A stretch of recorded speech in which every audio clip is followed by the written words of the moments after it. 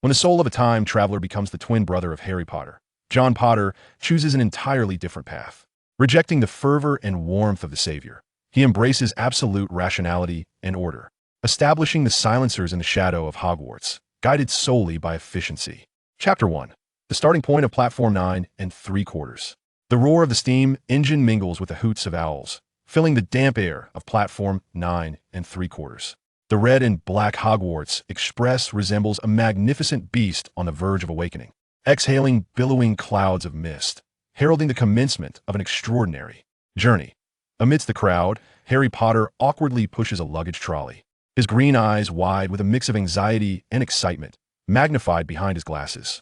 The lightning-shaped scar on his forehead is faintly visible beneath his fringe, a secret badge that elicits whispers of curiosity and awe from those around him. Walking beside him is a boy who commands nearly all remaining attention. He shares the Potter family's dark hair, styled neatly and brimming with vitality. His eyes are a brighter, clearer shade of emerald green, reminiscent of the first thawing ice on a lake in early spring, dazzling yet tinged with an elusive chill. His features are strikingly refined, almost a perfect replica of Lily Evans' beauty, but the spark in his brow, the slight lift of his chin, and the enigmatic curve of his lips imbue his mother's face with an undeniable confidence and sharpness. He is John Potter, Harry's brother. His forehead is smooth, devoid of any scars. "Come on, Harry." John's voice carries the bright clarity typical of boys his age, yet it strangely possesses an inherent authority that compels one to heed him. "I think that compartment ahead looks great. Good view. Nice and quiet." He smoothly helps Harry lift the heavy suitcase, his steps light and his green eyes sparkling with pure anticipation for what lies ahead. As a time traveler, he vaguely remembers the significant trajectory of this world. Although the details have become blurred, they are sufficient for him to craft a blueprint. He is acutely aware of his unique scarless status and understands that it may offer him a more complex and liberated position than merely being the brother of the Savior. Why? He is not inclined to delve into that now. The library of Hogwarts will surely hold the answers. For now, he simply wishes to immerse himself in all things magical and quietly begin to pave his own path. His gaze sweeps across the diverse array of people on the platform. His bright green eyes, when surveying strangers, momentarily lose warmth, becoming detached and evaluative, much like a king surveying his realm, swiftly assessing value and threat. Only when his gaze returns to his brother Harry does it regain its genuine warmth. After finally settling their luggage, John lets out a sigh of relief, comfortably leaning against the window, watching as the sights of London gradually yield to pastoral landscapes. The compartment door is timidly open a crack. "Excuse me, is there space here?" "Everywhere else is full," inquires a red-haired boy with a slightly dusty nose. Ron Weasley peering in with curious eyes, surveying the two occupants. "Of course, come in," Harry warmly invites. John nods, a friendly smile curving his lips, though his scrutinizing gaze on Ron's worn robes and the scruffy rat he awkwardly holds seems more akin to assessing an intriguing yet presently inconsequential item. There's plenty of room. He speaks casually, yet a dominant aura naturally emanates from him. The boys' conversation soon unfolds. When Ron excitedly mentions that Harry Potter might be on the train and gasps upon seeing Harry's scar, John can't help but chuckle lightly, his laughter tinged with brotherly jest and a subtle indifference to such fame. Ron clumsily attempts a spell, only to render the rat's fur even more bedraggled. The compartment door is abruptly flung open once more. A girl with thick brown hair and prominent front teeth stands there, speaking rapidly. "Has anyone seen a toad?" "Neville lost his toad." "Oh, are you casting spells?" "Let's see." She scrutinizes Ron's peeling wand with unmasked judgment. Ron's spell fails again, eliciting a series of slightly condescending remarks from the girl Hermione Granger. She flawlessly demonstrates a levitation charm.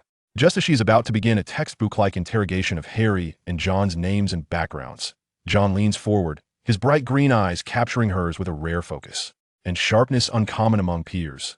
"Quite a beautiful spell. With remarkable control," John interjects, his tone bright and infused with genuine admiration, instantly interrupting Hermione's prepared lecture. "This is not something achievable merely by reading. You must have practiced many times." Hermione's cheeks flush, her ready retort about having memorized the textbook cut short. Such direct and precise praise leaves her momentarily flustered, more than any curious glance could. However, John continues, a glint of challenge flickering in his eyes, embodying the youthful spirit eager to showcase a more ingenious method. "If you're searching for something, perhaps you could try a simplified version of the guiding charm. It has a limited range, but is more precise and faster than asking each compartment. The key is to focus your intent on the lost item itself, rather than on the action of searching." Hermione's eyes widen in astonishment, filled with fervent curiosity and inquisitiveness. A guiding charm? A simplified version? I've never read about that in Standard Charms. Beginner. How did you? Why not give it a try?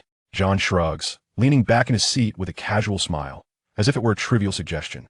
Practice reveals truth, right, Miss Know-It-All? Hermione opens her mouth, gazing at John's relaxed demeanor, which clearly indicates he understands more than she does, igniting a fierce sense of competitiveness and curiosity. Within her, she hastily departs with a thank you, I'll look into it. Her original intent forgotten in her haste, a moment of silence envelopes the compartment. Wow, Ron blinks. What's a guiding charm? John merely chuckles, his gaze returning to the fleeting scenery outside the window, his bright green eyes reflecting a blend of ambition and expectation akin to the sunlight. Streaming past, Hogwarts, a new world. He, John Potter, has arrived not merely to learn, but to explore, conquer, and establish his own order. He may lack the title of savior, but he possesses talents that are equally formidable, a vision that transcends his years, and a heart yearning to ascend to the pinnacle. The train roars forward, carrying a scarless Potter toward a future brimming with infinite possibilities. Chapter 2. The initial cry of division and ambition. The Hogwarts Express finally came to a gentle halt beside a dimly lit platform, accompanied by a long, resonant whistle. The chill of the night seeped into the air, and in the distance, the silhouette of Hogwarts Castle loomed majestically against the starlit sky. Its warm glow emanating from the windows like a beacon for the lost, evoking waves of awe from the first-year students. Come on, keep up. Hagrid's booming voice cut through the bustling crowd. First years. This way. John followed the throng as they disembarked from the train, the cool night breeze brushing against his cheek, invigorating his senses dulled by the lengthy journey. He inhaled deeply the air tinged with the scent of the lake, his emerald eyes gleaming brightly in the twilight as he focused intently on the castle, as if wishing to etch every contour into his memory. This was to be his stage for the next 7 years. Watch your step. Time to board. Hagrid called, gesturing towards a row of gently rocking boats by the lakeshore. John deftly stepped into one, with Harry and Ron following closely behind. A timid boy with long, curly hair and a pale complexion, Neville Longbottom, clambered aboard as well, still flustered despite seemingly having found his toad. The boats glided silently across the mirror-like surface of the dark lake, heading towards the magnificent castle. The lights of the castle danced in the water's reflection, creating the illusion of another enchanting realm. It's enormous, isn't it? Harry whispered to John, his voice laced with wonder. The power that resided within this place was precisely what he yearned to understand and master. As Professor McGonagall delivered her solemn welcome address in the entrance hall, mentioning the sorting ceremony, a palpable tension swept through the air. Ron's face turned ashen as he muttered fearful speculations about potentially battling trolls. Even Harry could not help but clench his fists. Only John remained upright and composed, taking a moment to admire the flickering torches on either side of the hall and the portraits that hung motionless on the walls. Sorting? He had contemplated this matter long before. He was well aware of the characteristics of the four houses and understood where he belonged. What he sought was an environment that could provide strength, resources, and an understanding of his ambitions. While Gryffindor's courage was commendable, it sometimes bordered on recklessness. Ravenclaw's wisdom was essential, yet not the entirety. Hufflepuff was summarily dismissed. Thus, the answer was but one, Slytherin. Their ambition bloodline, though he scoffed at the notion, he could adopt it. Power and cunning were revered, making it the most suitable ground for his initial rooting and growth. As for parting ways with Harry, perhaps that would afford him greater freedom to act. The doors swung open, and the first years filed into the splendid Great Hall. For long tables were filled with students, and thousands of candles floated in midair, illuminating the star-dotted ceiling. At the staff table, the bespectacled Dumbledore smiled warmly at them. Professor McGonagall produced the tattered, patched sorting hat, which wriggled and split open, beginning to sing loudly. The lyrics of this year's song continued to emphasize the traits and unity of the four houses. As the melodious singing came to an end, thunderous applause erupted. Professor McGonagall stepped forward, unfurling a lengthy parchment. When I call out a name, that individual shall don the hat and take a seat, awaiting their house assignment. Hannah Abbott, Hufflepuff. The hat had scarcely brushed her hair before the result was announced, prompting an eruption of cheers from the Hufflepuff table. One by one, the newcomers were sorted into their respective houses. Draco Malfoy, the platinum-haired boy whom John had encountered at Madame Malkin's robe shop, was assigned to Slytherin almost the moment the hat touched his head. He strode proudly to the silver and green table, welcomed by a few burly boys resembling Crabbe and Goyle. Hermione Granger. Hermione nearly sprinted forward, nervously placing the hat atop her head. John noticed her darting towards the Gryffindor table, her eyes quickly scanning the line of first years, lingering momentarily in his and Harry's direction. Then came Neville, who provided a humorous moment by running out with the hat still on his head, eliciting a round of good-natured laughter before ultimately being sorted into Gryffindor. Next was John Potter. In an instant, the entire hall fell into an eerie silence, as nearly every gaze swiftly converged upon him, followed by a whispering din louder than ever before. Potter? Another Potter? Is he the brother of the Chosen One? He bears such a resemblance to Lily. John seemed impervious to the murmurs, walking forward with a steady gait, an expression of composed calm gracing his features, save for the spark of confidence illuminating his emerald green eyes. He took his seat, and Professor McGonagall gently placed the sorting hat upon his head, which nearly obscured his line of sight. A subtle voice echoed in his ear. Interesting, very interesting. A formidable mind. I perceive clear ambition, a yearning to prove oneself, a desire for power. Oh dear, this is... John felt the hat's consciousness lightly skim over the surface of his memories, and he immediately focused, burying the nebulous recollections of his travels and significant events deep within, opting to clearly present his desires, a thirst for knowledge, a yearning for mastery, and a determination to effect change. There was courage, certainly, a resolute commitment to protect his loved ones, but that was not paramount. Wisdom was adequate, yet your intellect leans more towards practicality and strategy. An exceedingly strong desire to assert oneself, to refuse to dwell in the shadows of others, even that of the Savior. Your path is meant to be your own, a road leading to the pinnacle. The hat seemed to linger upon the icy lake of ambition within his mind for quite some time. Without a doubt, the subtle voice finally declared, Slytherin. The announcement resonated loudly throughout the hall. Silence, an oppressive stillness. The members of the Slytherin table exchanged incredulous glances, hardly daring to believe their ears. A Potter? Sorted into Slytherin? This was indeed an unprecedented event in the annals of Hogwarts history. Even Severus Snape, the ever-somber figure at the teacher's table, exhibited a subtle fissure in his perennial gloom, his sharp black eyes fixating on John as if attempting to discern some hidden conspiracy within him. Meanwhile, the Gryffindor table erupted into a cacophony of gasps and disappointed sighs. John calmly removed his hat and placed it upon the stool, seemingly oblivious to the commotion around him. He turned, his stride steady, making his way towards the shimmering sea of silver and green. The Slytherin students regarded him with a complex mixture of shock, skepticism, scrutiny, and a barely perceptible hint of curiosity. Ignoring their gazes, he settled beside a rather composed seventh-year girl, nodding slightly in acknowledgement. Shortly thereafter, Professor McGonagall announced the eagerly anticipated name, Harry Potter. The uproar reached a crescendo, nearly threatening to lift the ceiling off. Harry nervously approached, donning the hat. This time, it appeared that the sorting hat debated with him for an extended duration before reluctantly proclaiming, Gryffindor. The Gryffindor table erupted in thunderous cheers, with George and Fred leaping up to exclaim, We have Potter! We have Potter!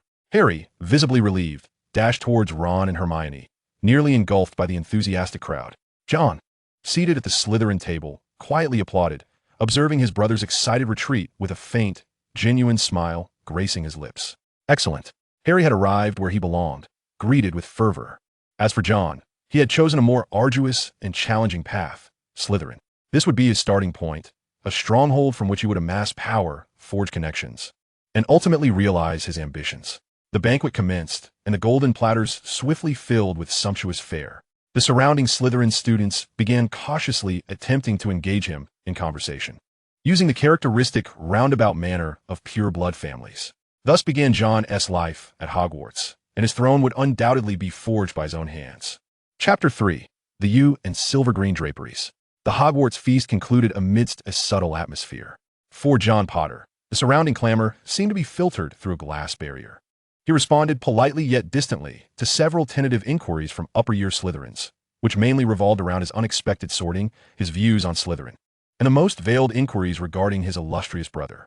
When Prefect Gemma Farley rose to beckon the newcomers to follow her to the Slytherin common room located in the dungeon, John exhaled inwardly, the performance temporarily at an end. The procession traversed the grand stone staircases in silence, descending deeper into the cullining corridors, where flickering torchlight cast dancing shadows upon the walls. Eventually, they halted before an empty, damp stone wall. The password is pure blood, Prefect Farley pronounced clearly. and the stone wall silently slid open, revealing an arched entrance. The Slytherin common room was elongated, with a low ceiling constructed of rough-hewn stones, exuding an ancient and tranquil ambience. The walls were adorned with silk curtains of a silver-green hue, while opulent velvet armchairs were scattered around an intricately carved fireplace. A roaring fire blazed in the hearth, casting flickering shadows throughout the room. Outside the enormous windows lay the depths of the Black Lake, where distorted shadows of merfolk occasionally glided, shimmering with an eerie green luminescence, adding an air of mystery and tranquility to the lounge. The boys' dormitory was situated down the right corridor, marked by nameplates on the doors. The prefect, Farley, indicated that the class schedule would be posted on the bulletin board the following day. Remember, Slytherin stands united. Individual actions reflect upon the reputation of the house. Good night. John picked up his suitcase and proceeded down the right corridor. On either side stood heavy wooden doors, each embellished with brass nameplates. He swiftly located his name, alongside those of his roommates, Draco Malfoy, Vincent Crabbe, Theodore Nott, and Blaise Zabini. A quintessential allocation, steeped in the notion of pure blood. A subtle smile played at the corners of John's mouth. How intriguing. He was directly placed in the reserve ranks of the future Slytherin inner circle. At the eye of the storm, he pushed open the door to his room. It was a spacious chamber with 5 four-poster beds draped in silver-green silk curtains, their covers adorned with exquisite embroidery. The view outside mirrored that of the lake's depths. His luggage had already been placed at the foot of one of the beds. Inside, Draco Malfoy sat at the edge of his bed, surveying the modest surroundings with a distinctly disdainful expression. Crabbe and Goyle loomed behind him like mountains. At the window-side bed, a quiet boy named Theodore Nott, pale with light brown hair, was organizing his books. Another boy, Blaise Zabini, handsome and wearing a roguish smile, regarded the newly arrived John with curiosity. All eyes quickly turned toward John. Malfoy's steel-blue gaze shimmered with a complex blend of surprise, scrutiny, and a barely perceptible air of superiority. "Oh, look who's here. Potter." He elongated the syllables, adding, "Honestly, I still think the Sorting Hat must have been confused. A Potter in Slytherin." His words seemed directed at John, while also addressing the others in the room, ignoring Malfoy's slightly provocative remark as if it were mere background noise. John opened his trunk to reveal his wand resting quietly inside. The wand measured 13.5 inches, crafted from the rarest yew wood, with a core of a thestral's tail feather. It was a deep brown, smooth and sturdy, and when held, it conveyed a subtle, chilling resonance, as if it were a living entity lying in slumber, awaiting awakening. This wand had been acquired from Ollivander's wand shop. As his fingers brushed against the wand, an unprecedented surge of power coursed through him, the tip igniting in a brilliant silver light, causing the entire shop to tremble. Mr. Ollivander had appeared exceptionally astonished and silent, merely murmuring. The yew tree symbolizes both death and rebirth, possessing formidable defensive and curse attributes, while the tail feather of the nightmare is exceedingly rare, powerful, and difficult to tame, revealing extraordinary loyalty only to those who have witnessed and comprehended death. This wand perfectly embodies the essence of his soul as a traveler and the death he indirectly witnessed that night in Godric S. Valley. John gently grasped the wand. An immediate sensation of fluidity coursed through him as if it were an extension of his own being. With a casual flick devoid of any incantation, the dust that had settled on the nearby vacant bed's drapery vanished in an instant, leaving the sheets smooth and pristine. A fleeting glimmer of silver light danced at the tip of the wand. This minute yet precise wandless and nearly soundless magic rendered the room abruptly silent.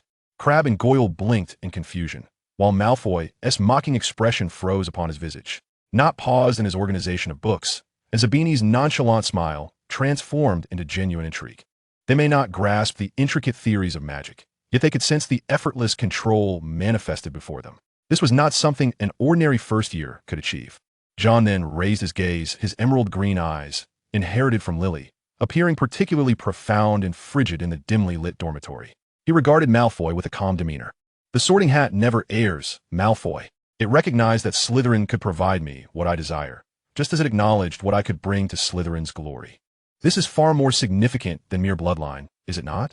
He did not contest Malfoy's skepticism, but elevated the discourse to the realm of house honor, positioning his own worth above lineage, his tone imbued with an undeniable conviction. Malfoy opened his mouth, momentarily at a loss for a retort. Accustomed to wielding blood status and family legacy as weapons, he found this anomaly, Potter, seemingly impervious to such tactics. Moreover, The mere hint of power John had just casually displayed, however insignificant, instilled a measure of trepidation within him. Zabini's light chuckle broke the brief silence. Interesting. Welcome to Slytherin, Potter. I am Blaise Zabini. Nott glanced at John, offering a slight nod as a greeting before resuming his reading. Malfoy's expression shifted several times before he ultimately huffed and turned away, falling silent, though the disdain in his eyes had diminished somewhat. Crabbe and Goyle exchanged glances between Malfoy and John, clumsily imitating Malfoy's demeanor. John remained unfazed. He understood that in this realm that revered power and ambition, discretion might ensure safety, yet could never earn true respect or fear. He needed to exhibit his claws and potential at the opportune moments with precision. This night was merely the beginning. With an extraordinary wand and a seemingly trivial spell, he had cast a stone of significance into the hearts of his future classmates and rivals. The silver-green drapery fell, and the surface of the black lake outside rippled silently. John Porter lay upon the bed in Slytherin, his side adorned by the yew wand, a symbol of death and rebirth. His Hogwarts night, imbued with cold calculation and burgeoning ambition, had officially commenced. Chapter 4.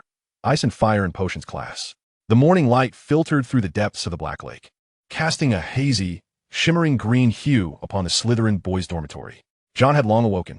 He donned his dark green robes and carefully tucked the yew wand into the inner lining of its case. Malfoy continued to emit soft snores from behind the drapes of his four-poster bed, while Crabbe and Goyle's heavy breathing resembled the laborious rhythm of a bellows. Nott's bed was already vacant, and Zabini was meticulously grooming his already immaculate hair before a small silver mirror. Without waiting for anyone, John departed the dormitory alone.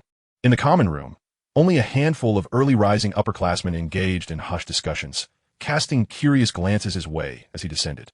John disregarded them, proceeding directly through the stone wall into the castle's chilly cellar corridor. He needed to familiarize himself with the surroundings. With his exceptional sense of direction and memory, he swiftly navigated the intricate hallways, mentally noting the variations in staircases and the locations of armored portraits. Approaching the entrance hall, he caught sight of Harry and Ron frantically rushing in from outside, covered in mud, with a speck of dirt upon Ron's nose.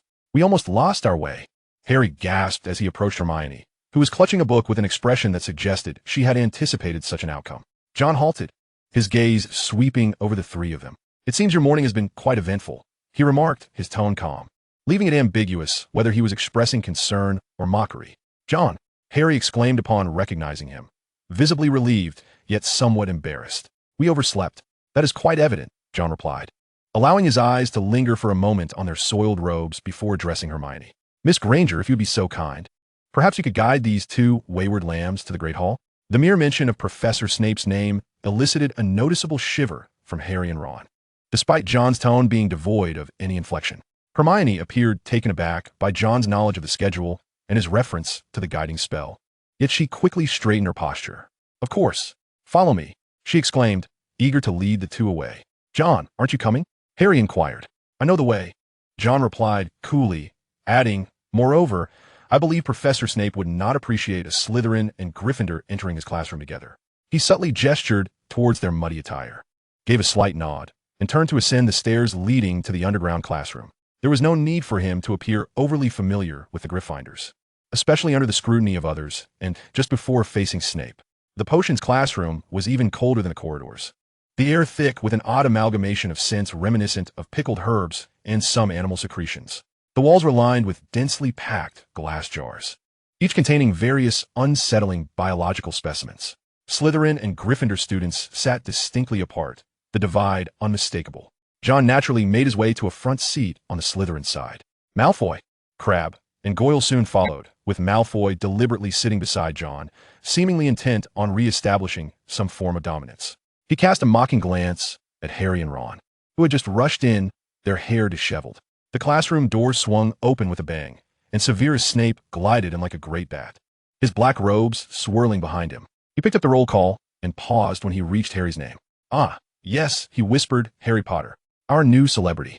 The sardonic tone made the Gryffindors hold their breath. He then commenced his renowned lecture on potion making, emphasizing its precision and potency, his gaze sweeping across the room like a cold blade. As anticipated, he posed several challenging questions to Harry. "Potter," Snape suddenly exclaimed, "what would be the result if I added powdered daffodil root to an infusion of wormwood?" Harry stood up, bewildered. Hermione's arm shot up high into the air.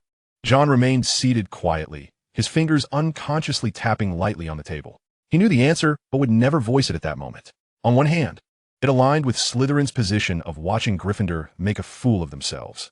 On the other, he did not wish to become the object of Snape's particular attention, whether for good or ill, on the very first day. He needed to observe this head of house, this man with a complex history involving his mother.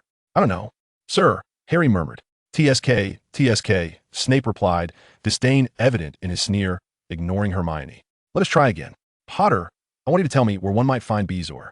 Hermione jumped even higher. Harry remained at a loss. Snape continued to taunt. As John's gaze caught Snape's, he noticed it linger for a fleeting moment.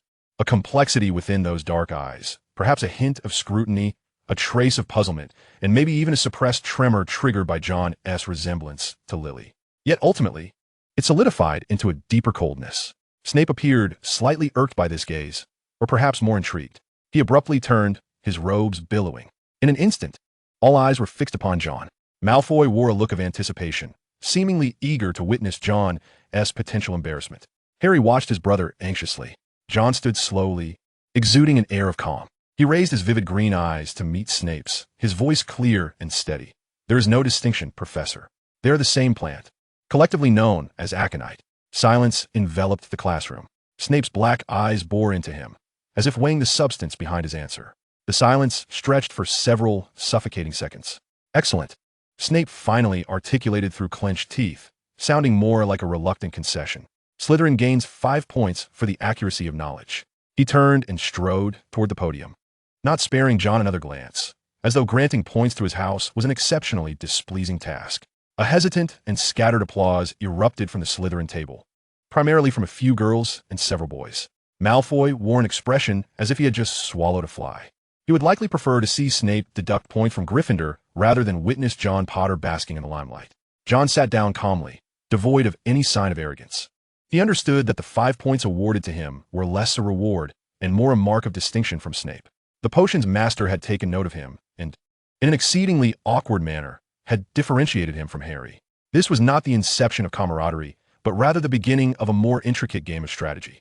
John meticulously followed each step, weighing, grinding, stirring, and controlling the heat, every action executed with efficiency and composure. He even noticed, out of the corner of his eye, Hermione flusteredly directing Harry and Ron, while Snape's icy gaze swept across his workstation during his rounds, failing to find any fault. When Neville's cauldron predictably exploded, causing a ruckus, John had already nimbly stepped back, his robes untouched by a drop of potion. He observed Snape bellowing as he deducted points and managed the chaos, his heart remaining unperturbed.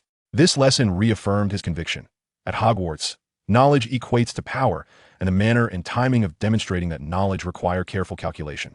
He exhibited his worth without ostentation, further solidifying his unique and independent presence in the minds of Snape and his classmates. As the bell signaling the end of the class rang, John gathered his belongings and departed the classroom ahead of the others. The chilly air of the dungeon enveloped him, yet his mind felt remarkably clear. The trials of ice and fire had only just begun, and he was already prepared with his first response. Chapter 5. Private lessons in the dungeon. In the days following the potions class, John Potter's presence in Slytherin remained a delicate topic.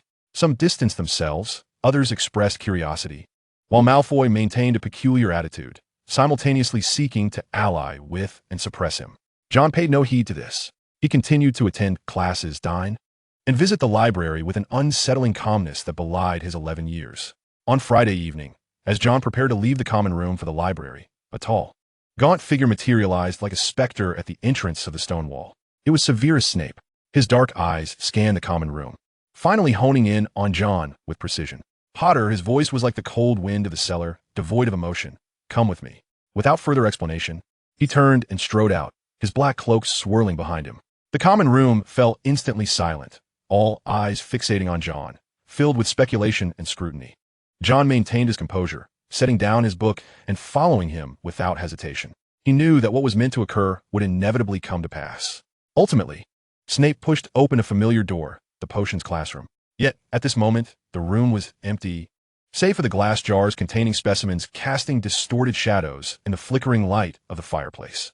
The air was saturated with a more potent aroma of herbs than during class, and on the podium lay an array of intricate apparatus and several rare materials. not typically associated with a first-year curriculum. Snape closed the door, turned around, and, arms crossed, regarded John from a position of authority, his gaze as sharp as if he aimed to penetrate his skull. Somewhat broad, Snape scoffed, yet the scrutiny in his eyes intensified. As John's technique with the scabies potion approached textbook perfection, each movement was devoid of excess, every action executed with absolute precision. For a first-year student encountering practical work for the first time, this breadth and accuracy were indeed suspect. John raised his emerald-green eyes to meet Snape's gaze. "I believe the essence of potion-making lies in precision and control, Professor. Adhering to instructions is the most fundamental requirement."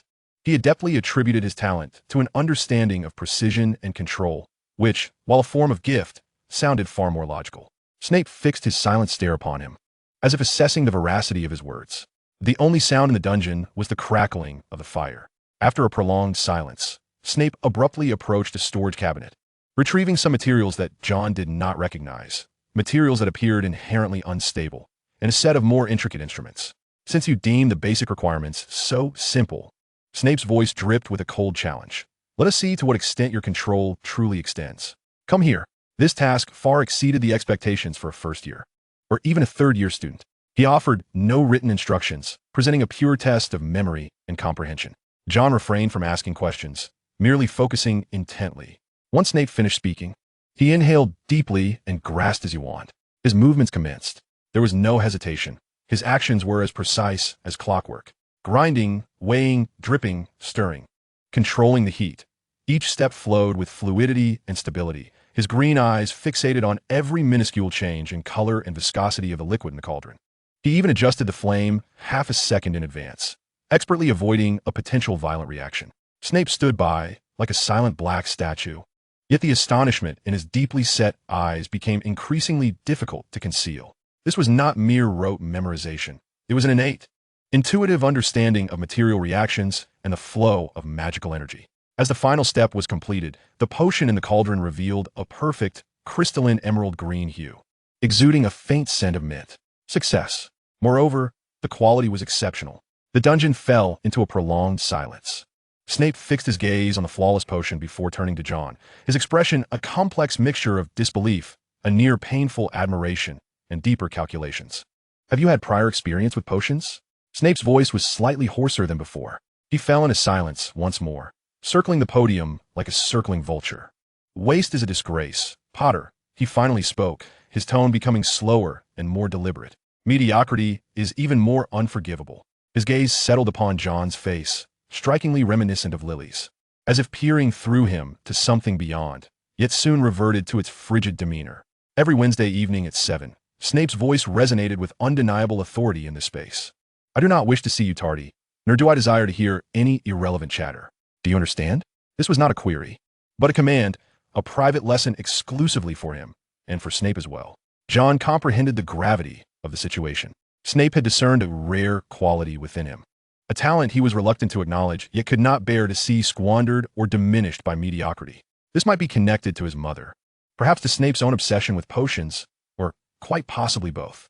"Understood, Professor." John nodded slightly, his expression remaining placid, though internally he recognized that the opening of this door heralded a stern, even perilous guide on his journey toward the core of magical power.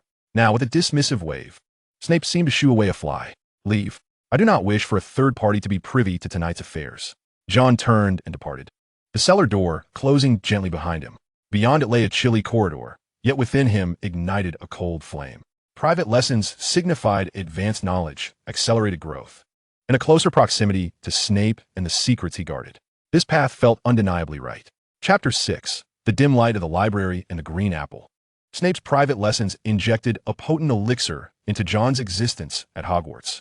The cellar sessions every Wednesday night grew cold and intense, yet yielded immense rewards. Snape's teaching methods were harsh to the point of being unfeeling. Even the slightest mistake would provoke merciless ridicule. However, in stark contrast, there was a depth of potion knowledge far exceeding that of classroom instruction, coupled with a nearly brutal efficiency. John absorbed every bit like a sponge, his innate talent further ignited and refined under this pressure. The wand in his hand became increasingly compliant, executing each intricate command with precision.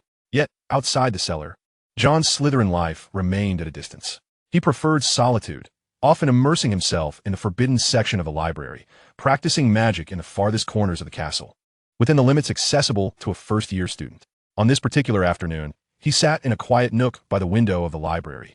A thick tome entitled The Origins of Medieval Magical Theory spread open before him, sunlight streaming through the stained glass to cast dappled shadows upon the pages. He was engrossed, striving to comprehend the obscure principles of energy transformation.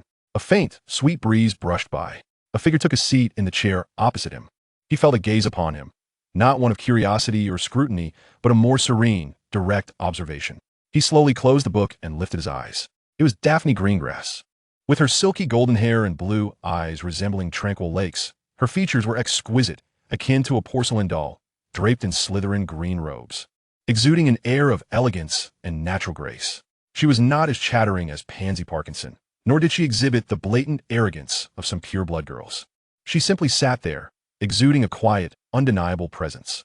A profound book. Daphne spoke, her voice soft as a feather gliding across the surface of water. Suitable for a first-year student. He was assessing. The Greengrass family, one of the Sacred 28, maintained a relatively neutral stance, unlike the ostentatious Malfoy clan. Knowledge knows no boundaries of year. Miss Greengrass, he finally stated, his tone unremarkable. Just call me Daphne, she replied with a slight smile, her expression gently softening her otherwise cool features. I often see you here, she remarked, observing the intriguing books he was reading. This was not a flirtation, but rather a statement born of observation.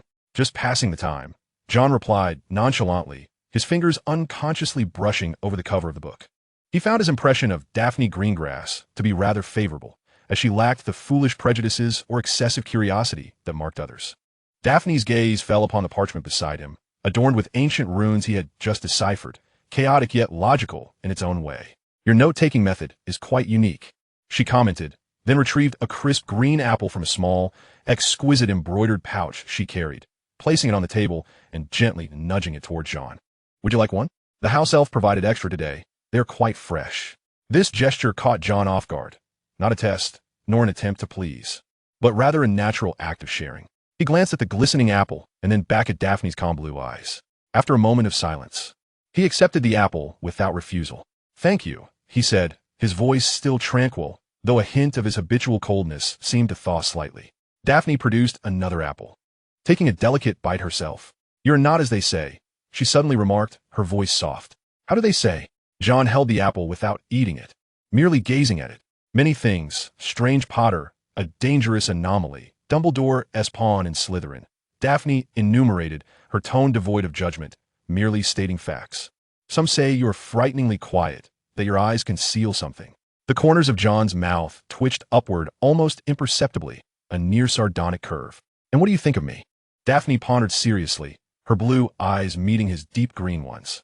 I believe, she said slowly, that you simply know what you want and disdain wasting time on trivial matters, such as arguing with fools. This statement struck a precise chord within John. Indeed, he held such a belief. For the first time, a glimmer of genuine interest beyond mere scrutiny appeared in his gaze towards Daphne. She was insightful, keenly observant, and not as detached as her appearance suggested.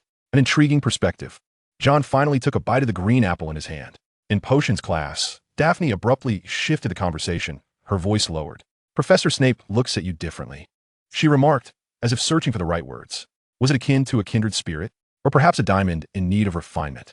John's chewing momentarily halted. Her perceptiveness was astonishing. He neither confirmed nor denied it, simply stating, Professor Snape likely casts a discerning eye on any student capable of brewing potions that do not explode in the cauldron. Daphne chuckled softly, refraining from probing further. Perhaps, she mused. Rising gracefully, she gathered her books. The apple is quite nice. ISNT it. See you next week, John. She naturally addressed him by his first name before turning to depart, her golden hair catching the sun's rays as it glimmered softly, her steps light and elegant. John watched her silhouette disappear among the shelves, then lowered his gaze to take another bite of the green apple. The tart yet sweet flavor spread across his palate. Daphne Greengrass, he thought, realizing he might need to reassess this classmate. Unlike Hermione Granger, whose brilliance was glaringly apparent, her wisdom resembled water, calm, yet capable of quietly permeating the surroundings. He set aside the remaining core of the apple and reopened the tome titled The Origins of Medieval Magical Theory. But the characters on the pages no longer appeared as cold and abstract as before.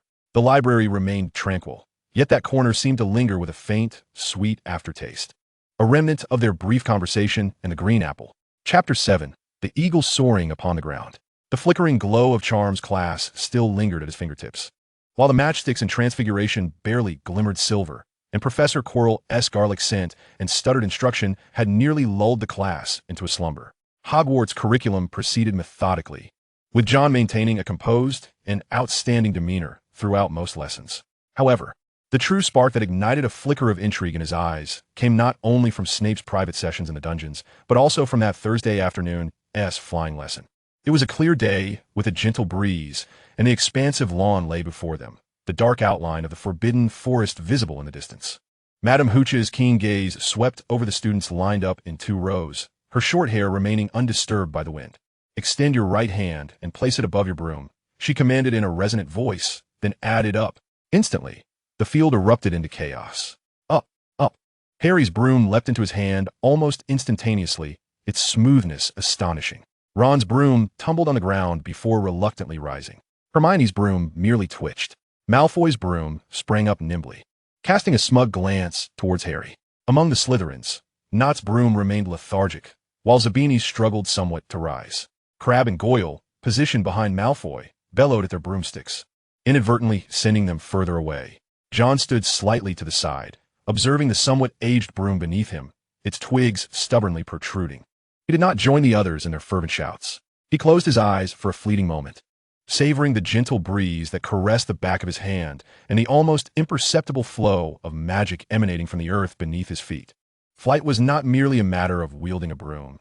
It was about comprehending the wind, grasping the expanse of the sky, and embracing that exhilarating freedom and control that came from liberation. This philosophy transcended the mere instructions found in textbooks. Slowly and distinctly, infused with an undeniable intent, he murmured, "Rise." There was no shout. His voice was as steady as the declaration of a foregone conclusion. The broom responded promptly, rising effortlessly, gliding into his palm with a sense of obedience. The texture of the handle was rough, yet it resonated with an intriguing, eager energy.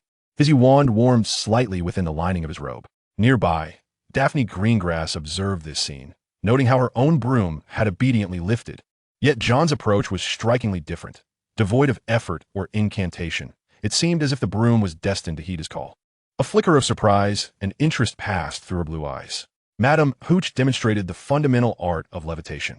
The students began to attempt it, their brooms swaying awkwardly, accompanied by shrieks of excitement. Neville, indeed, was too anxious, losing control early on, soaring upward before crashing down heavily and injuring his wrist. Fortunately, it was merely a bruise. Madame Hooch assisted him to the infirmary, sternly admonishing everyone against unauthorized flying. No sooner had she departed than Malfoy seized the transparent memory orb that Neville had dropped, his face alight with mockery. "Look at this clumsy oaf's discarded treasure," he jeered, mounting his broom and rising a few feet off the ground, casting a taunting gaze at Harry and Ron. "Hand it over, Malfoy," Harry shouted furiously, also climbing on his broom. John observed this scene with detached indifference. Such childish disputes held no allure for him. His focus remained on the broom in his hands, as he made subtle adjustments to his grip, attuning himself to the broom's responsive feedback to minute shifts in balance. It was far more sensitive than he had anticipated. John frowned slightly. This public scuffle served no purpose, only inviting unnecessary demerits for Slytherin. Despite Malfoy's provocation, it was likely to result in mutual punishment. Just as Harry lunged towards Malfoy, who panically tossed the memory orb high into the air, John sprang into action. He did not surge upwards in pursuit like Harry. Rather, his movements were swifter and more efficient. Leaning forward, he lightly pushed off with his feet, and the broom shot forth like an arrow released from a bow, skimming the grass with astonishing speed, stirring the blades of grass in its wake. He did not gaze at the descending memory orb. Instead, he accurately anticipated its landing point.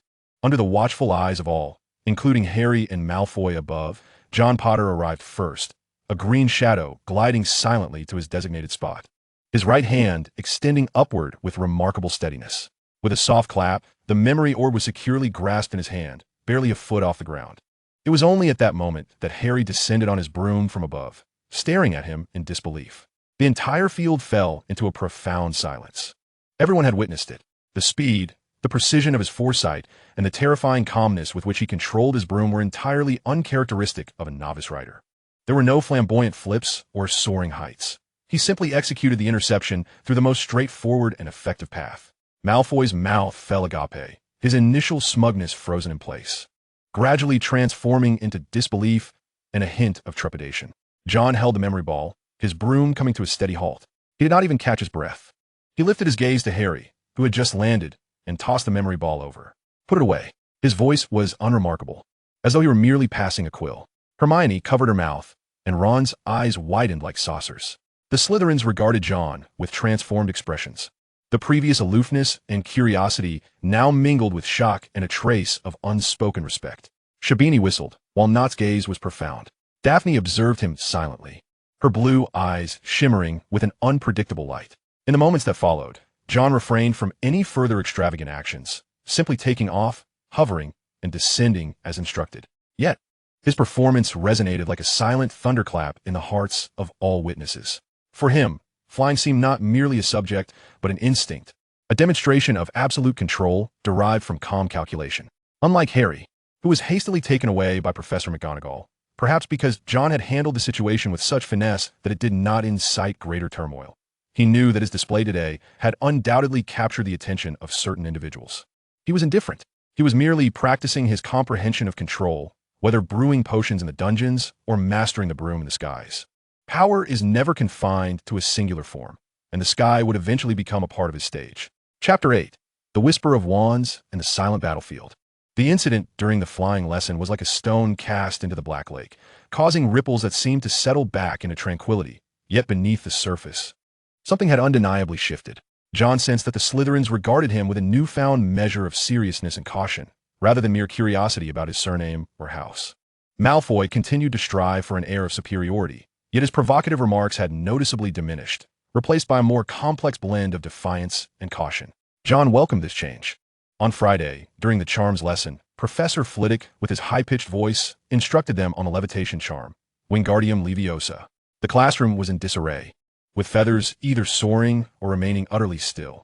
Hermione Granger was naturally the first to successfully elevate her feather, her excitement directed towards Ron and Harry, only to find Ron embroiled in an argument with Seamus over mispronounced incantations.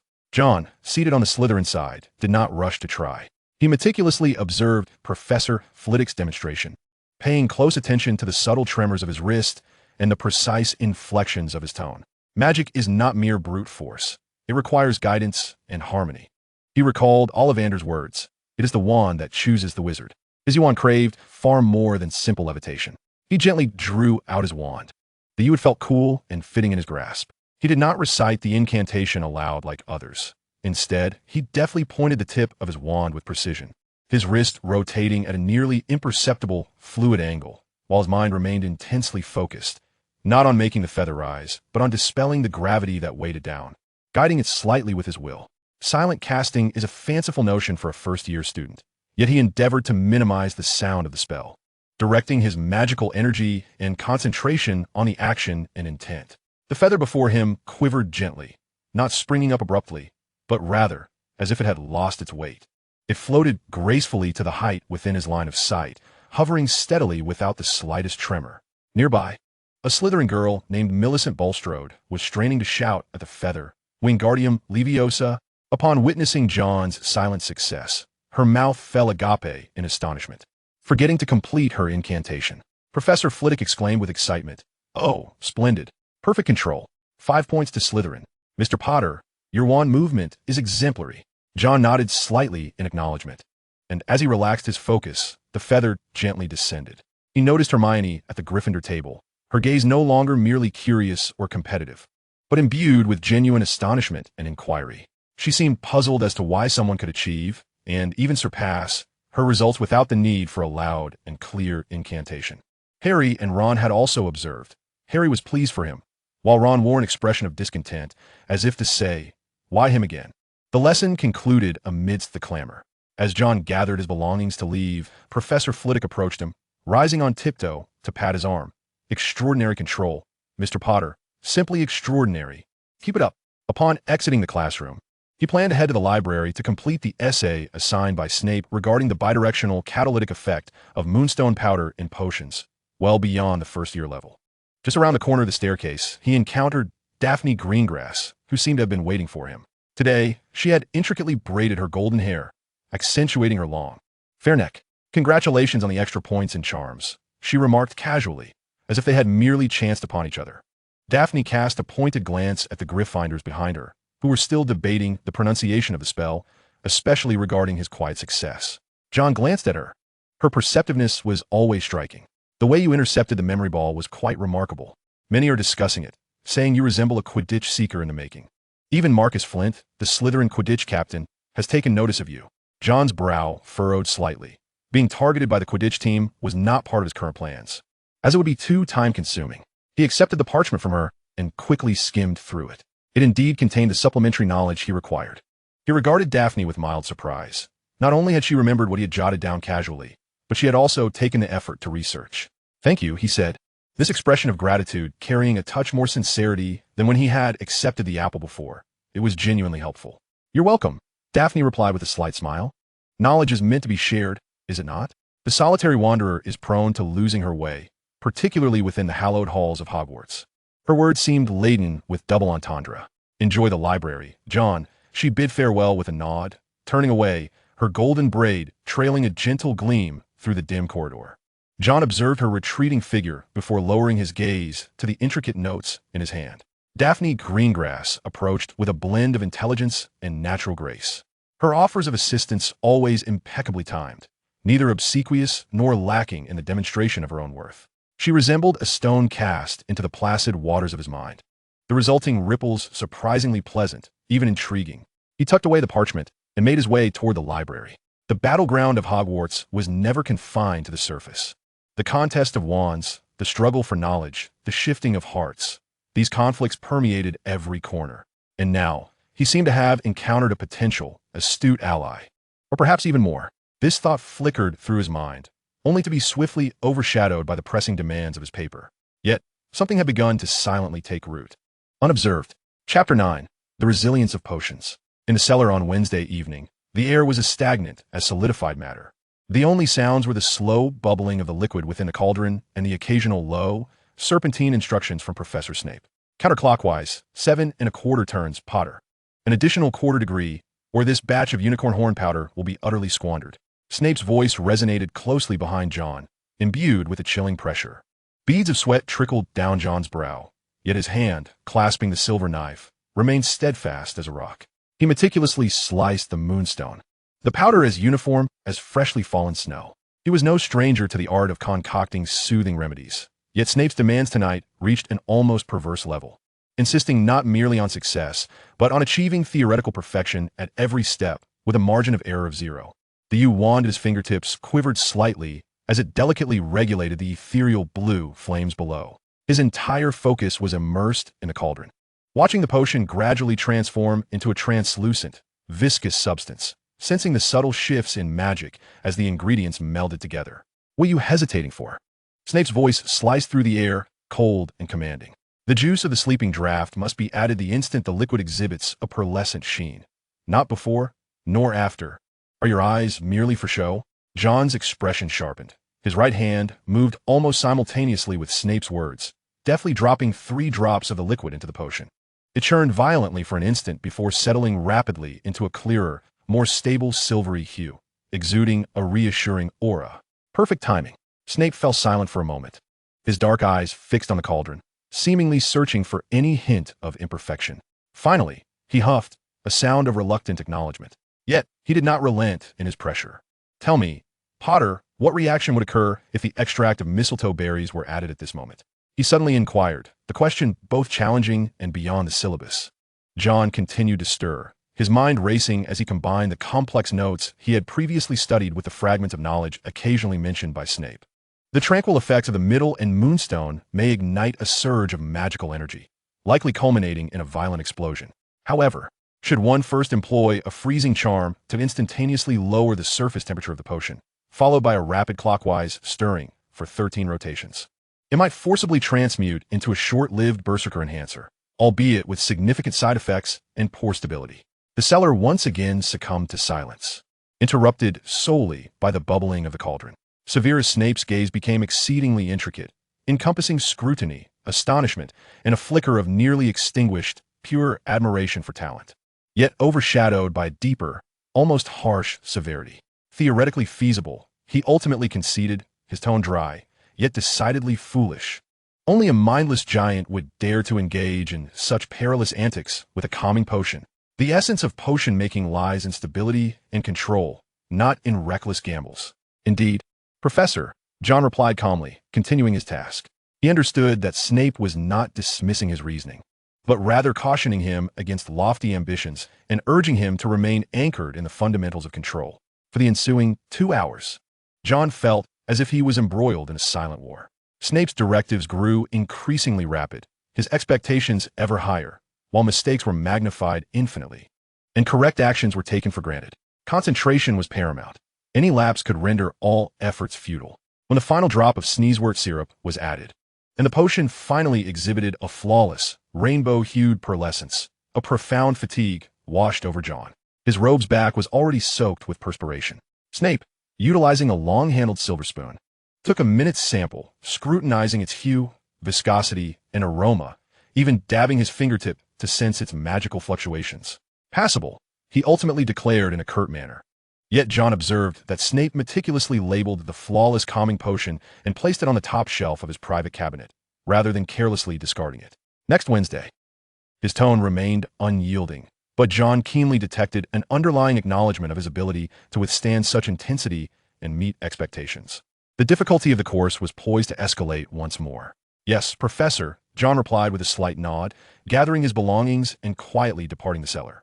As he traversed the chilly underground corridor, the frigid air invigorated him. The fatigue lingered, yet it was accompanied by a profound sense of fulfillment and a burgeoning resilience. He sensed that his control over magic, having been pushed to its limits, had become purer, and his understanding of potions had ascended to a new level. Upon returning to the Slytherin common room, the hour was late, with only a few embers flickering in the fireplace. Just as he prepared to head toward the boys' dormitory, a gentle voice called out to him. It seemed that Professor Snape's additional tutoring had been quite taxing. Turning, John beheld Daphne Greengrass seated alone in an armchair, slightly removed from the hearth, a book resting on her lap, and a steaming herbal tea at her side. The soft glow of the fire danced upon her golden tresses and serene profile. She seemed to emerge only during these tranquil moments, presenting a slight challenge. John did not deny it. He settled into the chair beside her, rubbing his somewhat sore wrists. Daphne closed her book, her cerulean eyes appearing particularly luminous in the dim light. Many claimed that receiving private instruction from Professor Snape was akin to a nightmare. She gently nudged the teacup towards John, filled with mint and valerian root, which were known to soothe the spirit. "I haven't touched it," she remarked. John glanced at the steaming cup, exuding an enticing aroma, and then at Daphne. This time, he did not hesitate. He accepted the cup, warmth seeping through the porcelain into his palm, dispelling a hint of the chill from the dungeons. He took a sip, the slight sweetness mingled with a refreshing coolness. Indeed, easing his taut nerves. Whether it was a nightmare or not depended on what one pursued. John set down the teacup, gazing at the embers in the fireplace, contemplating that some would prefer mediocrity in their dreams. Though he left that thought unvoiced, the implication lingered. Daphne observed him quietly, refraining from probing further. Silence flowed between them, yet did not feel awkward. After a moment, she spoke again, her voice barely above a whisper. "After flying lessons in charms class, many have been discussing you. It seems Captain Flint has not relinquished his intention to recruit you. Even a Ravenclaw girl inquired about you." There was a faint, barely perceptible teasing lilt in her tone. John raised an eyebrow. Quidditch is a waste of time.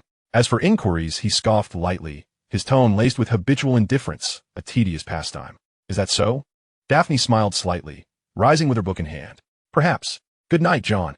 I wish you pleasant dreams, or at least hope your pursuit does not leave you excessively weary." She turned and departed, her skirt trailing an elegant arc. John remained by the dimming fire, his fingertips unconsciously caressing the still warm rim of the teacup. On the path of pursuit, it seemed there were not solely the frigid potions and stringent professors. Occasionally, one could find a perfectly brewed cup of mint-infused tea. He drained the remaining tea in one gulp and rose to head towards the dormitory. Weariness still clung to him, yet an ineffable sense of solace quietly eased the extreme tension wrought by potion brewing. Chapter 10. Trolls, lies, and undercurrents, the great hall was adorned in vibrant hues. 1,000 bats fluttering against the walls and ceiling, while another 1,000 swirled like low-hanging clouds above the dining tables. Golden platters reflected the grotesque candlelight carved from the insides of pumpkins. John sat leisurely at the Slytherin long table, partaking of his meal. Daphne was seated not far from him, engaged in hushed conversation with Pansy Parkinson. Meanwhile, Malfoy boasted loudly, bragging about his father's latest donations to the school. Suddenly, Professor Quirrell burst into the hall, his scarf askew, terror etched across his face. He stumbled to Professor Dumbledore's side, collapsing against the table, gasping. A troll in the underground classrooms, as you ought to know. With that, he fell to the floor, unconscious. The hall erupted in chaos. Panic spread like an insidious plague, with screams echoing throughout the chamber. Professor Dumbledore was compelled to unleash several bursts of purple fireworks from the tip of his wand before the crowd quieted. Head of house, he intoned in a deep, resonant voice, immediately escort your students to their dormitories. Gemma Farley, the head of Slytherin, promptly rose, calling out loudly, Slytherin, follow me. Maintain order. Do not panic. The line began to shuffle forward. John stood up with the throng, his brow furrowed. A troll? In the underground classroom? This was highly unusual. He instinctively glanced toward the staff table, where Quirrell lay unconscious, and noted that Professor Snape's seat was conspicuously empty. A chilling thought slithered into John's mind like a serpent. Something was amiss. This was far more than a mere incident involving a rogue troll.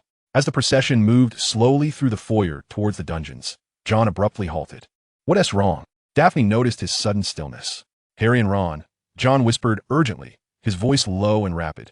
They had a confrontation with Hermione Granger this afternoon. Given her temperament, she is likely hiding in the girls' restroom, completely unaware of the troll. What do you intend to do? She asked softly, her gaze scanning the chaotic crowd. I cannot allow her to perish so foolishly, John replied, his tone icy and resolute. It was less about concern for Hermione and more disdain for unnecessary loss, especially one that could also involve his equally impulsive brother. Farley, he suddenly raised his voice, tinged with an appropriate amount of urgency, interrupting the head of house who was attempting to maintain order. My wand. John's expression was one of feigned frustration and alarm. His performance convincing. Farley appeared somewhat impatient, but upon observing John's anxious green eyes, now imbued with sincerity, she glanced around at the tumultuous environment and waved her hand. Thank you, Head, John said, immediately pivoting and weaving against the flow of the crowd, swiftly and deftly making his way towards the great hall. His figure soon disappearing around the corner of the staircase. Daphne watched his silhouette vanish, her gaze contemplative, before she seamlessly resumed following the line. As soon as he slipped out of the head's sight, he veered like a specter down a shortcut leading to the girls' restroom on the second floor. He ran swiftly, though his footsteps were light, his wand gripped firmly in hand, its cold touch instilling an unwavering calm. The closer he approached, the more pungent the stench became, a noxious blend of stale socks and an unkempt public restroom, accompanied by the heavy, plodding footsteps and a deep, guttural growl. He arrived at last. The door to the girls' restroom had been shattered. Through the broken doorframe, John beheld a horrifying sight, a massive, unwieldy figure towering at 12 feet. Its skin a dull granite gray, its colossal body resembling a heap of enormous rubble, topped with a head as small as a coconut. It dragged a massive wooden club, clumsily smashing against the stall doors. From the innermost stall, Hermione Granger's piercing scream of terror resonated. Just as the troll raised its club, poised to deliver a final crushing blow, he shouted, Hey, you fool! Two loud shouts erupted almost simultaneously from another direction at the entrance. Harry and Ron rushed in, their faces pale, yet their expressions resolute. Without a moment's hesitation, Ron picked up a metal pipe that had fallen from the faucet and hurled it with all his might at the giant. With a clang, the pipe struck the creature on the back of its head. This successfully captured the giant's attention, yet it was far from a prudent decision. The giant let out a deafening roar, awkwardly turning around, its crimson eyes locking onto Harry and Ron as it raised its heavy wooden club. The two boys stood frozen in terror. Just as the club was about to descend, a clear, calm voice, tinged with a hint of experimental tone, was heard, not emanating from Harry or Ron. Wingardium Leviosa. Suddenly, the giant's cumbersome club lost all weight, floating upwards, and then, with a resounding thud, it came crashing down onto its own head. The giant was utterly bewildered, swaying for a moment before collapsing like a mountain, shaking the entire restroom, and then lying motionless in the filthy water. A deathly silence enveloped the scene. Harry and Ron gaped, their hearts racing. gazing at the fallen giant and then towards the source of the voice. Standing in the shattered doorway was John Potter, the tip of his wand still shimmering with a faint silver light that had just faded. His expression was tranquil, his breathing steady, merely furrowing his brow as if assessing the effect of the levitation charm on such a colossal being. "John?" Harry stammered. Hermione in the stall ceased her screams, cautiously pushing the door ajar, her face paling at the sight before her. Just then, hurried footsteps echoed, and Professor McGonagall burst in, followed closely by Snape and finally Professor Quirrell. Quirrell cast a brief glance at the giant, then let out a feeble whimper, sitting on a toilet while clutching his chest tightly. Professor McGonagall surveyed the fallen giant, then glanced at the three boys, having yet to notice Hermione in the stall. Her lips pressed together in a pale line, clearly furious. "What on earth are you playing at?" Her voice trembled with anger. "Consider yourselves fortunate you weren't killed. Why on earth weren't you staying in your dormitory?" Snape's gaze was like a cold probe, swiftly and meticulously examining Harry's condition before his inscrutable eyes locked onto John, scrutinizing him with unmasked suspicion. He seemed intent on deciphering something from John's overly calm demeanor, while Harry and Ron fumbled, unsure of how to explain. Hermione Granger stepped out from the stall, still trembling but her voice remarkably firm. "Please, don't be like this, Professor McGonagall. They were looking for me. I sought out the giant because I thought I could handle it alone, because I read about them in books and know quite a bit about them." Ron's wand clattered to the ground. Harry, too, stood in stunned silence. Hermione continued her tale, the fabrications flowing from her lips with astonishing smoothness. "Had they not found me in time, I would undoubtedly be dead by now." Harry and Ron had drawn its attention, while John subdued the creature with a levitation charm. There was no time to call for help. The troll was about to crush me. Professor McGonagall fixed Hermione with a stern gaze, then turned to the three boys. Silence enveloped the office. After a long pause, McGonagall spoke sharply. "Miss Granger, you foolish girl. How dare you think you could confront a mountain of a troll alone? For this, Gryffindor will lose 5 points." Hermione lowered her head, her gaze eventually resting on John, her expression rife with complexity. "As for you, Mr. Potter, while your actions were equally reckless, your spell was precise. Slytherin will receive 10 points. She uttered no more, gesturing for them to leave immediately. Professor Snape's eyes remained fixed on John, an expression that suggested matters were far from simple. Yet he said nothing, merely supporting himself on his uninjured foot. John keenly noted the apparent tears in his robe and his somewhat awkward gait as he turned to exit alongside Professor McGonagall. Professor Quirrell remained seated on the toilet, softly whimpering. "Thank you, John," Hermione suddenly whispered, her voice trembling yet sincere. "And you too, Harry." Ron appeared still stunned by the revelation that Hermione Granger could actually lie. Harry, however, looked at John, his eyes filled with gratitude and confusion. "John, how could you?" He began, but did not finish, turning away to head straight toward the stairs leading to the dungeons, leaving Harry, Ron, and Hermione exchanging bewildered glances. As John walked through the chilly corridor, his brow finally furrowed. Snape's injured foot, Quirrell's clumsy performance, the troll's unexpected presence, all these elements intertwined, pointing to a single possibility, a diversion. Someone intended to exploit the chaos for their own ends, and the likely target was the forbidden corridor on the 4th floor. Beneath the calm surface of Hogwarts, dark currents began to surge, and he, John Potter, was already ensnared within. Chapter 11. Gifts and Shadows of the Past. John received several gifts: a set of fine parchment and magical ink from Daphne Greengrass, a vibrant blue reminiscent of her eyes, a carefully curated collection of books on advanced applications of ancient runes, anonymously sent, but likely related to a recent encounter at the library, and a brand new sneakoscope from Harry, though John found it excessively noisy, along with a block of treacle fudge precariously held together with toothpicks sent by Hagrid. He had not received a gift from his parents, which was not unusual. He had long since grown accustomed to it. The crackling of the fire illuminated his calm profile. Footsteps approached from the boys' dormitory corridor. Harry, clad in a new sweater, bore an uncontainable excitement on his face, cradling a long object wrapped in silvery gray material. "John, look!" Harry nearly sprinted to him, unveiling the item. It was a fabric that flowed like liquid, shimmering with a silvery gray luster, and felt as light as air. The invisibility cloak. "A gift left to me by my father, just delivered moments ago." John lifted his gaze from the pages of his book, resting it upon the cloak.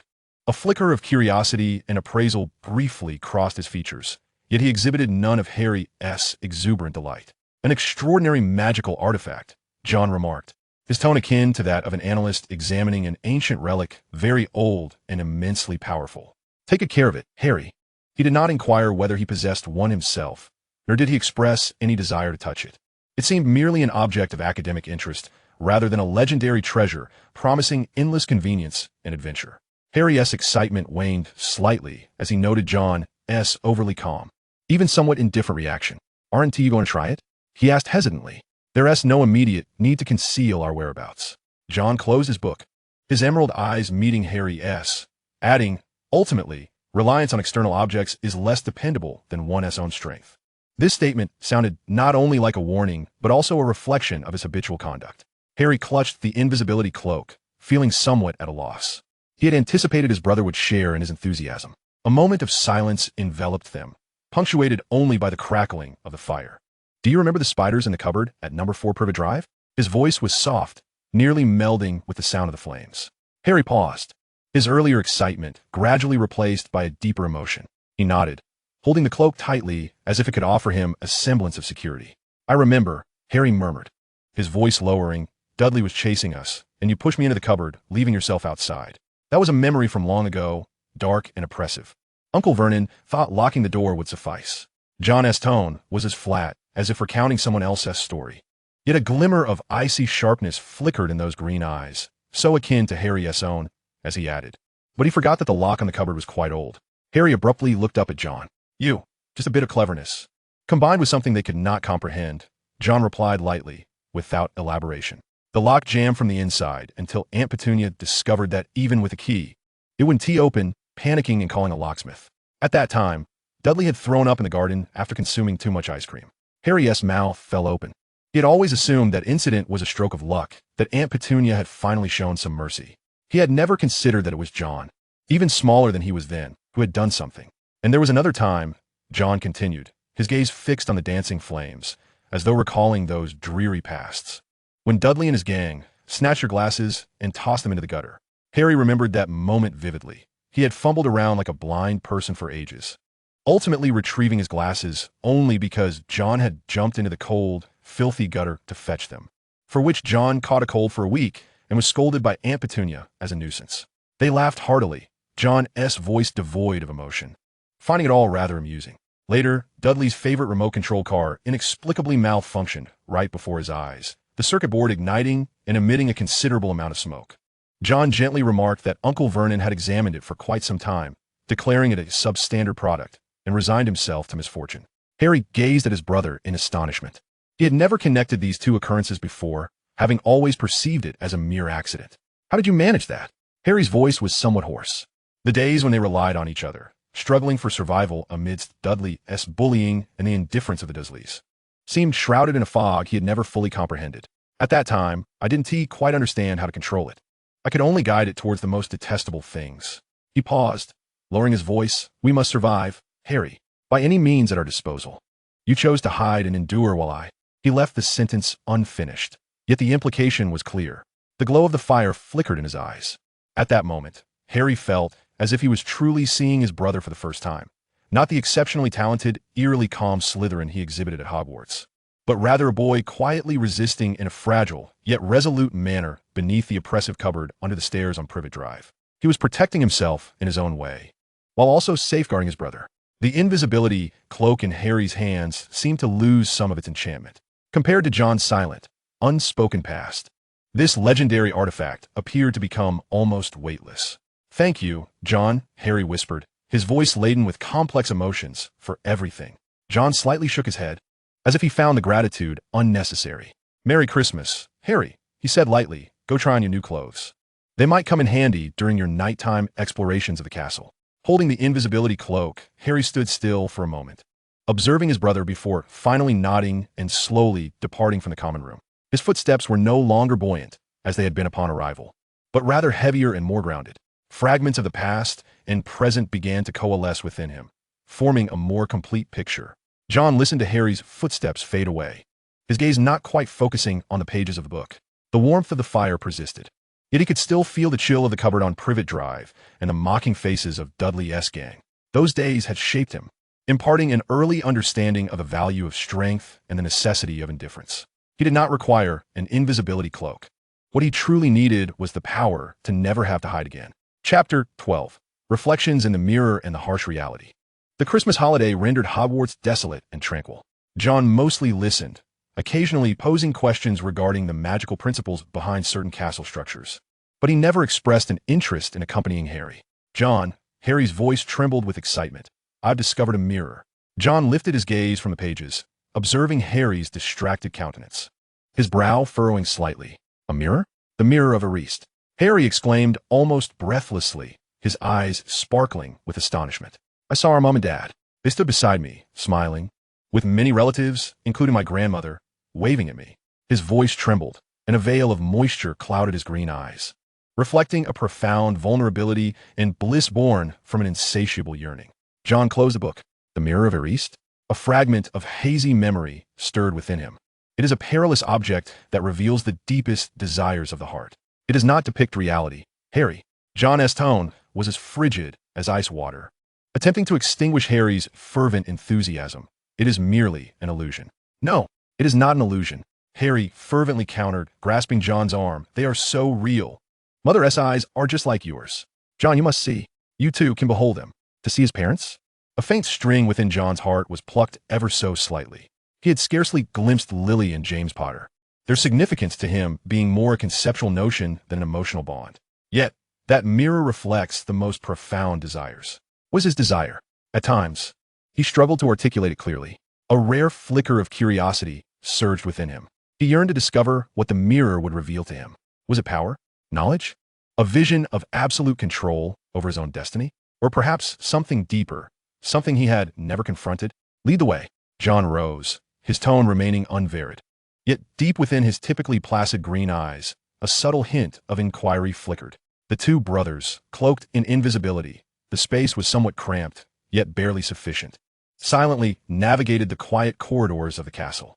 Harry, well acquainted with the route, eventually led John into an abandoned classroom. The mirror stood there, imposing, reaching to the ceiling, adorned with a magnificent golden frame, supported by two claw-like feet. The inscription at the top read, Eristra eru oit ube kafru oidon wos.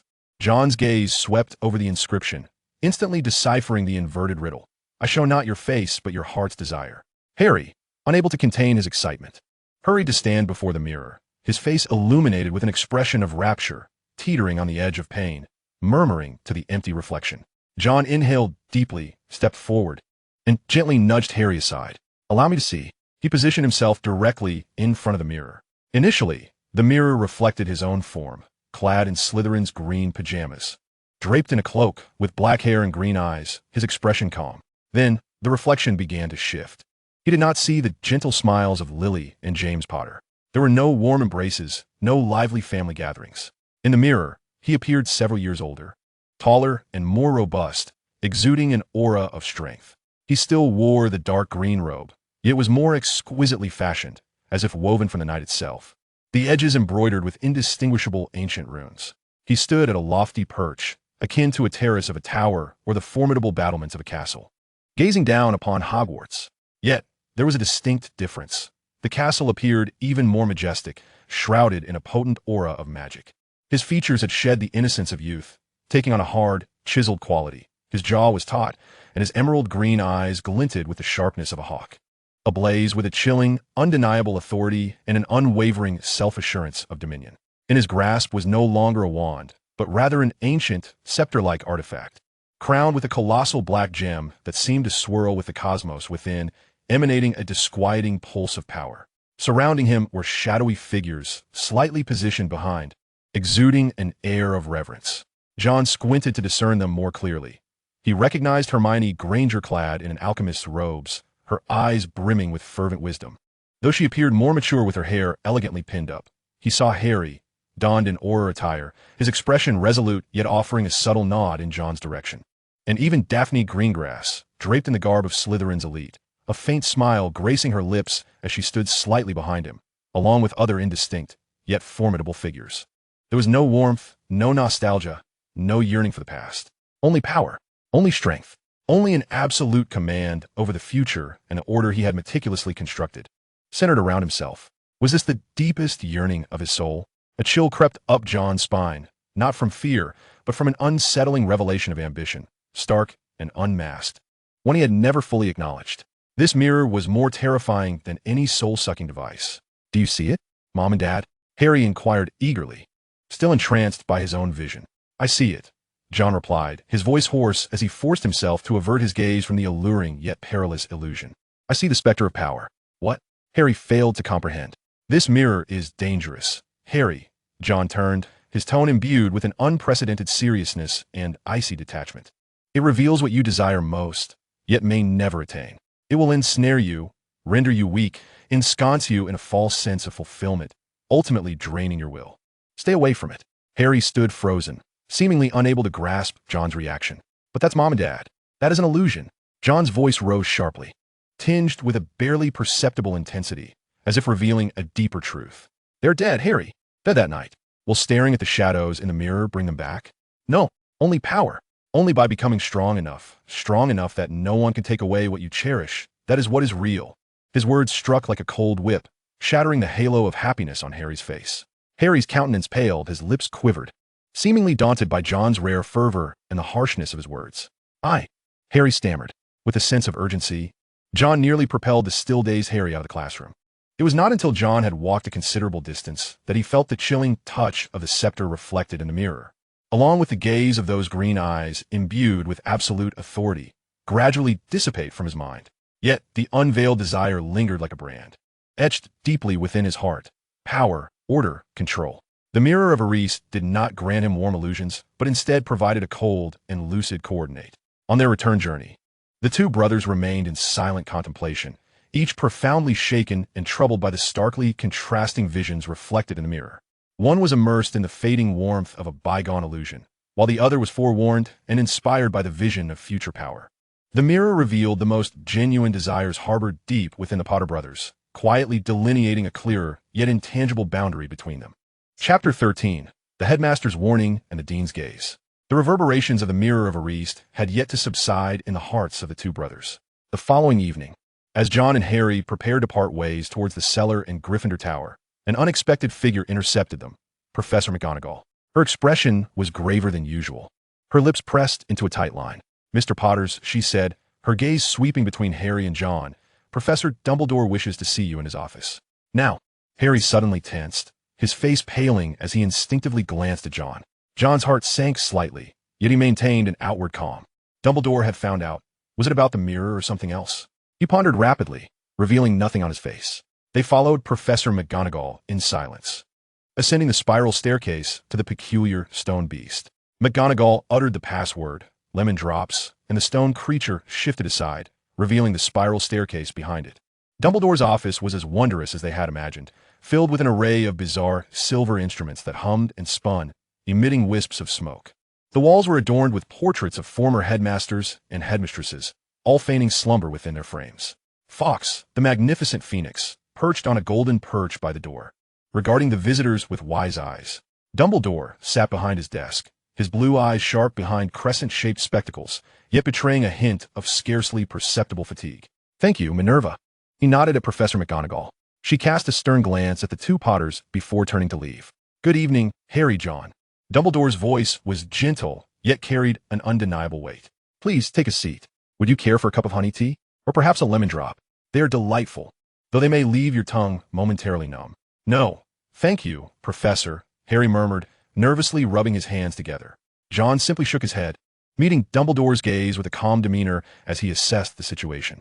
"I imagine you are both quite curious as to why I summoned you," Dumbledore said, his fingertips touching together as he regarded them. Last night, as well as on previous evenings, a classroom that ought to have been empty appeared rather lively. Harry's face flushed crimson, and he cast his eyes downward in embarrassment. John's heart tightened slightly, yet his tone remained steady. "We are merely curious, Professor." "Curious," Dumbledore repeated slowly, his blue eyes lingering on John's face for a moment, as if capable of seeing through the calm exterior to all the thoughts beneath. It is a powerful drive that can lead us to discover new knowledge, but can also plunge us into peril. For instance, the curiosity about an ancient mirror. He paused, his voice deepening. The mirror of Eris reveals our most urgent and profound desires. Yet, it offers neither knowledge nor truth. People waste away before it, entranced by what they see, even driven to madness, for they cannot discern whether what lies within the mirror is real or attainable. What it provides us, Dumbledore said, is but an illusory satisfaction. To be immersed in dreams while neglecting life is of no benefit to us. Do you understand my meaning? Harry nodded, his voice barely audible. I understand, Professor. I won't go there again. Excellent. Dumbledore turned his gaze to John. And you, John? What did the mirror reveal to you? The office fell silent. Even the portraits on the walls, feigning sleep, seemed to perk up their ears. Harry looked at his brother with curiosity. John hesitated for a moment. He could not divulge the truth. It was too shocking and perilous.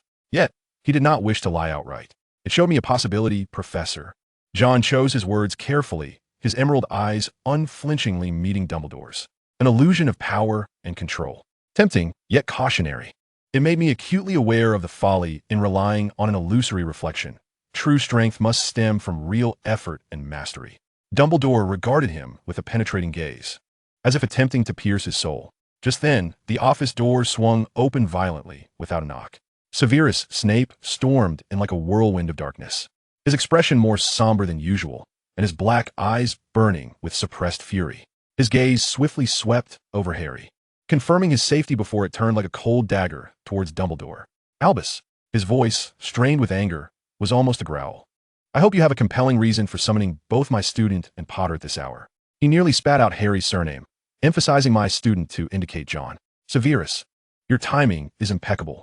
Dumbledore maintained his calm demeanor, as if Snape's intrusion had been anticipated. We were just discussing the importance of restraining curiosity. Snape's gaze abruptly shifted to John, his scrutinizing eyes almost taking on a tangible form. Curiosity? What has Potter done this time? His tone was laden with an instinctual expectation of trouble. Just a harmless nocturnal exploration, Severus, already resolved. Dumbledore replied nonchalantly. I trust John has fully grasped the dangers of indulging in illusory desires. He deliberately emphasized John's name. Snape's brow furrowed deeply, clearly skeptical of the simplicity of the situation. He fixed his gaze on John, seemingly searching for evidence of wrongdoing etched upon his face. I certainly hope so, he said coldly. Slytherin has no need for unnecessary risks and Gryffindor-like impulsiveness. This sentiment was directed not only at John, but also intended for Dumbledore and Harry. Harry felt an overwhelming sense of relief and immediately rose to his feet. John slowly stood as well, offering a slight nod to Dumbledore. Snape snorted derisively, seizing John's arm with considerable force, almost dragging him out while casting a look of disdain at Harry that silently implored him to leave. Wait, Severus.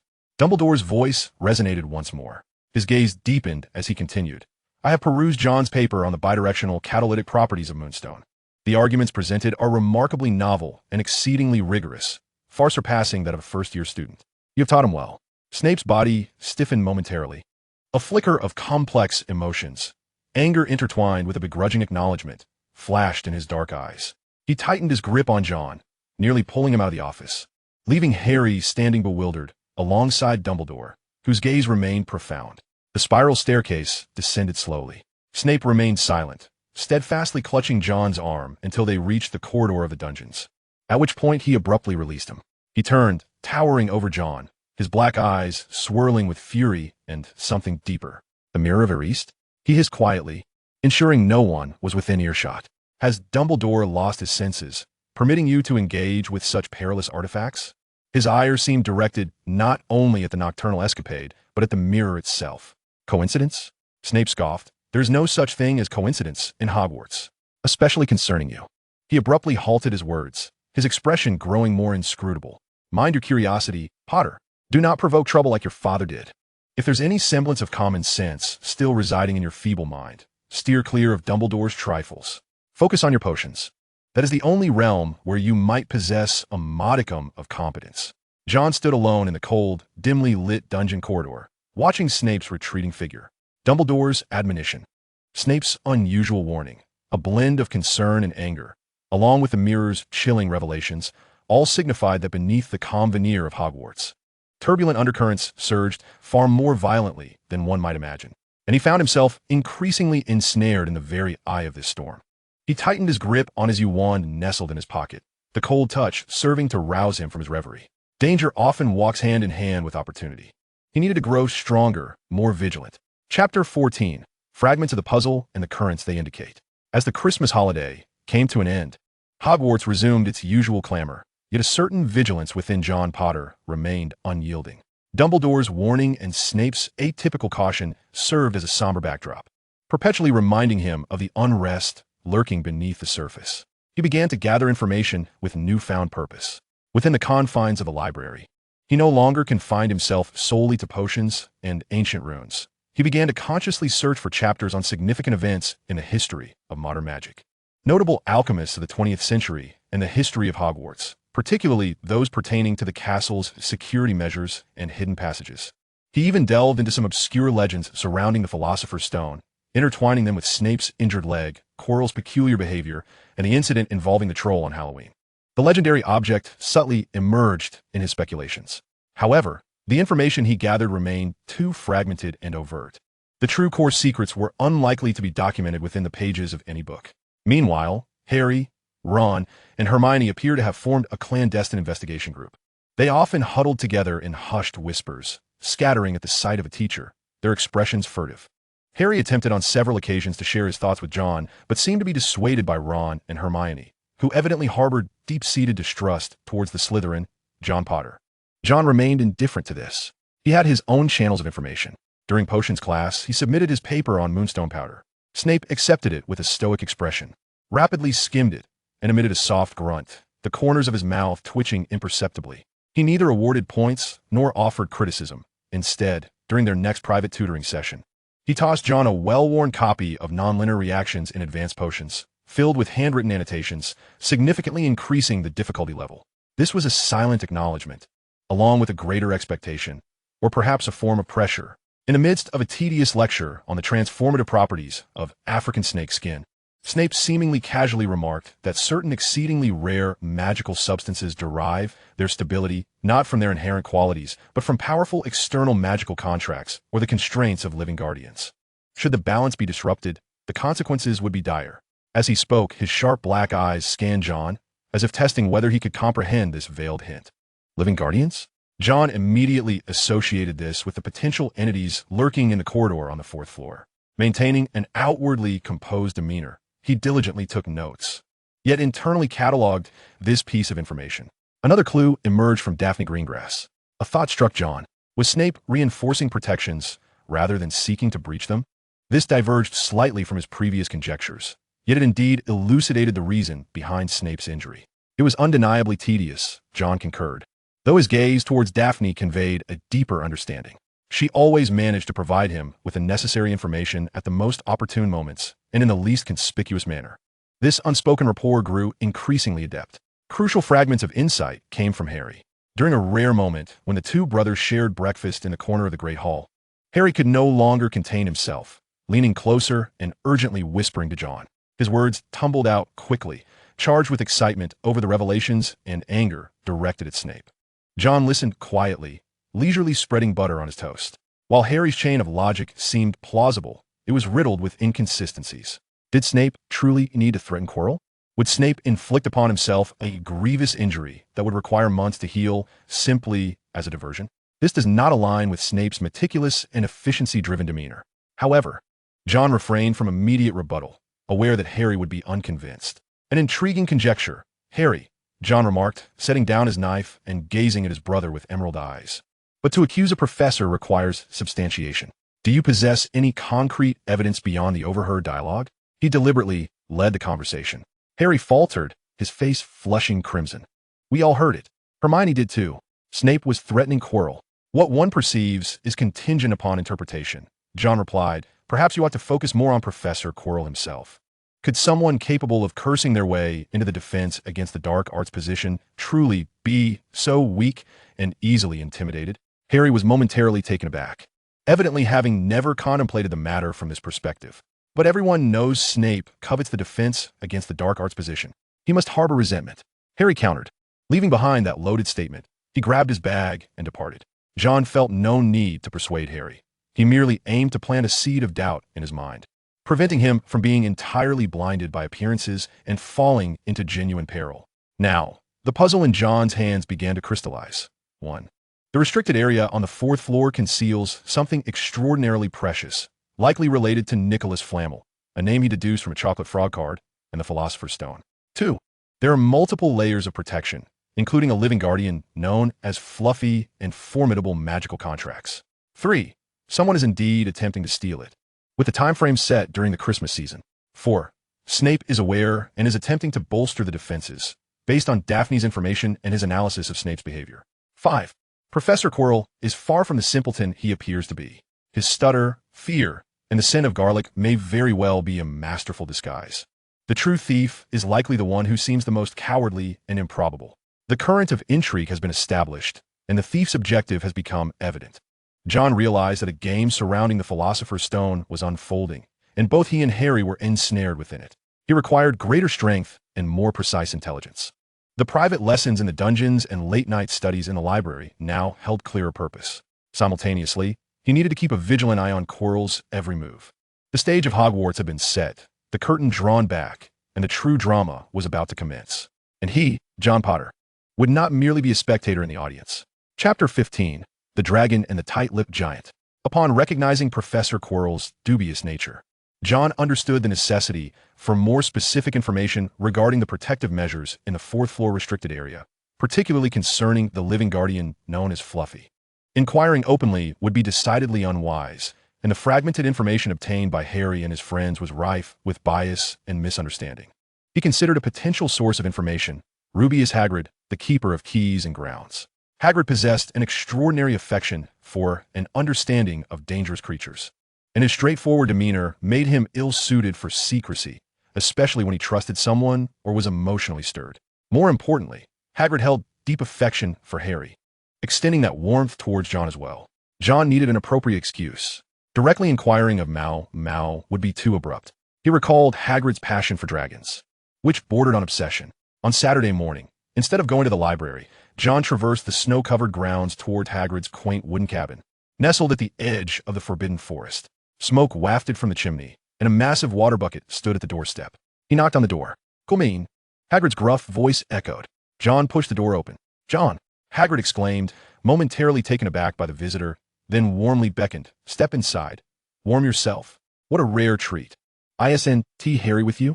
As he spoke, he busied himself placing a large, child-sized copper teapot over the fire. "No, he is probably with Ron and Hermione." John scanned the cozy interior, his gaze quickly brushing over a giant feather in the corner, clearly belonging to some large creature, and the cookie wrapper adorned with a dragon motif resting on the table. "I have a few inquiries for you, Hagrid." "Inquiries for me?" Hagrid appeared pleasantly surprised and hastily wiped his enormous palms on the chair. Seat. What else on your mind? Ask away. Anything that old Hagrid knows." John settled into a chair, organizing his thoughts. "It's about magical creatures, particularly dragons." He opted for the most direct approach, fully aware that Hagrid would be utterly intrigued. Hagrid's eyes instantly sparkled, reminiscent of two luminescent beetles. "Dragons. Merlin's beard. You're interested in dragons too?" He excitedly rubbed his hands together. "Oh, they are magnificent beasts. Powerful, perilous, enchanting. I am composing an interdisciplinary paper on the habits of fire dragons and their applications within ancient magical defense systems," John stated, maintaining a composed demeanor as he fabricated a scholarly narrative, though he recognized the overly theoretical nature of some texts. "I know you're an expert in this field, so I sought to glean from your practical experiences. For instance, what are the vulnerabilities of various fire dragon species? And what are the most effective methods for calming or restraining them?"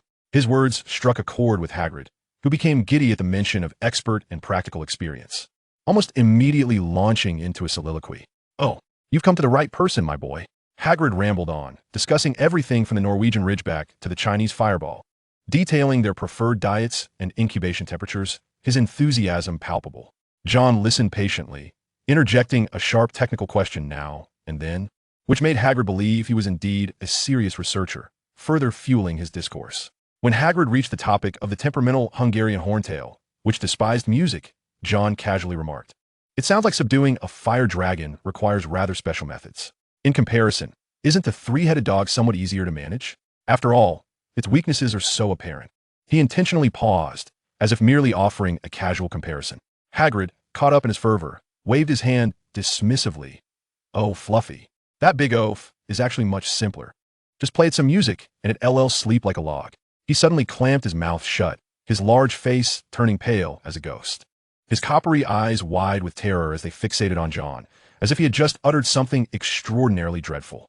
"I didn't say anything," Hagrid stammered, glancing around in a panic, as though fearing that Dumbledore might leap out from some shadowy corner. John's heart raced. Fluffy. Music. The crucial information is at hand. However, his expression betrayed a perfectly timed confusion, mingled with a hint of bewilderment from the abrupt interruption. Music? The three-headed dog enjoys music? What intriguing trait. How did you discover that? No, I don't know anything. I know nothing. Hagrid shook his massive head vigorously, nearly dislodging the dust from the ceiling. You misheard, John. What I meant was, bird snake.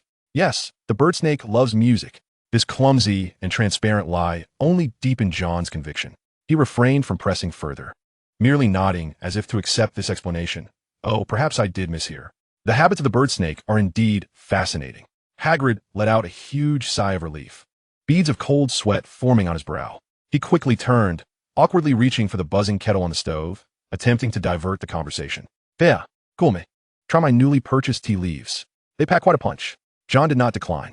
He sipped the tea, thick as tar and with a peculiar flavor. While listening to Hagrid rambled on about dragons with a distracted air, clearly more cautious now, resolutely avoiding any mention of Fluffy or music. After sitting for a while, John felt he had gathered sufficient information and rose to take his leave. Hagrid accompanied him to the door, his expression still tinged with unease and guilt. John, about what I just said, he rubbed his large hands together, hesitating. You provided invaluable insights on dragons that will greatly aid my thesis. Hagrid paused, staring into John's calm, lily-like green eyes, seeming to grasp something, yet remain more perplexed. Ultimately, he merely mumbled, Oh, that's good. Do come by often. The cold wind brushed against his cheeks, yet his heart burned with fervor. Fluffy, the three-headed dog, could be lulled to sleep by music. This was the key to overcoming the first obstacle. Hagrid's reaction further validated the sensitivity and significance of this revelation. Dumbledore had indeed entrusted Hagrid with the task of guarding the Philosopher's Stone, and Hagrid had inadvertently divulged the most crucial secret. Now, did Quirrell, or the entity possessing him, also know of this weakness? Did Snape? The balance of the information war had subtly shifted due to what appeared to be a chance encounter. In John Potter's hands lay another pivotal card. The next step was to determine how to wield this card effectively in an ever-complex game, securing the greatest advantage and safety for himself and perhaps for Harry, who might become embroiled in this unfolding saga. Chapter 16, Omen of a Nightmare and the Silent Chessboard. Quirrell, or rather, the being behind him, was undoubtedly also actively seeking a way to subdue Fluffy. Time was of the essence. He needed to enhance his strength more rapidly and to observe Chilo's movements with greater scrutiny. The intensity of the private lessons in the cellar was once again heightened. It seemed that Snape had sensed something, or perhaps his expectations for John had escalated to a new level. He began to introduce elements involving willpower resistance and magical shielding, even presenting materials imbued with a faint essence of dark magic for John to handle, under the pretense that understanding one's adversaries is essential for effective defense. Magic flows like water. Potter, Snape coldly articulated during one of the lessons, while directing his wand to manipulate a pitch-black energy that incessantly sought to erode the silver shield. The dark forces adeptly sought the fissures in one's psyche, the vulnerabilities of one's will. Fortify your mind, seal your emotions. Otherwise, no matter how exquisite your skills, they remain mere sandcastles. John focused intently, beads of sweat forming on his brow. He could sense the allure of that dark energy, whispering promises of power and control. Attempting to pry open his calm exterior, he gritted his teeth, channeling all his mental fortitude into that silver shield, envisioning it as an unyielding, flawless hue. The shield stabilized, successfully fending off the encroachment. A flicker of barely perceptible satisfaction crossed Snape's eyes, only to be quickly replaced by a more severe demeanor. Barely passable. Remember this feeling. True battles never occur solely at the tip of a wand. These lessons propelled John's mental acuity to astonishing heights, yet they also ushered in profound fatigue and a chilling inner vigilance. He felt akin to iron, repeatedly forged, being reshaped into a form both more resilient and sharper. On another front, he endeavored to track Chilo with greater cunning. But this proved to be a formidable task. Chilo's movements were elusive, perpetually accompanied by a potent scent of garlic, making distant surveillance perilously detectable. John attempted to employ an enhanced eavesdropping charm, yet it seemed that Chilo's office and frequently visited classrooms were fortified with powerful countercharms. Clues emerged in an unexpected manner. The air was damp, infused with the scent of earth and decaying leaves. Suddenly, he halted abruptly, his wand slipping instantly into his grasp. Ahead, in a clearing, stood Professor Chilo, His back was turned to John, and his body appeared to tremble slightly, no longer embodying his usual timid demeanor. More disconcerting was the chilling, unsettling coldness that permeated the air, far exceeding the chill of the weather. Then, John heard a sound, a disjointed, raspy whisper that seemed to emanate from the depths of hell. It was neither English nor any language he recognized, laden with malice, commands, and impatience. It must be obtained. There can be no further delay. Master, I beseech you, my power is insufficient against the unicorn. Find a way to punish that mudblood girl for her meddling. Chilo's body trembled more violently, as if enduring tremendous agony. It is imperative, Master, go at once. The whisper faded, and the biting cold abruptly dissipated. Chilo appeared drained, staggering slightly as he leaned against a rough tree trunk, gasping for breath. John emerged slowly from behind a towering oak, his expression grave and his heart pounding heavily within his chest. He had grasped fragments of the conversation. Master, unicorn, mud blood girl, evidently referring to Hermione, obtaining it. This confirmed his darkest fears. Quirrell was not the mastermind. He was merely a pitiable puppet, possessed. The true architect of this malevolence was the master of the whispering voice. A formidable, dark entity yearning for the Philosopher's Stone. Something must have transpired recently in the Forbidden Forest concerning the unicorns. During dinner that evening, the news broke. The Ravenclaw prefect approached Professor McGonagall, pale-faced, and whispered a report. Soon, whispers of injured unicorns in the Forbidden Forest circulated discreetly among the informed upperclassmen. Inflicting harm upon a unicorn was an exceedingly wicked crime, destined to invoke a dreadful curse. What creature, or rather, required the blood of unicorns to sustain life? The answer loomed ominously on the horizon. A chill gripped John, not from the castle's stone walls, but from within. The adversary's power and cruelty surpassed his initial estimations. This was no mere student-level adventure. It had escalated into a confrontation with the darkest of dark magic and the most malevolent of beings. He observed the faculty table, noting that Snape's countenance was darker than usual, his gaze occasionally slicing through the air towards Quirrell's empty seat. Quirrell had feigned illness to avoid dinner. Dumbledore's expression was unusually solemn, the light of contemplation flickering in his blue eyes behind half-moon glasses. Harry, Ron, and Hermione were evidently aware of the developments, huddled together, their faces etched with concern as they engaged in fervent discussion. Harry instinctively touched the scar on his forehead. He understood that the chessboard had become clear. One side comprised the possessed Quirrell hidden within the main castle, along with the Dark Master yearning for resurrection behind him. The other side was Dumbledore and the professors, including the seemingly dubious Snape.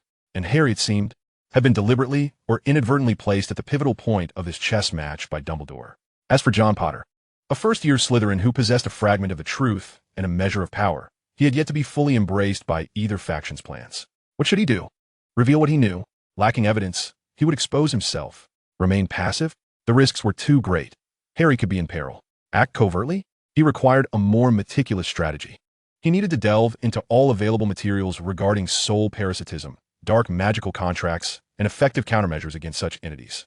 His wand trembled slightly within his sleeve, as if sensing the darkness and challenges his master faced. The game had commenced. He could not remain a mere spectator. He must carve a path to resolution for himself, and for that lingering, unacknowledged yet undeniably present concern.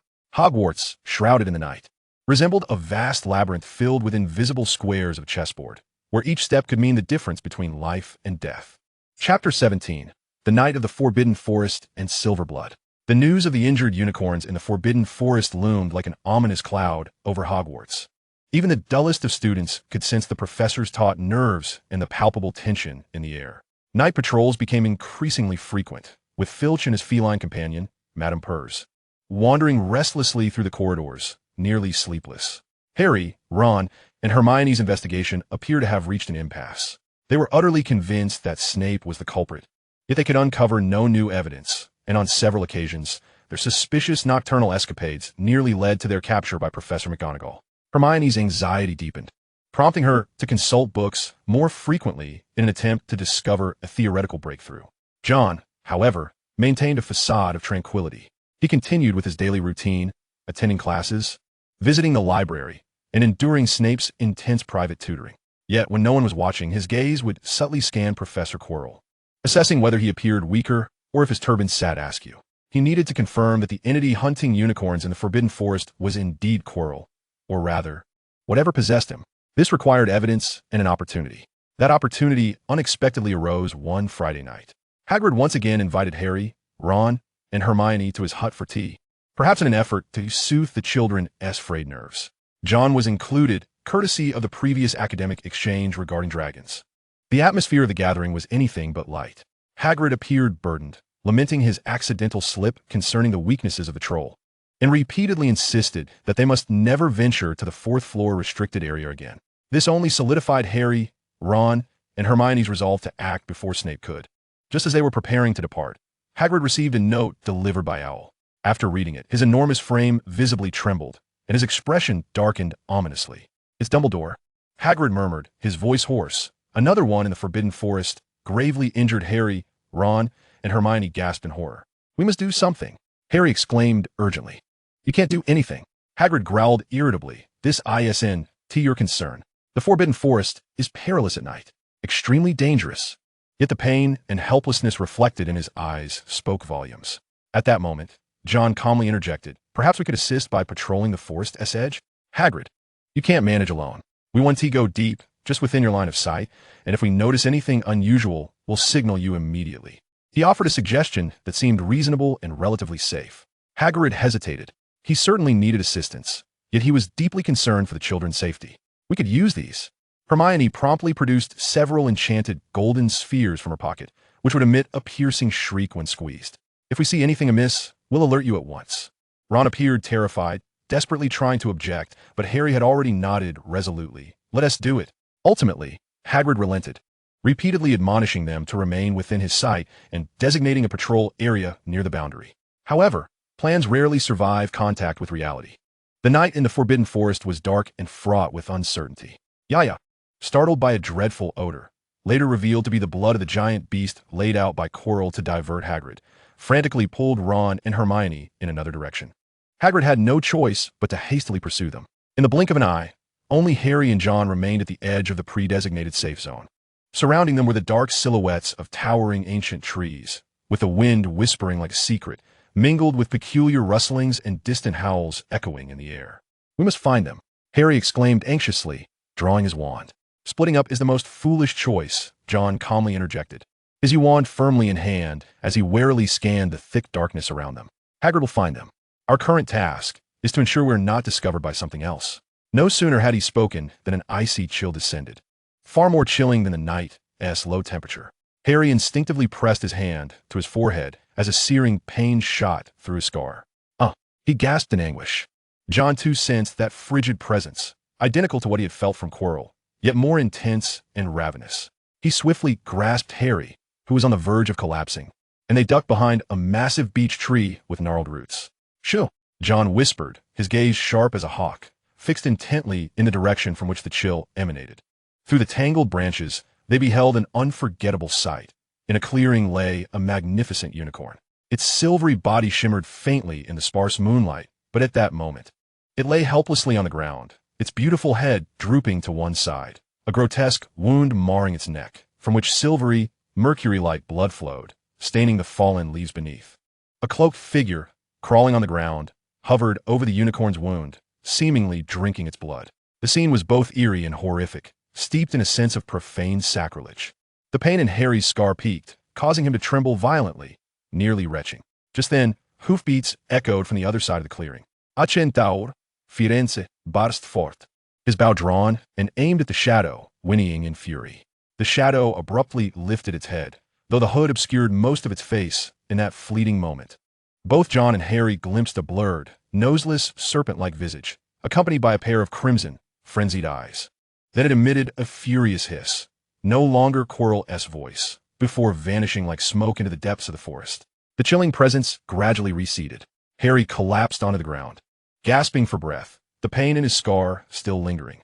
Firenze did not pursue. Instead, he sorrowfully approached the lifeless unicorn, bowing his head in mourning. John emerged from behind the tree, his complexion pale, yet composed. He cast a glance at the fallen unicorn, sensing the lingering agony and fear that seemed to saturate the air. Then, he approached Firenze. "What was that thing?" John's voice rang clear in the stillness of the forest. Firenze lifted his head, his astonishingly blue eyes, reminiscent of stars, gazing at John, then shifting to the shaken Harry. The voice of the centaur, Firenze, resonated with a deep, somber timbre as he addressed the Potter brothers. "You have witnessed that which you ought not to have seen. It is a creation of dark magic, incomprehensible to you, sustained by the blood of unicorns in a pitiful semblance of life." His gaze drifted towards the direction where the shadows had vanished. "Harry Potter, you must understand that while unicorn blood can prolong life, it also bears a curse. From a moment it touches your lips, you shall possess a life neither fully alive nor truly dead." Then, Firenze's attention shifted to John Potter, his eyes growing more profound and inquisitive. "And you, the Scarless Potter, carry a different mark upon you, cold, sharp, like the stars of a winter's night. The tapestry of your fate is woven in stark contrast to that of your brother. Yet tonight, you both have witnessed the fangs of darkness. Remember this terror, and also remember that some things are far more fearsome than death." Having uttered these enigmatic words, Firenze turned his focus away, engaging in an ancient ritual to soothe the lifeless unicorn. Hagrid's anxious shouts echoed from afar, accompanied by Fong's barks and the frantic voices of Ron and Hermione. John grasped the trembling Harry, casting one last glance at the pool of silvery blood and the deceased unicorn before he steered himself towards the direction of Hagrid's voice. This night had confirmed a theory. The malevolence exceeded all imagination. Firenze's words resonated like a chilling prophecy, striking at John's heart. Darkness had manifested, fangs stained with silver blood, and the pieces on the chessboard were being compelled towards an inevitable confrontation. Chapter 18. Shadows Before the Finality. The experiences of the Forbidden Forest night etched a chilling imprint upon the hearts of Harry and John. Harry frequently awoke from nightmares, drenched in cold sweat, his scar throbbing, haunted by the recurring vision of those crimson eyes and the silvery blood of the unicorn. He grew increasingly silent, yet more resolute in his determination to thwart Snape. He buried his fears deep within, transforming them into a steely resolve and an urgent drive for action. He became almost immersed in the restricted section of a library, exhausting all means to search for records concerning soul parasitism, dark magical contracts, and the true purpose of the Philosopher's Stone. He even began to delve into rudimentary techniques of mental occlusion, uncovering newfound significance in the content hidden within Snape's curriculum. It appeared that Snape had also sensed a shift in John's demeanor. In the subsequent private tutoring sessions, he no longer focused solely on the precision of potion making, but began to incorporate more teachings on resisting mental encroachments and identifying traps of dark magic. His tone remained as acerbic as ever, yet the lessons increasingly mirrored the real threats they faced. During one particular lesson, as Snape had John handle a type of black moss that whispered alluring temptations, he coldly remarked, "Skilled in the weaving of lies, it preys upon desire and fear. Keep your mind sharp, Potter. Discern what constitutes a genuine need and what is but an illusory bait. Otherwise, no matter how perfect your potion may be, it shall merely serve as a tool to poison yourself." John poured his utmost effort into the task, acutely aware that Snape was subtly arming him against the unspoken adversary they both recognized. They synthesized all available information and, with unwavering conviction, believed that Snape was attempting to utilize Quirrell's methods, alongside Hermione's logical deductions regarding the other obstacles, and the urgency of safeguarding the Philosopher's Stone compelled them to act preemptively. John observed their anxious preparations with a detached demeanor, aware that dissuasion would be futile. Harry's mind was clouded by the pain of his scar and the fury of witnessing the unicorn's demise. He could only prepare in secrecy. The opportunity eventually arose. In the final days before the term's conclusion, a hushed rumor began to circulate. Headmaster Dumbledore had been summoned to the Ministry of Magic in London by an urgent communication. It was both the best and worst of times. Malfoy, brimming with arrogance, declared that Potter and his mudblood friends were certain to meet their doom that very night. As they were finally walking into a trap, John's heart sank. How could Malfoy know? He instantly realized that Harry's plans might have been leaked, and it was likely a trap. He did not have the invisibility cloak, which was with Harry, but his familiarity with the castle's secret passages far surpassed that of an average person. Like a specter, he glided through the shadows, swiftly approaching the forbidden zone on the 4th floor. In the distance, he heard the sound of music, a fragmented lullaby played on a worn flute. Harry and the others had already commenced their actions. He quickened his pace and arrived at the familiar door, which stood slightly ajar, the music emanating from within. Gently pushing the door open, he beheld the enormous three-headed dog, Fluffy, dozing in a corner, snoring thunderously, drool pooling around it. The trapdoor on the floor lay open, revealing a pitch-black abyss. Faintly, he could hear Hermione's startled cries and the unsettling rustle of some plant. The Devil's Snare. The air was thick with darkness and humidity. accompanied by a plant's tendrils that were frantically tightening. Relax. Do not struggle. He heard Hermione shriek. It senses its prey through resistance. Ron and Harry were grappling in terror with the constricting devil's snare, becoming ensnared the more they fought. Hermione, however, was forcing herself to relax and was gradually sinking. Lumos. John's calm voice resonated, his wand tip erupting with brilliant light, as he adeptly transformed his magic into a gentle radiance of warmth. The devil's snare recoiled, hissing as it encountered the light and heat, swiftly retreating to reveal the entrance to a stone corridor below. John, Harry, Ron, and Hermione gasped in astonishment at his sudden appearance, their expressions a mix of surprise and skepticism. A moment of struggle flickered across Harry's face, quickly replaced by resolve. No, we must stop Snape. As you wish, John replied, saying no more as he led the way into the depths of the corridor. He understood that it was too late for words now. They navigated through the series of obstacles. They found the key in a room where the wings had been stripped away, clearly having just endured a fierce chase. They beheld a massive chessboard, battered and smoking from the remnants of a recent battle. They even caught a whiff of that distinct potion scent associated with Snape, though it felt more like a deliberate clue left behind than a careless mistake on Snape's part. Ultimately, they arrived before the final door of the last chamber. In the room, black flames flickered while opposite the entrance, purple flames danced. Upon the stone table lay 7 bottles of varying shapes, accompanied by a piece of parchment. Hermione immediately rushed forward, engrossed in the logical riddle inscribed upon it. Her brow furrowed as her fingers swiftly glided over the clues. Danger, advance and retreat, she murmured. Meanwhile, John stood nearby, his sharp gaze sweeping across the entire chamber. He remained only partially captivated by the puzzle. Having noticed an almost imperceptible trace of dust at the entrance of the purple flames, suggesting someone had recently passed through. It could not have been Snape. He would never leave such a mark. Just as Hermione reached for the smallest bottle, John suddenly interjected, "Wait." All eyes turned towards him. Rather than looking at Hermione, John fixed his gaze on Harry, his tone both rapid and composed. "Harry, think carefully. The figure beyond is likely not Snape. Quirrell is the one possessed. He is the one who drank unicorn blood in the Forbidden Forest." Harry, Ron, and Hermione were taken aback. "Impossible," Ron exclaimed. "Quirrell is so cowardly. That is merely a facade." John retorted sharply. "Consider carefully. Who is most suspicious? Whose movements are the most elusive? Who always appears at critical moments? If Snape truly intended to steal something, would he make it so complicated? Would he need unicorn blood to sustain his life?" But Harry was in disarray. "Harry." John turned to his brother, intricate emotions flickering in his emerald eyes, concern, determination, and an unrecognized protective instinct. "Listen, once you enter, trust no words.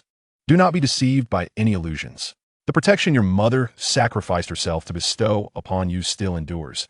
It is the very thing he fears most. Utilize it. Buy time until the professors arrive." He pressed the smallest bottle into Harry's hand. Harry gazed at his brother, at his face strikingly resembling their mother, yet radiating calmness. A surge of warmth and courage welling within him. He nodded resolutely, uncorked the bottle, and gulped down the potion before turning and charging straight into the black flames without hesitation. John watched Harry's figure vanish, immediately urging Hermione and Ron, "Hurry." Hermione grasped the still-dazed Ron, drank the potion, and plunged into the purple flames. In an instant, John was left alone in the room. The black and purple flames continued to burn quietly before him, as if nothing had transpired. Yet he knew the final battle had already commenced behind that door. On one side stood his possessed defense against the dark arts professor and the weakened Dark Lord. On the other, his 11-year-old brother burdened with the fate of a savior. John Potter stood firm, his wand tightly gripped in hand. He did not follow. His strength was insufficient to engage in such a confrontation directly. To blindly pursue would only serve as a burden to Harry. He had done what he could, identified the true enemy, arranged for assistance, and provided Harry with the most crucial advice. Now, he could only wait, lingering in the shadows before this climax, awaiting the verdict of fate. The air seemed to solidify, each second stretching into eternity.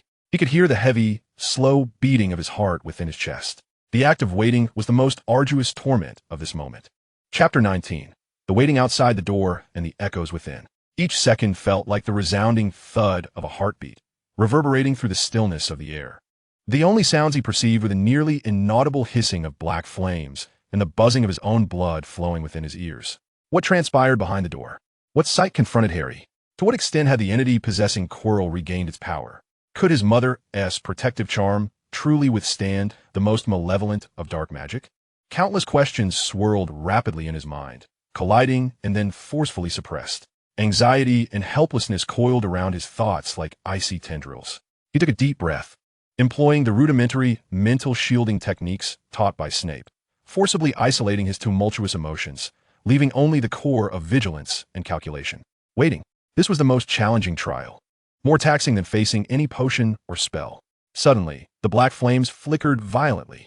John tensed, raising his wand instinctively, aimed at the fiery entrance.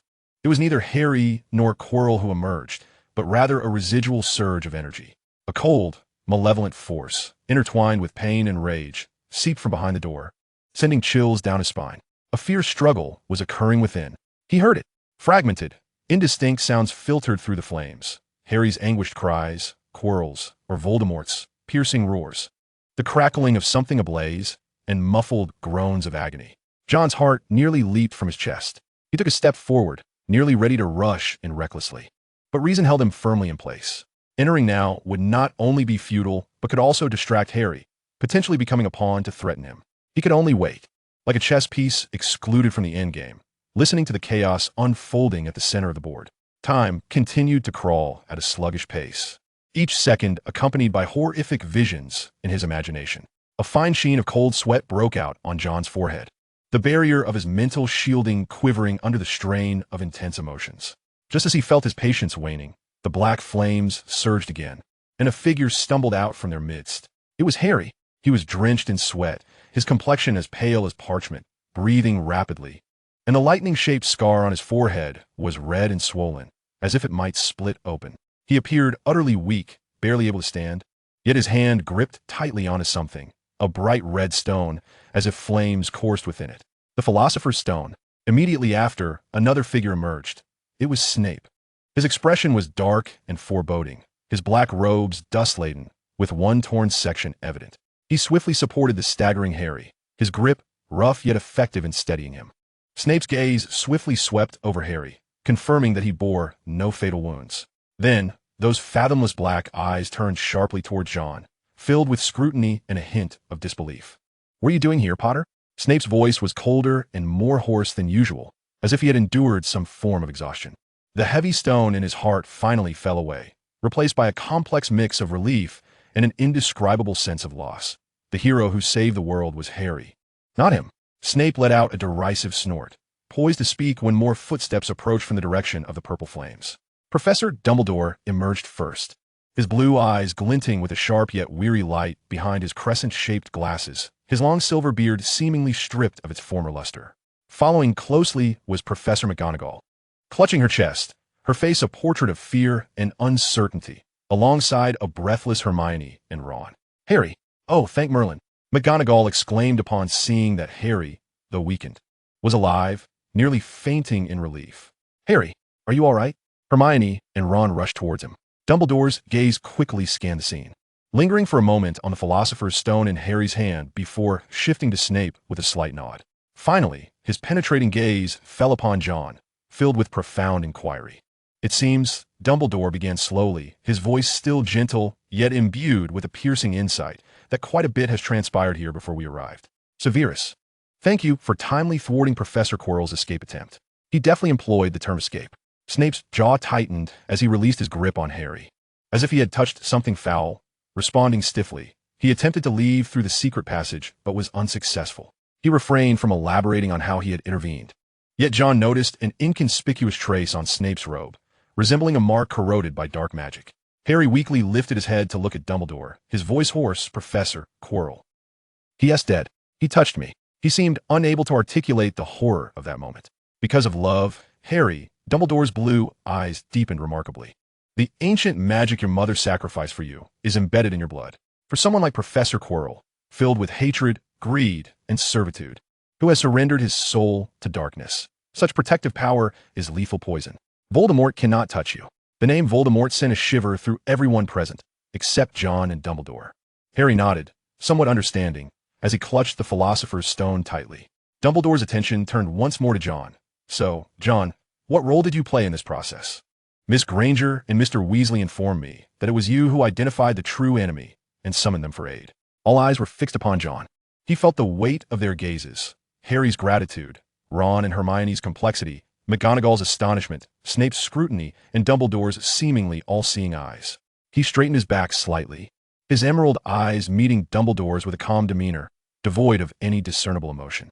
I merely made the most logical and reasonable judgment, based on my observations and deductions, Professor, and undertook the course of action that I believed had the highest chance of success under the circumstances, seeking assistance from those more adept and urging those directly confronting danger to leverage their greatest strengths.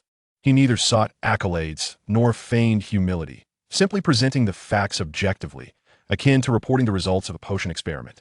Dumbledore gazed at him for a few moments, the depths of his blue eyes seemingly swirling with the cosmos. Ultimately, he smiled faintly, a smile imbued with countless inscrutable emotions. A very Slytherin approach, precise, efficient, and indeed pivotal.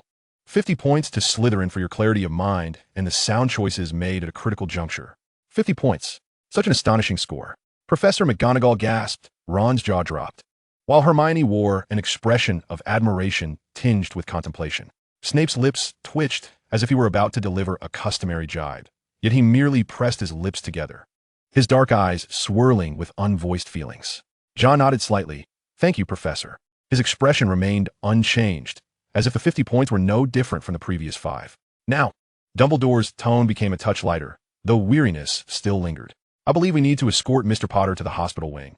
Madame Pomfrey must conduct a thorough examination. As for this stone, he took the Philosopher's Stone from Harry's hands, scrutinizing it with care. It required a more secure sanctuary. He cast a meaningful glance at John, as if to imply that certain powers ought perhaps not to be pursued.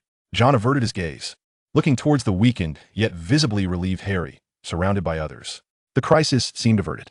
The stone was preserved, Quirrell was dead, and Voldemort had once again lost his corporeal form. Yet John understood that some things had irrevocably changed. He turned, leading the way towards the exit of the corridor, leaving behind the clamor, concern, and accolades for that heroic brother of his.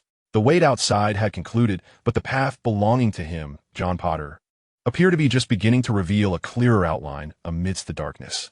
That outline was cold, sharp, and solitary. Chapter 20. The conclusion of the academic year and the cold stars. The final days of the term unfolded in an eerie atmosphere. The official account of Professor Quirrell's fate was vague, merely stating that he had been removed for serious violations of school rules and an attempted theft of school property. Yet various rumors had already spread among the students, embellishing the tale of how Harry Potter had once again vanquished the Dark Lord. The Savior's reputation reached new heights. Harry became the unequivocal center of attention. Wherever he went, he was met with adoring gazes, hushed whispers, and fervent applause. Ron and Hermione, as the other two corners of the triumvirate, also reveled in their hero-like treatment. The Gryffindor Tower hosted small celebrations nearly every night. He continued to walk alone, immersing himself in the library, attending Snape's increasingly rigorous private lessons punctually.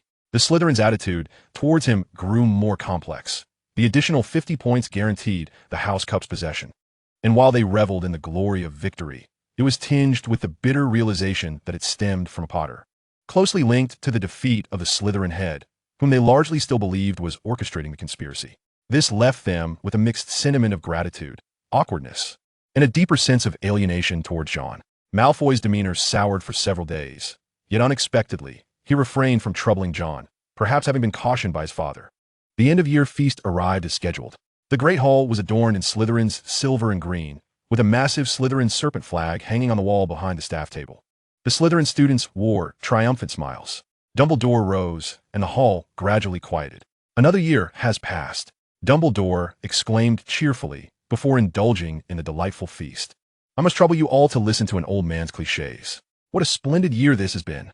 Surely your minds are richer than before, with the entire summer ahead of you to digest these experiences and make room for what lies ahead. Now, as far as I know, we must first proceed with the awarding of the House Cup, with the scores as follows. 4th place, Hufflepuff, with 352 points.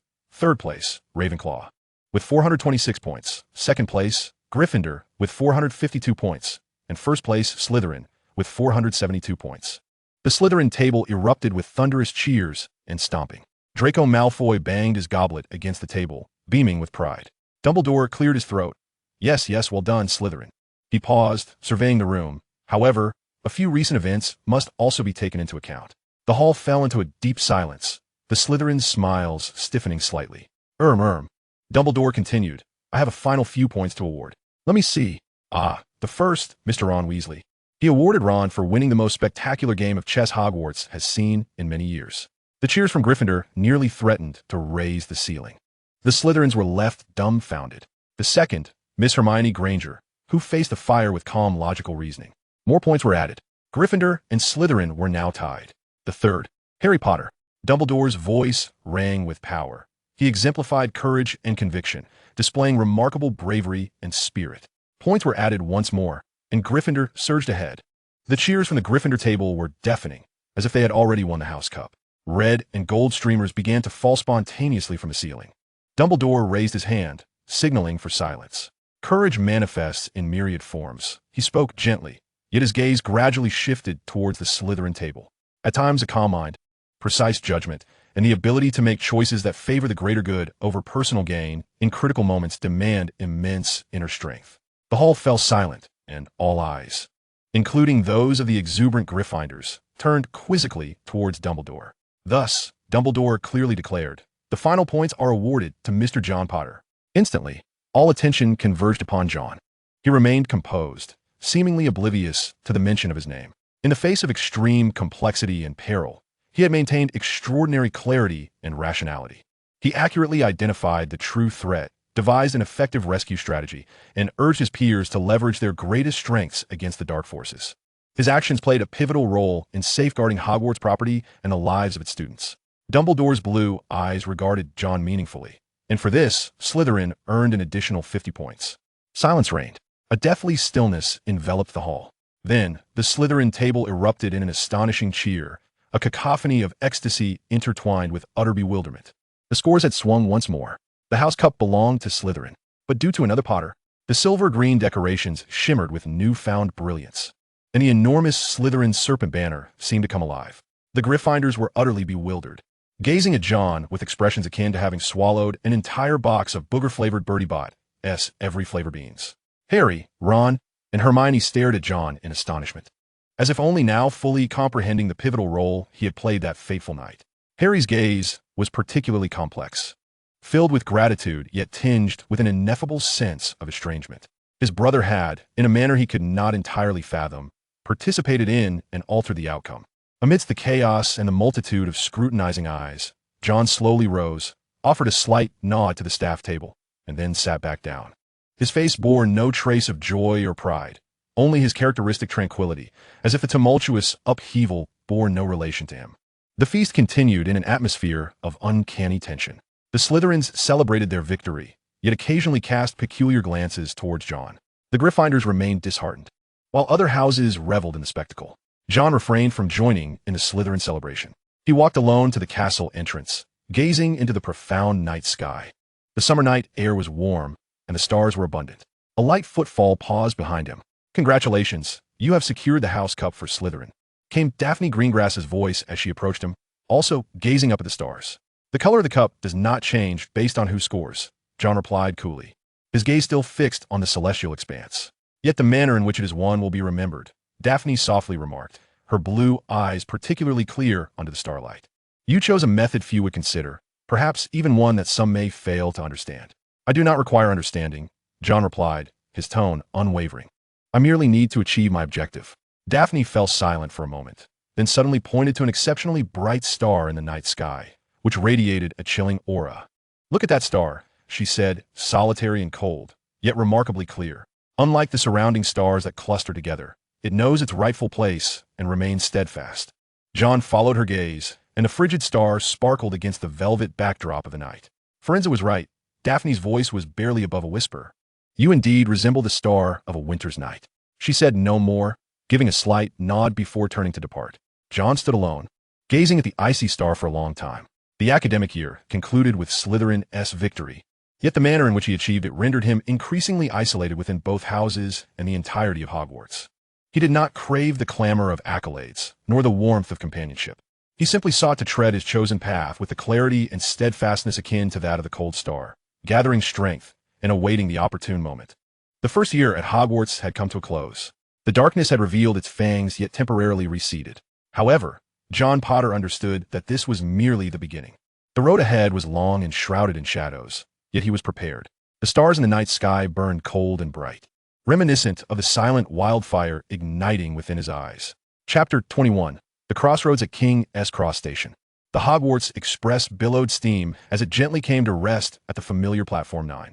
The cacophony of voices, the hooting of owls, and the mewing of cats instantaneously filled the air, intertwined with the bittersweet emotions of parting and the joy of reunion. John Potter grasped his streamlined suitcase and descended the train, moving with the throng. His steps remained steady, as if the thrilling year just passed was merely another book that had been closed. "John, over here," Harry's voice called out as he struggled through the crowd, his face alight with the thrill of liberation. The scar on his forehead remained pronounced under the platform lights, yet his expression was considerably more relaxed. Following him were Ron and Hermione, who chattered incessantly about their summer plans, with Hermione cradling Crookshanks. "Mum has invited you to stay at the Burrow," Ron shouted enthusiastically to Harry, then seemed to notice John beside him, his tones slightly restrained, awkwardly adding, "You can come too, John." The invitation felt more like a courtesy than a heartfelt offer. Hermione nodded at John, her eyes reflecting sincere gratitude and a lingering curiosity. "Thank you, John, for everything," she said, alluding to the reminder and arrangements made before the final challenge. His gaze drifted past them to the far end of the platform, where the Dursleys stood, their large and incongruous figures waiting. Uncle Vernon's face had turned a shade of purple from the wait.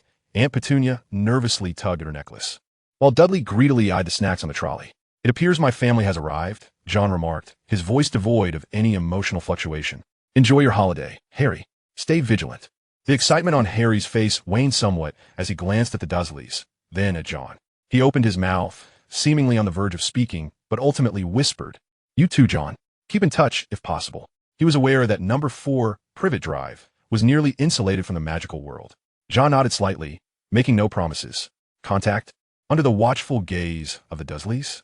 The difficulty was immense, and the risk outweighed the benefits. He lifted his suitcase and, without a hint of hesitation, walked towards the Dursleys, leaving behind all of Harry's friendships, adventures, and the controversies of the House Cup on the bustling platform. Uncle Vernon, noticing only John approaching, as Harry was preoccupied with bidding farewell to the Weasleys and Hermione, seemed to exhale in relief, but immediately fixed John with an even more disdainful and wary glare, as though he were a carrier of some lethal virus. "Finally here," Uncle Vernon bellowed, spittle nearly hitting John's face. "Hurry up. Don't expect me to help you with that. That peculiar suitcase." He pointed at John's leather case with disgust, as if it might bite. Dudley looked at John with a mixture of curiosity and trepidation, as if assessing whether this cousin, who seemed different from before, might suddenly cause his gaming console to smoke. John ignored Vernon's tirade and paid no heed to Petunia's alarm or Dudley's scrutiny. He simply replied, with a calmness that bordered on indifference, "Let's go, Uncle." It was as if Vernon were merely an irate taxi driver. This demeanor caused Uncle Vernon to choke back his anger. He huffed heavily and turned to push his way outside like an enraged bull. Aunt Petunia hastily pulled Dudley along, as if the farther they were from John, the better. John followed behind, his pace unhurried, starkly contrasting with the families around him who were busy embracing, bidding farewell, and engaging in playful banter. He resembled an island, calmly navigating through a tumultuous sea of emotions. Just as they were about to exit the platform and merge with the throngs of muggles at King's Cross Station in London, John's gaze inadvertently swept across a corner. There stood a familiar figure. Daphne Greengrass was there, clad in a well-tailored muggle summer outfit, her light golden hair elegantly pinned up, exuding a refreshing grace that oddly contrasted, yet somehow harmonized with her surroundings. She was not alone. Beside her stood a middle-aged man, equally possessing light golden hair and an air of noble aloofness, undoubtedly her father, and a younger girl, somewhat pale in complexion, presumably her sister, Astoria. Daphne appeared to be listening to her father's words, yet her gaze traversed the crowd and precisely captured John's silhouette. Their eyes briefly met in the air. There were no waves, no smiles, no words exchanged. Daphne merely inclined her head slightly, almost imperceptibly, her blue eyes flashing with understanding, as if she comprehended fully his current predicament and what the forthcoming 2 months would entail. In his gaze, there was neither compassion nor pity, only a calm observation akin to that of a fellow being, accompanied by a faint glimmer of perhaps acknowledgement. John's footsteps showed no sign of hesitation. and his eyes merely brushed over a stranger, as if glancing at someone inconsequential. Yet, within the tranquil depths of his heart, the piece named Daphne Gringlass quietly gained weight. She was more perceptive than he had anticipated and possessed a deeper understanding of boundaries. In the next moment, he stepped beyond the stone wall of platform 9 3/4, completely severing ties with the magical realm behind him. The stifling, humid air of a London summer greeted him, mingling with the scent of gasoline and the odor of perspiration from the crowd. Uncle Vernon's coarse urgings, Aunt Petunia's anxious whispers, and Dudley's crunching of snacks became starkly clear and irksome. The oppressive, tidy, and hostile confines of number 4 Privet Drive loomed ahead, waiting to ensnare him. However, John Potter's expression remained unchanged. His back was straight, and deep within his emerald eyes, there was no trace of despondency or fear, only an icy patience that belonged to a hunter. For him, summer vacation was not a respite. It was another battlefield, a different form of training. He needed to digest the knowledge acquired over the year, refine his increasingly pure magical essence, and begin to strategize his next steps. At King's Cross Station, the throngs of people surged toward their respective destinations. Harry Potter headed toward the warmth of the Weasley's humble abode and the bonds of friendship, while John Potter walked alone toward the cold confinement and solitude of Privet Drive. Nevertheless, his path had never wavered. Chapter 22. The Prisoner of Privet Drive and the Owl's Secret Message. Life at number 4 Privet Drive resembled a stagnant pool, dreary, oppressive, and rife with hostility. Uncle Vernon's bellowing and Aunt Petunia's icy glares became the mundane backdrop of his existence. Dudley wisely chose to keep his distance from John, as the occasional cold glint in those green eyes, inherited from Lily, instinctively unsettled him, as if proximity would lead to frostbite. John was assigned to the smallest guest room, slightly larger than a cupboard, which had a small window but was sufficient to accommodate his trunk and a narrow bed. This was the most significant concession the Dursleys could afford, akin to a gesture of charity. John paid it no mind. In fact, he found satisfaction in the relative independence and solitude it provided. His belongings had been rummaged through rudely by Uncle Vernon on the first day, and all books deemed inappropriate. Namely, his spell books were locked away in the cupboard under the stairs, alongside remnants of cobwebs and Dudley's old toys. His wand was strictly forbidden from appearing in their sight. Yet, such restrictions could not truly confine him. At night, when the heavy snores of the Dursleys filled the air, John would silently slip out of bed. The unlocking charm was no challenge for him now. With his wand in hand, the cupboard's lock yielded effortlessly. The essay assigned by Snape on the nonlinear aspects of advanced potions and spectral analysis necessitates extensive calculations and logical deductions. The ancient applications of variants akin to Niven demand not only a formidable spatial imagination, but also a profound understanding of the intricacies of magical micromanipulation theory. He even began to delve into the deeper principles of the brain closure technique, recognizing that, despite the absence of a practical subject, a robust theoretical foundation is of paramount importance. By day, he assumes the role of a silent and compliant prisoner. He accomplishes every trivial chore assigned by Aunt Petunia, mowing the lawn, polishing silverware, tidying the garage, with remarkable efficiency and precision, leaving no room for criticism. Yet, this frigid and emotionless obedience only serves to discomfort the Dursleys further. He appears less a human and more a machine programmed to perform. This stifling equilibrium was shattered a week later. One morning, a tawny barn owl deftly dropped a letter onto the lawn where John was trimming, nearly colliding with the whirring lawnmower. It skillfully evaded the blades, emitting a disgruntled hoot as it perched on a nearby fence, its round eyes fixed intently upon John. Uncle Vernon, enjoying his morning tea, witnessed this scene through the kitchen window, his face instantly turning a shade of deep purple. Like an enraged bull, he charged outside, brandishing a newspaper in an attempt to shoo away the wretched creature, bellowing orders for John to incinerate that thing at once. John calmly retrieved the letter. The envelope was made of thick parchment, elegantly inscribed with the address of Privet Drive and his name in a sharp, sophisticated font. There was no signature. Ignoring Uncle Vernon's furious outburst, John's fingers trembled slightly as he cast a silent softening charm, rendering the envelope exceedingly fragile. With a gentle shake, the letter slipped out, while the envelope disintegrated into tiny shreds before Uncle Vernon could grasp it, scattering in the breeze. John unfolded the letter, recognizing the handwriting of Daphne Granger. John, it began, I hope this letter does not cause you any undue trouble. Sarah, the owl's name, is clever, but at times overly enthusiastic. This summer at Hogwarts seems devoid of the usual vibrancy, perhaps due to the absence of certain intriguing variables. Not as engrossed in the family library. Shabini is holidaying in France, and Parkinson spends her days lamenting the monotony. The Slytherin common room is unsettlingly quiet. Additionally, I have heard that the Ministry of Magic has recently proposed new regulations concerning the oversight of certain historically significant dark artifacts, sparking intense debate. This may affect the availability of resources for some courses. It is worth monitoring. Wishing you a tranquil summer. DG. While the contents of the letter may appear as mere casual conversation and academic exchange, John immediately discerned the deeper implications. Not is researching dark magic. Shabini is abroad? Parkinson is of little concern.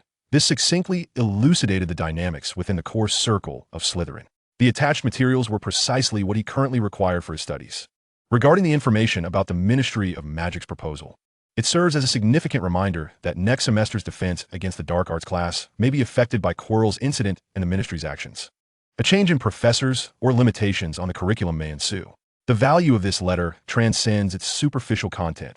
It acts as a thread, subtly connecting him to that magical realm and to the intricate web of Slytherin. Instead of parchment, he chose the most commonplace stationery.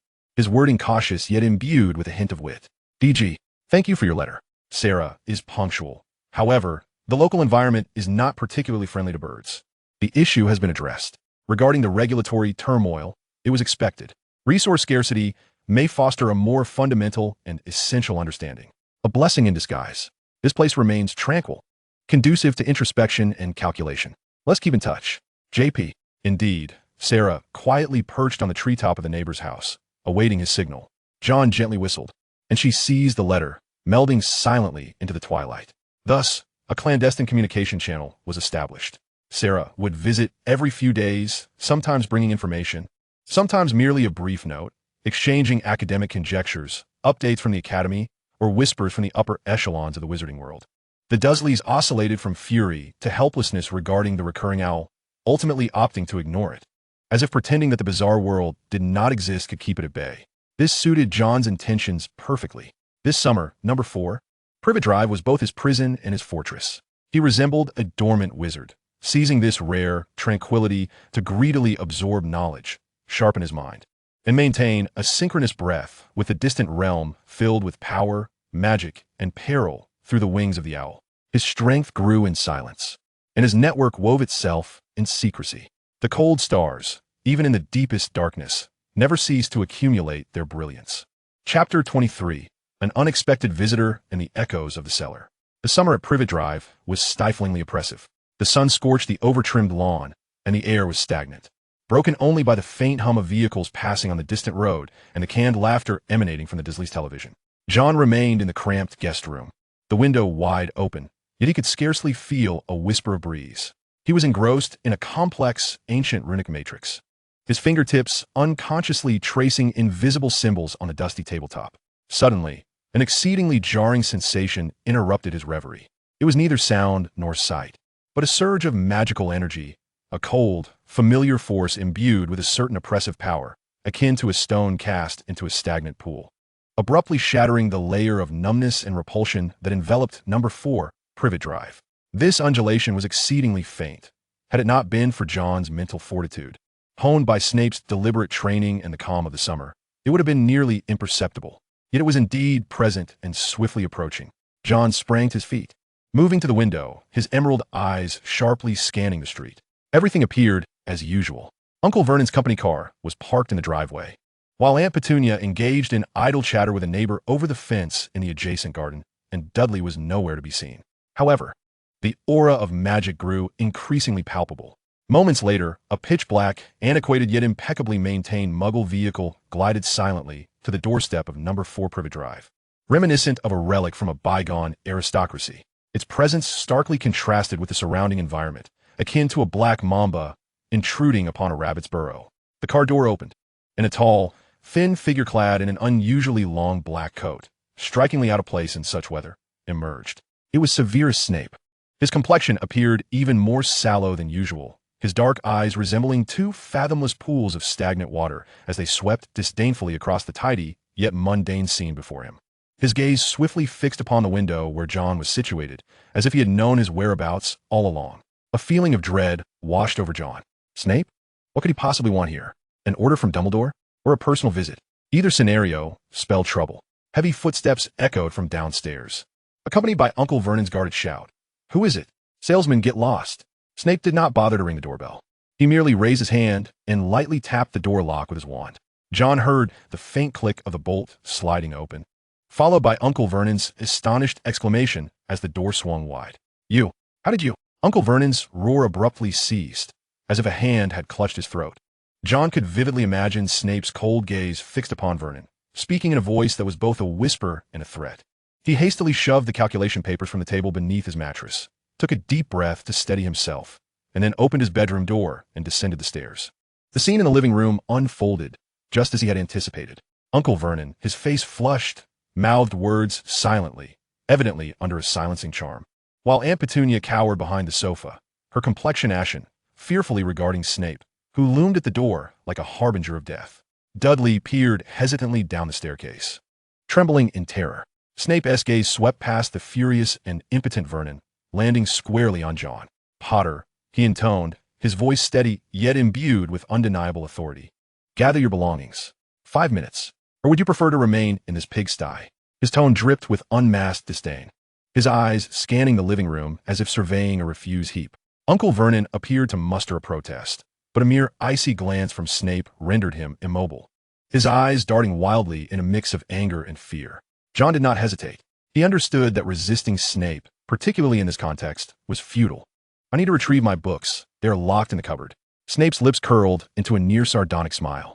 It seems your relatives are quite stringent regarding your extracurricular reading. With a casual flick of his wand, the cupboard door at the bottom of the stairs burst open with a bang, the lock contorted and deformed. John's books and parchment flew out autonomously, neatly settling into the suitcase he had already prepared. The entire ordeal transpired in less than 3 minutes. John grasped the suitcase and descended the final few steps, standing before Snape. Let us proceed, Snape uttered, not even sparing a glance at the Dursleys, as if they were inconsequential furniture. He turned and strode out. John followed closely behind. Just as they crossed the threshold, he heard Snape's voice, barely audible, almost akin to a figment of his imagination. Release. Behind them erupted Uncle Vernon's thunderous cough and roar, accompanied by Aunt Petunia's frantic sobs. The door slammed shut behind them, severing their connection to that suffocating home. The interior of the dark antique car was remarkably cool, exuding a faint scent of herbs and aged leather. Snape drove in silence, skillfully navigating through the Muggle streets until they veered onto a secluded path, the landscape becoming increasingly desolate. Professor, John finally broke the silence within the vehicle. Might you disclose the nature of the Hogwarts matter that necessitates my early return? Snape's gaze remained fixed ahead, his profile rigid. What do you think, Potter? He retorted frostily. Perhaps your excessively ambitious extracurricular studies have attracted some unwarranted attention? John's heart skipped a beat. Did Snape know? Through Daphne? Or had he sensed his magical practice? Yet he immediately dismissed these notions. Snape's tone seemed more like a probing inquiry. Indeed? Snape sneered. A safe deduction? Including your frequent correspondence with members of pureblood families outside the school, discussing perilous and arcane magical theories far beyond first-year level? John fell silent. Snape was indeed aware of the owl communications. Hogwarts' oversight of student correspondence was more stringent than he had imagined, or perhaps Snape had taken a particular interest in him. Knowledge knows no bounds, Professor, John eventually replied, and communication is a vital means to validate theories. Foolish arrogance. Snape interjected sharply, his voice suddenly piercing. What do you think you're engaging with? An intriguing intellectual game? The knowledge inherited from those ancient families often carries a price in traps. Gringotts mentioned this surname with a complex, nearly disdainful tone. They may appear neutral, but what they inherit is far from the simplicity you perceive. The vehicle abruptly turned into an abandoned industrial area and came to a halt. Snape turned to face John, his dark eyes fixated on him, as though attempting to penetrate his very skull. Dumbledore has a task, he uttered through clenched teeth, as if reluctant to voice it. A foolish, perilous, yet seemingly necessary task that requires your cooperation along with your exceptionally troublesome brother. John's pupils dilated slightly. Involving Harry and requiring Snape's personal involvement indicated that this was no trivial matter. To protect that stone? John inquired directly. Snape's expression instantly morphed into one of palpable danger, the air within the car nearly solidifying. Mind your speculations, Potter, he warned vehemently. Some knowledge itself signifies peril. especially for someone as naive as you. He inhaled deeply, seemingly suppressing his fury, his voice regaining its cold, smooth tone. In the forthcoming days, you shall be placed in a safe house, equipped with an ample supply of vetted books and materials for your introspection and contemplation, until that foolish task commences. During this time, Snape leaned forward, exuding an oppressive aura. I shall assist you in your theoretical preparation regarding the art of mind closure, given your keen interest in fundamental understanding. His words brimmed with an unmistakable sense of threat. John comprehended that this so-called assistance and preparation would be anything but effortless. It served as both punishment and warning, perhaps even a distorted form of protection. Snape opened the car door. Get out. John exited the vehicle, his suitcase in hand, before a seemingly long-abandoned two-story cottage, cleverly concealed by magic. The summer at Hogwarts had ended prematurely. Awaiting him was not the eerie silence of Privet Drive, but a safe house under Snape's direct supervision, filled with uncertainty and peril. Alongside a task that necessitated the joint effort of the Potter brothers, the shadows of the cellar appeared to loom ominously in advance. Chapter 24. The Art of Mind Closure and Fragments of Insight. The interior of the safe house was more spacious than its exterior suggested, yet equally cold and desolate, permeated by a scent that mingled dust, preservative herbs, and aged parchment. Furnishings were sparse, consisting only of the most essential bed, writing desk, and a hardwood chair. The sole source of illumination emanated from a magical flame within the fireplace, an eternal green glow casting Snape's silhouette upon the wall, elongating it like a swaying specter. John placed his suitcase in the corner, acutely aware that the days ahead would be anything but pleasant. Snape afforded him no time to acclimate. He turned, his dark eyes appearing unfathomable in the eerie green light, and commenced his lecture, his tone reminiscent of the recitation of an icy, surgical procedure. The art of mind closure. He began, each word striking the ground like icy droplets, was not merely a simple forgetting charm or a mental defense shell. It entailed the forging of will, the absolute mastery over thought. It transformed your mind into a fortress rather than merely a shield. A shield may shatter, yet a fortress reveals its indestructible essence only under assault. At its core, the concept of closure is not about shutting out the external world, but rather about sealing off one's own emotions. Emotions, memories, desires, all are vulnerabilities, fissures leading to the deepest secrets of your being. Mind readers excel at exploiting these fissures, magnifying them until your defenses crumble, leaving your innermost thoughts and memories exposed like open tomes. John listened intently, engraving each word into his memory. This perspective differed starkly from his theoretical understanding gleaned from books, being both colder and more profound. The successful execution of mind closure demands absolute calmness and discipline. You must learn to isolate and even strip away your emotions, transforming your memories and thought processes into a frigid, chaotic, and meaningless stream of information, or bury them deep beneath countless layers of deceptive, seemingly real, yet utterly valueless memories and feelings. Let the intruders become lost in the fog, or be deceived by false intelligence. Snape stepped forward, his wand silently gliding into his hand, aimed directly at John's forehead. The theory ends here. Now, the practice. Without any warning, legilimens, a cold, powerful force violently crashed into John's mind. It was not a physical impact, but a mental intrusion, brutally prying open the barriers of his thoughts, attempting to stir his memories. Instantly, fragmented images flashed uncontrollably, the darkness and cobwebs of the bowl cupboard on Privet Drive, the twisted faces of Dudley and his gang laughing, the warm glow of Hagrid's hut and the texture of the dragon egg, the reflection of himself in the mirror of Erased grasping a cold wand, with a gaze of authority, the silver blood of the unicorn in the forbidden forest, and that pair of crimson eyes, Daphne Greengrass, pointing at the cold stars under the night sky. These memories surged forth, accompanied by the emotions of fear, anger, longing, coldness, and a barely perceptible thrill threatening to overwhelm his consciousness. Resist. Snape's icy voice lashed at his mind like a whip. Empty your emotions. Strip them away. Control your thoughts. John gritted his teeth, feeling a splitting headache. He attempted to concentrate, following Snape's guidance, viewing those tumultuous memories and feelings as foreign entities, forcing himself to suppress and detach from them. Yet this was exceedingly difficult. Snape's intrusion was powerful and skillful, always precisely locating the fluctuations of his emotions to exploit. Again and again, Snape mercilessly cast legilimens, each time deeper and more vicious. John's mental barriers were torn apart repeatedly, fragments of memory being yanked out and forcefully suppressed. Sweat drenched his clothes, his face pale, veins bulging at his temples. He felt like a piece of iron being pounded repeatedly on an anvil. Each strike bringing intense pain, yet seemingly refining the impurities away, just when he was on the brink of mental collapse. During one of Snape's attempts to delve deeper into his reaction to the Mirror of Arist, a cascade of cold symbols, formulas, and logical deductions rushed through like a waterfall, devoid of emotion and meaning, only pure, dizzying intellect. Snape's legilimens collided with this icy stream of data, momentarily stalling as if it had struck an impossibly smooth ice wall. Finding no purchase. Seizing this fleeting opportunity, John forcefully expelled Snape's mental presence from his mind. He staggered back a step, gasping for breath, his vision darkening. Yet the core of his thoughts finally regained control. Snape lowered his wand, a flicker of barely perceptible astonishment flashing in his dark eyes, quickly replaced by a deeper chill. Rough, inefficient, but the direction was correct. He assessed with a miserly tone, as if the nearly successful defense was merely a stroke of luck. Utilizing highly concentrated, unemotional intellectual endeavors as a temporary shield is a clever but ultimately superficial tactic, though perhaps effective against less sophisticated detection methods. He paused, his gaze sharpening to an acute intensity. Yet you squander too much energy in futile resistance. True closure lies in prevention, in rendering the invader powerless, rather than an expulsion after the fact. What you require is a reconstruction of your mental habits, rather than a last-minute grasp at salvation. Snape became a coach whose severity bordered on cruelty.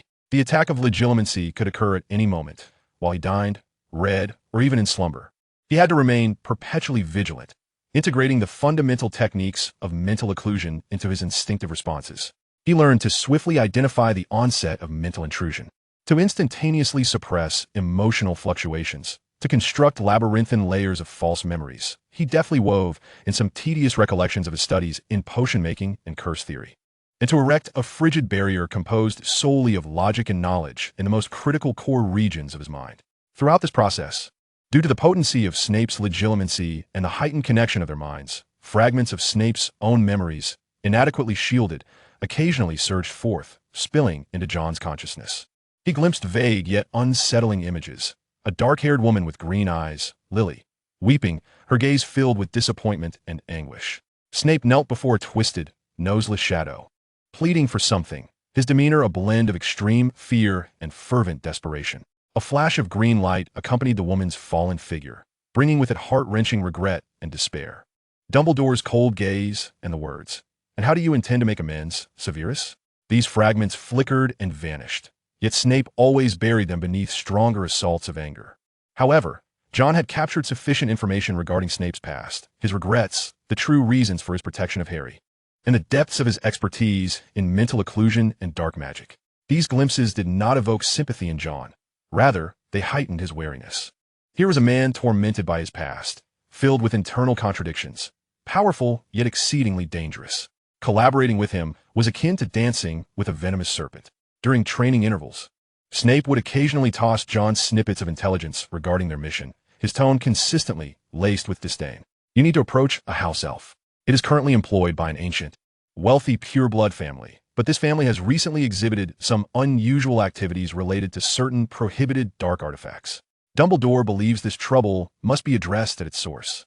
The intensity of the training and the gradual understanding of the mission's background caused John to nearly forget the passage of time. Until one morning, Snape flung a letter bearing the Hogwarts wax seal onto the table. "Prepare yourself, Potter." Snape's voice was frigid, signaling the commencement of their task. "The Weasley family's red-haired ferret and his dilapidated flying car will arrive to collect you at dusk. Go and rendezvous with your brother." The corners of Snape's mouth curled into a malicious arc. "I wish you a pleasant visit," he remarked. Chapter 25. The Flying Car, the Redhead, and the Convergence at the Burrow. As the sun dipped below the horizon, the sky was painted in resplendent hues of crimson and violet. Snape's safe house stood like a forgotten scar at the edge of the desolate landscape. John Potter stood outside the abode, clad in simple muggle attire, with a suitcase resting at his feet. The remnants of mental exhaustion from his occlumency training lingered within him, accompanied by a chilling sharpness, as if every nerve had been honed to perfection. From afar, a discordant sound broke the surrounding silence, resembling the wheezing of a consumptive, mixed with the grating of metal. The noise grew increasingly pronounced, and soon an unwieldy, airborne Ford Anglia, its hue reminiscent of an overripe pumpkin, appeared clumsily from the horizon, descending with a terrifying swoop, ultimately landing with a thud just before John, kicking up a cloud of dust. The passenger window slid down to reveal Ron Weasley, his freckled face alight with a blend of anxiety and excitement, his fiery red hair ablaze in the sunset. "Hey, John," Ron shouted, his voice raised to be heard over the engine's roar. "Get in. This thing isn't exactly stable." From the driver's seat, Harry leaned over, wearing a look that melded apology and disbelief at the madness of it all. "Sorry, John, but we had to, come this way." John, expressionless, surveyed the obviously bewitched vehicle and the two drivers who seemed to possess little driving experience.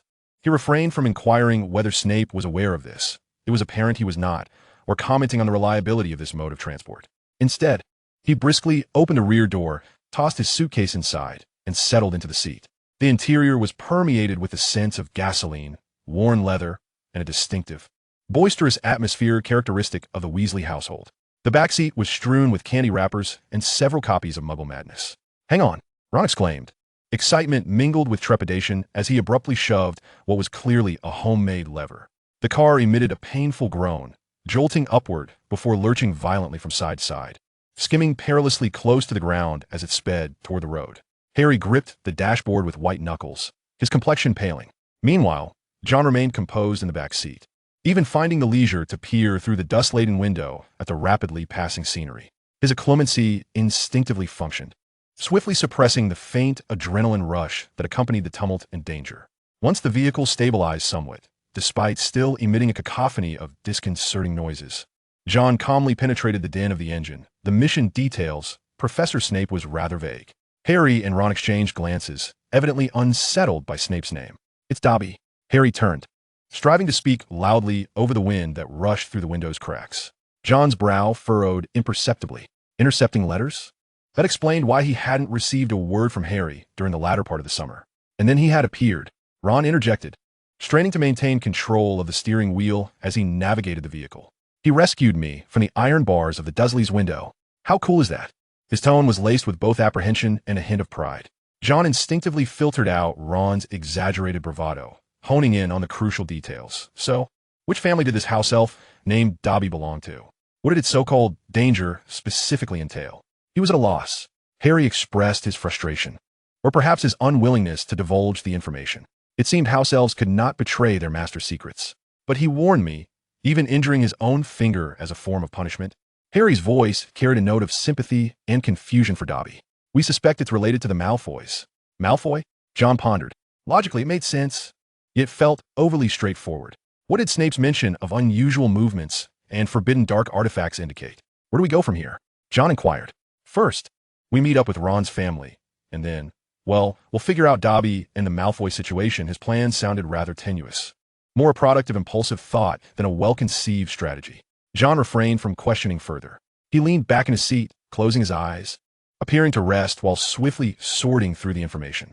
The enchanted car jostled through the night sky, traversing hills and Muggle towns. Ron and Harry operated the vehicle with a mix of tension, their nerves occasionally erupting into minor crises and exclamations. John remained silent, a calm eye at the center of the storm.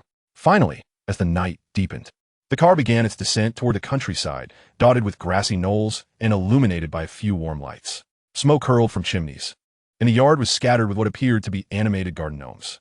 The burrow.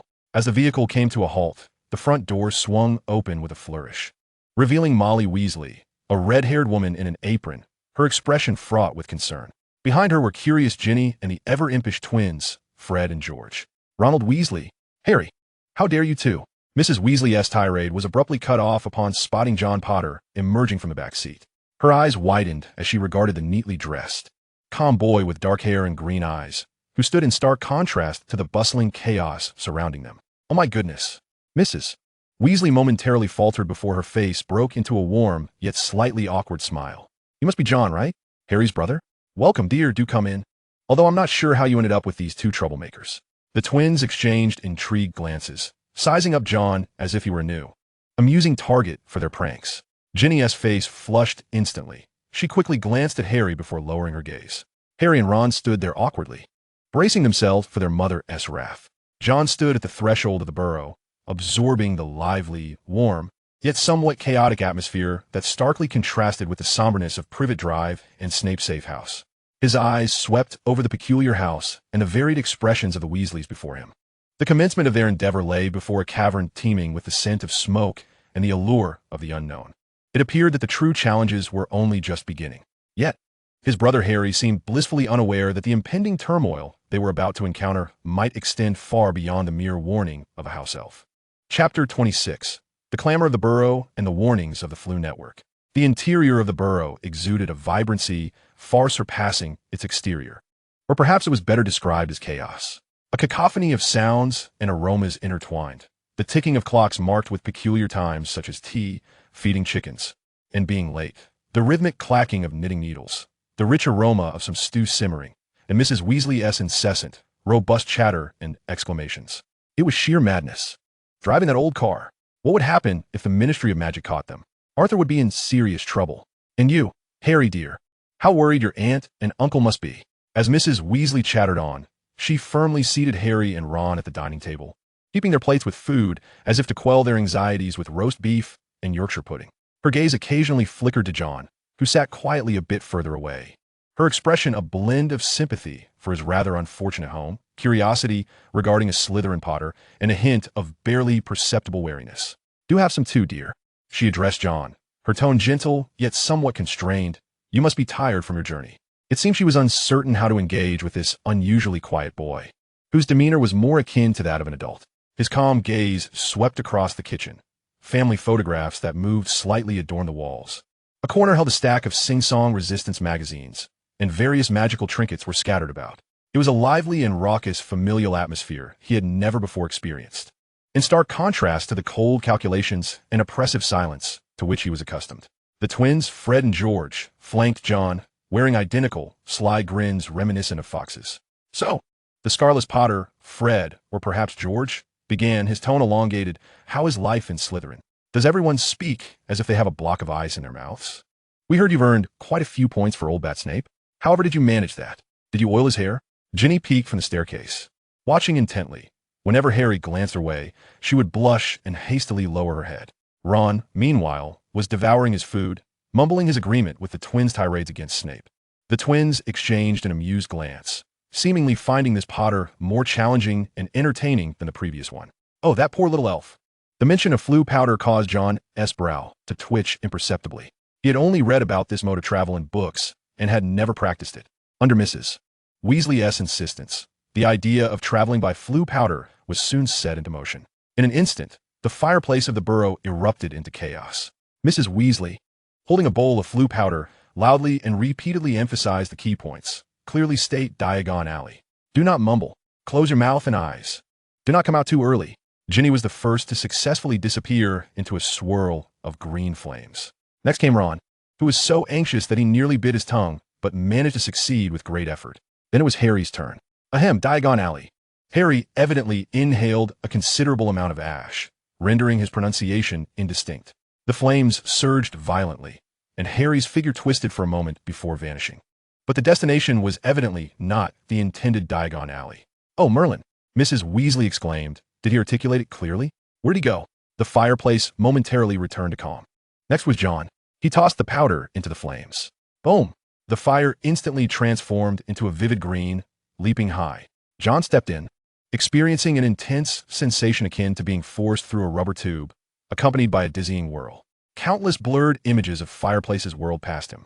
He concentrated fully, enunciating clearly and unambiguously 3 words. Diagon Alley. The spinning abruptly ceased. He was expelled by a powerful force, staggering a few steps before regaining his footing. Surrounding him were the familiar cobblestone streets and the peculiar, enchanting shops. He had successfully arrived at Diagon Alley. A breath of fresh air enveloped him, dispelling the taste of ash. He quickly surveyed his surroundings and spotted the Weasley family, who had just emerged from another fireplace nearby, dusting themselves off. Mrs. Weasley, Ginny, Ron, and a visibly shaken Mr. Weasley. But Harry was not among them. Where is Harry? Mrs. Weasley asked anxiously. Hasn't he arrived? Just then, from a fireplace adorned with a sign of grandeur and stains, green flames flickered, and Hermione Granger emerged, her parents trailing behind her, gazing around curiously yet nervously at the magical world. Hermione, have you seen Harry? Ron inquired hastily. Harry? No, I haven't tea, Hermione replied, looking puzzled. Isn't he with you? John's heart sank slightly. Harry's journey through the Flu network had indeed gone awry. Considering Dobby's warning, this was no mere coincidence. His unclear pronunciation might have led him to another connected fireplace. John calmly analyzed the situation, his keen gaze sweeping over the bustling crowd, suspecting that Nocturne Alley was a strong possibility. That place was a hub for dark magical artifacts, certainly not a safe haven for a lost Harry. Nocturne Alley. Mrs. Weasley gasped in horror, her face paling. Oh dear. Arthur, I will go find him, John asserted immediately, his tone leaving no room for disagreement. He could not allow Harry to wander there alone, especially with Dobby's interference and the potential shadow of a plot involving Malfoy looming. I'll go too, Ron declared promptly. No, Mrs. Weasley firmly opposed. It's too dangerous there. Arthur, you must hurry. John wasted no time, turning on his heel and striding toward the entrance of a narrow, eerie alley, starkly contrasting with the bright and bustling Diagon Alley. Hermione and Ron followed closely behind him. The moment they stepped into Nocturne Alley, the air felt thick and cold. The light dimmed, and unsettling merchandise lined the streets. Shrunken heads, enormous black spiders, bony daggers, and various jars labeled with warnings of danger. The passers-by all appeared suspicious, casting dark, scrutinizing glances at the three young individuals who clearly did not belong in this place. Split up, John whispered, his gaze scanning each shop in trance and shadowy corner with the speed of a scanner. Hermione and Ron nodded nervously and dispersed. John swiftly searched along the street, his wand slipping into his sleeve, ever ready for unexpected developments. His mental shielding instinctively engaged, blocking out the mental pollution and discomfort emanating from the surroundings. Suddenly, he heard a familiar, slick, and loathsome voice emanating from a dark art shop named Borgin & Burke's. It was the voice of Lucius Malfoy, undoubtedly a rare sight. But the current atmosphere made it a dangerous one. John immediately darted into a corner piled high with dilapidated cabinets, holding his breath. Cautiously, he peered through the shop window to observe the scene within. Lucius Malfoy was indeed there, leaning on his exquisite serpent-headed cane, while holding something up for Mr. Borgin to see. Behind Malfoy, a small, scruffy figure clad in a tattered pillowcase cowered, its large eyes filled with fear and anxiety. It was Dobby, the house elf. John's heart raced. Indeed, Dobby's master was Lucius Malfoy. Dobby desperately tried to hide himself further away. He had to find Harry immediately. If Harry encountered Lucius Malfoy at this moment, John swiftly retreated, intent on warning Ron and Hermione. But just as he turned, a terrified gasp echoed from another direction, accompanied by a voice he recognized, laced with panic. Let me go. It was Harry. He was nearby and seemingly in trouble. John's expression hardened. He could no longer afford to remain hidden and immediately dashed toward the source of the voice. The mishap of the Flu network had hurled Harry into Nocturne Alley, where the central figure of the conspiracy and his house elf were also present. The warning was proving true. A crisis was imminent. Chapter 27. The confrontation in Nocturne Alley and the enigma of the diary. John raced through the narrow, refuse-laden passage of Nocturne Alley, following Harry's cries. In a corner cluttered with rusty cauldrons and dubious boxes, he spotted Harry cornered by a tall, sullen man clad in filthy robes, whose bony fingers were reaching for something in Harry's grasp. I told you, give it to me, kid. The man rasped threateningly, his foul breath nearly hitting Harry's face. I found it. Why should I give it to you? Harry defiantly resisted, but it was clear he was outmatched. Just as the man's hand was about to reach Harry, John shouted, Expelliarmus, a precise red beam shot from the tip of John's wand, not directly striking the man, but rather hitting a rusty copper kettle at his feet. The kettle exploded with a deafening bang, releasing a cloud of smoke. Harry, come here. John's voice was calm, yet imbued with an undeniable authority. His wand unwaveringly aimed at the man. Seizing the opportunity, Harry broke free and swiftly ran to John's side, clutching a worn, unremarkable black diary tightly in his hand. Are you all right? John's gaze swept over Harry, ensuring he was unharmed, though his attention remained primarily fixed on the increasingly agitated man. I'm fine, Harry panted, still shaken, his thoughts racing. Just then, the sound of hurried footsteps approached. Hermione and Ron arrived, and upon witnessing the standoff, they immediately drew their wands. Get away! The man, seeing the numbers against him, especially John's icy, almost unnatural gaze, shouted in a feigned bravado, retreating into the shadows while cursing under his breath. Merlin S. Beard. Harry, are you okay? Ron rushed over, anxiety etched on his face. Who was that? What did he want? Hermione scanned their surroundings warily. I don't know, Harry replied, shaking his head and revealing the diary in his palm. I got lost and fell, and this fell out of a pocket. Then that man came rushing to snatch it. John's attention shifted to the diary. It appeared exceedingly ordinary, even somewhat cheap, starkly contrasting with the dangerous and powerful dark magical items that littered Nocturne Alley. He extended his hand. "Let me see." After a moment's hesitation, Harry handed over the diary. The instant John's fingers brushed against its cover, an almost imperceptible chill, unsettling and cold, surged through him, as if he were touching the skin of something dark and dormant rather than mere leather. The mental barriers instinctively fortified, blocking out the discomfort. There was no name, no publication information. The front page bore only a faded, indistinct name, T.M. Riddle, along with a date. Approximately 50 years prior. T. Riddle. Hermione leaned closer, frowning as if the name was vaguely familiar. "It just looks like an old notebook," Ron remarked dismissively, suggesting the man might simply be a madman scavenging. John remained silent, quickly flipping through the diary's pages. Each one was pristine and blank, devoid of any writing, which in itself was peculiar. How could a diary from 50 years ago appear so new and untouched? "It's a bit strange," Harry murmured, also feeling the subtle unease. At that moment, a cold, elongated voice echoed from behind them, dripping with undisguised contempt and arrogance. Well, look what we have here. A lost little cub rummaging about in such a place as Nocturne Alley? Lucius Malfoy. He had appeared at the alley's entrance, leaning on his serpent-headed cane. A mocking smile etched on his pallid face. Gone was the shadow of his son Draco. Mr. Weasley, breathless, arrived just then, and upon seeing Malfoy, his expression darkened immediately. "Malfoy, what are you doing here? Stay away from the children." "I must inquire." "Arthur," drawled Malfoy languidly, his steely blue gaze sweeping disdainfully over Mr. Weasley's shabby robes. "Has the Ministry of Magic fallen into such disrepair that it now requires a gaggle of children to conduct its affairs? Or is this some sort of family bulk purchase?"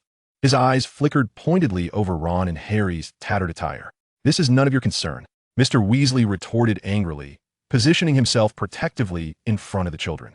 Malfoy's gaze drifted past Mr. Weasley, alighting on the diary in John's hands, his expression momentarily flashing with a glimmer that was fleeting, almost imperceptible.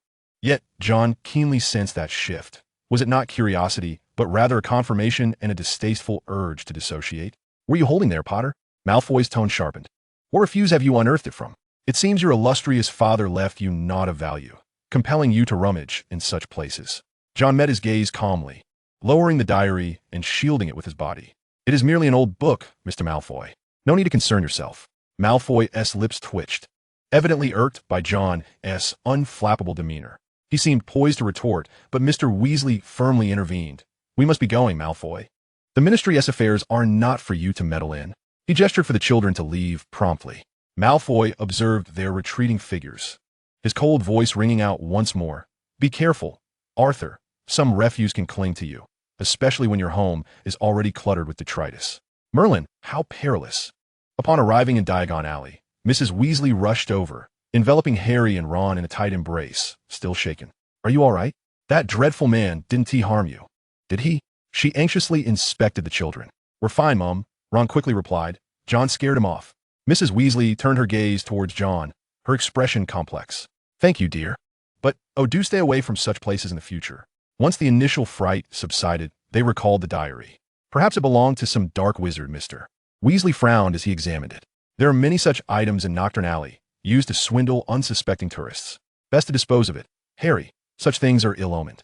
Yet Harry appeared hesitant, a flicker of curiosity igniting within him for the book that had, in a sense, rescued him. John remained silent, but his unease deepened. The fleeting change in Lucius Malfoy's expression was no mere coincidence. This blank, seemingly innocuous diary was likely far more perilous than it appeared. Its sudden emergence at Harry's feet, was it an accident or a carefully orchestrated scheme? Dobby's warning, the unexpected apparition of Floo powder, the theft in Nocturne Alley, Malfoy's timely arrival. These fragments appear to be interconnected. However, he possessed no evidence and could not broach the subject of dark artifacts too openly in front of the Weasleys. The remainder of their shopping trip unfolded under a somewhat oppressive atmosphere, with each individual preoccupied and distracted. From time to time, Harry would take a glance at that diary. Ron and Hermione were still embroiled in a debate regarding their harrowing experiences in Nocturne Alley, while Mr. and Mrs. Weasley wore expressions of deep concern. John followed silently behind, his mind racing as he connected the day's encounters with Snape's warnings, Dobby's behavior, and Malfoy's peculiar demeanor. The diary, akin to a pebble cast into a tranquil pond, though small, could potentially elicit unforeseen ripples. He needed to remain vigilant regarding its implications and the effects it might bring forth. The perilous second year seemed to have quietly unfurled from the pages of this seemingly mundane diary. Chapter 28. Shadows of the New Academic Year and the Clamor of Lockhart. The few days spent back at the Burrow felt like a brief, raucous dream. The crowded warmth and incessant noise of the Weasley household starkly contrasted with the deathly silence of Privet Drive. John maintained a courteous distance, mostly retreating to the room assigned to him, cluttered with Charlie's old textbooks and owl feathers, continuing his reading and deductions. Although Harry had temporarily tucked the diary away, John did not forget its existence. The thrills of Floo powder, the encounters in Nocturne Alley, and Lucius Malfoy's veiled threats cast a shadow over the forthcoming academic year. Dobby's warning echoed in his ears, while Harry seemed to attribute it solely to Malfoy's vendetta, failing to contemplate the potentially greater crisis lurking beneath. Finally, September 1st arrived. King's Cross Station buzzed with life once more. This time, John declined Mr. Weasley's offer to whisk them through the platform in the flying car, now seemingly more precarious after their last escapade, instead employing a simple confundus charm to ensure that the Dursleys, who had come see Harry off, their faces as grim as if they'd consumed a slug, and the Weasleys passed through platform 9 and 3/4 unnoticed. The Hogwarts Express billowed familiar steam. John bid farewell to Harry, Ron, and Hermione, making his way directly to the Slytherin compartment at the rear of the train. The atmosphere was markedly different from the previous year. Some Slytherin students nodded in his direction, their gazes less disdainful, imbued with curiosity and scrutiny.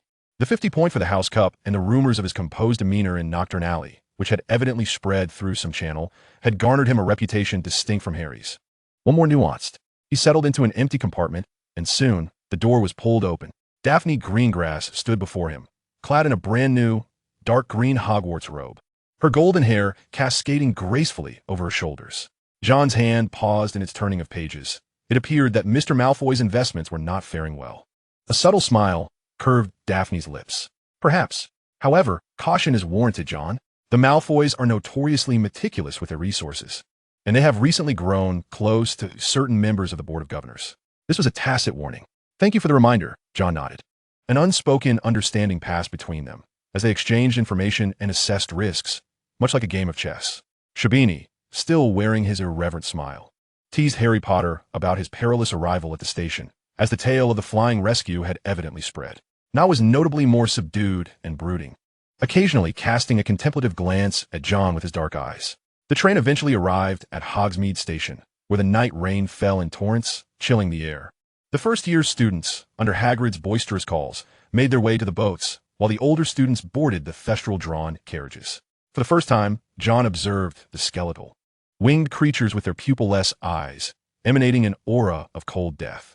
It was no surprise that he could see them. The death of unicorns in the Forbidden Forest and the lurking darkness had long since imparted to him the meaning of mortality. The carriages passed through the grand iron gates and traversed the avenue, flanked by stone pillars adorned with winged boars, finally coming to a halt at the familiar stone steps before the castle's oak doors. The great hall remained resplendent with starlight and flickering candlelight, filled with students seated at 4 long tables, chattering animatedly about their summer experiences. On the staff table, most familiar faces were present, save for Professor Quirrell's seat, which had been usurped by a man named Gilderoy Lockhart, adorned in a flamboyant turban and a forget-me-not blue robe, his unervingly bright smile reminiscent of a personal fan meet and greet.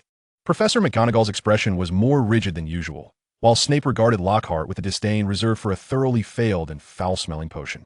The sorting ceremony proceeded as expected. When Professor McGonagall called out Ginny Weasley, the nervous red-haired girl fumbled her way to the front, ultimately being sorted into Gryffindor, much to the exuberant cheers of the Weasley brothers. After the feast commenced, Professor Dumbledore rose, as per tradition, to announce several routine notices before smilingly introducing the new defense against the dark arts professor, Gilderoy Lockhart. At the Gryffindor table, aside from Hermione and a few other girls who gazed in awe, most were skeptical, mirroring Ron's expression. The Slytherin table, however, erupted with unabashed laughter. John observed Lockhart with calm scrutiny. His smile appeared too perfect, too contrived, lacking the depth of genuine experience and vigilance following peril. Instead, it conveyed a superficial eagerness for validation.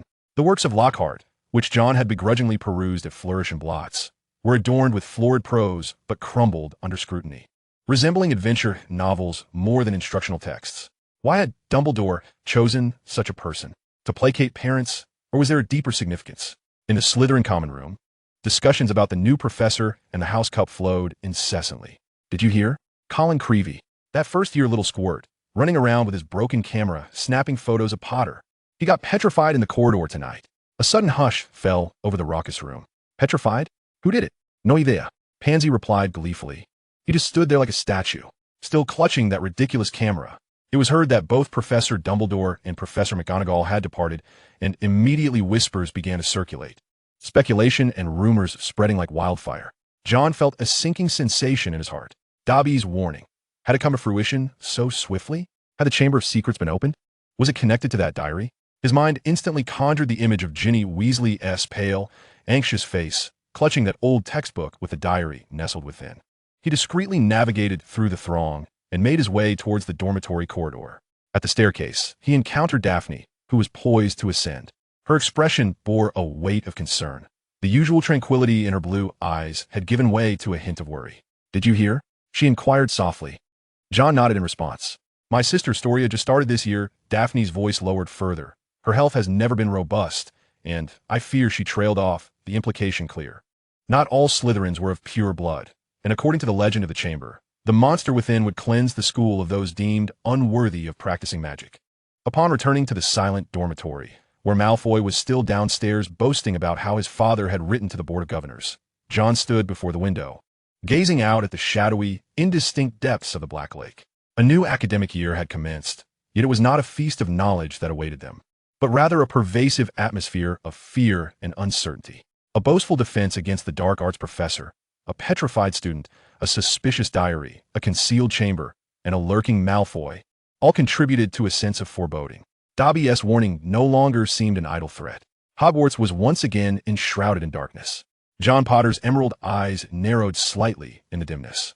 This time, he would not remain a passive observer, waiting for events to unfold. He must take the initiative, unearthing the truth before the chilling threat, potentially aimed at all those of non-pure blood, spread further. The chamber had been opened, and the legendary monster had begun to stir.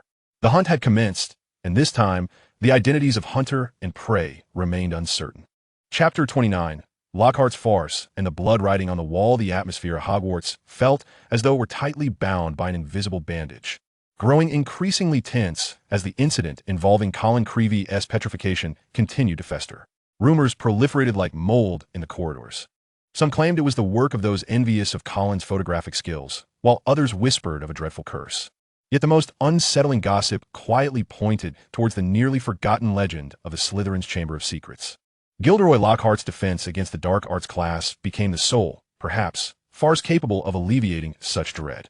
Then, amidst the horrified gazes of all present, particularly Neville, he opened the cage. Chaos erupted instantaneously. The house elves shrieked and flew about, hurling ink bottles and yanking students' hair to dangle them from the ceiling.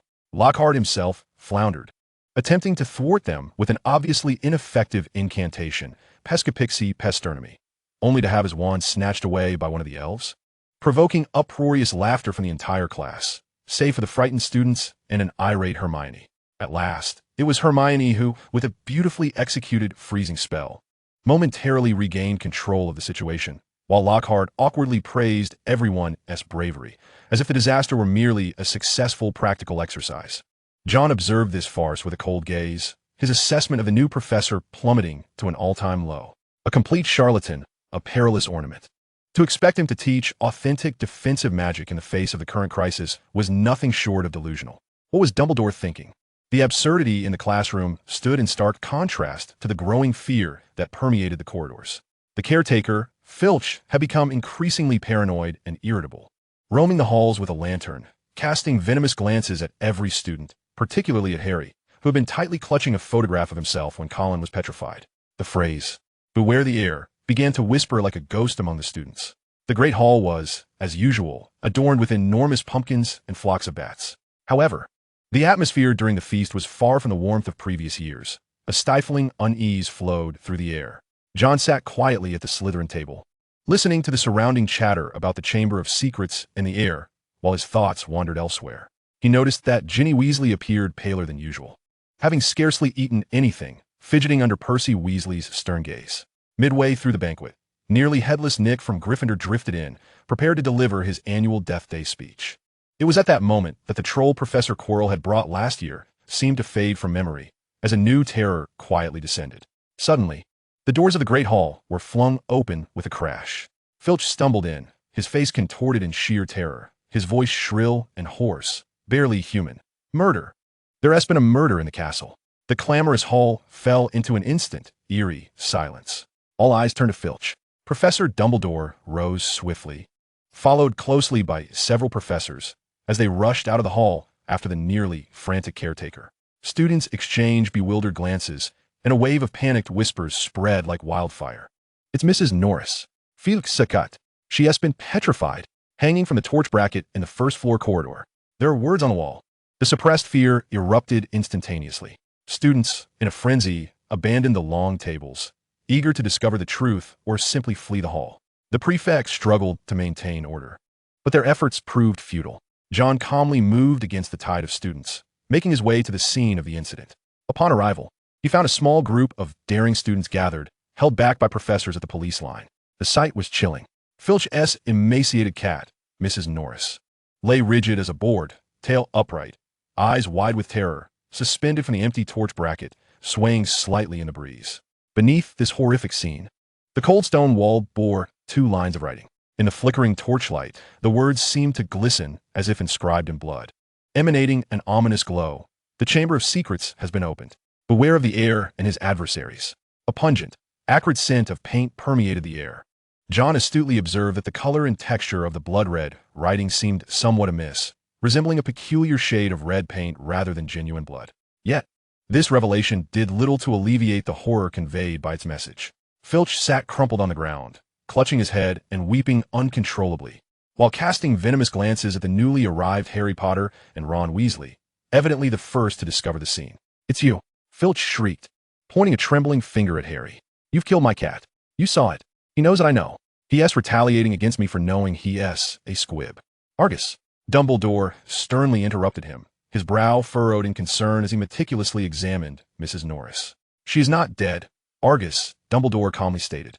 "She has merely been petrified." "Petrified?" Snape glided forward with a bat-like silence, his sharp black eyes scanning the scene, momentarily resting on the writing on the wall and then on Harry. It was indeed unusual. At that moment, Lockhart squeezed in, attempting to display his expertise. "Ah, petrification. I'm quite familiar with this. I encountered a similar case while dealing with Yetis in Tibet. All it requires is a touch of Mandrake restorative." "Thank you for your insight, Gilderoy," Dumbledore interjected, his tone still serene, yet imbued with undeniable authority. "The mandrakes in Professor Sprout's greenhouse are indeed nearing maturity." His gaze returned to the writing on the wall, his blue eyes glinting with contemplation and a profound sense of concern. John stood at the edge of the crowd, observing the chaos with a calm demeanor. Filch's breakdown, Harry's unjust suspicion, the professor's reactions, particularly the exchange of glances between Dumbledore and Snape. His gaze swept over the terrified students, finally landing on the hurriedly approaching Weasley brothers and Ginny. Ginny stared at the writing on the wall and the stiff Mrs. Norris, her face as pale as a specter, her breath quickening, nearly fainting. Fear was palpable, and the threat might indeed be real. Yet this first open attack was steeped in strangeness and intent. The Chamber of Secrets had undoubtedly been opened, but was the heir truly responsible for the blood-written words, or was someone seeking to exploit the ensuing panic for ulterior motives? John quietly retreated from the tumultuous crowd. The farce had concluded, and the true shadow loomed ominously overhead. He needed information, needed to locate that diary, needed to unravel the connection between Ginny Weasley and all of this. The night at Hogwarts would no longer be tranquil. The hunt had escalated, and the prey seemed to have surfaced. Chapter 30. The Cat's Whispers and Cold Intuition. The incident of Mrs. Norris being petrified spread like a chilling plague, rapidly infecting every corner of Hogwarts. Fear was no longer merely a whisper. It solidified in the air of the corridors, flickering in the vigilant eyes of every student. Furk became increasingly inscrutable, haunting the castle like a specter, his bloodshot eyes scrutinizing everyone with suspicion, particularly Harry Potter. John Potter maintained an outwardly calm demeanor, seemingly unchanged to outsiders. He attended his classes punctually, skillfully manipulating potions, silently observing Gilderoy Lockhart's boastful defense lessons, and meticulously searching the edges of the library's restricted section for clues regarding the Chamber of Secrets and the Basilisk, for the tales of Slytherin were often shrouded in obscurity. Yet, his inner vigilance had reached its zenith. One evening, as dusk descended and a chill rain tapped against the castle's windows, the atmosphere grew dim, filled with the scent of dust and aged wood. Suddenly, he heard a faint, almost imperceptible sobbing, nearly drowned out by the sound of the rain. He paused, his emerald eyes scanning the shadows sharply. The sound emanated from the darkness of a display case brimming with silver trophies. He approached stealthily. It was Ginny Weasley, curled up in a corner, her shoulders trembling slightly, her crimson locks veiling her face, emitting soft, muffled whimpers intermittently. She appeared more fragile than usual, resembling a rain-soaked homeless bird. John hesitated before advancing. His gaze drifted past Ginny, landing on the ground near her feet. There lay several vibrant red feathers, reminiscent of those shed by a large rooster. Roosters were a rarity at Hogwarts. His presence seemed to stir another entity hidden in the shadows. At the top of the trophy case, a pair of amber eyes glimmered in the dim light. Then a large, ginger, furry figure elegantly emerged, Hermione's cat, Crookshanks. With a face flat as if flattened by a wheel, it curiously regarded John, then shifted its attention to the sobbing Ginny, emitting a low, questioning meow. Crookshanks appeared unafraid of John. On the contrary, it leapt gracefully from the cabinet, landing soundlessly, and brushed against John's ankles before turning towards Ginny, its tail flicking anxiously against the ground, once more producing a deep sound, as if signaling something. John felt a subtle stir within him. He realized he possessed a peculiar, ineffable connection with animals, particularly felines. Unlike most humans, they did not regard him with suspicion or disdain. Rather, they often exhibited an almost instinctual affinity and desire for communication.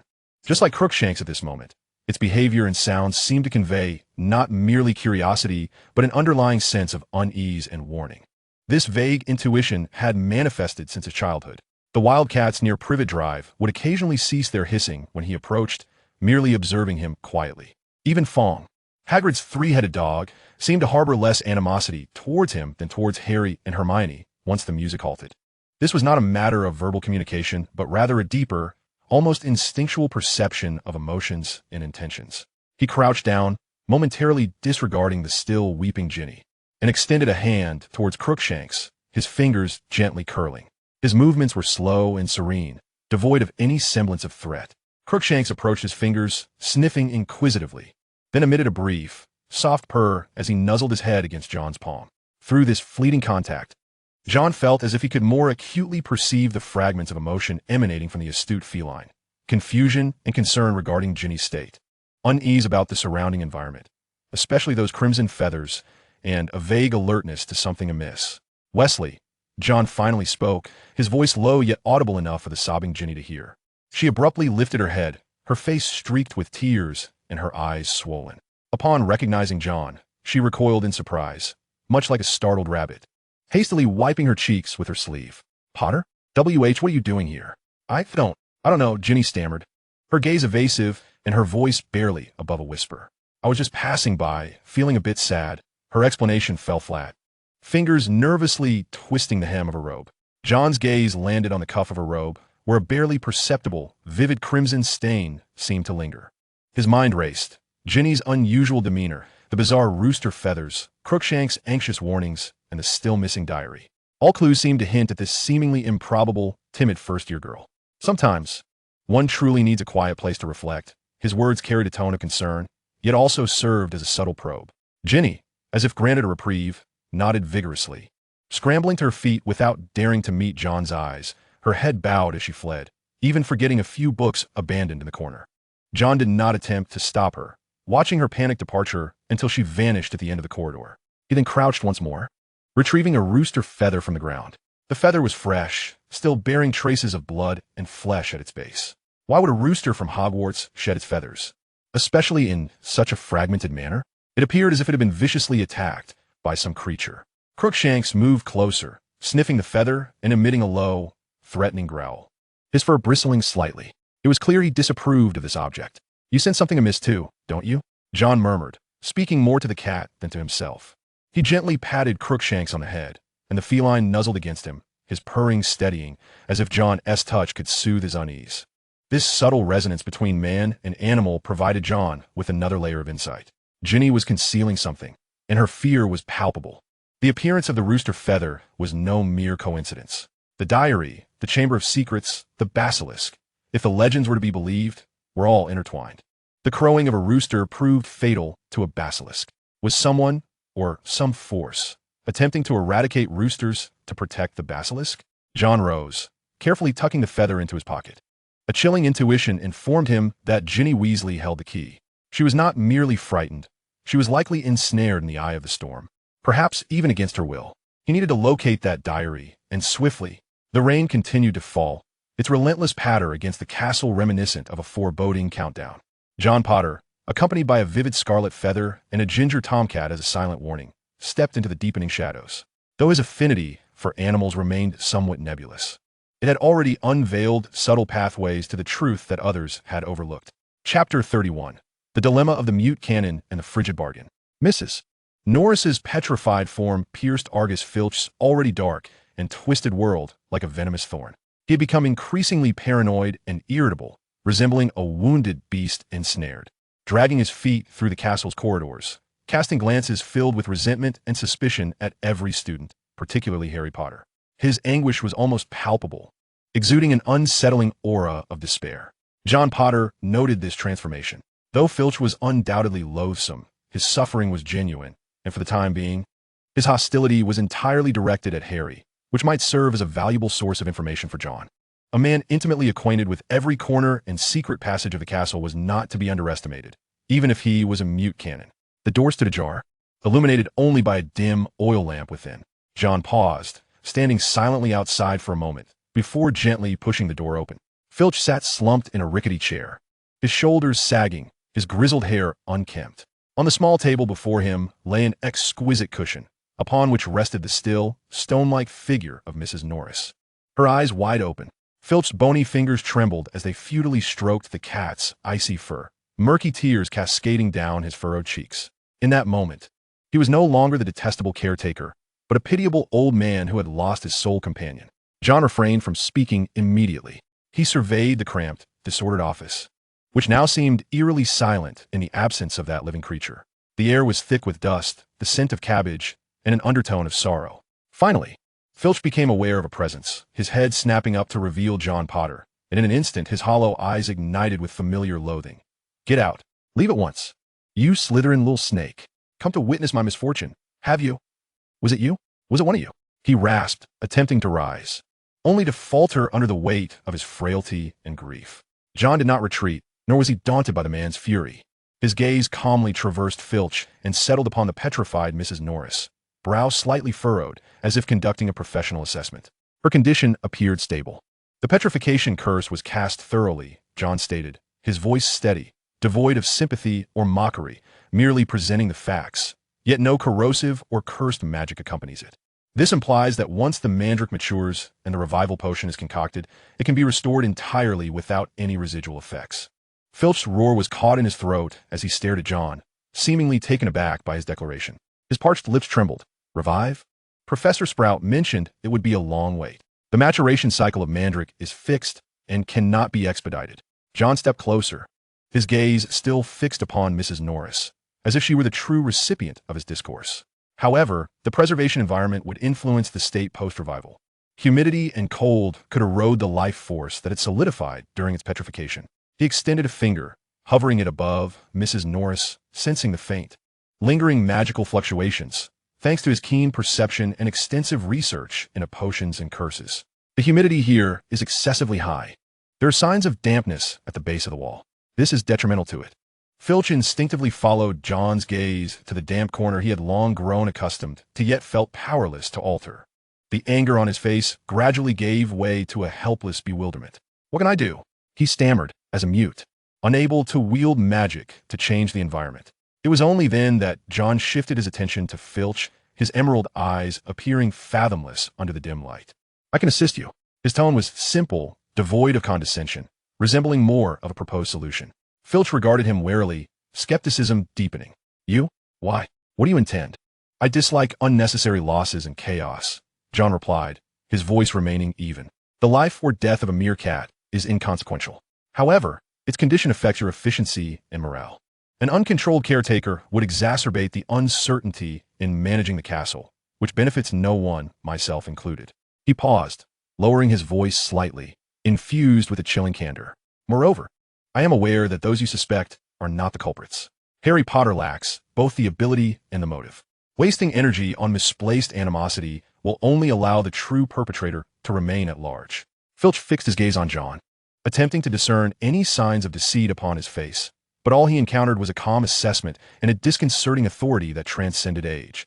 This boy was not lying, at least not in his perception. Do you know who it is? Filch's voice bore a subtle tremor of hope. Before that, ensuring the preservation of one piece of evidence is a rational choice, he implied, referring to Mrs. Norris. He ceased further discussion and retrieved several small paper pouches from the pocket of his robe, a pocket enchanted with his subtle extension charm, containing his privately brewed desiccants and protective powders meant to control moisture and maintain the stability of magical items, originally designed for preserving certain rare potion ingredients. Sprinkle these in the corners of the room and around the cat. Replace them daily. They will temporarily isolate the moisture and stabilize her condition. John placed the pouches on the table with decisive efficiency. Filch gazed at the pouches, then at John, his expression a complex tapestry of emotions. Hatred, suspicion, helplessness, and a suppressed yearning for assistance intertwined within his murky eyes. What do you desire? Filch inquired in a muted tone, harboring skepticism towards unprovoked benevolence, especially from Slytherin. Information. Your knowledge of this castle surpasses that of anyone else. I need to ascertain whether there have been any unusual arrivals or departures recently, particularly those who typically shy away from the trophy room area.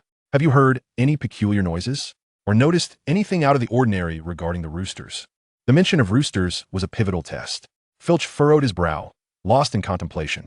John's icy assistance struck at the heart of his concerns, and the request was not unreasonable. It even aligned with his duties as the caretaker.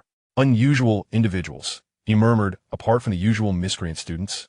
There's that red-haired Weasley girl who's been lurking about lately, her complexion frightfully pale. He referred to Ginny. The house elf in the kitchen had complained a few days prior about the disappearance of two of the plumpest roosters, with signs of struggle and feathers strewn about, as if something had dragged them away. Ginny, the roosters are missing. A jolt of realization struck John, the clues aligning once more. However, his expression remained inscrutable. Very well. John nodded, maintaining his vigilance. Any anomalies, particularly concerning that heir's message or any suspicious figures, do share with me if you wish. It may aid in uncovering the truth and resurrecting your cat. He did not impose, but rather offered a choice, one based on mutual interests, upholding the castle's order, identifying the true culprit, and a cold transaction, information exchange for assistance. Filch remained silent for an extended period, ultimately extending his trembling hand to carefully stow away the vials of powder. He did not express gratitude, yet his gesture conveyed a tacit approval. John inclined his head slightly, refraining from further words, and turned to leave the caretaker's office. The door closed gently, sealing off the world outside. Alone in the dim light, Filch sat, gazing at the powders on the table, and then at the petrified Mrs. Norris, an unprecedented, complex glimmer igniting in his murky eyes. Hatred had not dissipated, yet a peculiar, frigid understanding seemed to forge a connection between the mute caretaker and the young Slytherin. John traversed the chilly corridor, his mind swirling with thoughts. Filch's revelations confirmed his suspicions. Ginny Weasley and the diary were pivotal. The rooster's disappearance signified that the basilisk's threat loomed imminent. His means of gaining Filch's cooperation stemmed not from warm charisma, but rather from precise analyses of interests, showcasing capability, offering tangible assistance, identifying shared objectives, and adopting a cold, pragmatic demeanor, which inadvertently struck at Filch's vulnerabilities, those of a long-marginalized individual, filled with resentment yet yearning for acknowledgement, even in such a transactional manner. A new, clandestine channel of information had been established. Though fragile and interest-based, every glimmer of light is vital amidst the pervasive fog of crisis. The web of truth is quietly being woven. Chapter 32. The Chessboard of Quidditch and the Nimbus 2001. The fears at Hogwarts continue to fester, the shadows of the Chamber of Secrets and its air lingering ominously. In this oppressive atmosphere, the onset of the Quidditch season strikes as a jarring release valve, momentarily diverting the attention of some students, particularly those from the rival houses of Gryffindor and Slytherin. However, the Slytherin Quidditch team finds itself in turmoil. Their seeker, a seventh-year student, inadvertently suffered a broken arm during practice, struck by a bludger, necessitating several months of recovery. This is a severe blow to the Slytherin team, whose ambitions are set on victory, especially over Gryffindor. Training has been halted, and the urgent search for a new seeker has commenced. At this critical juncture, Severus Snape appeared in the common room as silently as a bat, his dark robes swirling, his countenance darker than usual.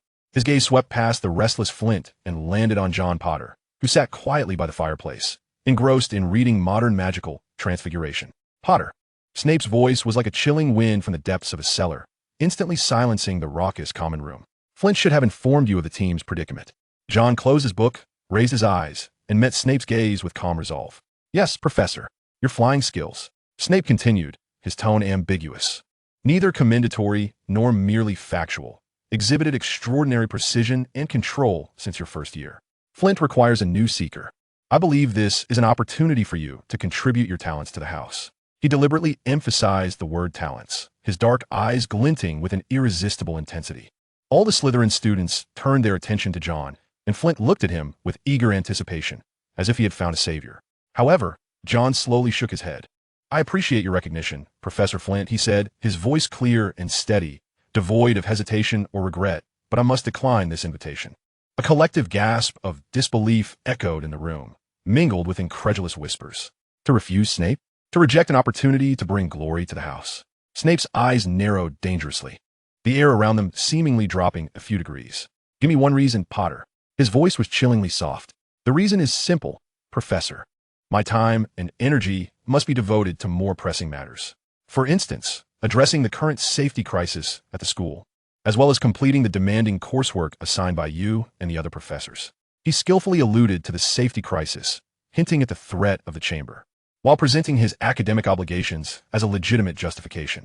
Quidditch practices and matches would consume a considerable amount of time, and he believed that his value would better serve the overall interests of the house in other domains at this juncture.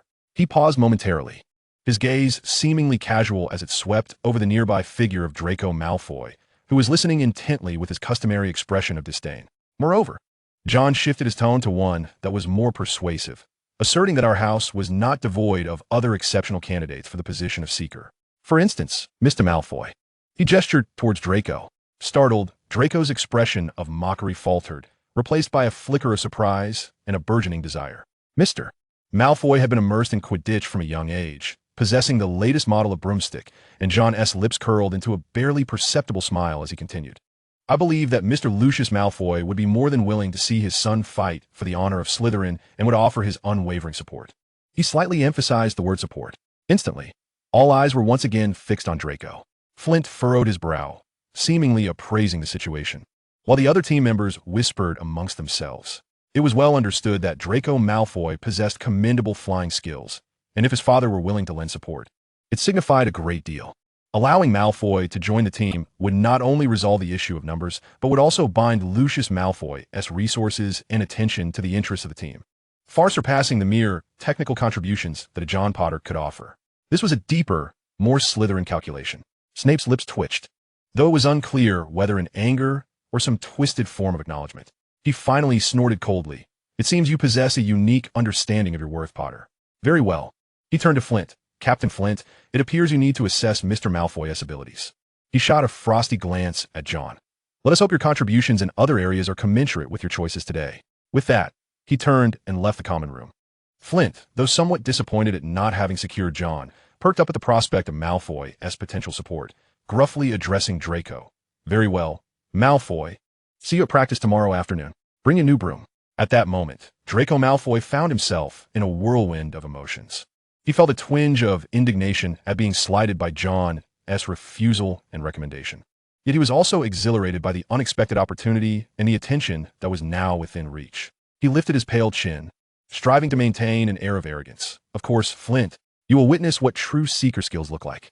However, as he glanced at John, the pure animosity he usually harbored was replaced by an ineffable scrutiny and doubt. Why? Why would John Potter do this? Why would he relinquish the chance to shine in favor of him? What was he truly scheming? The following day, at the Quidditch pitch, the match between Gryffindor and Slytherin was set to commence. The sky was overcast, heralding a grueling contest ahead. John sat in the Slytherin stands, flanked by Daphne Greengrass and Theodore Nott. He appeared to possess little interest in the match itself, his gaze fixated more on Draco Malfoy, who soared triumphantly on his brand-new, aerodynamic Nimbus 2001, gliding around the pitch with an air of self-satisfaction, as well as on Hermione and Ron, who were nervously watching Harry from the opposite stands. "I simply cannot fathom why you would endorse him," Daphne whispered, her brow slightly furrowed as she observed Malfoy's boastful demeanor. "It is merely a matter of optimal solutions. He requires the spotlight, while we seek his broom and his father's attention. A mutual exchange of needs." The match unfolded with intensity and tension. Harry's performance appeared subpar, evidently affected by recent rumors and mounting pressure. In contrast, Draco, leveraging the exceptional capabilities of the Nimbus 2001 and his own not inconsiderable skills, persistently troubled Harry, coming perilously close to seizing the golden snitch on several occasions. However, an unexpected incident transpired. A bludger suddenly seemed to go berserk, relentlessly targeting Harry, attacking him with reckless abandon and even colliding with another bludger attempting to intercept it. This was no ordinary occurrence. The match grew perilously exciting. Harry struggled to evade it mid-air, facing numerous hazards. The hearts of the Gryffindors were in their throats. Even the Slytherins recognized something was amiss, whispers erupting among them. "That bludger has been tampered with," Hermione screamed from the stands. John's eyes narrowed slightly. He caught sight of a fleeting figure in a secluded corner of the stands. Dobby the house elf, his face contorted with despair and madness, was magically manipulating the bludger. He was attempting to thwart Harry using this extremely perilous method, just as Harry was on the brink of being struck on the arm by the bludger. He made a remarkable decision. He ceased his attempts to evade and accelerated sharply toward the direction of the golden snitch, extending his arm. Thud! The bludger struck his arm with a forceful impact, accompanied by the excruciating sound of bones fracturing. Yet simultaneously, Harry's fingers closed tightly around the golden snitch. The final whistle blew. Gryffindor emerged victorious. However, Harry, clutching his injured arm, plummeted from the sky, only to be caught by Madame Hooch and the hastily approaching Professor McGonagall. The scene erupted into chaos. Gryffindor rejoiced in victory, yet worried for Harry's injury. Slytherin, on the other hand, seethed with indignation, believing Harry had won through foul play, the manner in which he captured the snitch. Draco Malfoy descended on his broom, his countenance reflecting utter dismay. He had lost. On his new broom, under the potential gaze of his father, to the injured Potter, shame and fury nearly overwhelmed him. At that moment, John descended from the stands and approached the edge of the field. He did not direct his attention toward the crowd surrounding Harry, but instead walked toward the solitary Draco. "A splendid match, Malfoy," John's voice resonated calmly. Draco abruptly turned, his gray-blue eyes ablaze with anger and resentment. "Splendid? Are you mocking me, Potter? I lost. To that scar-headed fool on a broken broom. You were bested not by skill, but by fortune and a frenzied rogue ball." John calmly remarked that your flight and pursuit were impeccable, and the performance of the Firebolt 2001 was thoroughly demonstrated. It was evident to all that, absent any misfortune, victory should have belonged to Slytherin. His words, like icy water, slightly doused Draco's fury, yet the feeling of humiliation persisted. "So what? The outcome is that I lost. My father, Mr. Lucius, sees not merely the result of a disrupted match, but the strength of his son and the potential of the house's future."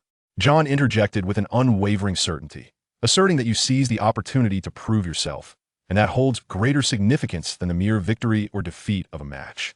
After all, he added with profound implication, the contest for the House Cup has never relied solely on Quidditch. Draco stood stunned, gazing at John, who offered no consolation or sympathy, but rather dissected the situation with a chilling, almost cruel clarity that oddly resonated with him.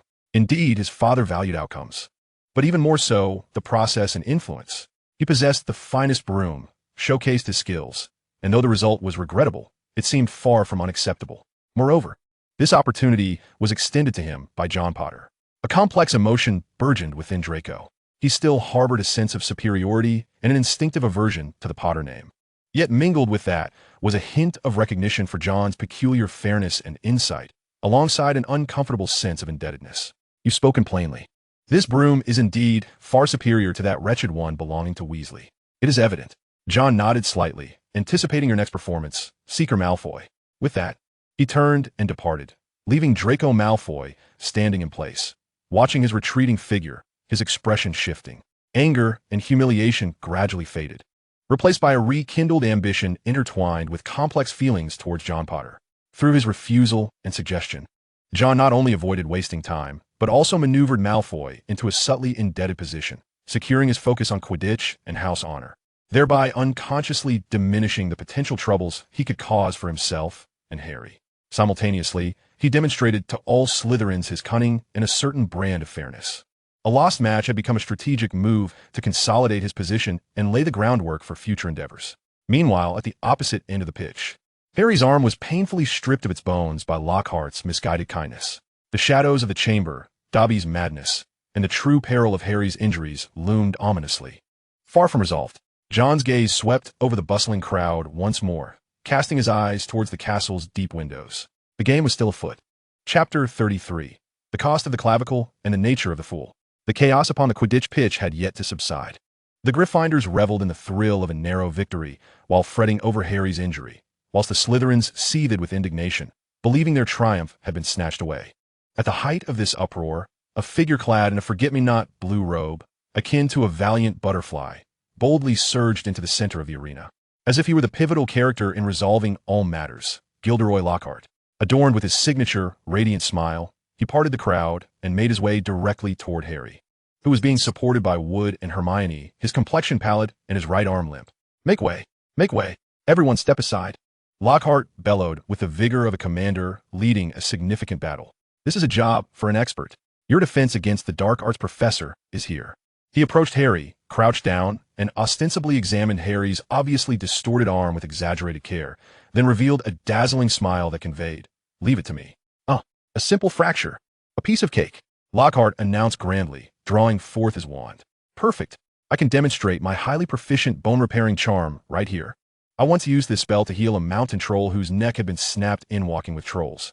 Admittedly, the process was a tad more complex, but the principle remains the same. Now, everyone pay attention. Surrounding Gryffindor students, particularly the younger ones, displayed expressions of admiration and anticipation. Hermione, however, opened her mouth in concern, as if to voice a warning. "Professor, Madame Pomfrey," she. "No need to worry, Miss Granger." Lockhart confidently interrupted her. "Experience is the best teacher. We cannot allow Mr. Potter to endure a moment longer of discomfort." In the nearby Slytherin stands, John Potter observed the scene with a cold gaze. Unlike his fellow Slytherins, who were hurling derisive jeers, he merely narrowed his emerald eyes, meticulously recording each of Lockhart's movements and words, analyzing the hollowness and theatricality behind them. Beside him, Draco Malfoy, clutching the shoulder that had been grazed by a rogue bludger, though far less serious than Harry's injury, he clearly deemed it worth mentioning, muttered indignantly, "What is that fool trying to do? Who does he think he is? He believes he is Gilderoy Lockhart." Meanwhile, Lockhart had assumed his stance, inhaled deeply, and, with a flourish of his wand, dramatically intoned the spell. Bone reparative. A blinding crimson light shot forth from the tip of Lockhart's wand, striking Harry's arm. In an instant, the expression of agony on Harry's face solidified, only to be replaced by one of sheer, incredulous terror. The excruciating pain of his fractured bone vanished, but in its stead arose a peculiar, hollow, and flaccid sensation, as if his arm had transformed into a water-filled sock devoid of bones. Lockhart clapped his hands in triumph, as if he had completed a masterpiece. "Look, perfect. Not a twinge of pain, right?" Harry, in a state of panic, raised his arm, which flopped limply like rubber. Utterly unsupported. "Where are my bones?" Harry's voice trembled with fear. Lockhart's smile faltered for a moment as he leaned in for a closer look, his complexion instantly paling. But he quickly feigned composure. Yes. Sometimes such minor side effects occur. It means, well, the bones have vanished, but you see, it doesn't hurt, does it? Moreover, this way, you can more flexibly fit it into any shape of container. Quite practical." He began to ramble incoherently. A profound silence enveloped the surroundings. The previously adoring gazes transformed into expressions of shock and skepticism. "You've made his bones disappear," Ron Weasley cried out, his face flushed with anger.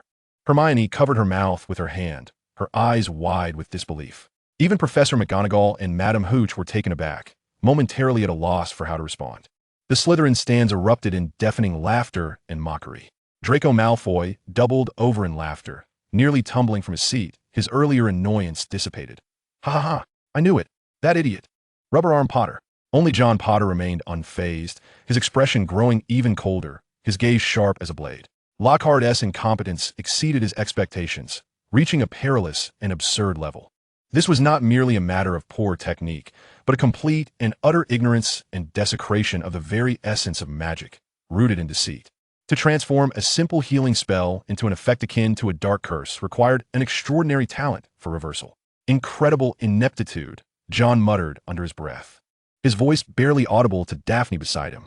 Daphne, too, had sobered from her earlier amusement, a flicker of gravity passing through her blue eyes as she recognized the severity of the situation.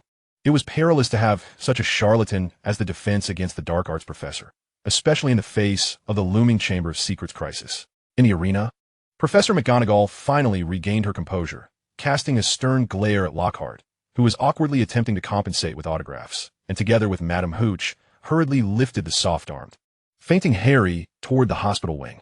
Lockhart stood rooted to the spot, enduring an onslaught of gazes filled with anger, disdain, mockery, and disappointment.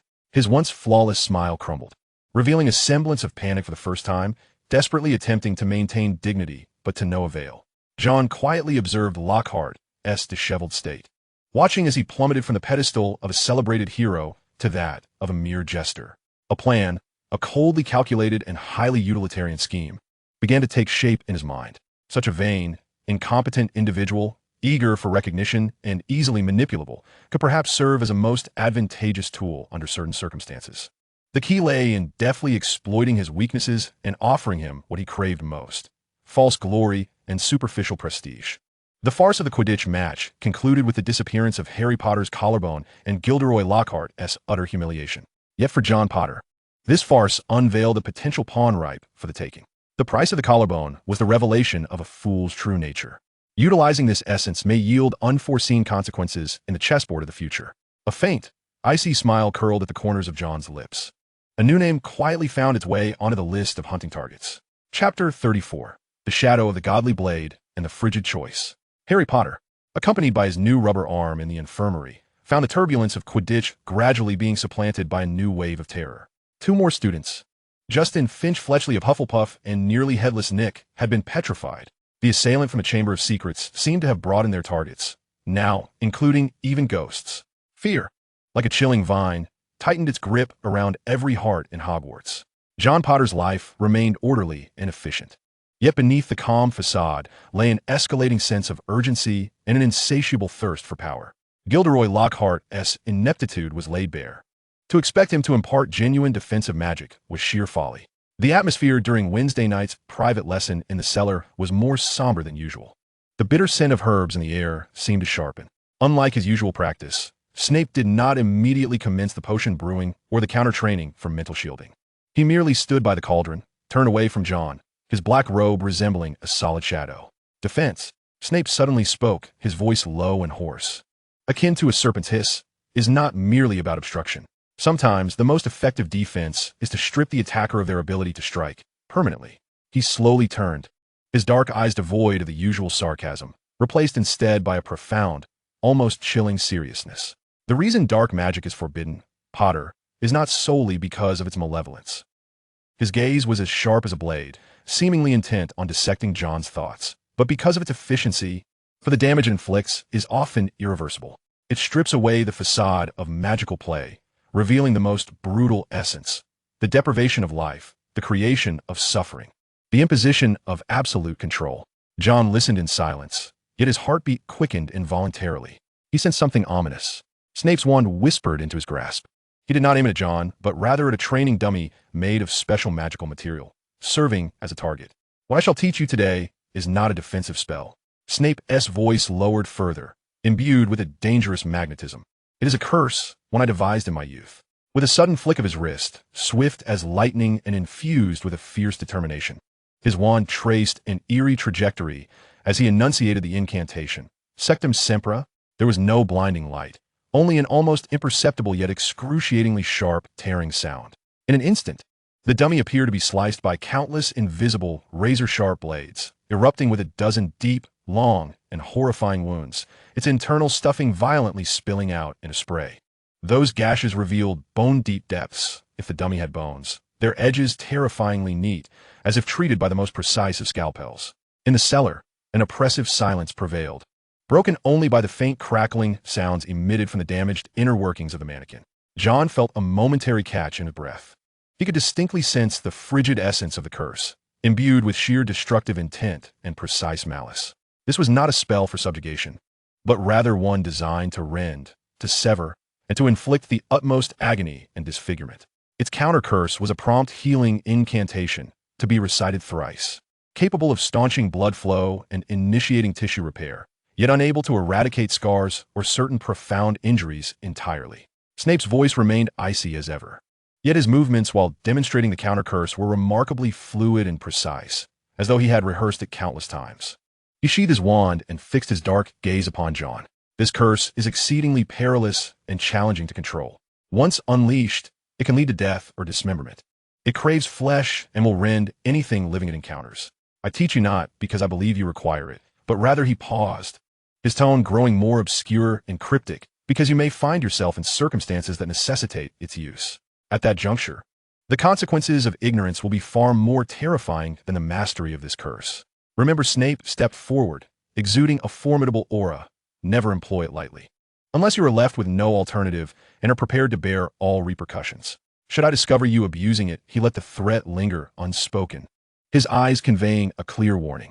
John met his gaze, his emerald eyes devoid of fear, radiating an intense focus and analytical calm. He nodded, refraining from unnecessary questions or insincere assurances. I understand, Professor. The ensuing time was consumed by relentless practice and mastery of this perilous curse. Snape produced more specially crafted mannequins. During John's initial attempt, his magical output and concentration wavered slightly, leaving only shallow, erratic scratches on the mannequin. Snape emitted a discontented huff, but continued to correct the angle of John's wrist, the explosive force of his magical output, and, most crucially, the cold intent of severance and rending that accompanied the incantation. John's aptitude for learning shone through once more. He swiftly adjusted, discarding all unnecessary emotions, and focused his mind entirely, envisioning his magic transforming into an invisible blade. After several attempts, the spell he cast left clear, deep, and horrifying wounds on the mannequin, nearly indistinguishable from Snape's demonstration. As the lesson drew to a close, the bell rang. John stowed his wand, a fine sheen of sweat glistening at his temple. Yet his breathing remained steady. He had fundamentally grasped the essentials of this dangerous spell. Only proficiency and the resolve to apply it in practice remained. Leave. Snape turned away, his voice reverting to its customary cold annoyance. John nodded slightly and turned towards the door. Just as his fingers brushed the cold doorknob, Snape's voice came again, low and indistinct. It seems Filch has recently been paying attention to the strange noises emanating from the abandoned girls' lavatory near the trophy room. There have been reports of eerie wailing. John's movement paused for a brief moment. Was Snape providing him with information about the lavatory of the Myrtle? The place has long been rumored to be haunted, and few dare to approach it. A chill pervades the corridor. Yet John's heart feels even colder than the air around him. The terrifying, unseen power of the killing curse still trembles faintly at the ends of his nerves, while Snape's final hint acts like a key, unlocking the chaotic clues in his mind. The diary, Ginny's strange behavior, the rooster's feather, the moaning Myrtle's restroom, the blood-written words on the wall, and the Chamber of Secrets. A vague suspicion gradually crystallizes. The entrance to the chamber is likely right there, in the girls' restroom, where the weeping, moaning Myrtle lingers. He needs to confirm this. He must go. However, it is a girls' restroom, and he cannot simply burst in. Moreover, if Ginny and the diary are indeed active there, an impulsive approach could easily alert them. He requires a plan, a moment. John Potter clenched his wand in his pocket, his fingertips still seemingly tinged with the icy touch of the ripping spell. The power has been acquired, and the clues are clear. The next step is to determine how to wield this power to unveil the truth, and, before that, to avert a potentially greater tragedy. A chilling decision looms before him. Should he wait and observe, or take the initiative? Should he utilize this information, or share it? The answer has long resided in the depths of his emerald eyes. Chapter 35. The Headmaster's Strategy and the Pawn's Price. He strolled through the silent corridors of the castle, his fingertips unconsciously caressing the wand, as if still feeling the cold, lethal magic of the killing curse. Snape's final remark regarding the moaning Myrtle's restroom rippled through his heart like a stone cast into a deep pool. Was this truly merely Snape's personal will? A thought began to take shape. During the summer, Snape had suddenly appeared on Privet Drive, whisking him away to that safe house for intense occlumency training. Even imparting the knowledge of the killing curse, Was this all driven solely by Snape's admiration of his talents, or by his complex emotions for Lily Potter? No, that does not align with Snape's usual demeanor. He seemed more like someone executing orders. John's steps halted near the portrait of the dozing fat lady. Outside, the moonlight spilled onto the cold surface of the lake, casting a dim glow. It can only be Dumbledore. The seemingly benevolent headmaster, forever elusive, had already grasped part of the truth. He foresaw the impending crisis facing Hogwarts, anticipated Harry's potential entanglement at the Storm Center, and even recognized the existence and value of John's unpredictable role. Snape's involvement, the occlumency training, and the impartation of the killing curse were likely all part of Dumbledore's grand strategy. The headmaster required Harry to serve as the public hero confronting Voldemort's lingering soul. But he also needed a quiet peace, a calm, powerful pawn who could operate unnoticed in the shadows, capable of making the ruthless choices that Harry could not, ensuring that the game would not spiral out of control. As for John Porter, this unblemished Porter, this paragon of Slytherin, who exhibits remarkable talent and a chilling demeanor, undoubtedly stands as the most fitting candidate. Dumbledore refrained from direct engagement, opting instead to indirectly arm and guide him through severe Snape. A potions master with a complex relationship with Dumbledore, yet one who could be relied upon to execute commands without question. This represents a masterful manipulation, bestowing upon him both power and autonomy, while subtly confining his actions within the boundaries desired by the headmaster. A cold smile curled at the corners of John's mouth. To be treated as a pawn is hardly delightful, yet to be selected by a strategist like Dumbledore is, in itself, a form of recognition. Moreover, the objective of this game temporarily aligns with his own interests, protecting Hogwarts, eliminating threats, and uncovering truths. He accepted this role, but he would never resign himself to being merely a compliant pawn. He intended to utilize the resources and information provided by Dumbledore to play his own game. With clarity of thought, John turned toward the office of Gilderoy Lockhart. It was time to inspect the designated pawn. Outside Lockhart's office, one could already hear exaggerated, narcissistic sighs emanating from within. John knocked on the door. "Please enter. I trust this is for the scheduled interview." Lockhart's voice rang out, striving to maintain his usual buoyancy, yet tinged with a hint of nervousness. John pushed the door open. The office remained cluttered with portraits of Lockhart flashing their glittering smiles, now appearing somewhat lackluster. Lockhart himself sat behind his desk, fretting over what appeared to be a letter from a publisher. Upon seeing John, a flicker of surprise and barely perceptible embarrassment crossed his face. "Ah, Mr. Porter, a rare visitor indeed. How may I assist you? The most illustrious new star of Slytherin at Hogwarts? Do you require an autograph? Or perhaps some academic guidance?" His tone noticeably faltered at the mention of guidance, a clear reminder of the calamity on the Quidditch pitch. John disregarded his theatrics, his calm gaze sweeping across the unfriendly letter on the desk before settling on Lockhart's eyes, which struggled to mask their panic. "I merely passed by, Professor. I hear you've recently encountered a minor public relations crisis." Lockhart's smile froze, his complexion paling slightly. "Crisis? Oh, no, just some trivial misunderstandings. Readers are always yearning for more thrilling content. You know how publishers can be overly impatient." He attempted to downplay the situation, yet his fingers curled nervously. "Indeed," John nodded, as if in profound agreement. "Great achievements are often accompanied by jealousy and criticism, particularly when there exists a slight deviation between practice and theory." He deftly struck at Lockhart's sore spot. Beads of perspiration formed on Lockhart's forehead as he forced a smile. "Deviation? I don't understand." That bone-healing charm on the Quidditch pitch was exceptionally innovative. John continued, his tone betraying neither admiration nor sarcasm, presenting a markedly different approach to treatment. Although the results were unexpected, who could claim that it was not a breakthrough? It was merely that the mundane perspective could not grasp it for the time being. His words resonated as an excuse for the professor, yet each phrase pierced deeply. Lockhart's face fluctuated between crimson and pallor. He opened his mouth but found himself unable to articulate any rebuttal. His confidence was visibly crumbling. John observed his reaction. Sensing the opportune moment had arrived, he shifted the conversation, lowering his voice slightly, imbued with a tone of gentle persuasion. "Professor, I believe your true value lies not in those perilous practical demonstrations." Lockhart lifted his gaze, staring at him in bewilderment. "Your worth resides in your renown, your persona, and your inspiring narrative," John continued, as if stating an undeniable truth. "What Hogwarts requires now is stability, confidence. The students need a symbol, an idol capable of dispelling fear. And this, indeed, is your forte, is it not?" Lockhart's eyes began to sparkle, as if he had grasped a lifeline. You mean, I suggest perhaps you should concentrate more on the broader task of uplifting spirits, John insinuated, providing Lockhart with a perfect escape route. He encouraged the professor to relinquish his inadequacies in practical teaching and to focus on the performances and publicity that had brought him fame. This not only preserved Lockhart's dignity, but also effectively curtailed the potential for greater harm, positioning him in a role that necessitated reliance on professional counsel. Lockhart exhibited scarcely a moment's hesitation.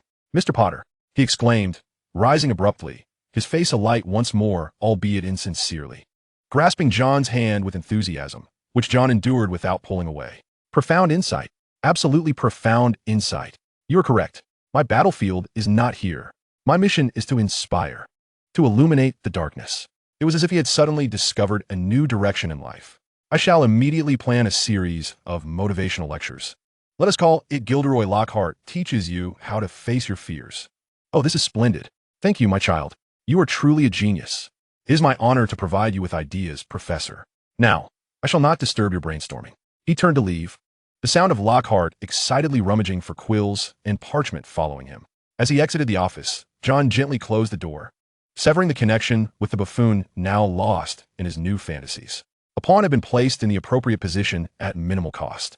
From this point forward, Lockhart would serve as a magnificent, attention-grabbing banner, while his true predatory nature would be subtly concealed. When necessary, this banner could also become a useful tool. The moonlight remained cold. Dumbledore was orchestrating, leveraging his relationship with Snape. He too was strategizing, utilizing Lockhart and all available resources. Snape was executing orders, intermingled with his own complex intentions. Meanwhile, the creature in the chamber and the dark hand behind the diary continued to operate in the shadows. A complex game of multifaceted intrigue is quietly unfolding within the ancient halls of Hogwarts. He, John Porter, the scarless Slytherin, has already immersed himself in the fray, calmly placing his pieces upon the board. The final outcome remains uncertain. Chapter 36. The Parselmouth and the Reins of Public Opinion. The moonlight remains cold.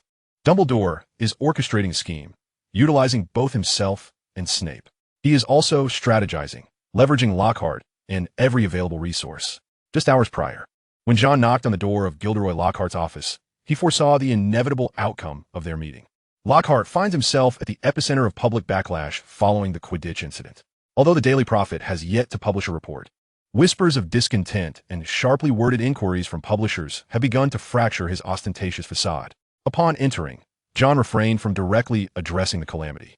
Initially, Lockhart attempted to mask his discomfort with his customary bombast, but under John's calm, precise, and relentless questioning, his smile grew increasingly rigid, and beads of sweat began to form on his brow. The fortress of rhetoric he so proudly constructed teetered precariously under John's seemingly innocuous yet incisive inquiries. Just as Lockhart was on the verge of collapse, John shifted his approach. "Professor," his voice remained steady, yet imbued with a peculiar persuasiveness, "you are a luminary, renowned across the globe. Your worth is beyond the necessity of proving itself through a mere few rudimentary spell-casting demonstrations. In fact, frequent involvement in such trivial matters could dilute your esteemed image as a symbol and guiding light." Lockhart was momentarily taken aback, caught in a haze of confusion interspersed with the illusion of being understood. John continued, "Akin to the wisest of advisors, what Hogwarts requires now is not another healer or duelist, but a spiritual leader, someone capable of guiding us through this dark hour with your immense experience and wisdom, unifying hearts." He painted a more glamorous, safer, and more vanity-pleasing role for Lockhart, steering clear of perilous practicalities and focusing on oratory and autographs in the limelight. He even insinuated that he, along with other discerning students, could serve as Lockhart's eyes and ears among the student body, aiding him in better understanding public sentiment and recalibrating his strategies. Exhausted from upholding falsehoods and eager to extricate himself from his predicament, Lockhart grasped this lifeline with palpable eagerness. Not only did he wholeheartedly accept John's counsel, but he also displayed a near gratitude in his dependence on him. John effortlessly slipped the reins of public opinion around the neck of this celebrity professor. Managing Lockhart was merely a segment of the larger plan, a means to control variables. The true threat, however, still lurked in the shadows, intricately linked to the Slytherin chamber. That mysterious diary, and Ginny Weasley's deteriorating condition. Yet, the best-laid plans often falter. The very next afternoon, an unforeseen and more horrifying attack transpired. This time, The scene unfolded not in a secluded corridor, but within the bustling entrance hall. When John arrived amidst the commotion, chaos reigned supreme. Hermione Granger and another Ravenclaw girl, Penelope Clearwater, lay rigidly on the ground, their postures identical to those of the previous victims who had been petrified. On the wall beside them, the sinister warning was scrawled once more. The Chamber of Secrets has been opened. Enemies of the air, beware. Yet, the most shocking sight was not the new attack, but the pale visage of Harry Potter, standing beside the victims, as if struck by lightning. In his hand, he clutched a shattered small mirror. Surrounding students recoiled in terror, their expressions a mix of fear and suspicion directed at Harry. Then, a more explosive rumor spread like wildfire. It's him. I heard it. Harry Potter. He was speaking to that snake, just before the attack, in a dreadful hissing voice. He is a Parselmouth. Only the heir of Slytherin can be a Parselmouth. The accusations wrapped around Harry like venomous serpents. Just before Justin Finch-Fletchley was petrified, Harry had been conversing with him. Now, he reappeared at the scene of another attack, speaking the serpent's tongue. All evidence seemed to point towards him. Harry desperately defended himself, claiming he had merely heard a sound and approached to investigate, asserting that the mirror was left by Hermione, who seemed to have discovered something, and that he knew nothing of what had transpired. Yet, his voice was drowned out by the tide of panic and accusations. John stood at the periphery of the crowd, observing with calm detachment. Was Harry truly a Parselmouth? This revelation was both unexpected and yet fitting, a genetic inheritance from a fragment of Voldemort's soul. It explained his ability to open the chamber and communicate with the basilisk. But it also complicated matters, rendering the situation more perilous. The true perpetrator, or puppeteer, had skillfully exploited this to shift suspicion squarely onto Harry. He witnessed the extreme shock morphing into a gloating smirk on Draco Malfoy's face as he loudly proclaimed the true nature of Mudblood Potter. He saw Ron valiantly attempting to defend Harry, but his efforts seemed feeble. He saw Ginny Weasley, upon witnessing Hermione's petrification, turn pale, nearly fainting, her eyes brimming with unutterable fear and guilt, deepening John's suspicions. The situation deteriorated rapidly. Harry was nearly implicated as the heir, isolated and even antagonized by the panicked students. Amidst this turmoil, John perceived an opportunity, an occasion to further solidify his control over Lockhart and gauge reactions from all sides. He quietly withdrew, returning to Lockhart's office. This time, Lockhart was in a state of utter disarray. The news of the latest attack and the revelation of Harry as a Parselmouth shattered the fragile confidence he had just established. Mr. Potter, how dreadful. Another two. And Harry Potter, he is. Lockhart stammered incoherently. This is precisely the moment when you must stabilize the students' morale. Professor, John interjected, his voice serving as a calming balm, resolute and undeniable. Panic, he knew, was the greatest ally of their adversary. You should promptly issue a public statement, urging calm and trust, emphasizing that no hasty accusations should be directed towards any student, particularly one with a unique background such as Harry Potter. You may suggest that confidence in Headmaster Dumbledore and the professor's impartiality will prevail, and reaffirm your unwavering commitment as the defense against the dark arts professor to safeguard the mental well-being of each student. This aligns perfectly with your newfound role as a guide, does it not? Lockhart, seizing upon this insight, nodded vigorously. Yes. Yes, you are absolutely right. Trust. Come. I shall draft the statement at once. Oh, the title Gilderoy Lockhart's leadership and compassion in crisis will surely be splendid. John observed him once more immerse himself in the comforting realm of crafted words, a smirk playing at the corners of his mind. Allowing Lockhart to issue such a tepid statement, which even subtly favored Harry, would serve to slightly alleviate the onslaught against him, preventing the situation from spiraling completely out of control, while also positioning Lockhart further against the majority of students who harbored doubts about Harry, thereby deepening his reliance on John's counsel. Simultaneously, this served as a probing test of Dumbledore and the board's stance, gauging their readiness to defend Harry Potter at all costs. As John departed from Lockhart's office, he recognized that the revelation of Harry's Parseltongue identity had ushered the narrative into a new turning point. The seeds of suspicion had been sown, and panic was spreading. Meanwhile, he continued to conceal himself behind the curtain, wielding newfound power, the Wand of Shadows, and manipulating the pawn of public opinion. Lockhart, inching ever closer to the Weeping Myrtle's guarded entrance to true peril. The serpent's tongue had emerged, and the heir's suspicion was now glaringly apparent. Yet, the true mastermind may well be lurking in the shadows, relishing this meticulously orchestrated drama. John's gaze shifted toward the castle's profound corridors. as if he could penetrate the stone walls and glimpse the cursed diary, which was siphoning the life force from Ginny Weasley. Time was running perilously short. Chapter 37. Shattered Reflections and Final Clues. The news of Hermione Granger's petrification struck John Potter like a final alarm bell, resonating heavily within his heart. The situation was spiraling out of control, with the frequency and audacity of the attacks escalating, and the only clues seemingly pointing towards the increasingly pale and silent Ginny Weasley. Along with that accursed diary, Harry Potter found himself ensnared in a vortex of isolation and suspicion due to his Parseltongue identity. While Ron Weasley was rendered helpless except for his fury and loyalty, they were akin to headless flies, led by an invisible conspiracy. John understood that he could no longer afford to wait. He thought of Hermione, the clever, perceptive one, who always managed to find answers through books. Before her petrification, she had seemingly been investigating something on her own. The shattered mirror she clutched tightly was no mere coincidence. Seizing a moment while Madame Pomfrey was preoccupied, John stealthily slipped into the infirmary. The air was thick with the scents of antiseptic and potions. Hermione and the other victims, turned to stone, lay side by side like frigid statues, their faces frozen in the terror they experienced prior to the attack. John's gaze fell upon Hermione's rigid fingers. The small mirror remained, though it was shattered, its edges sharp. He cautiously pried her fingers apart and retrieved the largest shard. The mirror's metallic frame had warped, and the back appeared to bear some inscription.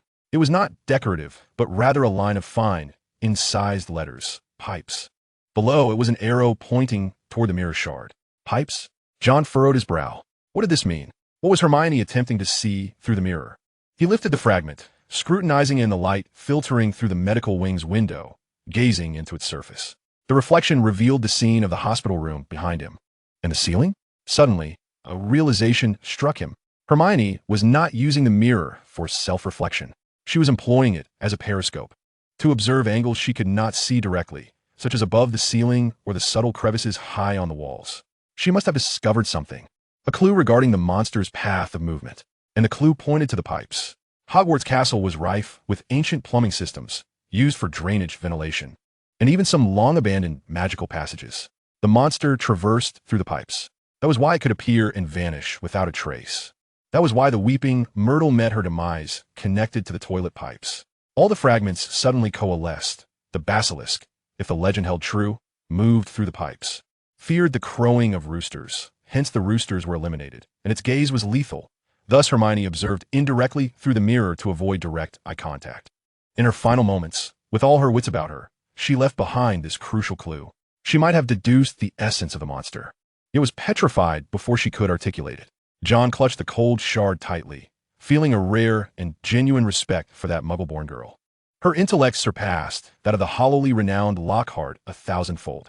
Now, the objective was clearer. The entrance to the Chamber of Secrets lay in Myrtle's lavatory. The monster was the basilisk, moving through the plumbing system, and the key was that diary controlling Ginny Weasley. He needed to enter that girl's lavatory, either diverting Myrtle's attention or finding a plausible excuse. Just then, a thought crossed his mind. He required a tool, something to attract attention, create chaos, and potentially take the blame. He thought of Gilderoy Lockhart, the pawn he had already harnessed. Minutes later, John reappeared at Lockhart's office door. This time, he did not knock, but pushed the door open directly. Lockhart, surrounded by a pile of fan mail, was lamenting his previous false confidence shattered by the new attacks and Harry's suspicion. Upon seeing John, he looked as though he had seen his savior. "Mr. Potter, have you heard? It has happened again. Terrible. What shall we do?" "My lecture appears to have had little impact. Precisely for this reason, Professor, we require more decisive action." John interjected, his tone imbued with an undeniable sense of urgency. "We cannot afford to remain passive. I have received an exceedingly credible tip-off." He waved the shard of glass in his hand, regarding crucial clues pertaining to the monster's concealment and movement. "A tip-off? A monster?" Lockhart's complexion turned even paler. "Indeed, the clues lead to the abandoned girl's lavatory on the second floor, the lair of the Weeping Willow." John fixed his gaze intently on Lockhart's eyes. This location could very well be the entrance to the hidden chamber, or at the very least, a frequent haunt of the creature. "We must investigate immediately." "We?" Lockhart nearly slipped off his chair in fright. "Go there? But the Weeping Willow and the monster. This is precisely when your expertise is needed, Professor." John's voice suddenly escalated, infused with an intentional, inciting reverence. The students must witness their defense against the dark arts professor step forward, confronting danger head-on in pursuit of the truth. This is the essence of true leadership. Consider it. When you unveil the mystery of the hidden chamber and capture the real culprit, all doubts will dissipate and your reputation will soar to unparalleled heights. The Daily Prophet will issue a special edition just for you. Vanity and fear waged a fierce battle upon Lockhart's face. John's words, like venom, precisely injected into his most fervent fantasies. But just the two of us? Lockhart was still grappling with uncertainty. I shall accompany you, Professor, ensuring your safety and documenting this historic moment. John's tone brimmed with sincerity. Moreover, we must act covertly, catching our adversary off guard. A larger group would only alert the creature. Ultimately, the greed for reputation overshadowed the fear of peril. Lockhart clenched his teeth, abruptly rising, a tragic, heroic expression contorting his features. You are right. It is time for Gilderoy Lockhart to display true courage. For Hogwarts, let us proceed. A barely perceptible smirk flitted across John's lips. The tools were in place. He led the impassioned, or rather, vanity-driven, Lockhart, skillfully navigating away from the crowd, hastening towards the girls' lavatory on the second floor. As they approached, the atmosphere grew increasingly cold and dilapidated. The air was thick with a faint, damp mustiness and the metallic scent of rusted pipes. The familiar, mournful sobbing of the weeping willow echoed faintly. Just as they were about to reach the lavatory door, John suddenly halted, straining to listen, his expression growing grave. Professor, it seems there is some commotion inside. He lowered his voice, gesturing toward the closed door of the lavatory. It appears there is more than just the weeping willow. Lockhart's recently summoned courage deflated in an instant, and he nervously swallowed. A commotion? Perhaps it is the monster. Quite possible. John concurred, his gaze sharp. For safety's sake, you remain here, guarding the entrance to prevent anyone or anything from escaping. I shall be swift. I will venture in first to ascertain the situation. If you hear my signal, you must come in to assist immediately. This arrangement perfectly positioned Lockhart in what appeared to be a significant, yet ultimately safe location, guarding the exit while providing John with the opportunity to act independently. Lockhart, feeling as if liberated from a heavy burden, eagerly nodded, gripping his wand tightly, though it seemed of little use, and concealed himself behind a statue by the door, his voice trembling. All right, you go ahead. I'll hold the fort. Be careful. John hesitated no longer. He took a deep breath and forcefully pushed open the creaking, cracked door of the restroom, slipping inside and swiftly shutting the door behind him. The restroom was dimly lit, the faucet dripping incessantly, and a dramatic, piercing wail emanated from one of the stalls. The air was thick with the scent of mildew, yet it faintly held a familiar magical resonance, the essence of Tom Riddle's diary. John's gaze swept the area with the swiftness of a hawk, the sink, the dilapidated stalls, the damp floor. His eyes finally fixed on the faucet at the farthest sink. On the side of that brass faucet, a small, vividly engraved serpentine mark was unmistakably etched. This was the place. Beneath that mark, on the floor, lay a small, unassuming black book. The diary. It appeared to have been hastily left behind. John's heart raced. He stepped forward quickly, bending down to retrieve the crucial diary. However, just as his fingertips were about to graze the cold cover, the restroom door was violently swung open. It was not Lockhart. Harry Potter and Ron Weasley burst in, their faces etched with determination and tension, wands firmly in hand. They had clearly followed some clue to arrive here as well. Harry's gaze instantly locked onto John and the black diary he was about to pick up. John? Harry exclaimed in astonishment. What are you doing here? What is that? Ron's eyes widened as he shifted his glance between John and the diary, confusion and skepticism written all over his face. Time seemed to freeze in that moment. John's fingers hovered in midair. Harry and Ron blocked the doorway, the ghost of moaning Myrtle curiously peering from her stall while outside. A trembling Gilderoy Lockhart hid in fear. The final clue was tantalizingly close, yet abruptly interrupted. John Potter's plan faced an unforeseen complication. The door to the truth was on the verge of opening, but he was not the only one standing before it. Chapter 38. The Prelude to Cooperation and the Brass Serpent Mark. The air in the restroom felt as if it had solidified. The incessant dripping of water, moaning Myrtle's faint sobs, and the quickening heartbeats of 4 individuals, including the one outside, intertwined, creating an eerie silence. Harry and Ron stood at the threshold, their wands instinctively aimed at John, their faces a canvas of shock, doubt, and confusion. They had clearly not anticipated encountering John Potter here, nor did they expect him to be on the verge of picking up that peculiar little black notebook. John's motion paused for but a fleeting moment. He rose with remarkable ease, as if merely stretching from fatigue, his gaze calmly meeting Harry and Ron, his emerald eyes devoid of any panic. Embodying a composed analysis as always. It seems we have arrived at the same conclusion. John's voice shattered the silence, devoid of emotion. As he lightly tapped the diary on the ground with his toe, yet refrained from picking it up, suggesting it had been carelessly left behind. I was about to investigate. Left behind? Harry evidently disbelieved, his gaze fixated on the diary. How did you come to be here? Hermione. He recalled the shard of mirror Hermione had clutched tightly before being petrified, and the similar object that John appeared to possess. Professor Lockhart and I received a tip-off and came to explore the potential entrance to the Chamber's secrets. Upon mentioning Lockhart, Harry and Ron's hostility slightly waned. Yet their doubts remained unshaken. Lockhart? Ron scoffed, his tone dripping with disdain. What can he possibly do? At the very least, he has garnered enough attention for you to find your way here. Has he not? John countered coolly, subtly characterizing Lockhart's value as mere bait, insinuating that he and Lockhart were not closely allied. Harry furrowed his brow. John's words always carried an irrefutable logic, yet his wariness remained intact.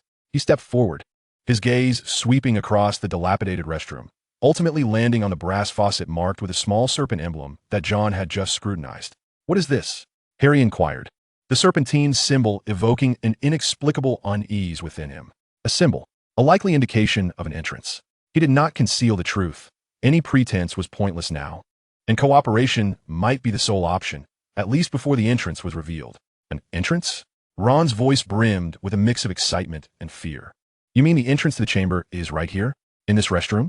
Just then, moaning Myrtle floated out from her stall, her translucent form radiating curiosity and a hint of excitement. Oh, what a lively day. What are you searching for? Another soul come to mock poor Myrtle, who drowned. Myrtle. John turned to her, his tone steady and unruffled. When you perished here 50 years ago, what did you see? Did you notice anything peculiar? Perhaps a snake? Or a glimmering diary? He mentioned the diary again, his gaze intensely fixed on Myrtle's reaction. Ron recoiled in disgust, attempting to distance himself. Yet the information was sufficient. Those enormous yellow eyes, right near that faucet. Harry, Ron, and John's gazes swiftly converged once more on the unassuming brass faucet. The serpent's mark requires Parseltongue to unlock it? Harry murmured, connecting his identity with the emblem, suddenly comprehending the implications. His complexion paled as he glanced at John. You knew all along? A conjecture. John did not deny it, based on certain clues. But now, it is you who must validate it, Harry. He directly addressed his brother, his tone purely pragmatic. Only you can unlock it. The necessity for collaboration lay starkly before them. John required Harry to unveil the entrance, while Harry sought information, perhaps even power, from John to confront the perils lurking beyond the door. Harry gazed at John, then at the diary still resting on the ground, his mind in tumultuous conflict. His trust in John was tenuous, particularly given the latter's Slytherin lineage and the air of mystery that enveloped him. Yet with Hermione petrified, Ron in a state of utter disarray, and himself under the scrutiny of the entire school, they were in dire need of answers and must thwart the next impending attack. Resolute, Harry finally made up his mind, his voice quivering yet resolutely firm. I'll give it a try. He inhaled deeply and approached the brass tap inscribed with the serpent emblem, concentrating intently on the small snake as if attempting to commune with it. A strange, hissing sound emanated from his throat, neither wholly human nor entirely articulate. It was cold and ancient. Open, Harry hissed in Parseltongue. In an instant, the serpent-marked tap erupted with a brilliant white light and began to spin rapidly. Subsequently, the entire sink trembled, accompanied by a resounding roar akin to stone grinding against stone. As it sank, revealing a dark, abyssal pipe opening, measuring a diameter of 3 to 4 feet. A chill, damp breeze, laden with the scent of earth and some reptilian musk, surged forth from the pipe, raising the hairs on the back of their necks. The entrance to the Chamber's secrets had truly opened. All present were rendered speechless by the spectacle, including Gilderoy Lockhart, who had been covertly observing from outside the door. At that moment of awe, chaos ensued. Lockhart, who had been lurking in the shadows, appeared utterly petrified by the daunting entrance and the sinister wind that billowed forth. The meager courage that adorned his face evaporated entirely, replaced by sheer terror. He abruptly turned, not to assist, but to flee. No, I can't do this. It's too terrifying, he screamed, drawing his wand and frantically attempting to escape the scene. However, in his panic, his movements were erratic. His wand swung back violently. Obliviate. A flash of the forgetfulness charm did not aim at any adversary, but, due to his foolish actions and overwhelming fear, inadvertently struck Ron Weasley, who stood directly behind him. Equally astonished by the entrance, Ron's expression froze, his eyes becoming vacant and bewildered as he toppled backward with a thud onto the damp ground, losing consciousness. "Ron!" Harry cried out in horror. Lockhart himself was taken aback, staring at the fallen Ron and then at his own wand, utterly bewildered, followed by a deeper sense of dread. "I didn't mean to." John's gaze turned frigid as ice. This incompetent fool, whose actions were more detrimental than beneficial. Without hesitation, his wand was aimed at the panicking Lockhart, who was attempting to flee once more. Stupefied, a beam of red light struck Lockhart squarely in the back. Without so much as a whimper, he crumpled to the ground like a sack of flour, his wand slipping from his grasp and rolling aside. In an instant, the situation spiraled out of control once more. The entrance gaped wide, the sinister wind howled, Ron lay unconscious from the misfire, and Lockhart was rendered senseless. Only Harry and John remained, standing before the entrance to an unknown peril. Harry gazed at his fallen friend and Lockhart, then cast his eyes upon the seemingly bottomless pipe, finally resting his gaze on John, whose face was devoid of expression, yet filled with helplessness and resolve. John swiftly surveyed the scene, his mind racing with calculations. Bringing the unconscious duo along would be a burden. Someone had to descend while the other remained behind. His gaze fell upon Harry's face, where he discerned a burning, undeniable determination mirrored in those striking green eyes. He would go down. He would find Ginny. He would put an end to it all. "You go down," John declared decisively, his tone sharp and swift. "I'll stay and manage them and attempt to notify the professors. If anything arises, send up a red spark." This was the most sensible arrangement. Harry, as a Parselmouth, might find it easier to communicate or confront the creature within the chamber. John would handle support and damage control. Harry nodded gravely, without uttering a word. He cast one last glance at the unconscious Ron, clenched his jaw, and resolutely stepped toward the dark abyss of the pipe.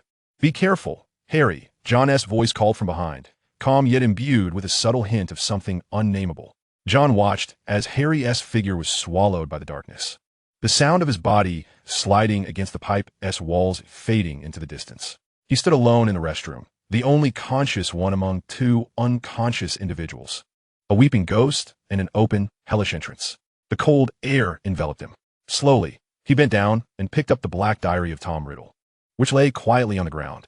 Its touch was icy, as if it possessed a life of its own, trembling slightly. John's fingertips brushed over the cover, and a glint of icy curiosity flickered in his eyes. Now he could finally examine the instigator of all this. Meanwhile, deep within the unfathomable pipe, Harry Potter was sliding toward an uncertain fate. The false heir of Slytherin and the true Slytherin were, in this unexpected manner, embarking on the conclusion of their adventure. Chapter 39, Whispers in the Dungeon and the Hissing of the Basilisk.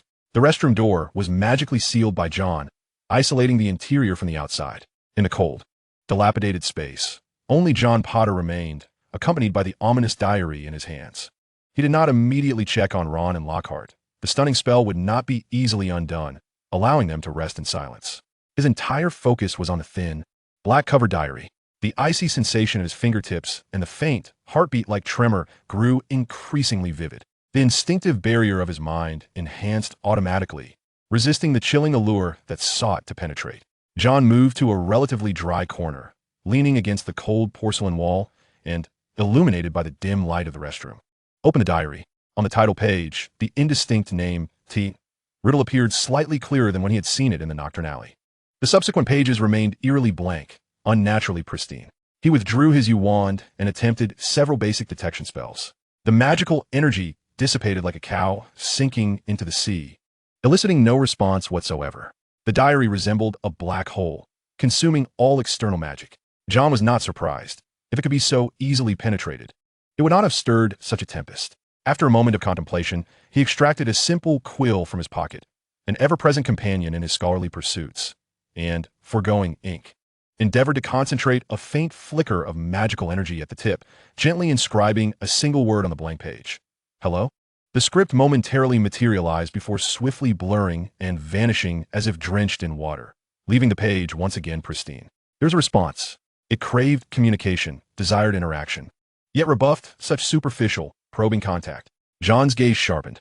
He required a more forthright approach. "I know what you are. I know what you have done. This time, The writing did not vanish immediately. The ink, or rather, the magic, seemed to seep into the paper, lingering for several seconds. Then, an unsettling occurrence transpired. As if an invisible hand dipped in ink, a new line of elegant, cursive writing emerged beneath his words, distinctly different from John's own. Then what are you? A curious bystander? Or a potential ally? The words bore a languid, mocking tone, as if possessing an all-seeing insight. John's heart tightened, yet his expression remained impassive. He continued to channel his icy emotions. Writing, "Where is Ginny Weasley? What have you done to her?" The script in the diary transformed once more, tinged with playful malice. The little red-haired girl? A delightful vessel, though regrettably fragile. Her fear and adoration are so delectable. But now, she is fulfilling her final mission, accompanying my true body below. The chamber beneath. Ginny was still alive, but she was likely in grave danger. Your body? A specter from 50 years past? John attempted to provoke a reaction, seeking further information. A specter? No, I am a memory, the 16-year-old Tom Riddle, far more tangible than a ghost. The writing exuded arrogance. I exist within this diary, waiting for the chance to be reborn. The vitality of that girl is precisely the nourishment I require. Soon, I shall be fully resurrected, escaping this wretched place. Rebirth? Absorbing vitality? John realized in an instant. This was no mere vessel for memories. It was a Horcrux, a dark magical artifact fashioned by Voldemort to harbor fragments of his soul in pursuit of immortality. And it was attempting to reconstruct a young Tom Riddle through Ginny's life force. The level of crisis escalated dramatically. This was no longer a simple chamber monster incident. It entailed the very core of the Dark Lord's resurrection secret. He must act immediately to thwart it. But Harry had already descended. As John conversed with the fragmented soul within the diary, his ears detected a muffled, disconcerting sound emanating from the depths of the pitch-black tunnel. A series of dull, grinding noises accompanied by an extremely low, yet piercing hiss. The basilisk. It had been awakened. Harry must be confronting it below. There was no time to hesitate. John abruptly snapped the diary shut, gripping it tightly in his hand. Within, Riddle emitted a dissatisfied, indistinct hiss, but was effectively silenced. He swiftly approached the unconscious forms of Ron and Lockhart. He could not drag these two burdens along, nor could he leave them here unattended. With a flourish of his wand, he unleashed a dazzling array of crimson sparks into the air. This served as a signal for Harry and a hope that any nearby professors might notice. He then crouched down, his gaze falling upon Lockhart's wand, which lay abandoned nearby. A thought flickered through his mind. He picked up Lockhart's wand and glanced at the unconscious man, a cold smirk forming at the corners of his mouth. Perhaps this fool could serve one final purpose. With Lockhart's wand, he cast a complex, misleading tracking charm and a minor confusion spell upon Lockhart himself, which would instill in the awakening Lockhart a delusion of being a hero on a quest, subconsciously directing him in a specific direction. Let this charlatan awaken and create a stir. It might draw some attention. As for Ron, he could only leave him lying there for the moment, hoping the red sparks would summon help. There was no time for further plans. The hissing and sounds of conflict echoing from the depths of the tunnel grew increasingly distinct, signaling an intense battle below. John hesitated no longer. He took one last glance at the dark entrance, inhaling the cold, serpentine air, and leapt into the abyss. His body plunged swiftly down the rough, damp walls of the tunnel, slick with some viscous substance, the sensation of weightlessness and the oppressive darkness enough to overwhelm anyone. Yet John's mental fortitude surged, suppressing all fear and distractions, leaving only absolute calm and acute awareness of his surroundings. He could hear the distant sounds of battle below, the basilisk's furious hissing, and Harry's incantations, something about disarming. The descent felt like an eternity, yet also but a fleeting moment. At last, a glimmer of light appeared ahead, rapidly expanding. With a loud thud, John landed heavily upon a mass of soft, damp, foul-smelling substance, seemingly the immense skin shed by the basilisk. The impact caused him to grunt, but he quickly rolled to his feet, his wand igniting instantly, scanning the vicinity with vigilance. He found himself in a vast, dimly lit tunnel. The air was so damp it could be wrung out, the walls coated with moss, and the ground littered with the bones of small creatures. The tunnel stretched onward, leading to a larger expanse, from which the sounds of battle and hissing emanated. Without a moment's hesitation, John dashed towards the source of the commotion. Passing through a colossal archway, the scene before me unfurled with both grandeur and an unsettling chill. It was an immensely vast underground palace, where towering stone columns supported a domed ceiling adorned with countless intricately carved serpentine figures. The ground beneath my feet was a cold expanse of stone slabs. At the far end of the palace, a massive statue resembling the visage of Salazar, Slytherin, loomed ominously above. Beneath this statue, a harrowing battle raged. Harry Potter, drenched and caked in mud, was desperately evading the onslaught of a monstrous creature. It was the basilisk, a serpent of unimaginable size.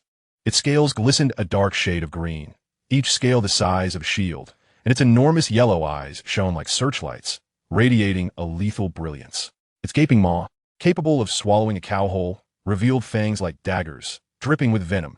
Harry dared not gaze into its eyes, relying instead on sound and the hisses of Parseltongue to navigate his perilous evasion, occasionally casting stunning spells or disarming charms, which proved futile against the basilisk's thick hide, only serving to further incite its fury. Not far from the battlefield, behind a serpentine stone carving, lay a small figure clad in Gryffindor robes. Her red hair splayed around her, unconscious and seemingly lifeless. Ginny Weasley. Her face was as pale as parchment, her breaths barely perceptible. Beside her stood another figure, a tall, shadowy apparition with dark hair, almost transparent, displaying a fervent smile of anticipation as he watched the conflict unfold. It was Tom Riddle. He appeared more corporeal than in the diary, evidently having siphoned considerable life force from Ginny. "Go on, Harry Potter," Riddle called out with a languid voice, laced with malicious delight. "Let me witness the extent of the Savior's prowess. Your friend is dying for you." His intent was to unnerve Harry. With a narrow escape from a sweeping tail of the basilisk, Harry gasped for breath, his strength visibly waning. At that moment, John Potter burst into the hall. His arrival instantly captured the attention of all present. Harry, upon seeing John, wore an expression of incredulous astonishment and concern. John, the basilisk seemed to sense the new intruder. Its massive head snapping towards John, its deadly yellow pupils locking onto him. Tom Riddle's smile faltered, morphing into sheer astonishment and a hint of barely concealed apprehension. He had clearly not anticipated John's appearance in such a manner. Another Potter? Riddle's voice retained its mocking tone, yet lacked its previous composure. What a family reunion. Albeit one destined for tragedy. With a deafening hiss, the basilisk abandoned Harry and lunged towards John, its gaping maw wide open, exuding the stench of blood and death. John stood his ground, his pupils reflecting the oncoming deathly beast, yet his expression betrayed no fear. His yuan was raised steadily, not aimed at the basilisk's eyes, for he dared not look, but directed into the cavernous depths of its gaping, fanged mouth. His voice rang out, cold and resolute, imbued with a deadly intent that echoed throughout the underground palace. The wandless spell. Chapter 40. Serpent's Fangs, the Phoenix, and the Ultimate Choice. The wand of you unleashed not a brilliant beam of light, but an invisible yet razor-sharp force of cutting power, piercing precisely into the depths of the basilisk's gaping maw. A sickening sound erupted, akin to the grinding of flesh being mercilessly torn apart. The creature's furious charge abruptly faltered, producing a heart-wrenching, thunderous shriek of agony. Its soft internal tissues seemed to be shredded by countless invisible razors, obliterating its insides. Dark crimson blood, mingled with venom, cascaded from its mouth like a waterfall, splattering onto the cold stone floor with a hissing sound of corrosion. The massive head thrashed in torment, colliding with a nearby pillar, causing debris to rain down. Its lethal yellow eyes, now shut in excruciating pain, temporarily lost their menacing glare. This unexpected blow afforded Harry a precious moment to breathe, revealing his brother John standing there, pale yet remarkably composed, his wand unwaveringly aimed at the writhing serpent. "John!" Harry exclaimed, a mix of surprise and joy flooding his senses, but he quickly warned, "Do not look into its eyes. Ginny is nearby." The diary. He succinctly reminded Harry of their true objective. The composed smile on Tom Riddle's face had vanished, replaced by a grotesque blend of fury and disbelief. He had not anticipated that this suddenly appearing young Slytherin wielded such malevolent and precise dark magic. "Kill them! Kill them!" Riddle shrieked at the writhing serpent, his figure shimmering with agitation. Infuriated by its torment, the basilisk became even more ferocious. Though its mouth was injured, its massive body and strength remained terrifying. Utilizing its heat-sensing and acute hearing, it once again locked onto the positions of the two brothers, its colossal tail sweeping toward them with the force of tempest. "Dodge!" Harry shouted, leaping to the side. John nimbly rolled backward, narrowly avoiding the tail strike capable of shattering stone. In the chaos, Harry's gaze fell upon Ginny lying on the ground, unconscious, and the black diary clutched in her hand. It must be destroyed. That is Riddle's lifeline. Harry charged toward Ginny. Stop him, Riddle screamed. The basilisk, disregarding the agony in its mouth, opened its gaping jaws again. Despite the devastation within, attempting to bite Harry. An obstacle materialized. John cast another spell, conjuring an invisible wall that appeared instantaneously between the basilisk and Harry. The creature collided with it, momentarily slowed, yet continued to push through with unyielding ferocity. But that brief delay was sufficient. Harry lunged towards Ginny, reaching for the diary. However, just as his fingers were about to make contact, Riddle's indistinct form solidified, moving swiftly to use an invisible force to send the diary flying away, landing amidst a pile of rubble. Not so fast, Riddle sneered. Harry missed his mark, and the basilisk's massive jaws loomed down upon him once more. Venom dripped from its fangs, nearly grazing his hair. In that critical moment, a clear and resonant cry, piercing and powerful, suddenly echoed from the palace's dome. A golden red light, akin to a miniature sun, plummeted with the swiftness of lightning. It was Fawkes Dumbledore's phoenix. Like an arrow released from a bow, it shot directly at the basilisk's head. Sensing the threat, the basilisk abruptly raised its head, revealing its deadly yellow pupils, which had just opened. Yet Fawkes remained undaunted. It did not gaze into the basilisk's eyes, but expertly targeted the creature's right eye with a fierce peck. A horrifying sound of splattering liquid erupted. The basilisk emitted a scream more harrowing than before, its enormous head thrashing wildly, dark yellow viscous fluid gushing from its blinded eye socket. Fawkes nimbly avoided the chaos. Soaring in the air, while emitting an inspiring call, blinded in one eye, the basilisk, overwhelmed by pain and fury, lost its sanity, recklessly crashing into the stone pillars and walls of the palace, causing the entire subterranean space to tremble. Fawkes! Harry exclaimed in delight. Fawkes spiraled above, dropping a tattered object that landed at Harry's feet. It was the sorting hat. Bewildered, Harry picked it up. What use was a hat to him at this moment? Just as he pondered, he felt a weight in his hands, as if some heavy object had suddenly appeared within the hat. Instinctively, he reached inside and grasped a long, cold, hard object. He yanked it out with a swift motion. It was a gleaming silver sword. The hilt was adorned with a ruby the size of an egg, and the blade shimmered with a radiant light, as if imbued with boundless power and courage. The sword of Gryffindor. Fawkes's song grew even more resonant, filled with encouragement. For the first time, Tom Riddle's expression truly changed, revealing disbelief and a hint of fear. No, this is impossible. Grasping the sword, warmth and courage surged through Harry's entire being. He understood. Meanwhile, the basilisk, now blinded in one eye and driven mad by pain, once again relied on its sense of smell and hearing to pinpoint Harry's location. It opened its gory maw and lunged to bite down. This time, Harry did not flinch. He gripped the sword of Gryffindor tightly, summoning all his strength to thrust upward against the descending jaws of the basilisk. With precision, the sword pierced the basilisk's upper jaw, penetrating its skull.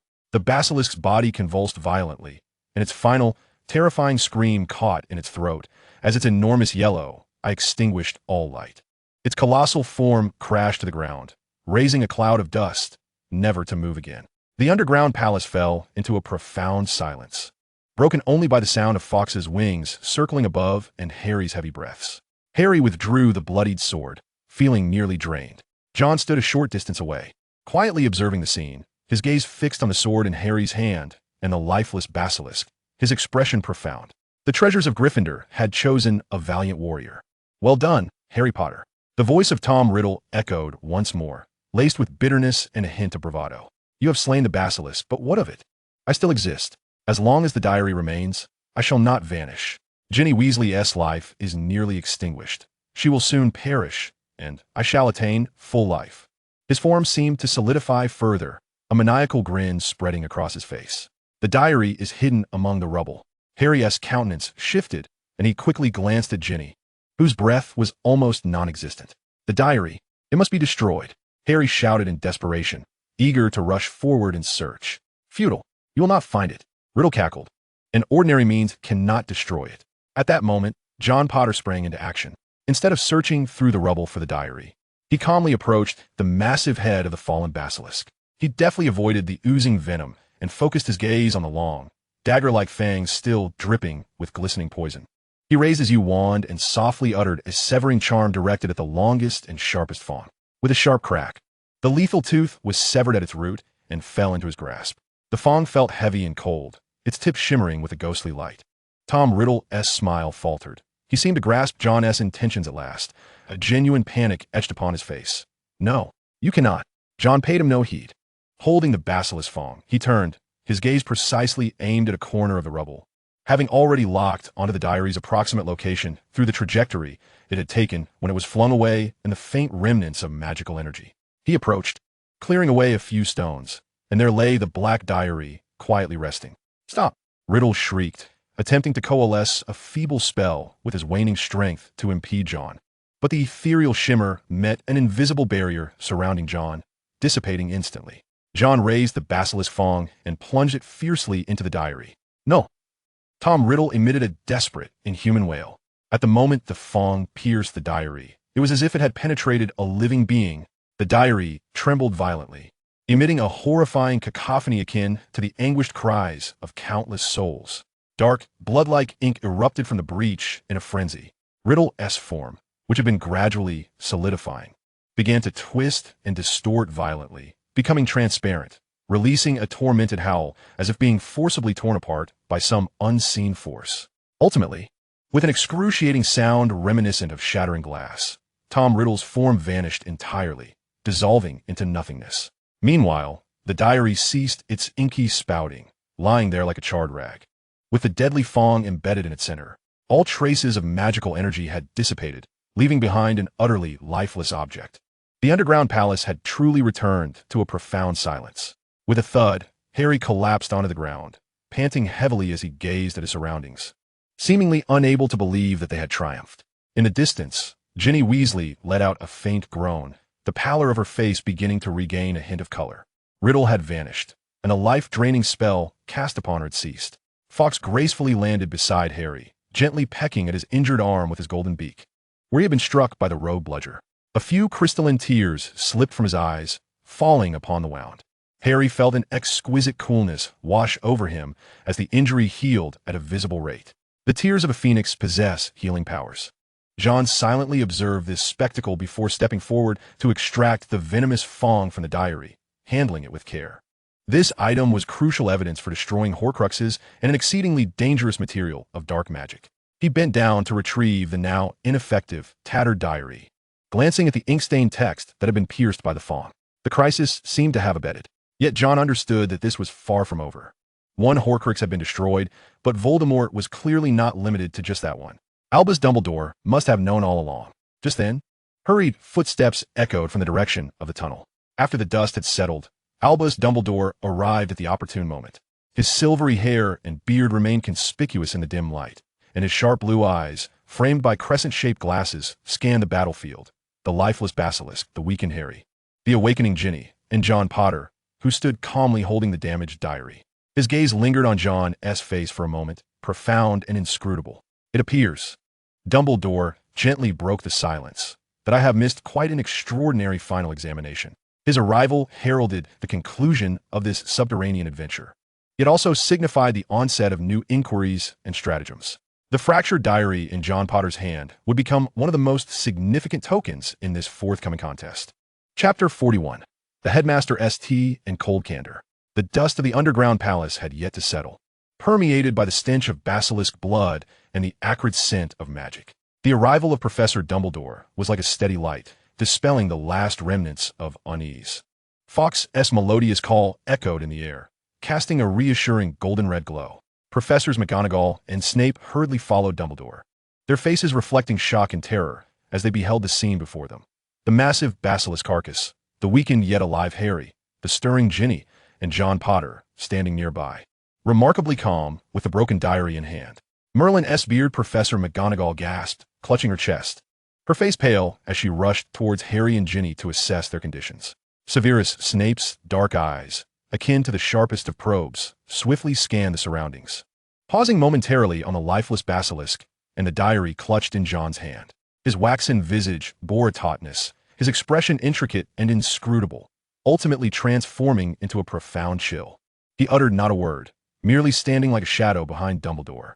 Professor Pomona Sprout's Mandrake Revival Potion had finally proven its worth. Professor McGonagall nodded, cautiously levitating the still weakened Ginny while assisting Harry, hastening their departure from the underground ruins. Now, within the expansive palace, only Dumbledore, Snape, and John Potter remained. Fawkes alighted gracefully upon Dumbledore's shoulder, regarding John with wise eyes. Severus Dumbledore did not glance at Snape, his gaze fixed upon John. Perhaps we might first ascertain that the upper passage is secure and that our Professor Gilderoy will not inadvertently cast a memory charm upon himself upon awakening. A hint of lightheartedness colored his tone. Now, only 2 individuals and 1 bird remained. Dumbledore approached John with measured steps. His silvery hair shimmered in the glow of Fawkes, while his blue eyes, framed by crescent-shaped glasses, held a depth akin to the night sky, calmly observing John and the diary, now pierced by the basilisk's venomous fawn. It has been an extraordinary adventure, John, Dumbledore began slowly, his voice gentle yet imbued with undeniable gravity, suffused with courage, wisdom, and remarkable decisiveness. His gaze swept over the basilisk's carcass and its deadly fawn. John met his gaze with tranquility, devoid of humility or arrogance, merely inclining his head slightly. Circumstances compelled me. Headmaster. He extended the damaged diary, stating, I believe this is one of the outcomes you wish to witness.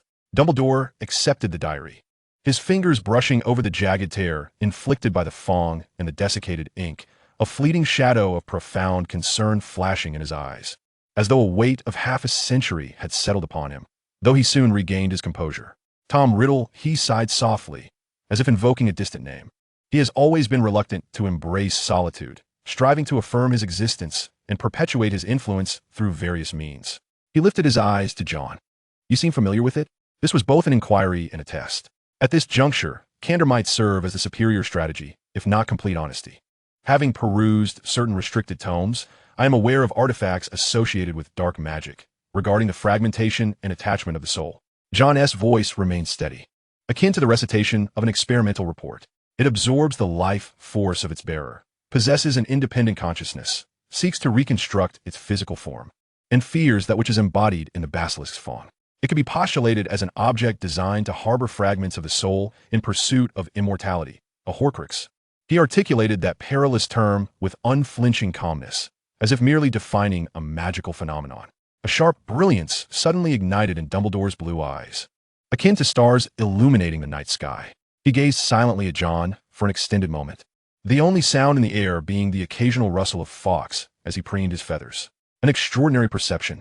At length, Dumbledore spoke in a tone that revealed neither admiration nor caution. Your knowledge far exceeds the bounds of your age and grade, even surpassing that of most adult wizards.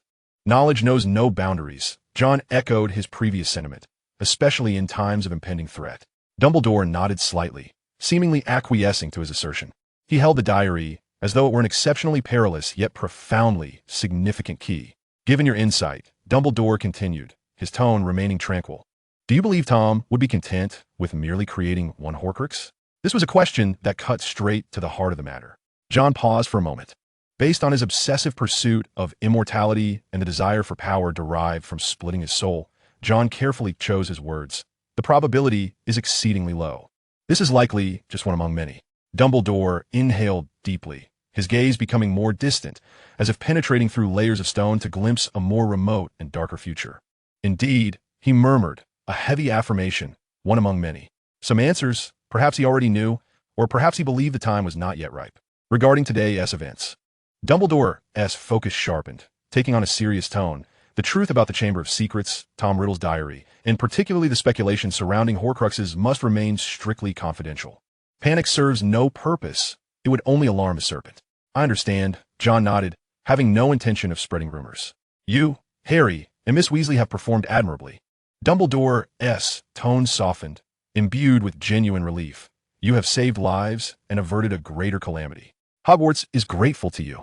Dumbledore regarded him, an inscrutable emotion flickering in his eyes, part admiration, part concern, and yet a profound expectation. Sometimes Dumbledore spoke slowly, his voice deepening with resonance. We must advance along the path we deem right, even if it necessitates making difficult choices, enduring solitude, and facing misunderstandings from allies.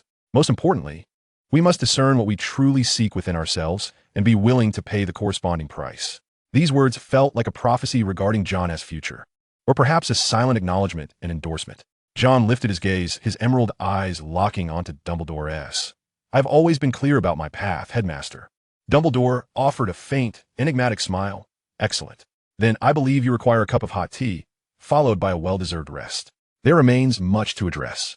Fox circled above them, casting a warm glow that dispelled the chill and darkness of the underground. John Porter followed Dumbledore out of the Chamber of Secrets. His hands were empty, yet his heart bore a heavier secret and a clearer purpose. The existence of Horcruxes had been confirmed, and Voldemort's threat was far from over. In the recently concluded crisis, he had not only demonstrated his worth, but also revealed some of his cards.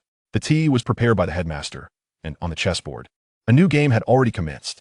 Chapter 42, The Aftermath of Daily Life and the Underlying Chess Game. The official version of the chamber incident quickly spread. The deranged house elf Dobby, with Lucius Malfoy cleverly omitted, had manipulated Ginny Weasley using dark magical artifacts, thereby opening the chamber and unleashing the basilisk. With the assistance of Ron Weasley and John Porter, Harry Potter bravely defeated the monster and rescued Ginny. Professor Gilderoy Lockhart, unfortunately, fell victim to his own forgetfulness charm during the investigation, temporarily losing his memory, and was sent to St. Mungo's Hospital for magical maladies and injuries for recuperation. This version was sensational enough and sidestepped the most sensitive aspects, Horcruxes, Riddle, and Malfoy's direct responsibility. Harry once again became the center of attention as a hero.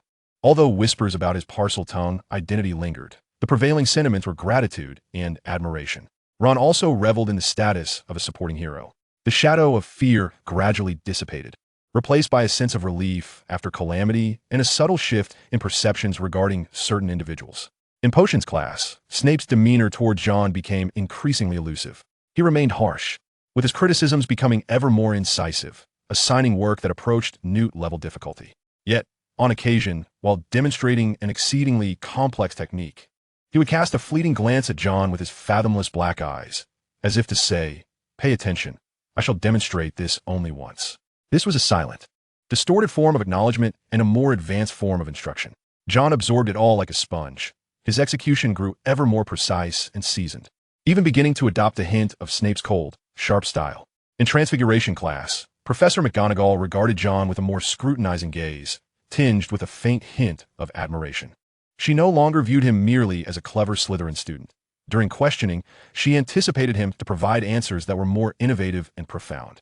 John's understanding of transfiguration indeed surpassed that of his peers, particularly concerning shape-shifting and energy stabilization, which seemed to be linked to his exceptional control and inquisitive nature regarding the essence of magic. His interactions with Argus Filch evolved into a continuation of a silent exchange.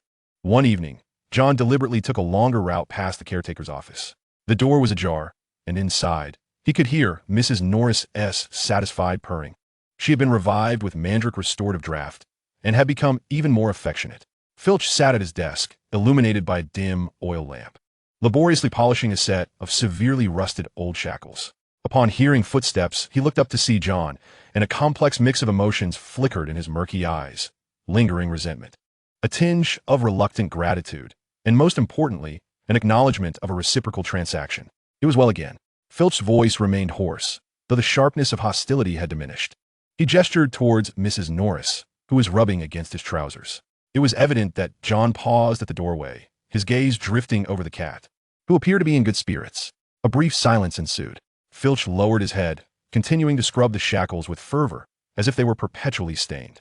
Then, seemingly in a casual manner, he muttered indistinctly, "That pesky poltergeist has been frequenting the abandoned history of magic classroom on the 5th floor at night, making a racket and complaining about some shiny trinkets disturbing my cleaning." John's eyes flickered momentarily. The poltergeist was always a nuisance. Filch huffed, refraining from further conversation. Yet the exchange had transpired. The information had been conveyed, leaving its interpretation to John. He nodded slightly and turned it apart. This cold, interest-based mode of communication oddly rendered both of them at ease. Daphne emerged from the library, cradling several hefty tomes, including Advanced Transfiguration Theory and Applications of Concealment Charms. "It appears you have not been idle," she remarked, her gaze sweeping over the parchment John held, which pertained to ancient runic advanced variants, her blue eyes sparkling with understanding. The post-class life of a dungeon explorer was indeed fulfilling. The crisis averted did not imply a halt in progress. Indeed, Daphne nodded.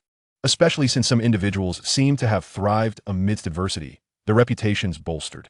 Her implication was clear, evidently referring to Harry, and perhaps including John himself, and others.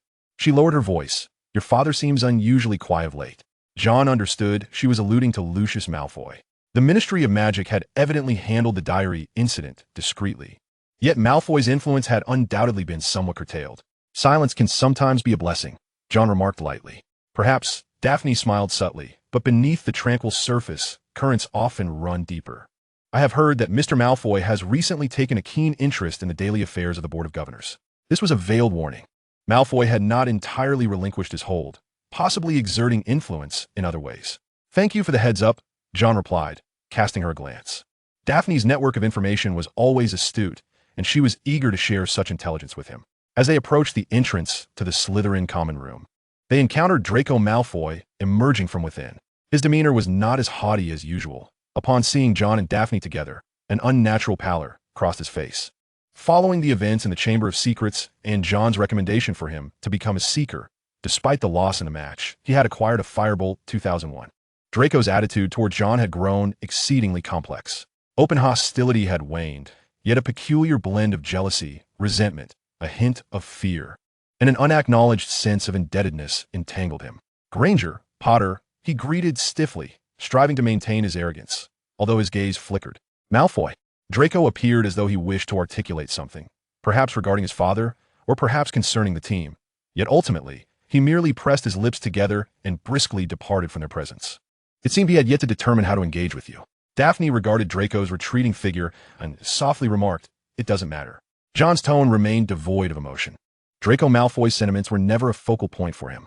Within the common room, the atmosphere retained its characteristic Slytherin reserve and calculation. But the glances directed towards John were imbued with a palpable sense of genuine apprehension and scrutiny. He was no longer the peculiar Potter, but rather a figure who had demonstrated his prowess during the Chamber of Secrets incident, whose relationship with the Savior was intricate, and who had seemingly garnered the attention of Professor Snape and Headmaster Dumbledore, rendering him a force to be reckoned with. John made his way directly to his usual seat by the window, unfurling a piece of parchment to continue his studies. Outside, the depths of the Black Lake appeared dark and profound, with the occasional shadow of a giant squid's tentacle gliding by. Life proceeded as usual, with classes continuing uninterrupted. Yet John Potter understood that the game beneath the surface had never ceased. The information from Filch, Daphne's warning, Draco's silence, Snape's additional scrutiny, and Dumbledore's cryptic insights all served as signals upon the chessboard. He picked up a quill, dipping it into the cerulean ink Daphne had previously gifted him, reminiscent of her own azure eyes, and inscribed in the corner of the parchment Filch's words. 5th floor, abandoned history of magic classroom, Peeves, shiny object. Perhaps it was merely a trivial piece of information, or perhaps it was the inception of another clandestine clue. The daily life at Hogwarts was eternally suffused with the interplay of magic's brilliance and shadows. For John Potter, each day was a calm endeavor, weaving his future within this intricate web. Chapter 43, Fragments of the Crown and the Gift of Peeves. Filch's information regarding Peeves and the 5th floor abandoned classroom was akin to a pebble cast into the tranquil lake of John's heart. Though minuscule, it disrupted the placid surface.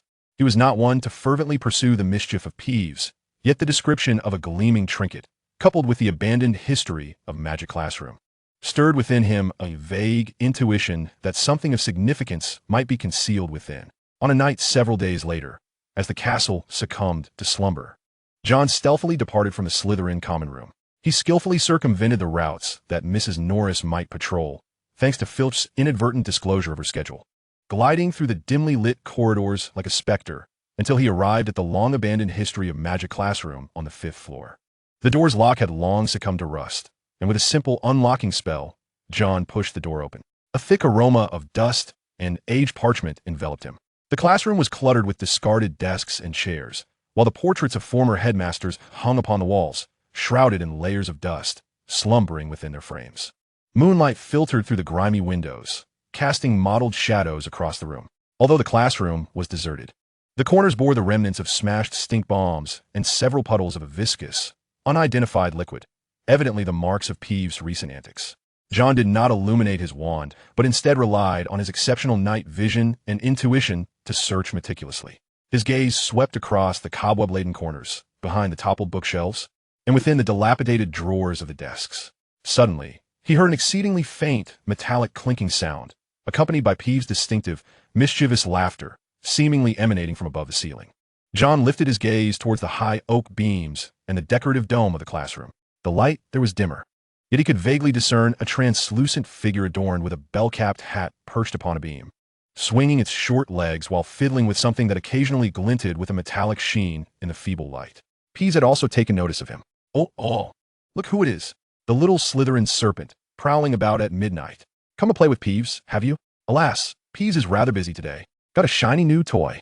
But not for you to see. It gleefully concealed the object behind its back and unleashed a barrage of saliva-soaked paper airplanes toward John. He calmly dodged the repugnant projectiles, his focus unwavering on Peeves. While he had no desire to engage with this unruly spirit, the shimmering object piqued his curiosity. Peeves, John began, his voice steady, yet imbued with an unmistakable intensity. What is that you have? What did you procure it? Not telling.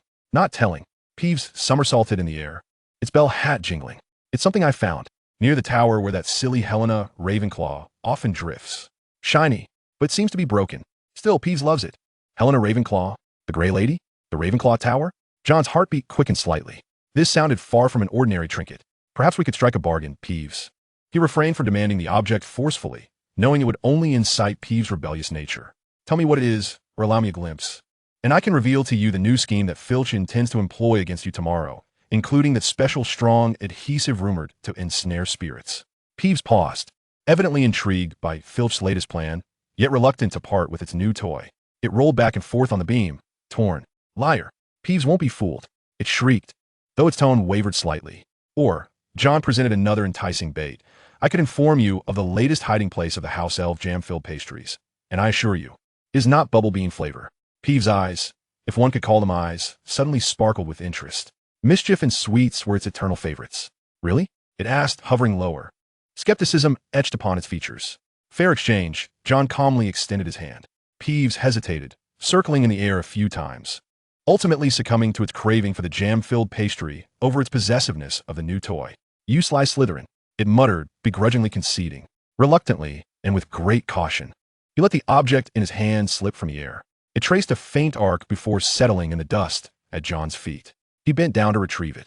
It was a metallic artifact, frigid to the touch, seemingly composed of an ancient silver alloy, yet grievously twisted and deformed, its edges marred by irregular fractures, as if it had been violently torn from a larger hole.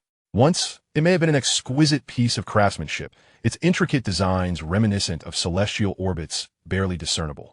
But now it was reduced to a fragment barely the size of a hand. At its center embedded a minuscule gem that still refracted a profound blue light in the dim illumination. Despite its severe damage, John could still sense a faint but remarkably pure essence of ancient magic lingering within. This was no ordinary object belonging to a Hogwarts student, nor did it resemble any creation of this era. His gaze lingered on the unique carvings and the blue gem fragment. Could this be a shard of the Ravenclaw diadem? Though incredulous, the characteristics aligned remarkably. How could it be shattered? And how had it come to be near the Ravenclaw Tower, only to be discovered by Peeves? How splendid it was! Peeves spiraled above in delight. But it was of no use. It was broken. Peeves. Now, raspberry tart. A promise is a promise. John shook off his shock and regained his composure. He clutched the fragment tightly in his hand and looked up at Peeves, behind the third tapestry on the eastern wall of the kitchen. There was a small alcove where house elves placed a fresh raspberry tart every day at 4 in the morning for the professors on early duty. Oh! Peeves emitted an excited shriek. Raspberries. Peeves' favorite. You kept your word, little serpent. He instantly cast aside the shard, cheering as he burst through the ceiling, clearly heading straight for the kitchen. John stood alone amidst the dust and moonlight of the abandoned classroom, his palm open, gazing at the cold, damaged fragment of the diadem. The Ravenclaw diadem was shattered. What did this signify? An accident from a distant past? Or recent human destruction? Reflecting on Tom Riddle's diary, also a relic from Hogwarts, an unsettling thought emerged. Were there other treasures belonging to the founders that had similarly fallen victim to dark magic's corruption or ruin? Did Helena Ravenclaw, the Grey Lady, know? The value of this fragment far surpassed its apparent damage.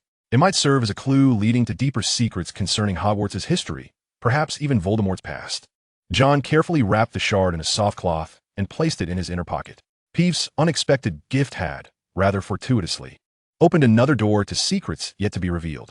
The torches on the corridor walls elongated his shadow, as if more secrets and burdens were settling upon his still youthful, yet remarkably steadfast shoulders. The nights at Hogwarts forever concealed knowledge deeper than textbooks and truths more perilous than appearances. John Potter is indeed the most tireless of seekers. Chapter 44. The conclusion of the academic year and the prelude to undercurrents. The final weeks of the academic year passed swiftly in an atmosphere that was superficially relaxed yet internally taut. As examination week approached, the castle became imbued with the scent of parchment and anxiety. For the majority of students, the pressure of the Newts and OWLs temporarily eclipsed the lingering dread of the chamber incident. John Potter, as ever, adeptly navigated all examinations. His precise execution and profound theoretical understanding in charms, potions, and transfiguration earned him discreet nods of approval from the professors. In the written exam for defense against the dark arts, he calmly dissected the merits and flaws of various defensive strategies, even subtly critiquing certain ostentatious yet ineffective renown cases, undoubtedly alluding to Lockhart, resulting in a faint smile from Professor McGonagall as she graded his paper. The practical examination, overseen by Snape, focused on identifying and countering basic dark arts traps. John's performance was impeccable, and Snape awarded him a rare outstanding. Meanwhile, Harry and Ron struggled amidst their trials, particularly in potions and history of magic. Although Hermione had begun to awaken and was gradually recovering, her missed revision time left her anxious, which in turn resonated with her two friends. The trio's frequent scenes of mutual encouragement in the library, mostly Hermione tutoring the other two, became the norm. Draco Malfoy appeared to have subdued somewhat, yet his occasional glances at John remained laden with complexity. His father, Lucius Malfoy, evidently faced difficulties within the Ministry of Magic. Though no formal accusations had been made, his power was undoubtedly curtailed, rendering him temporarily incapable of causing turbulence at Hogwarts. Daphne Greengrass, as usual, maintained a tacit exchange of information and academic discourse with John, refraining from mentioning the matter of the crown shards, as if the abandoned classroom of that night had never existed. At last, the examinations concluded. Results were announced, bringing joy to some and despair to others. Hermione unsurprisingly achieved outstanding in all subjects, with John following closely behind, only slightly faltering in memory-intensive subjects like history of magic and astronomy, as he prioritized practical magic and theoretical derivation. Harry and Ron narrowly passed the majority of their subjects, which brought them significant relief. The year-end feast arrived once more. The Great Hall remained adorned with Slytherins, silver and green, yet the atmosphere was markedly different from that of the previous year. Professor Dumbledore, as was customary, recounted the year, highly praising the courage and wisdom exhibited by students in the face of unique adversities, particularly highlighting Harry, Ron, John, and Ginny, who blushed with pride at the mention of her name, for their exceptional contributions in addressing safety concerns within the school. Therefore, Dumbledore, with a smile illuminating his face and his blue eyes sparkling behind his crescent-shaped glasses, proclaimed, although the point for the House Cup had been settled, "I believe an additional award to recognize extraordinary courage and uphold the unity of our house is warranted." He generously awarded points to Harry, Ron, John, and Ginny's house, sufficient to potentially reverse the outcome of the House Cup. However, this year's outcome was not one-sided. Gryffindor amassed a considerable number of points due to the contributions of Harry and Ron, while Slytherin clung closely thanks to John's actions and the reluctant yet necessary additional points awarded by Snape for John's exceptional performance in potions and defense against the dark arts. Ultimately, the House Cup concluded with an unprecedented tie for first place between Gryffindor and Slytherin. This result took everyone by surprise. After a brief moment of astonishment, the Gryffindor table erupted in cheers, although they did not claim sole victory, sharing the honor with Slytherin. Especially after the trials of the Chamber of Secrets and the suspicions cast upon Harry was more than enough to satisfy them. The expressions of the Slytherins were mixed. They relished their victory, yet it was inextricably linked to a Potter and a Weasley, Ginny, rendering the triumph somewhat bittersweet. Nevertheless, the silver and green decorations remained intact. John calmly accepted the result. The tie for first place perhaps represented the most fitting, delicate balance of the current circumstances, reflecting a certain art of equilibrium by Dumbledore. He ventured alone to a secluded corridor on the western side of the castle, where a window faced an expansive field and the distant Forbidden Forest. As the sun dipped below the horizon, it gilded the towers of Hogwarts with a warm golden hue, while shadows lengthened in response. He retrieved the fragment of the Ravenclaw diadem, carefully wrapped in soft cloth, and placed it upon the windowsill. The fading sunlight illuminated the small shard of sapphire and twisted metal, casting a poignant and enigmatic glimmer. A fragment of wisdom from an era, John whispered to himself, his fingertips lightly grazing the cold metallic edge, pondering how it had come to be shattered. At times, the relentless pursuit of ultimate wisdom can lead one into perilous realms, even provoking destructive envy. A gentle voice emerged from behind him. Albus Dumbledore approached the window, equally captivated by the glimmering fragment in the sunset, his blue eyes reflecting a complex tapestry of emotions, nostalgia, sorrow, and a profound warning. "You recognize it, Professor," John asserted, not as a question. "The diadem of Ravenclaw." Dumbledore sighed softly. "Legend has it that it bestows wisdom, yet it may also amplify one's obsessions. It has been lost for many, many years. It seems its ultimate fate is not a favorable one." He refrained from inquiring about the origin of the fragment, as if he were already aware. "Did it meet a fate akin to that of the diary?" John asked directly, his gaze piercing as he looked at Dumbledore. Dumbledore paused for a moment, the sunset bathing his long silver beard in golden light. At last, he spoke slowly. "The taint of dark magic can manifest in myriad forms, John. Some are glaringly evident, while others lie deeply concealed, even cloaked in alluring facades. Pursuing these traces demands unparalleled caution and a resolute heart." Dumbledore turned to face John, affirming with a nod. "Knowledge is power, but remember, how one chooses to wield that power defines who we are. I wish you a fruitful holiday, John." He gently patted John on the shoulder, then turned and slowly departed, his long robe trailing behind him, vanishing into the dimming shadows of the corridor. John stood alone by the window, watching as the sun sank completely below the horizon, the lights of Hogwarts illuminating one by one. The second year had come to an end. The crisis of the Chamber of Secrets had been resolved. The secrets of the Horcruxes began to unveil, and the fragments of the diadem had fallen into his hands. He realized that this summer, he would no longer be content merely with the knowledge of books. He needed to delve deeper, to prepare more proactively. Number 4. Privet Drive might still serve as his refuge, but it would never again be his prison. The undercurrents had already begun to stir. The chessboard was set. He, John Potter, the Slytherin Seeker, would continue his journey in the shadows.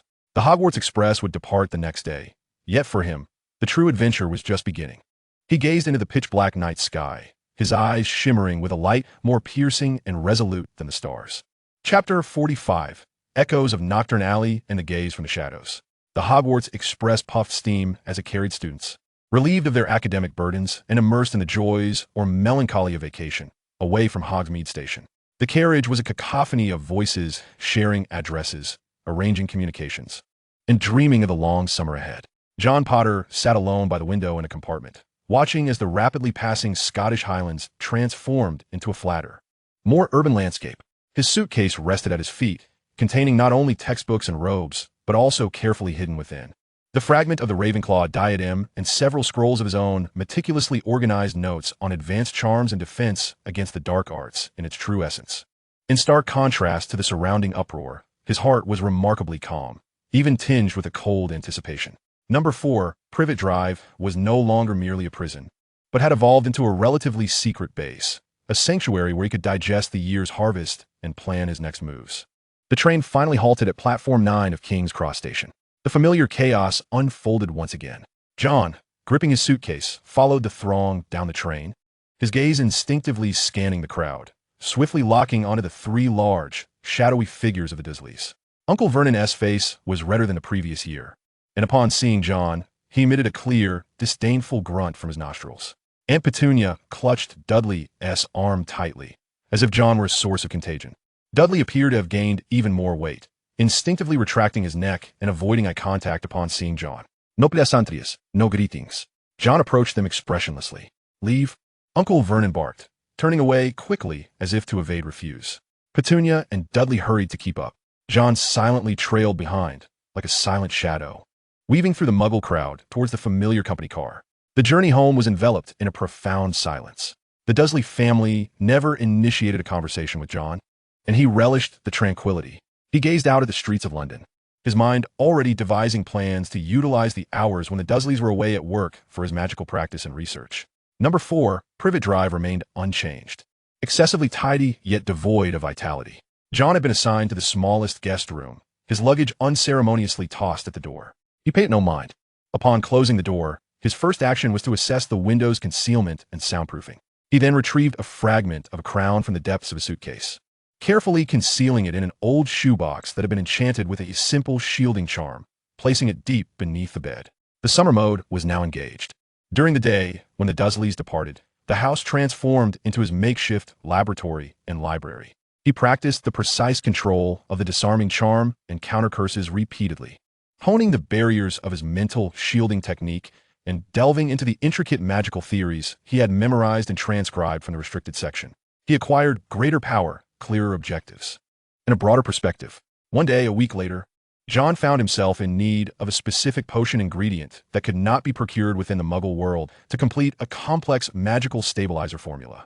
He recalled that the Borgin and Burke's shop in Nocturne Alley might possess what he sought. Though the location was perilous and uncomfortable, it was the quickest and most direct route. Seizing the opportunity, while the Dursleys attended a dull event featuring Dudley, John donned a nondescript dark hoodie and, using a stash of flue powder he had secretly secured, arrived directly at the Leaky Cauldron.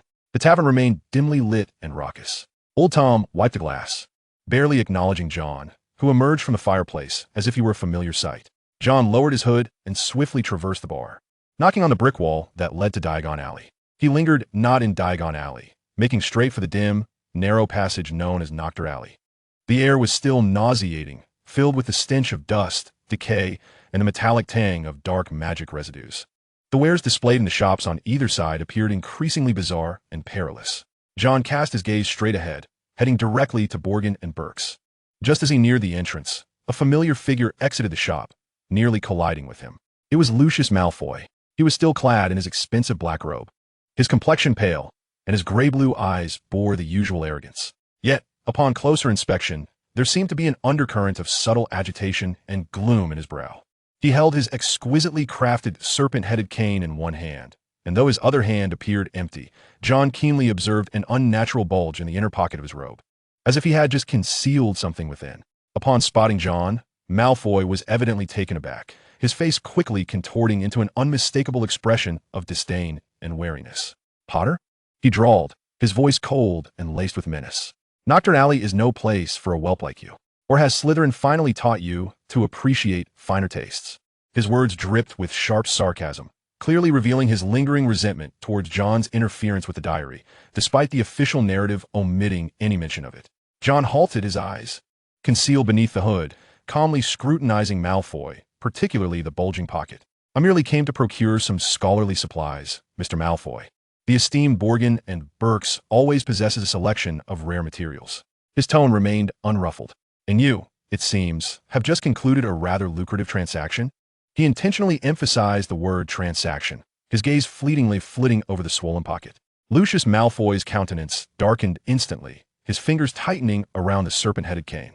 "Mind your words, boy," he hissed menacingly. "Some matters are beyond your purview. Tend to your own affairs and steer clear of what does not concern you. Otherwise," he trailed off, yet the malice in his eyes spoke volumes.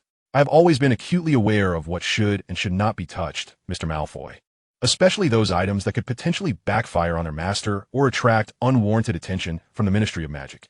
This remark struck a nerve with Malfoy, as the diary incident had evidently inflicted severe repercussions upon him, and he remained apprehensive about further scrutiny from Ministry. The muscles in his cheeks twitched, and his steely gray-blue eyes nearly blazed with ire, but ultimately, he merely shot John a venomous glare and spat through clenched teeth. "We shall see, Potter."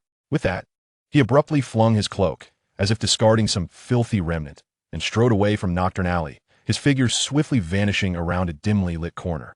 John stood rooted in place, gazing intently in the direction Malfoy had disappeared, his thoughts deep and contemplative. What had Lucius Malfoy just relinquished at Borgin and Burke's? Was it akin to the diary, another perilous nuisance that required disposal? He turned and entered the dimly lit shop, which was crammed with an array of unsettling dark artifacts. Mr. Borgin emerged from behind a heap of withered hands, a slick smile plastered across his face. "Ah, young customer, what do you require? I have everything you might desire, provided you possess enough galleons and the requisite audacity." His eyes scanned John's unadorned hooded sweatshirt, a hint of disappointment flickering across his features. John named several potion ingredients, two of which were rather obscure and mildly toxic. Mr. Borgin raised an eyebrow in surprise, re-evaluating John. "An intriguing selection. "One moment, please." He turned to rummage through the cluttered shelves. While waiting, John casually surveyed the shop. As his gaze swept across a corner, he noticed what appeared to be a recently cleared space, faint traces of dust lingering on the ground, precisely the size of a medium box or chest. "It seems Mr. Malfoy has just completed a significant deal?" John inquired, seemingly nonchalantly. Mr. Borgin's search momentarily faltered, followed by a dry chuckle. "Oh, Lucius? He merely came to dispose of some old family collections. You know how ancient families tend to possess items that require updating." John refrained from asking further questions, well aware that no more information could be extracted from the seasoned Mr. Boken. In no time, Mr. Boken procured the necessary materials and quoted a rather hefty price. John did not haggle. He paid without hesitation, having accumulated a fair amount of pocket money by selling his meticulously brewed potions through Owlpost. He carefully gathered the materials and exited the shop. Upon stepping out of Nocturne Alley and returning to the relatively bright and bustling Diagon Alley, John's mood remained far from light. The peculiar behavior of Lucius Malfoy and the traces left behind in Boken's shop hinted at some unusual occurrences taking place in the shadows. It appeared that the Malfoy family was urgently dealing with certain antiquities. Could this be related to the pressure stemming from the exposure of the diary? Or were they merely clearing space for a grander scheme? He lifted his gaze towards the direction of the Ministry of Magic, his eyes seemingly piercing through layers of buildings.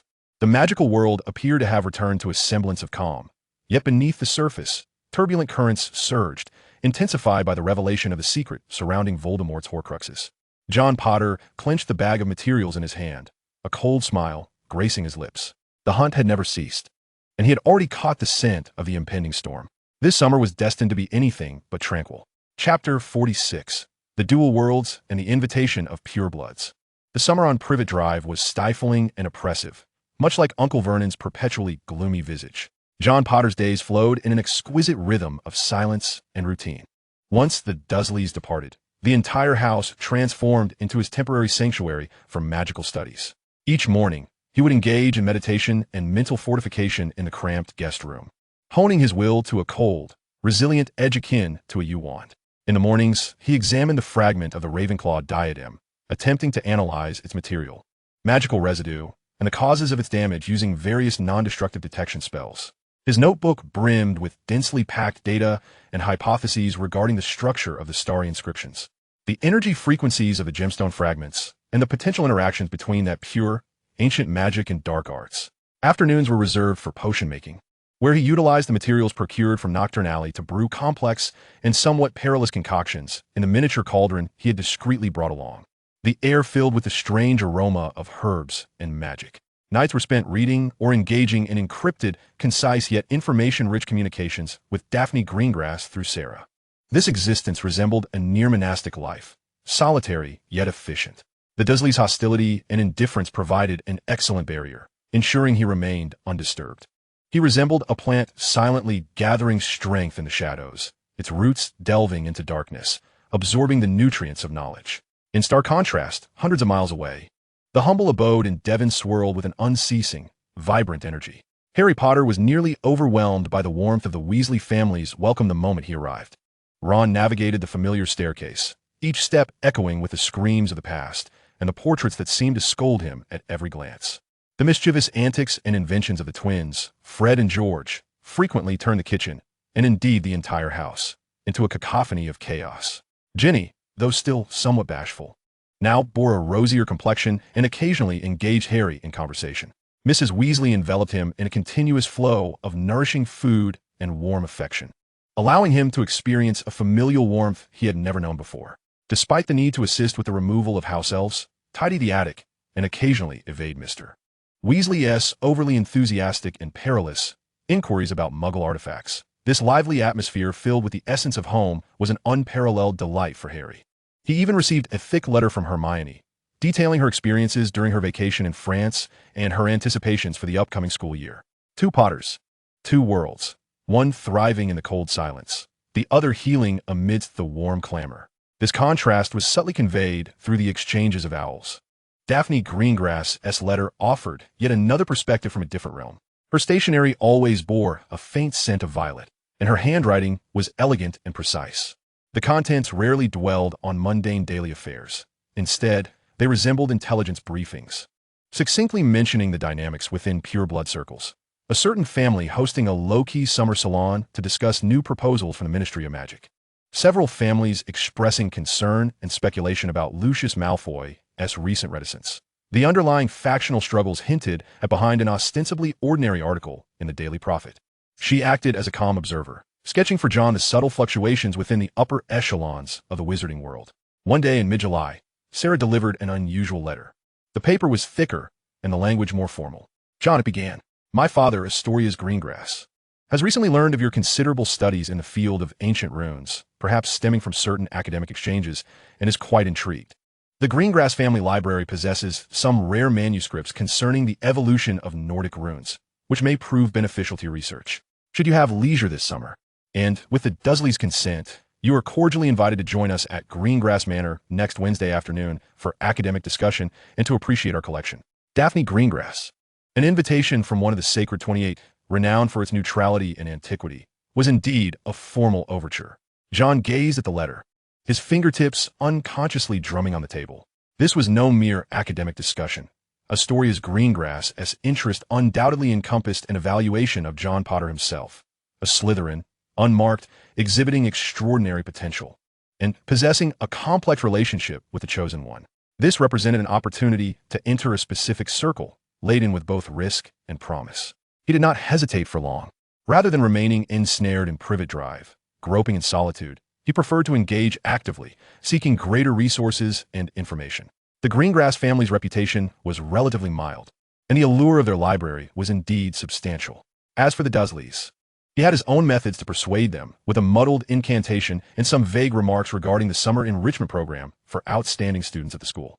On Wednesday afternoon, John donned a brand new dark green robe, purchased with funds from potion sales, ensuring he appeared presentable without being overly ostentatious. A familiar sensation, akin to being hooked at the navel, enveloped him as the space twisted and spun. In the next moment, his feet found purchase on a soft, even stretch of grass. The fresh air, infused with the fragrance of flowers, greeted him. He stood before an elegant, gray-white manor, smaller than Malfoy Manor, but imbued with a sense of historical depth. Neatly trimmed flower beds surrounded the estate, with a well-maintained Quidditch pitch and greenhouse visible in the distance. Everything exuded an air of orderliness, understated yet luxurious. Daphne Greengrass awaited him at the intricately wrought iron gate. Clad in a soft blue gown, her golden hair elegantly styled, she appeared more mature and graceful than at school. "Welcome to Greengrass Manor, John," she said with a slight nod and a perfectly measured smile. "Thank you for the invitation, Daphne." Daphne guided him into the manor. The interior, while not ostentatiously adorned, radiated an ancient richness. Walls hung with time-worn magical tapestries depicting the Greengrass family lineage and significant historical events. Silverware gleamed. The air was tinged with the faint scent of old books and polished wood. They encountered few servants, only a couple of tidy house elves who silently bowed in greeting. Eventually, they arrived before a heavy oak door.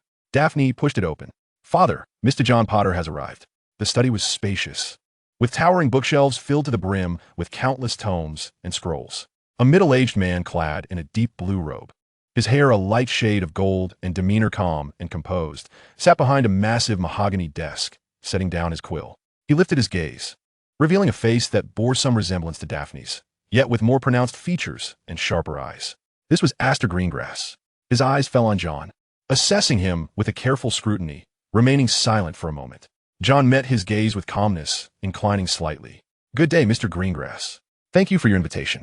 Aster's gaze lingered on John's strikingly lily-like emerald green eyes, then swept over his meticulously arranged robe and composed demeanor. "Mr. Potter," he finally spoke, his voice steady and imbued with the reserved nature characteristic of nobility. "Daphne mentioned your keen interest in ancient runes, particularly the variations of Nevin. The Greengrass family indeed possesses some literature that may pique your interest." He gestured for John to take a seat, but did not immediately broach the subject of their collection. Instead, he seemingly casually inquired, "I heard you were involved in resolving a minor issue at Hogwarts at the end of last term?" The probing had begun. John sat upright in the armchair, his posture relaxed yet attentive. "I merely fulfill my duties as a student, sir, under the guidance of his professors." He engaged in some insignificant auxiliary tasks. He cleverly attributed the credit to the school, downplaying his personal contributions. "Duty." Asterlos softly repeated the word, his fingertips gently tapping the table. At times, adherence to duty can reveal extraordinary qualities, especially within Slytherin. He spoke with a subtle implication. Slytherin esteems ambition, but equally values tangible results and prudence. A faint glimmer of appreciation flickered in Astorlus's eyes. John, invigorated, concentrated on his studies, articulating his understanding with caution and clarity, occasionally posing thoughtful and insightful questions. He discovered Asterlos Gringotts to be erudite, particularly proficient in the history of magic and ancient magical systems, holding relatively progressive views, eschewing the antiquated dogmas of pure-blood supremacy. The conversation unfolded for nearly an hour, resembling a high-level academic defense. Daphne would occasionally interject, revealing her own profound knowledge. Ultimately, Asterlos appeared satisfied. He nodded, "Excellent insights, Mr. Potter. It seems the rumors are not unfounded." Rising, he retrieved an ancient brass key from his desk drawer. "Daphne, please escort Mr. Potter to the Eastern Wing Library. The manuscript of On the Origins of Nordic Runes should be beneficial to him." "Yes, Father," Daphne replied as she took the key. As they departed the study, making their way to the library, Daphne whispered, "Father seldom permits outsiders into the core family library. You have made a favorable impression." John understood that this favorable impression stemmed from the strength, composure, and non-radical attitude he had demonstrated. It was a ticket of immense value. The Gringotts family library rendered Hogwarts' restricted section pale in comparison. The air was suffused with the scent of ancient parchment and magic. John eagerly leafed through the rare manuscripts, particularly the aforementioned On the Origins of Nordic Runes, which contained theories on magical resonance and the transformation of symbolic power, offering him new perspectives on his research into the crown fragments. Upon returning to the small, quiet guest room, the mundane nightscape of the Muggle world lay outside the window. Yet, John's heart was anything but tranquil. The invitation from Gringotts was like a window, granting him a glimpse into another facet of the magical world, ancient, profound, laden with rules and calculations. This stood in stark contrast to the warmth and clamor of the Weasley household, and felt utterly incongruous with the cold rejection of the Dursleys. However, he recognized that this was likely the world he would need to navigate in the future. He required both strength and wisdom, as well as cunning. During this summer, Harry found familial love and joy in the burrow. Meanwhile, John Potter, amidst the quietude of Privet Drive and the scrutiny of the Gringotts family, was acquiring a deeper, colder power and leverage. Two worlds, two paths, were silently shaping their futures. Chapter 47. The Shadows and Silent Strings of the Library. The Eastern Wing Library of the Gringotts estate resembled a magical sanctum forgotten by time. The towering dome is adorned with a dim, celestial map, and the air is imbued with the faint fragrance of ancient parchment, dried herbs, and some ethereal protective magic. Light filters through the lofty, narrow stained glass windows, casting mottled beams that illuminate countless motes of dust dancing gently in the rays. John Potter stands before a row of imposing oak bookshelves, his fingertips gliding over the spines of leather and wooden-bound tomes, sensing the accumulated essence of time and the vibrations of arcane energy contained within. Here, the collection encompasses not merely knowledge, but the rich legacy amassed by the Gringlass family over several centuries.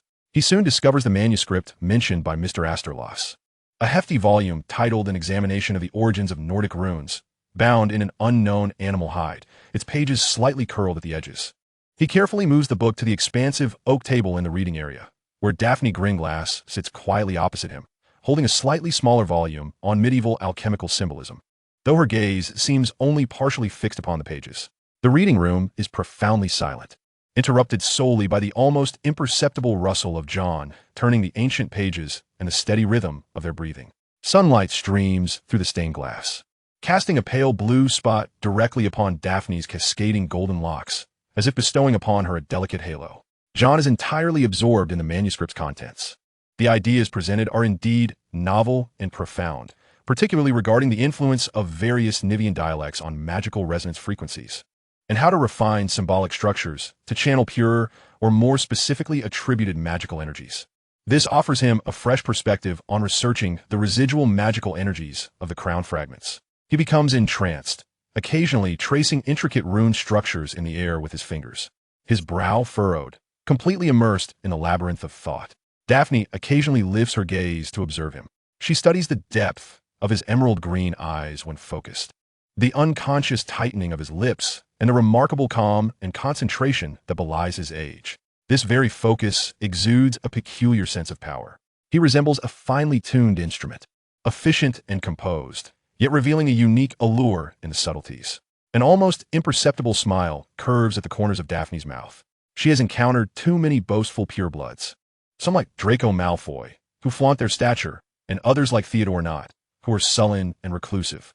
Yet, she has never met someone like John Potter, who so flawlessly merges extraordinary talent, icy ambition, and a tranquil focus. She gently sets her notes aside, rises, and approaches a nearby shelf to retrieve a thick tome on ancient protective enchantments, then naturally walks back to John's side. Her voice is soft, akin to a whisper, so as not to disrupt the tranquility of the library. She leans in, turning to a specific page, and points it out to John. A strand of golden hair inadvertently slips down, nearly brushing against the back of John's hand. The faint, fresh scent emanating from her carries the essence of a cold pine after the first snow. John's page-turning motion paused for a moment. Thank you. Indeed, the discourse here provides a more stable framework for the energy model. He naturally took the heavy tome, his fingers inevitably brushing against her fingertips in a fleeting, almost imperceptible touch. Both of their actions momentarily faltered, only to resume as if nothing had transpired. The angle of rotation for this variant symbol. John pointed to an exceedingly intricate composite rune in the book, which indicated that deviations could not exceed half a degree, lest it provoke a maelstrom of magical energy. However, according to the model presented in your previous book, would it be possible to enhance the tolerance to approximately 2 degrees by incorporating a buffering auxiliary symbol here? He turned his head to Daphne, seeking her counsel. This, to some extent, was an acknowledgement of her qualification as a discussion partner. Daphne leaned slightly forward, scrutinizing the symbol, her golden locks cascading once more, brushing gently against John's arm. She appeared oblivious to the contact, deeply engrossed in thought. Theoretically feasible, she mused, her blue eyes sparkling with insight as she extended her index finger to indicate a similar structure on another page of the manuscript. Her fingertip nearly poised to touch the parchment. Their heads drew close together, and the rhythm of their breathing became palpable. The quiet of the library allowed them to hear each other's heartbeats. Sunlight shifted, enveloping them in a shared warmth, shadows dancing across the ancient pages. In this focused and subtle atmosphere, at the farthest reaches of the library, in a small alcove partially shrouded by heavy drapes and filled with delicate crystal auroras, a pair of curious light blue eyes peered through a gap, silently observing them. It was Storia Gringlass, Daphne's frail younger sister. Initially hidden here, quietly perusing a volume on rare magical flora, she had been interrupted by the arrival of her sister and the unfamiliar dark-haired boy. Too timid to make a sound, she resorted to clandestinely watching. She noticed her sister and the boy leaning closely together, engaging in hushed discussions about intricate symbols she could not comprehend. She observed that the dark-haired boy possessed striking good looks, particularly his emerald eyes, which sparkled like the brightest gems when focused. She perceived an unusual softness on her sister's typically serene countenance, a gentle expression she had never encountered before. She also noticed that her sister's hair seemed to brush against the boy's arm, yet her sister did not immediately withdraw. Astoria's little mind brimmed with curiosity. Who is this John Potter? Why does her sister appear to treat him differently? Were they sharing secrets in their close proximity? Why did the air in that space feel distinct from anywhere else? Warm, tranquil, as if even the swirling dust had turned tender. She dared not linger too long, fearing discovery, clutching the art book like a startled little rabbit, tiptoeing silently away from the alcove's opposite side, yet planting a vague seed of a secret regarding her sister and the green-eyed boy in her heart. In the reading area, John and Daphne remained oblivious to the minor incident. They were deeply engrossed in the exploration of ancient magical texts, occasionally exchanging thoughts, their fingertips sometimes drawing near as they pointed to the same passage, only to swiftly retreat. An ineffable understanding blossomed silently amidst their professional discourse, a resonance of intellect and mutual admiration, akin to two magical frequencies in harmonious proximity, creating subtle yet distinct vibrations within the specific ambience. Time slipped away quietly amidst the fragrance of books and the interplay of light and shadow, as the sunlight gradually transformed into an amber hue. Casting elongated shadows through the stained glass, John finally closed the massive manuscript, exhaling gently. He had garnered immense insights, with numerous questions regarding the fragments of the crown, now leading to new avenues of research. Feeling profoundly grateful, he turned to Daphne and expressed his sincere appreciation, not only for the book itself, but also for her guidance and companionship. Daphne smiled softly, her expression warmed with a genuine intimacy that had been somewhat lacking before. It was a privilege for the Gringotts Library to encounter someone who truly appreciated its collection. Rising gracefully, she remarked, "It is getting late. Allow me to escort you out." Together, they strolled out of the library, leaving behind the serene interplay of light and shadow. In the corridor, the setting sun elongated their shadows, which occasionally overlapped due to their synchronized steps. Although words ceased, an intangible shift appeared to have transpired in the afternoon's library, akin to a silent string being gently plucked, sending delicate ripples across the depths of their hearts. His mind brimmed not only with newfound knowledge of magical texts, but also with the memory of Daphne's golden hair cascading in the afternoon sunlight and her focused blue eyes. This summer seemed to encompass more than mere cold calculations and solitary studies. Chapter 48. The Encrypted Manuscript and the Final Resonance of Summer. His attention had been entirely captivated by the origin examination, and though he merely cast a hurried glance, a particularly obscure symbol, inscribed in what resembled faded blood, on a manuscript's title page, caught his eye. This symbol bore an uncanny resemblance to a fleeting distorted shadow he had encountered during a spell's feedback while researching the crown fragments. It was no ordinary decorative emblem. It exuded an ancient, ominous aura of darkness. This revelation pierced his thoughts like a thorn. Why would the Gringotts Library house such sinister artifacts? What secrets lay within that manuscript? He attempted to convey a cautiously worded letter to Daphne through Sarah, ostensibly expressing scholarly interest in a particular style of bookbinding, subtly inquiring about information pertaining to the Black manuscript. "John," she replied, "there are indeed several books of that binding family in the library, mostly concerning certain medieval schools of dark magic regarded as taboo. They are ancient, obscure, and highly dangerous. My father strictly limits access. Even I only possess a general understanding and have not delved deeply into their contents. I advise caution. Unless absolutely necessary, do not pursue them further. Best wishes," she concluded. DG. The Forbidden School of Dark Magic, its perilous nature. Daphne's warning only served to fortify John's resolve to explore further. This was potentially linked to the fragments of the diadem and the Horcruxes. He felt an urgent need to uncover the secrets they harbored. However, re-entering the Gringotts Library in the near future was out of the question. He had no choice but to suppress this urgency and instead focus on the research at hand, utilizing the new methods gleaned from the study of origins to further analyze the diadem fragments. He placed the fragments upon a meticulously inscribed parchment, adorned with intricate amplification and energy conduit runes, and with utmost precision, he manipulated the magical energy input using his U-wand, observing the fragment's responses to varying frequencies of magical resonance. After several hours of rigorous testing and documentation, he made a startling discovery. Besides the ancient, pure Ravenclaw magical essence and the chaotic energy emanating from the damaged areas, he detected an exceedingly faint yet remarkably tenacious trace of dark magical contamination, akin to that found in Tom Riddle's diary, nestled at the core of the fragment, close to the minuscule sapphire. This trace did not appear to be a later addition. Rather, it seemed to have been deeply embedded within the very fabric of its magical structure long before the diadem was shattered, akin to a parasite. What did this imply? The diadem of Ravenclaw may have been tainted by dark magic long ago. It may no longer embody the pristine symbol of wisdom as legend suggests. Could its shattering be related to this internal corruption? This revelation sent a chill racing down John's spine.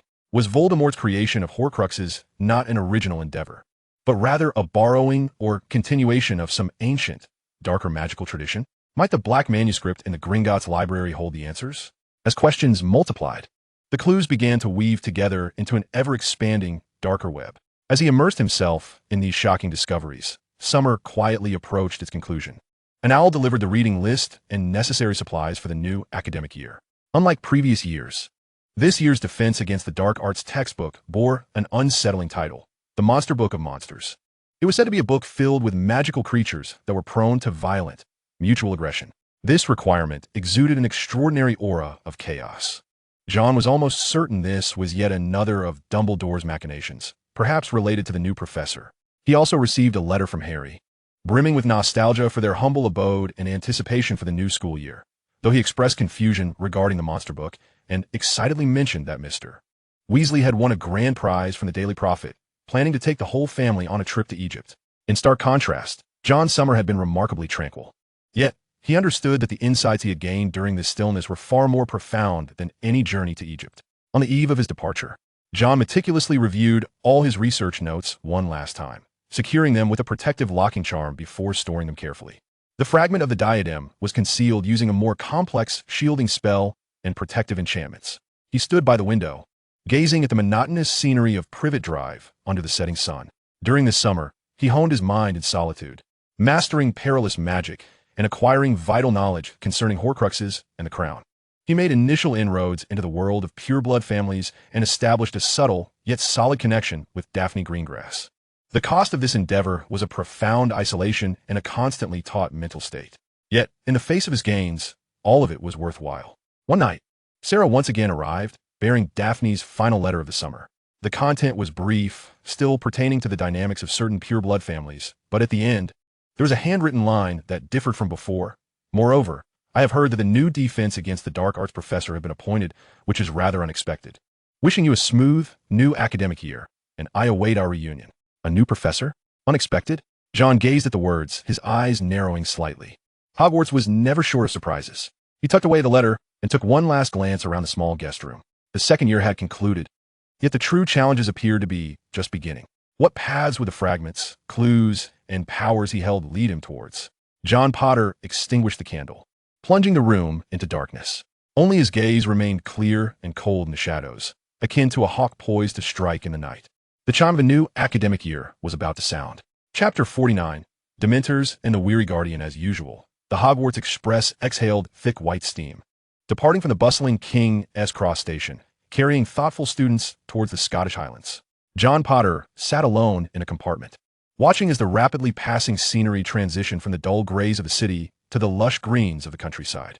His suitcase rested on the overhead rack, containing not only the textbooks for the new term, including the one that required a specific touch to silence, the Monster Book of Monsters, but also encrypted research notes and well-concealed fragments of the Crown. The compartment door swung open, revealing Daphne Greengrass, clad in a fitted Hogwarts robe, her golden hair meticulously styled. "I hope you don't mind?" she inquired naturally, her blue eyes scanning the empty seat. John nodded slightly. Daphne entered and took a seat opposite him. There was little small talk between them. A tacit understanding had naturally developed through their summer correspondence and afternoons in the library. They each took out their books to read, occasionally exchanging a few speculations about the New Year's courses or professors, the atmosphere quiet and comfortable. As the train journeyed northward, the sky grew increasingly overcast and cold raindrops began to fall outside, the temperature noticeably dropping. An inexplicable, unsettling chill gradually seeped into the compartment, not merely a result of the changing weather. John was the first to sense the anomaly. He set aside his advanced potion making, lifted his gaze, and furrowed his brow. This chill bore a familiar, oppressive aura, reminiscent of dark magical artifact he had encountered before, yet it felt more hollow and insatiable. "What's wrong?" Daphne noted a shift in demeanor. The temperature plummeted ominously. John murmured, his gaze warily scanning the outside. At that moment, the train jolted violently, its speed noticeably decreasing, eventually coming to a halt in the desolate wilderness, accompanied by a jarring metallic screech. All the lights extinguished simultaneously, plunging the carriage into an abyss of darkness and silence. "Is it malfunctioning?" Daphne inquired, her voice laced with a subtle tension. Outside, dense, grayish mist swirled like a living entity, swiftly enveloping the train and drastically reducing visibility. The icy chill intensified abruptly, piercing to the bone and evoking a sense of despair and helplessness. From a distance, panicked screams and the heavy, dragging sound of something could be faintly heard. John's heart sank. He recognized what it was, the Dementors of Azkaban. How could they possibly be here, and in considerable numbers? A powerful, frigid sense of despair threatened to engulf his consciousness, as if countless whispers of anguish and lamentation echoed in his ears. Yet he immediately activated his mental shielding, a formidable barrier encasing his mind like a frigid armor, firmly isolating those negative emotions. His inner self remained calm, even sharper than before, akin to a drawn blade. He glanced at Daphne across from him. Her complexion had turned pale, her breathing somewhat rapid, clearly struggling against the terrifying onslaught, though with little success. Her hands trembled slightly on her lap. "Close your eyes. Focus."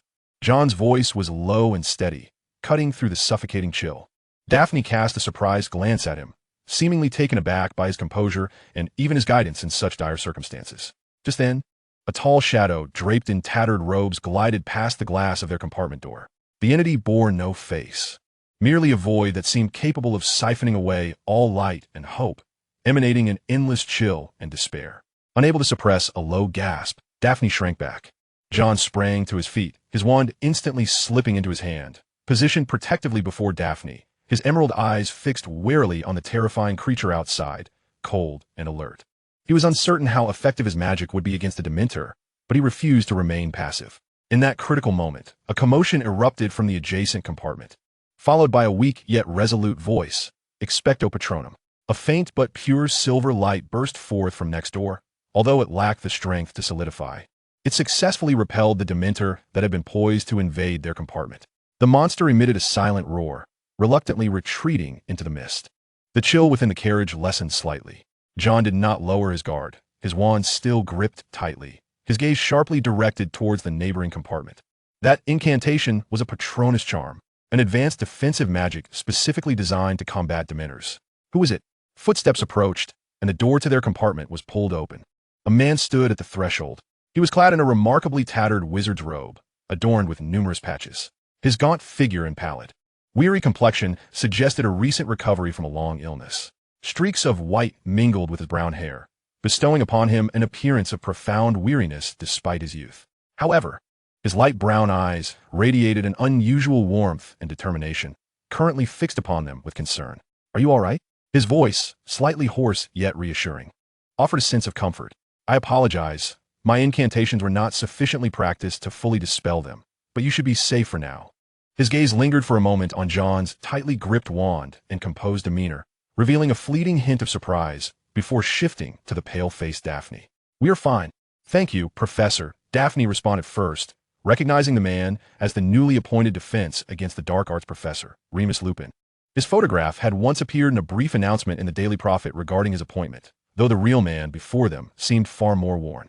Professor Lupin managed a faint smile, weary yet warm. "It's all right. Stay in the compartment and try not to go outside. The lights will be restored shortly." Indeed, shortly after his words, the lights in the train flickered a few times before illuminating once more, and the engine roared to life as the train began to move slowly. Professor Lupin appeared to exhale a sigh of relief, yet succumbed to a few coughs, betraying his fatigue. "Well, I must check on the other students." He nodded to them and gently closed the door. The compartment fell into silence, but the atmosphere had undeniably shifted. "Is that the new professor? Remus Lupin?" Daphne whispered, still seemingly catching her breath. "He looks terribly ill, but he can perform the Patronus charm. Moreover, he emerged at once to protect the students in such a situation. That speaks volumes in itself." A seemingly frail, new professor wielding profound defensive magic, unhesitatingly standing up against Dementors, presented a stark and almost ludicrous contrast to Gilderoy Lockhart. John's mind raced with analysis. The appearance of Dementors near the Hogwarts Express was evidently aimed at Sirius Black. Yet, Professor Lupin's weariness, his tattered robe, and the strength and courage he displayed at a critical moment all exuded an unusual aura. Daphne regarded John thoughtfully. "You seem entirely unaffected?" she inquired, referring to the fear instilled by the Dementors. "Some foundational applications of the brainlock charm," John explained nonchalantly.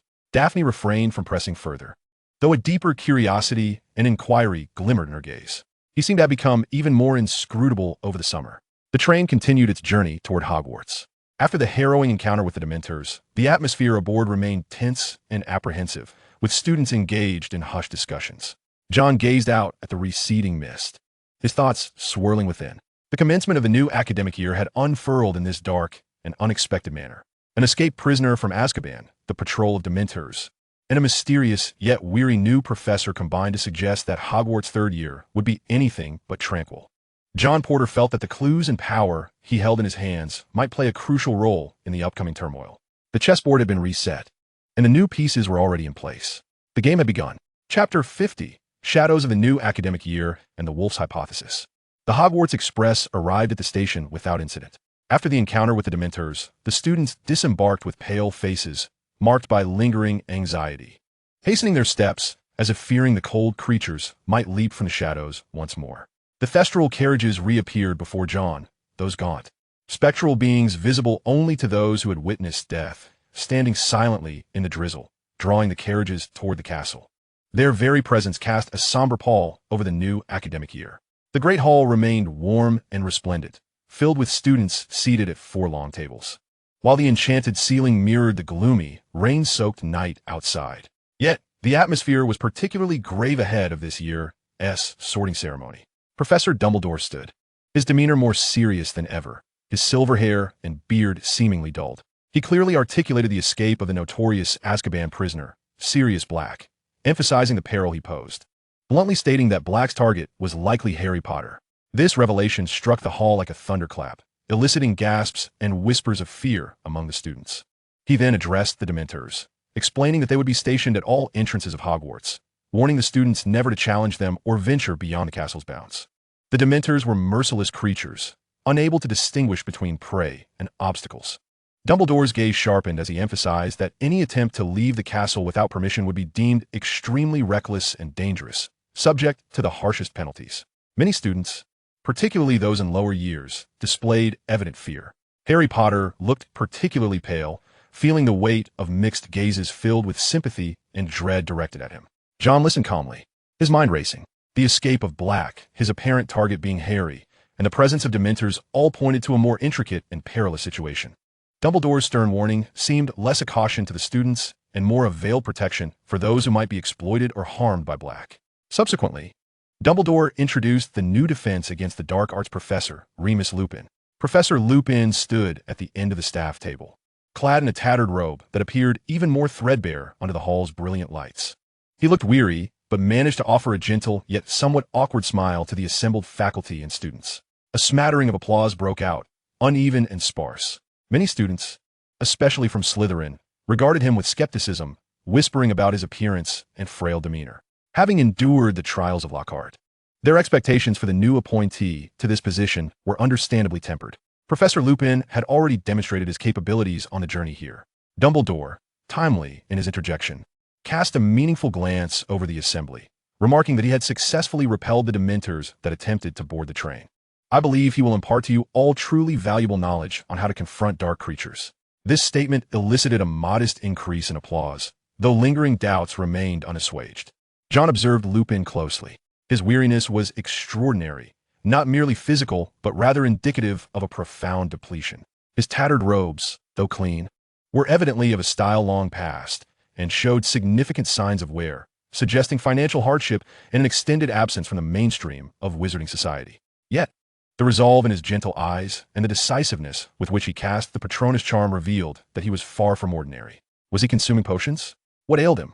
The sorting ceremony commenced and concluded amidst an atmosphere tinged with unease. As the feast began, discussions swiftly gravitated towards Black and the Dementors. Rumor had it that Black was the most devoted servant of the Dark Lord, having obliterated a street with a single curse, resulting in the deaths of several muggles. Why had he sought to kill Potter? The presence of the Dementors was terrifying. Merely approaching them felt suffocating.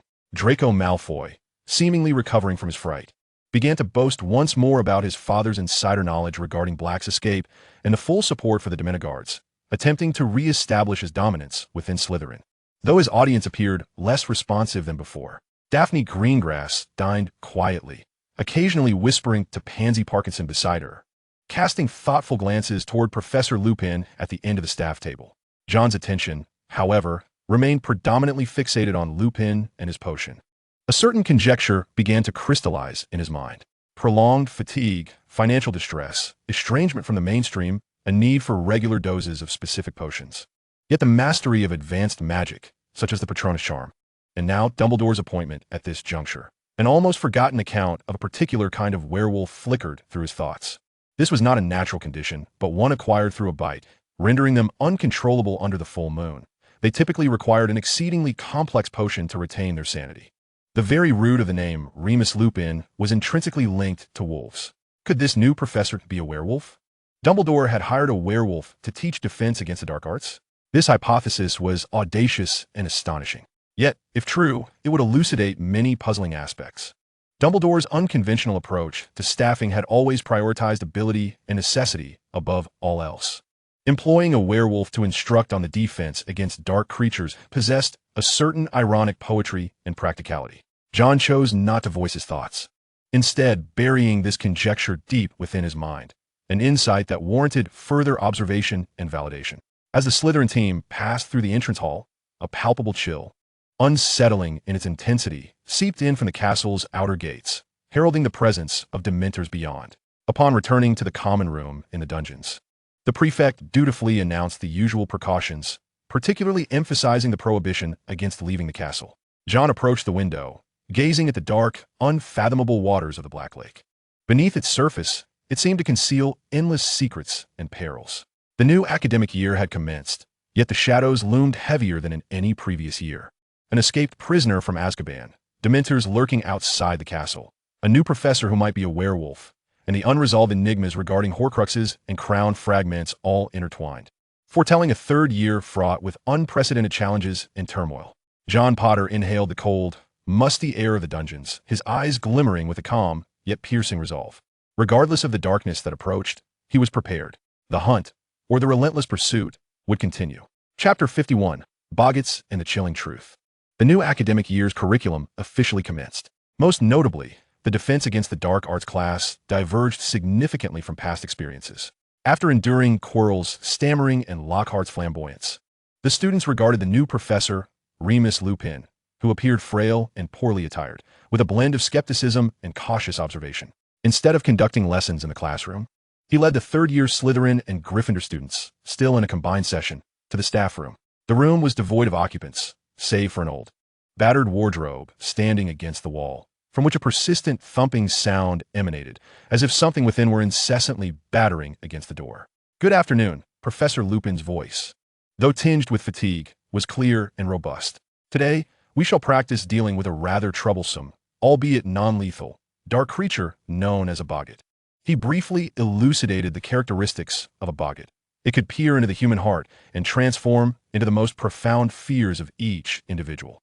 The incantation to vanquish it was, in truth, quite simple and humorous. Lupin demonstrated the gesture required for the spell, emphasizing the importance of willpower. You must concentrate, forcing the boggart to assume the form that you find most ludicrous, using laughter to undermine its strength. Fear will nourish it, while laughter serves as its poison. He instructed the students to line up, taking turns to practice. The atmosphere instantly grew tense. None wished to expose their innermost fears before their peers. Neville Longbottom was pushed to the forefront. As the wardrobe doors swung open, the boggart instantly morphed into Professor Snape, clad in flamboyant women's attire and clutching an enormous handbag. Neville's face paled in fright, yet encouraged by Lupin, he stammered the incantation, envisioning Snape in his grandmother's clothes. The boggart Snape's outfit instantly transformed into a riot of colors, crowned with a hat fashioned from a vulture specimen, eliciting uproarious laughter from the entire class. Neville had succeeded. Following him were the other students. Pavati Patil's boggart transformed into a colossal serpent, comically teetering on roller skates and repeatedly tumbling. Seamus Finnegan's boggart morphed into a ghostly figure, resembling a yawning, pajama-clad elderly neighbor. Each student confronted their fears, ultimately overcoming them with laughter and applause. Professor Lupin stood patiently by, his gaze warm and encouraging, a stark contrast to Snape's cold demeanor and Lockhart's ostentation. He continuously simulated various scenarios in his mind. Finally, it was his turn. He stepped forward, his wand held steadily before him, his expression inscrutable, his emerald eyes like a still, deep pool. The wardrobe door creaked open once more. The boggart inside hesitated, sensing the students' inner turmoil, a guarded, frigid, and intricate realm filled with calculations, a yearning for power, and a more profound, elusive undercurrent. Ultimately, the boggart solidified. It did not transform into a monstrous figure or any specific person. Instead, it became a mirror, a grand, ornate mirror framed with twisting silver serpents, the mirror of Ariste. Reflected within was not John in that moment, but an older version of himself, clad in an exquisite dark green robe, wielding a scepter adorned with black jewels. Standing atop Hogwarts, overlooking a submissive throng, his gaze icy and filled with absolute authority. This was his deepest desire, the yearning for supreme power and control. Yet, the reflection exuded a chilling sense of loneliness and despair, as if devoid of anything but power. The classroom fell into an abrupt silence. The students gazed at the mirror in confusion, struggling to comprehend the fear it represented. Was this not formidable? Only a few sensed the underlying disquiet. Harry furrowed his brow, recalling John's peculiar reaction before the mirror of Ariste. A flicker of understanding and subtle concern crossed Daphne Greengrass's blue eyes. Professor Lupin's expression grew serious. John stared at the reflection of himself, the embodiment of his innermost desire laid bare by the boggart. His face remained impassive, yet a faint ripple, unnoticed even by him, seemed to pass through the depths of his eyes. Unlike the other students, he did not panic or attempt to alter the vision immediately. He simply observed, studying the reflection for 2 or 3 seconds, as if examining an objective subject, scrutinizing the most unadorned aspect of his soul. Then he slowly raised his wand, his voice clear and cold, devoid of emotion as he uttered the incantation. Ridiculous. He did not envision it clothed in ludicrous attire or alter its surroundings. Within the mirror, the scepter in John Potter's hand suddenly transformed. The enormous black jewel erupted into a squeaking rubber piglet, desperately attempting to escape. The imposing and frigid John appeared momentarily taken aback, clumsily attempting to grasp the elusive rubber pig, his authoritative demeanor crumbling instantaneously, rendering him awkward and absurd. A more resounding burst of laughter, tinged with confusion and relief, erupted within the classroom. This transformation was indeed comical. Yet Professor Lupin did not join in the mirth. He gazed intently at John, his gentle eyes filled with a myriad of complex emotions, surprise, inquiry, and a hint of indescribable gravity. The student's approach to fear was strikingly unconventional. It was not a matter of overcoming, but rather a chilling deconstruction and absolute mastery. He did not even attempt to deny or conceal that yearning, instead exhibiting a near-cruel dominance over it. "Well done, Mr. Potter," Lupin remarked in a somewhat dry tone, a remarkably unique handling of the situation. Slytherin gains 5 points. The lesson continued, though many eyes involuntarily darted toward the unusually composed Slytherin. As the bell rang, students departed the faculty lounge, engaged in animated discussions about their own boggarts and John's peculiar fear. As John gathered his belongings and prepared to leave, Professor Lupin called out to him, "Mr. Potter, please stay for a moment." John halted, turning to face Lupin, the room now empty save for the two of them. Lupin approached the now quiet wardrobe, leaning against it, appearing more fatigued. "Your performance was quite impressive," he began, carefully choosing his words, his gaze gentle yet scrutinizing. "In the face of a boggart, most individuals tend to conceal or distort their fears.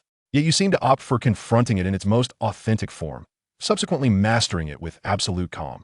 He paused, softly inquiring, "Do you often find yourself examining your own self in such a manner?" "Understanding oneself is the prerequisite for wielding power, Professor. Fear is merely one of the many pieces of information that require comprehension." Lupin remained silent for a moment, a flicker of emotion akin to compassion mingled with understanding crossing his features. Such formidable willpower. "However, John," he used John's name for the first time, "with some powers, while you may control them, they also have the potential to shape you. It is crucial to remain vigilant." This statement resonated like a warning, imbued with the concern of an elder. "I understand, Professor," John replied, slightly bowing before turning to exit the lounge. Lupin stood alone in the vacant room, watching John's retreating figure, weary sigh escaping his lips as he murmured almost inaudibly, "At such a young age, has he already learned to arm himself with such coldness? Albus, what exactly do you wish for me to teach him? To be shaped by power. He is certainly aware. Everything he does is aimed at actively shaping himself, rather than passively succumbing to fate or fear. The boggart reveals his desires, but so what? He acknowledges it, comprehends it, and will undoubtedly master it." Yet in that moment, upon gazing at the figure in the mirror, grasping a scepter, yet emanating an aura of profound solitude, a faint tremor, so delicate that even the confines of his mind could not entirely suppress it, quietly brushed against his heart. Perhaps it was a form of fear, a fear of the boundless, frigid solitude that might confront him upon reaching the pinnacle. However, he swiftly quelled this ripple of emotion. Chapter 52, Fragments and Manuscripts. The chill of the cellar enveloped him, infused with the distinct bitterness of potion ingredients, reminiscent of the usual atmosphere in the Slytherin common room. John Potter passed through the stone wall, acknowledging the awestruck yet distant nods from several younger students while feigning indifference, and proceeded straight to his dormitory. His strides were steady, his demeanor consistently composed, as if the striking scene from Defense Against the Dark Arts class had never transpired. Only he understood that Lupin's final words pierced like fine ice, attempting to penetrate the meticulously constructed barriers of his mind. Shaped by it, John silently scoffed, his fingertips gliding across the cold stone wall. Power had always been merely a tool, and he would never succumb to becoming a slave to such instruments. The desires unveiled by the boggart were indeed genuine. Yet the loneliness reflected in the mirror? Merely the pity of the weak and the boggart's clumsy interpretation. The path to the summit is inherently solitary, and this is the price he had willingly chosen to pay. The fragments remained dim, with jagged metallic edges, and the residual magical fluctuations were faint yet remarkably tenacious. Imbued with an ancient and distorted essence, he placed the fragment upon his desk and resumed his examination of the notes transcribed from the manuscripts in the Gringotts family library. The symbols inscribed on the manuscript were obscure, a blend of ancient runes and dark magical markings. Asterlos Gringotts had permitted him to copy. Yet the original manuscript was evidently bound by some restrictive enchantment, forbidding it from leaving the library. With his formidable memory and foundational knowledge of ancient scripts, John had nearly replicated it flawlessly. Suddenly, he paused. In one corner of a page of the manuscript lay a minuscule mark, resembling an ink blot, which he had once dismissed as an inconsequential blemish and had transcribed as well. At this moment, under the specific angle of light, a remarkably similar contour seemed to emerge from a minute indentation in the crown fragment. His heart raced fiercely, yet was swiftly subdued by his formidable willpower.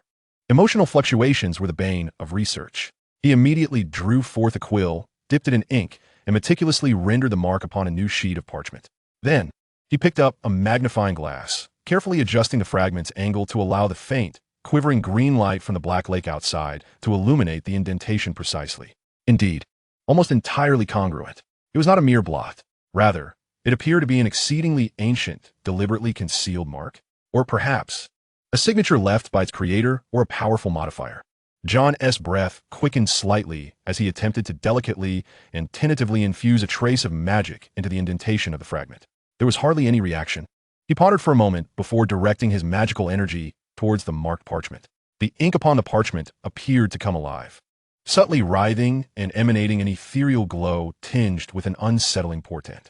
Simultaneously, the fragments of the crown on the table seemed to resonate with it, vibrating ever so slightly, as a fleeting, greasy sheen brushed across their surface. A cold, haughty whisper, laden with temptation, seemed to resonate deep within the recesses of his mind, vague and indistinct in its content, yet causing his mental barriers to tighten instinctively. His cerebral defenses engaged at an elevated level, completely isolating that foreign wave of thought. John abruptly severed the flow of magic to the parchment, and the peculiarities within the room vanished in an instant. However, a cold flame of curiosity ignited in his eyes. Indeed, there was a connection. These crown fragments were far from merely being shattered. The remnants of will or taint within them bore a shared essence with the dark magical manuscript hidden within the Gringotts family's vault. What did this manuscript document? The experimental notes of some ancient dark wizard? A guide to crafting a nefarious artifact? Or perhaps deeper secrets concerning Horcruxes?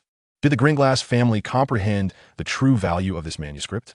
Was Asterlos deliberately testing him, or did he genuinely regard it as merely an antiquated collectible? What role did Daphne play in all of this? Countless questions surged forth in an instant, yet John swiftly categorized and set them aside.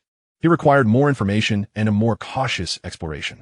It seemed that his academic discourse with Miss Gringotts necessitated a more profound engagement. The afternoon's potions class unfolded as per usual, a clash between Slytherin and Gryffindor.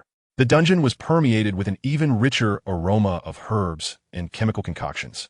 Professor Snape, akin to a colossal bat, silently patrolled the cauldrons, unleashing critiques as venomous as poison, primarily directed at Neville Longbottom and the unfortunate Seamus Finnegan, who had been paired with Harry. John, operating independently, with Snape having granted him the privilege, executed his tasks with precision and stability. The potion within his cauldron radiating a textbook-perfect hue. Snape's frigid gaze swept across his workstation several times, offering no acknowledgement. This, in itself, constituted the highest form of approval. As the bell rang, Snape elongated his tone to assign a paper of considerable length, akin to a scroll of parchment. Amidst a chorus of lamentations, John tidied his belongings and was the first to leave the classroom.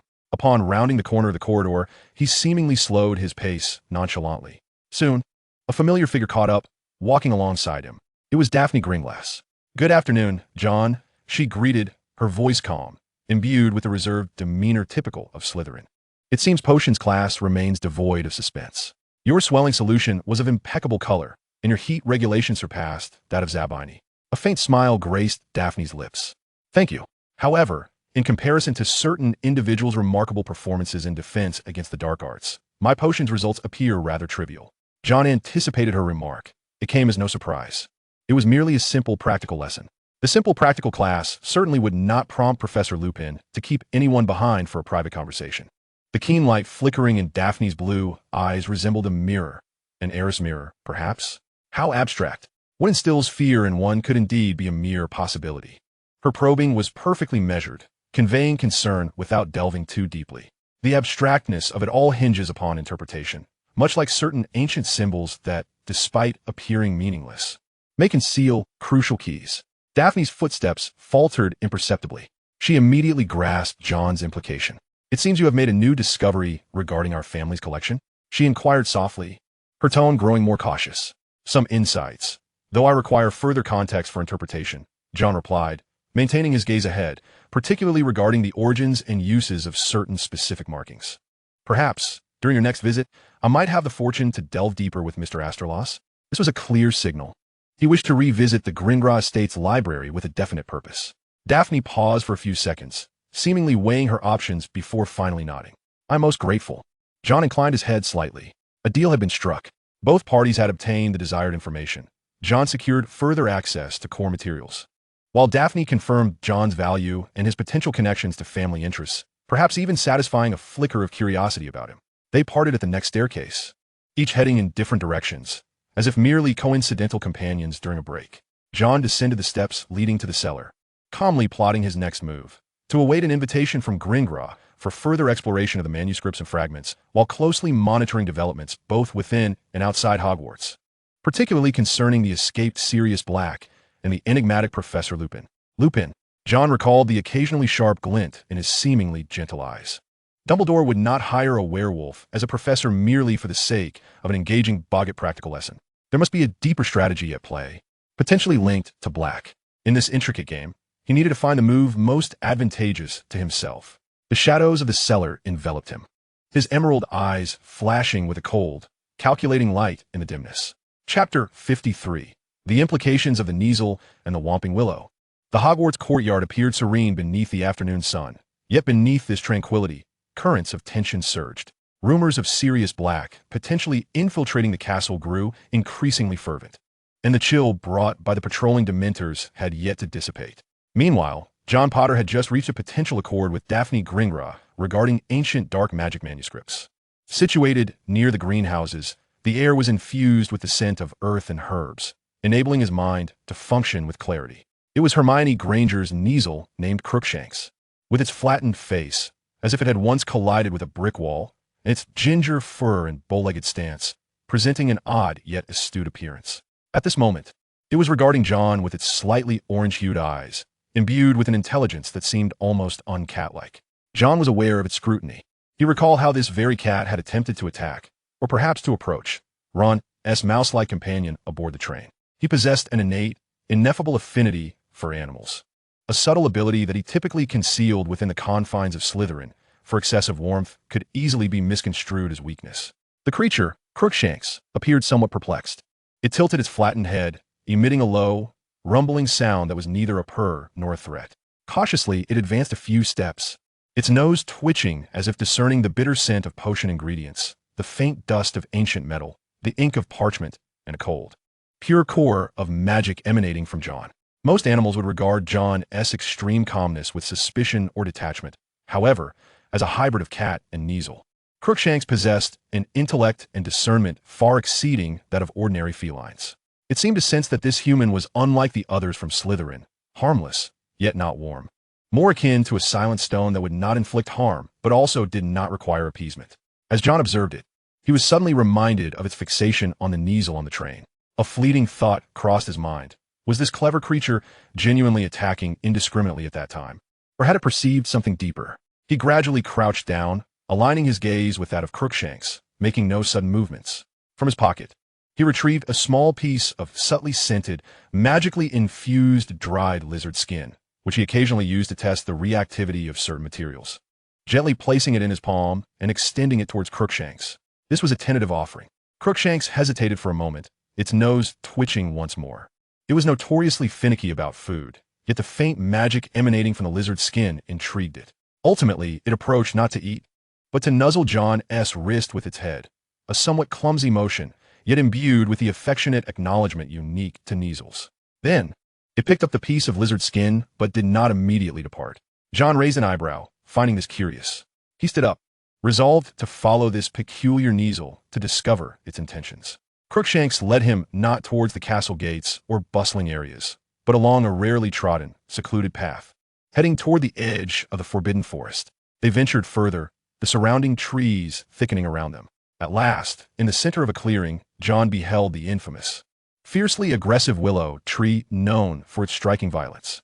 Its gigantic branches swung wildly through the air, producing a whooshing sound, ready to mercilessly attack any creature that dared approach. Crookshanks halted at a safe distance, crouching and gazing at the frenzied tree, then looking back at John, emitting that familiar rumbling sound once more. It pointed with its paw towards the base of the willow. John's gaze sharpened as he observed intently. Amidst the frenzied, swaying branches of the willows, he astutely noticed an area near the base of the trunk where the soil and fallen leaves appeared to have been subtly disturbed, even slightly sunken, diverging from the surrounding ground. More crucially, when a particularly stout willow branch struck the earth at a specific angle, he caught a fleeting glimpse of what seemed to be the shadow of an opening near the base of the trunk. However, the dense and tumultuous branches obscured his view entirely. Was there something beneath the willow? An entrance? John immediately pondered why the school would retain such a perilous tree. Was it merely to deter students from approaching, or was it guarding something, concealing something? Did Crookshanks bring him here to impart this knowledge? For it had sensed the existence of that opening, perhaps even witnessed something entering or exiting, perhaps a mouse, or something else entirely. Was its relentless aggression toward Scabbers due to the scent emanating from that opening? Countless clues intertwined in John's calm mind, weaving a tapestry of analysis. The willow's anomalies, Crookshanks' behavior, Black's escape, even Lupin's arrival. He glanced down at the ginger cat at his feet, who was also gazing up at him with an expression that seemed to inquire. Do you understand? An intriguing discovery, John murmured, more to himself than anyone else. He retrieved a small piece of more potent lizard skin from his pocket and tossed it to Crookshanks. Thank you. Your perceptiveness is invaluable. Crookshanks deftly caught the fragment, savoring it before casting one last glance at John and vanishing nimbly into the thicket, having completed its enigmatic guidance. Standing at a safe distance from the willow, the wind tousled his dark hair as his emerald eyes fixed upon the wildly dancing giant, akin to staring at a riddle that had just unveiled a crucial clue. A potential secret passage leading outside the school, an entrance guarded by the frenzied willow? This elucidated many matters while also raising further questions. He needed to observe more closely, to devise a means to still the willow's rage. This required time and careful planning. Yet, at least the direction was now clear. John turned away, his steps steady, but his mind raced with calculations. The secret of the willow might very well become an unforeseen card in his hand. How and when to play this card would hinge on the unfolding circumstances. A faint, almost imperceptible curve graced the icy corners of his mouth. Indeed, the commencement of this academic year proved to be even more challenging than he had anticipated. Chapter 54, Whispers in the Library and the Warmth of Fingertips. The library at Hogwarts perpetually exuded the scent of aged parchment, magical ink, and an aura of serene, focused magical dust. In the afternoon, it was particularly tranquil, filled only with the soft rustle of quills gliding across paper and the occasional gentle sound of pages turning. John Porter sat in a secluded corner of the library, near a window, with several weighty tomes spread before him, medieval alchemical symbols, analysis of concealed magical glyphs, and the notes he had transcribed from the Gringlas library. Soft footsteps approached. It was Daphne Gringlas. It seemed that someone could hardly contain their eagerness to commence their research. John finally lifted his gaze from the pages. The sunlight streaming through the window reflected a cold glimmer in his emerald eyes, but in the presence of Daphne, that chill seemed to soften, if only slightly. Efficient work. Thank you, Daphne. No need for thanks. It is mutually beneficial, she replied with a slight smile, her gaze falling upon his open notes and sketches. Any progress? That little blemish? Is by no means a blemish, John asserted, pushing the parchment marked with symbols toward her. I have compared over 30 ancient magical symbol systems, and none match completely. However, certain strokes bear a faint resemblance to ancient glyphs recorded for binding, concealing, or even contaminating. He gestured toward the sketch of the crown fragment. Here, this contour in the indentation resonates with this mark under specific magical activation. Daphne leaned forward, scrutinizing the intricate drawings. A few golden strands of hair cascaded down, almost brushing the parchment. Her demeanor became focused, her blue eyes sparkling with scholarly curiosity. Resonance? What type of resonance? an exceedingly faint mental fluctuation cold, suffused with allure and arrogance, akin to a remnant will. John's voice dropped low, ensuring only they could hear. The mental closure spell can isolate it. This further corroborates its connection to dark magic, likely of a profound nature. Daphne's fingertips lightly traced the mark, as if she could sense the latent power contained within. The sections on dark magic in the Gringlas collection were mostly vague or heavily restricted. Yet this manuscript appeared to be an exception. Perhaps my father knows more, but he is not one to easily divulge. She lifted her gaze to John. You seem unperturbed by such perilous knowledge. Ignorance is the greatest danger. Their eyes met in the stillness of the library, amplifying an unspoken exchange. Unlike others, Daphne was not repelled by his frigid rationality. Rather, she seemed drawn to it. She inhaled gently, her voice softer. Sometimes I feel you are far too composed for someone our age. Perhaps. John conceded without denial or elaboration. He noticed a barely perceptible weariness in her eyes. And you? Besides acting as a messenger, what have you been researching lately? You appear somewhat fatigued. His nearly concerned words startled Daphne for a moment, but then her lips curled into a more genuine smile. Did you notice? I've been attempting to refine a beauty potion recipe involving the precise catalysis of moonstone powder. It's rather taxing. She instinctively rubbed her wrist. He fell silent for a moment, then suddenly poured a small amount of clear liquid from a nearby crystal vial, his concoction for cleansing the interfaces of delicate instruments. Imbued with calming properties and possessing minimal irritability. Hand, please. His tone remained flat, devoid of any discernible emotion. Daphne blinked, slightly puzzled, yet she complied and extended her hand.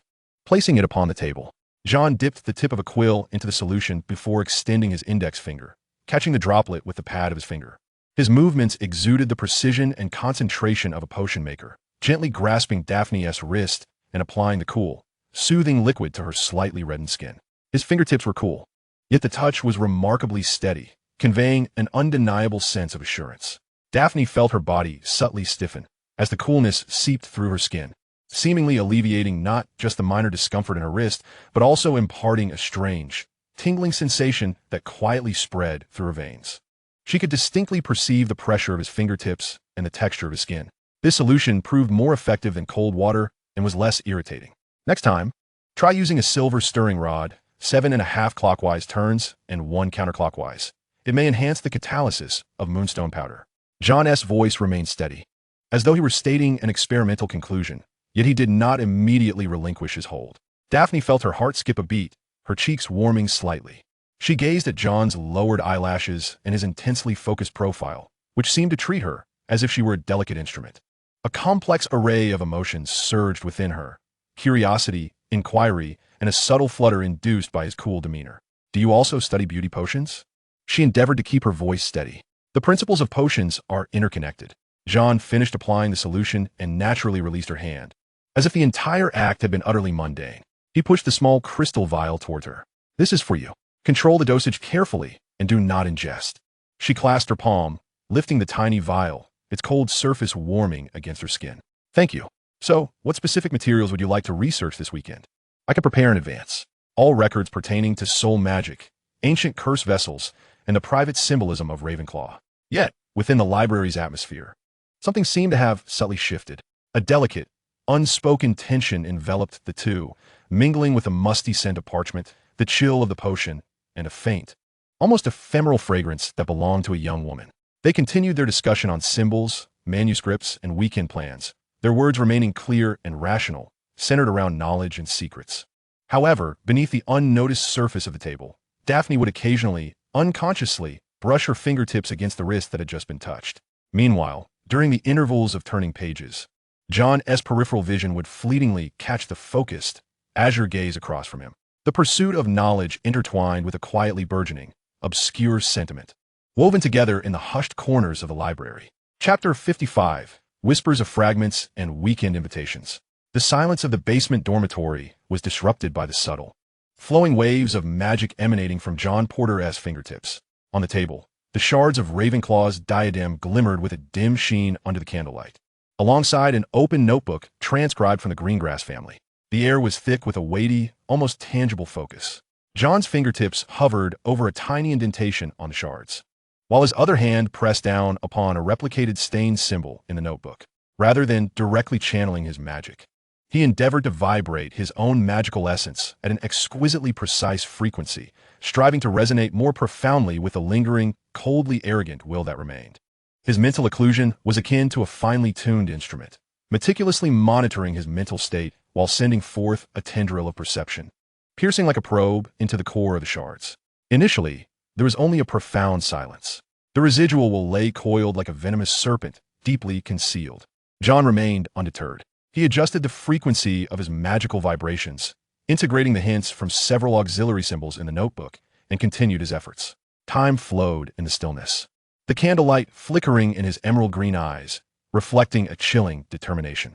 Suddenly, the shard beneath his fingertips emitted a slight warmth. It was not a physical heat, but rather a searing sensation on a magical level. Instantly, a series of fragmented, distorted whispers emerged, almost too elusive to grasp, akin to the faintest electric currents. Attempting to bypass the barriers of his mental occlusion and directly penetrate the depths of his consciousness. Eternity splits beyond flesh. The fool knows not the truth. Ravenclaw's pride is also a shackle. More must be more. The voices were indistinct, intermingled with a frenzied arrogance and a chilling desire. They formed no coherent sentences, merely fragmented concepts, yet bore a potent corruptibility, seeking to incite the deepest greed and obsession with eternity within the heart. The anomalies on the shards vanished instantly, restoring the silence. His breathing remained steady, yet his gaze was as sharp as an eagle's. He had captured critical information. The eternal split exceeds one. This nearly validated his suspicions. Tom Riddle's diary was not an isolated incident. The whispers lingering within the diadem shards pointed towards a malevolence, a magic that cleaves the soul in pursuit of immortality. Horcrux. The word fell upon his thoughts like a cold venom, sending ripples across the lake of his mind. Voldemort indeed crafted multiple Horcruxes, and this diadem, the lost treasure of Ravenclaw, was highly likely to be one of them. It was not merely destroyed. It was the remnant left behind after being obliterated as a Horcrux. Thus, what remained within these shards was either Voldemort's final obsession after his fragmented soul dissipated, or the eternal evil that tainted the diadem during the crafting of the Horcrux. Regardless of which, it was exceedingly perilous. It tempted the holder to delve into the eternal secrets, to repeat the sins of division. John's gaze fell upon the symbol in the notebook. Therefore, this symbol was likely related to the dark magic involved in the creation or safeguarding of Horcruxes. How did the ancestors of the Greengrass family come into possession of the notes, documenting such extreme and nefarious magic? To what extent do they comprehend it? The questions multiply. Yet the core of the mystery seems to have been partially unveiled. He realized he was on the verge of uncovering one of the darkest secrets of the magical world. Just then, a gentle tapping sound emanated from outside the window. A sprightly barn owl, exuding an air of haughty pride, was pecking at the glass. A letter bound to its leg. John recognized the owl.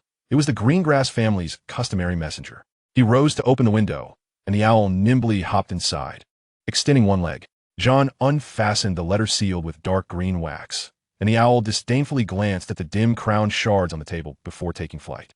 John unfolded the letter. The paper was of exquisite quality, imbued with a crisp floral fragrance reminiscent of Daphne. The elegant and forceful handwriting belonged to Aster Greengrass. Mr. Potter, Daphne has conveyed your profound interest in ancient knowledge. Your insights are impressive. Afternoon tea will be served at Greengrass Manor this weekend, where I look forward to further discussing those obscure realms. Perhaps we can together illuminate certain historical enigmas. Please arrive punctually at 3 o'clock on Sunday afternoon. The Owl Post Network has been temporarily open for you. Aster Greengrass. The invitation was formal yet laden with deeper implications. The phrases obscure realms and historical enigmas undoubtedly alluded to the dark magic manuscript and the astonishing secrets concerning Horcruxes that it might conceal. John placed the letter on the table alongside the crown shards. Under the flickering candlelight, the elegant script formed a bizarre contrast with the dull metal. The upcoming visit to the manor would no longer be a mere academic engagement. It was a foray into the true depths of darkness. Aster Greengrass evidently possessed knowledge of some kind. He was testing John, perhaps seeking something from him in return. Danger and opportunity coexisted. John recognized the need for greater preparation, not only regarding the known information about Horcruxes, but also concerning the demeanor and negotiation tactics suitable when facing the head of an ancient pureblood family. The shadows of the cellars seemed to deepen, as if sensing the dark secrets regarding souls and eternity that were quietly converging. And John Potter, the Scarless Potter, was calmly preparing to step into this realm. Chapter 56. Afternoon Tea at Greengrass and Subtle Machinations. On Sunday afternoon, the emerald flames in the cellar's fireplace suddenly surged. Clad in a dark green travel cloak, John Potter stepped boldly into the flames and clearly declared, "Greengrass Manor." After a familiar sensation of dizziness and rotation, he was ejected from another exquisitely carved marble fireplace. His feet landed steadily, dusting off non-existent ashes from his attire. The scene before him was unchanged from his initial visit during the summer. The reception room of Greengrass Manor remained spacious and luxurious. Yet it exuded an air of ancient desolation. The air was permeated with a faint, expensive fragrance of spices mingled with the scent of old books, so silent that one could hear the subtle breaths of the portraits adorning the walls. The butler appeared silently, bowing in a gesture of invitation, guiding him through the corridor draped with dark-hued tapestries, leading deeper into the manor to the sunroom. The sunroom was flanked on three sides by grand floor-to-ceiling windows. Yet the meticulously trimmed garden outside seemed to be enveloped in an invisible stillness. The afternoon sunlight streamed through the glass, gentle and lacking in warmth. Asterlos Gringlas was already seated at a small round table adorned with a snow-white lace tablecloth, upon which rested an exquisite silver tea set and several plates of delectable pastries. "Good afternoon, Mr. Porter. You're quite punctual," Asterlos remarked, setting aside a small leather-bound book he had been perusing, a faint, formulaic smile gracing his lips.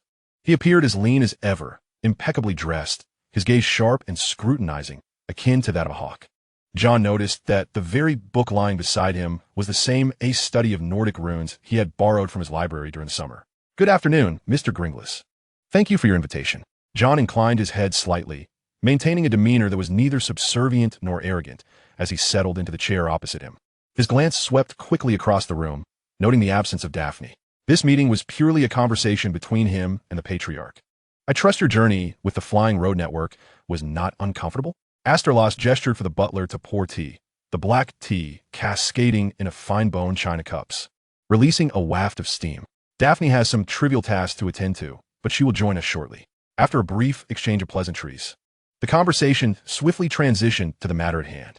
"Daphne mentioned your interest in some of the more obscure collections within our family library." Asterlos raised his teacup, his tone casual, yet his gaze was firmly fixed on John, particularly regarding the interpretation of certain symbols. "This seems to diverge from your studies of the Nordic rune system during the summer." He gently tapped the book A Study of Nordic Runes beside him. John accepted the teacup handed to him by the butler, but refrained from immediate consumption. "The branches of knowledge often intertwine, sir. Certain variants of Nordic runes may find their shadows within older, more arcane systems. Indeed, ancient magic invariably permeates one another, especially in realms concerning the essence of power."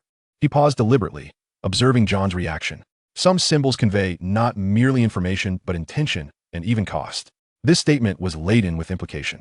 John raised his eyes to meet his gaze.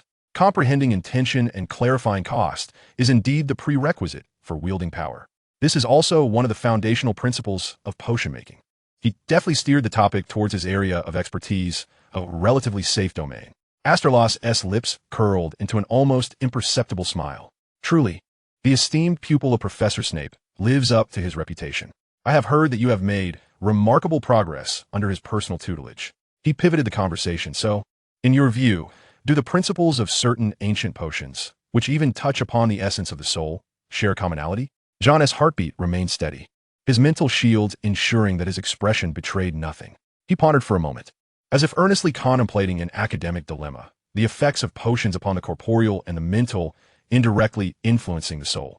However, should one seek to directly touch the soul, what might be required is no longer the traditional potion, but rather a different form, a more acute catalyst, accompanied by a far more intricate ritual. The principles may bear some resemblance, yet the dangers are incomparable. He refrained from mentioning soul vessels, yet the terms catalyst, ritual, and acute undoubtedly brushed against the edges of that dark secret. The sharp light in Astorla's eyes intensified. He leaned slightly forward, lowering his voice, a most intriguing insight. "So, do you believe that pursuing such, complex rituals is a manifestation of wisdom or an act of arrogant transgression?" This was a probing inquiry, striking at the core of belief and ambition. It hinges upon the seeker's intent and their ability to bear the consequences. Wisdom and arrogance are often separated by the thinnest of lines. History is penned by the victors, while the lessons of the vanquished are labeled as transgressions. Silence spread between the two, punctuated only by the gentle sound of a silver spoon lightly touching the cup's rim. At that moment, the door to the sunlit room was gently pushed open. Daphne Greengrass entered, clad in a delicate blue gown, her golden hair elegantly pinned up, exuding grace with a hint of nervousness. Upon observing the seemingly relaxed atmosphere within, she breathed a sigh of relief. "Father, John," she greeted softly. "Your timing is impeccable, Daphne," Asterlos replied, resuming his composed demeanor as the head of the household. "We have just engaged in a most enlightening discourse. Mr. Potter's insights into ancient magical symbols are quite impressive.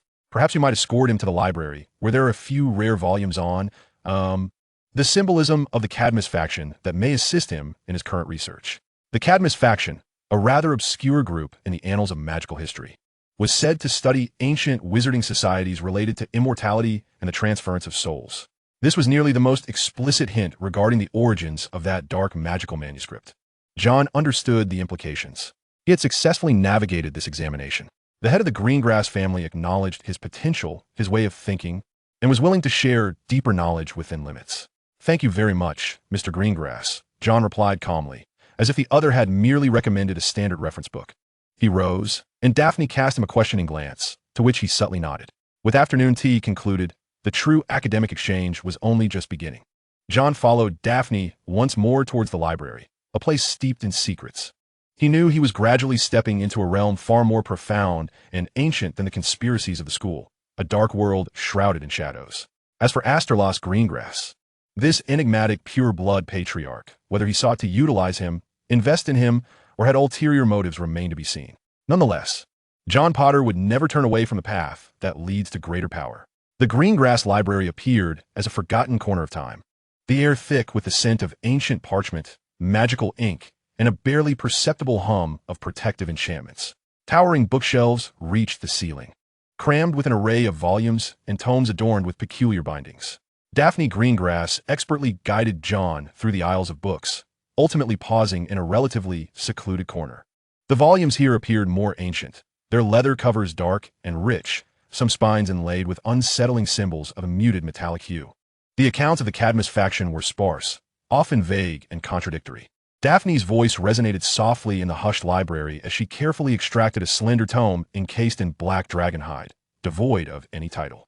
"This must be the one my father mentioned." Inside, there were illustrations of symbolic emblems, yet the annotations were exceedingly obscure. She hesitated, her blue eyes meeting John's, suggesting that one might experience some mental discomfort while perusing it. It bore some form of protection. John accepted the light, yet seemingly weighty tome. The instant his fingertips brushed the cover, he sensed a faint chill attempting to penetrate his consciousness, only to be repelled by the barrier of his mental fortitude. "Thank you. I shall be cautious," he replied calmly, his gaze fixed on the untitled cover as if he could penetrate its leather to unveil its concealed secrets.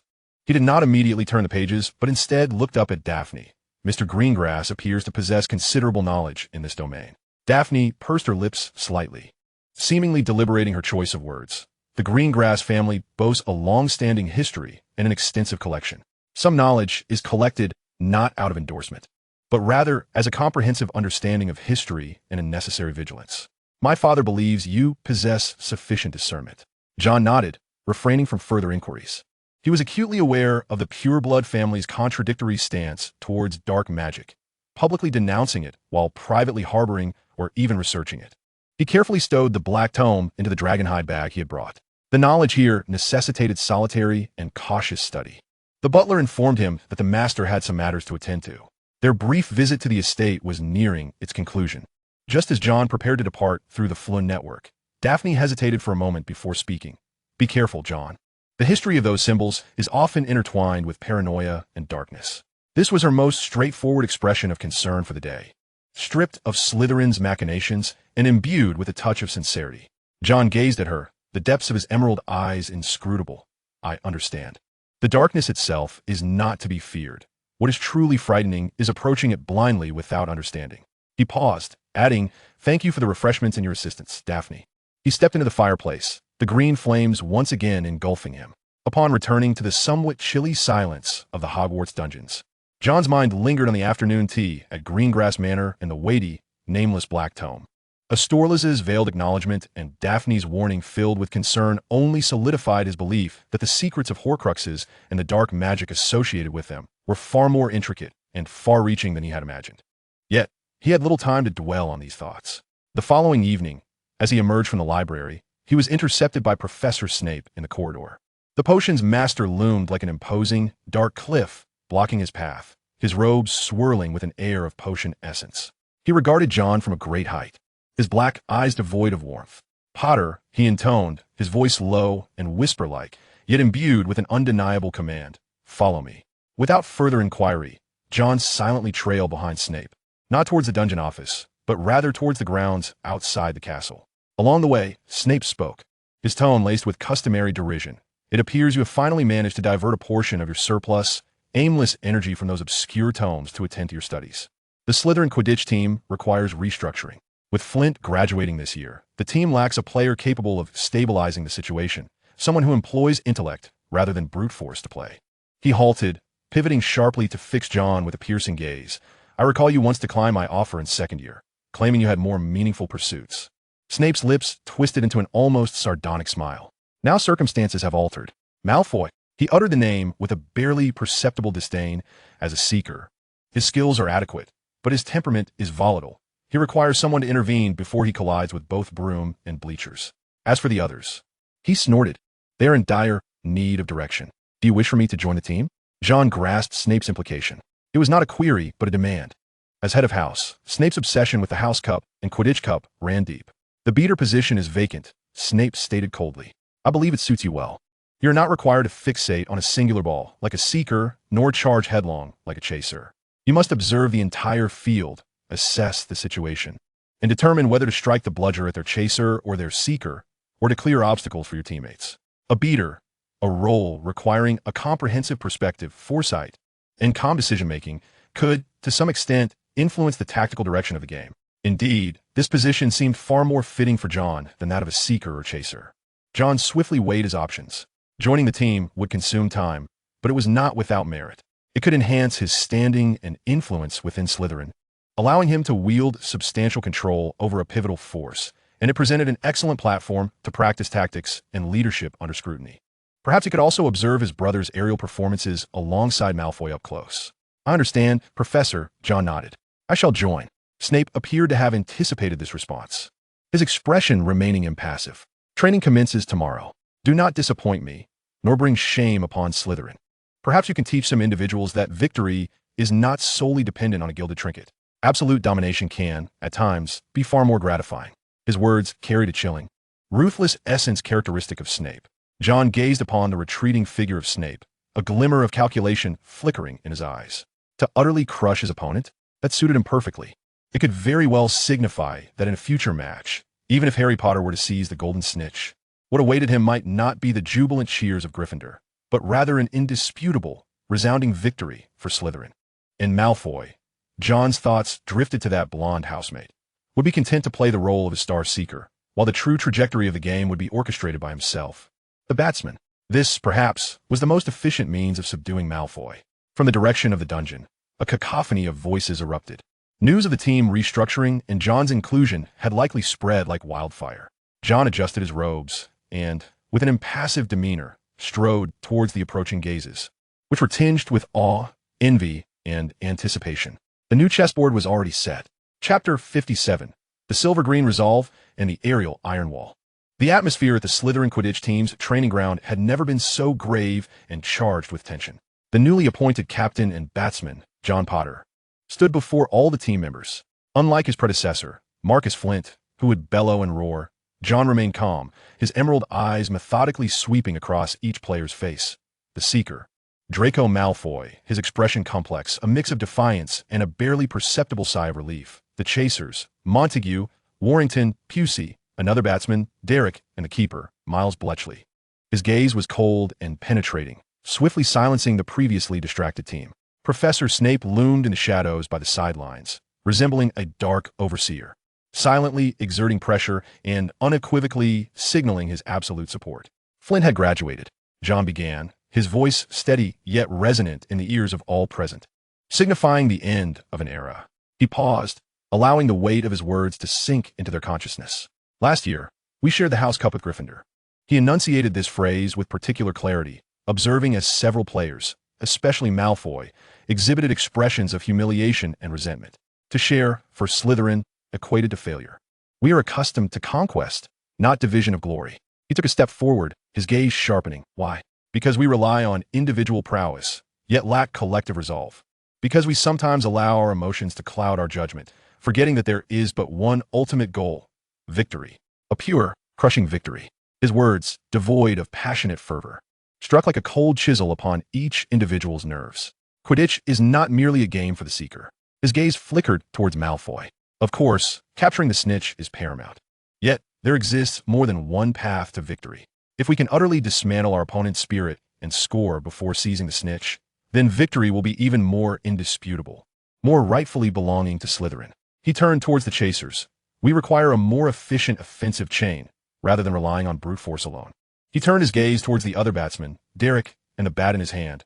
We require precision in our strikes, calculating the trajectory of each bludger, whether for defense or to carve a path for our offense. His eyes swept over Malfoy, clearing obstacles for our seeker. Finally, he looked at the goalkeeper. Our goal must be an impregnable fortress.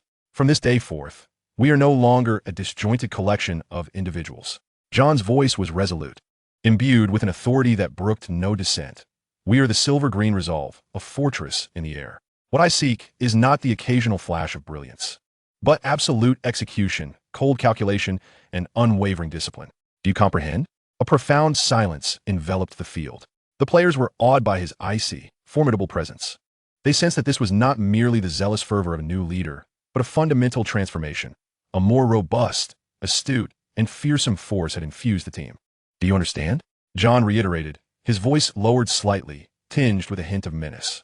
Others responded in kind, including Malfoy, whose expression shifted before settling into quietude. Snape, at the sidelines, seemed to exhibit the faintest trace of a satisfied smirk. The ensuing practice sessions escalated in intensity.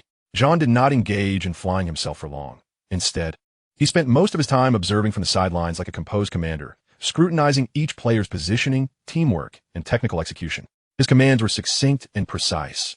Montague, maneuver left flank to draw attention. Worthington, prepare to support. Derek, aim the bludger at the tail of the Hufflepuff chaser's broom, calculating the lead. Malfoy, patrol the skies. Heed my signals, temporarily disregard the snitch. Blatch, secure the lower left corner, anticipate the arc. He even halted the training to illustrate the trajectory of light in the air with his wand, elucidating tactical coordination and the ricochet angles of the bludger. His calmness and accuracy akin to deriving a potion formula. Initially, the players found it somewhat disconcerting, but soon they were astonished to discover that following John's directives made their offense fluid and their defense solid. The entire team operated as if it had suddenly acquired a brain and nervous system, functioning with remarkable efficiency. That powerful, orderly sensation compelled them to begin to trust the process. Days later, Snape exercised his authority as headmaster, arranging a practice match against Hufflepuff. On the field, the Hufflepuffs quickly felt unprecedented pressure. Their chasers moved like three alternating silver scythes, repeatedly tearing through Hufflepuff's defenses. Even more despairing was their defense. The batting line formed by John Potter and Derek resembled an invisible iron wall erected in the air. The bludgers were no longer haphazardly struck away, but rather propelled with clear, malicious intent. They consistently found the most challenging moments for the Hufflepuff chasers to maintain possession or obstructed their optimal passing routes, forcing their seeker, Cedric Diggory, to abandon the pursuit of the snitch on several occasions to evade. John was akin to a composed judge, his posture upon the broomstick terrifyingly stable. Each swing of his bat resembled a flawless calculation. A rogue ball was struck by him at an intricate angle, bouncing twice and disrupting two Hufflepuff chasers, ultimately narrowly missing Cedric's broomstick tail, eliciting a gasp and cheer from the stands, predominantly filled with Slytherin students. Malfoy executed John's tactics flawlessly, employing technical disruptions against Cedric while patiently awaiting his moment. In the end, despite Cedric's remarkable skill in capturing the golden snitch, the scoreboard displayed a staggering score: Slytherin 320, Hufflepuff 70. It was a match in which, even with the opponent capturing the snitch, they suffered a resounding defeat. When the final whistle blew, the Slytherin players could hardly believe they had delivered such a dominant performance. They gazed at John Potter, who was descending slowly. Their eyes filled with astonishment, reverence, and unprecedented admiration. In the stands, Slytherin students erupted into thunderous applause. "Potter! Captain! Potter! Captain!" echoed repeatedly. At that moment, John's prestige reached a new zenith. He not only earned Slytherin's respect through his prowess, but also through his intellect and absolute command. Draco Malfoy landed beside John, his expression complex as he glanced at the scoreboard and then at the impassive John, ultimately saying nothing and silently stowing away his Nimbus 2001. He understood that in this new Slytherin team, the true core and brain was no longer the seeker. John accepted a towel handed to him by a teammate. Wiping the sweat from his brow, his gaze sweeping over the cheering crowd, he spotted Snape in the shadows, seemingly preparing to leave, as well as the astonished and solemn expressions of Harry, Ron, and Hermione in the Gryffindor stands. With an impassive demeanor, he turned and began assembling the team for a post-match debrief. The silver-green ambition was taking shape, and this was merely the beginning. Chapter 58, Guidance in the Shadows and the Captivating Golden Snitch.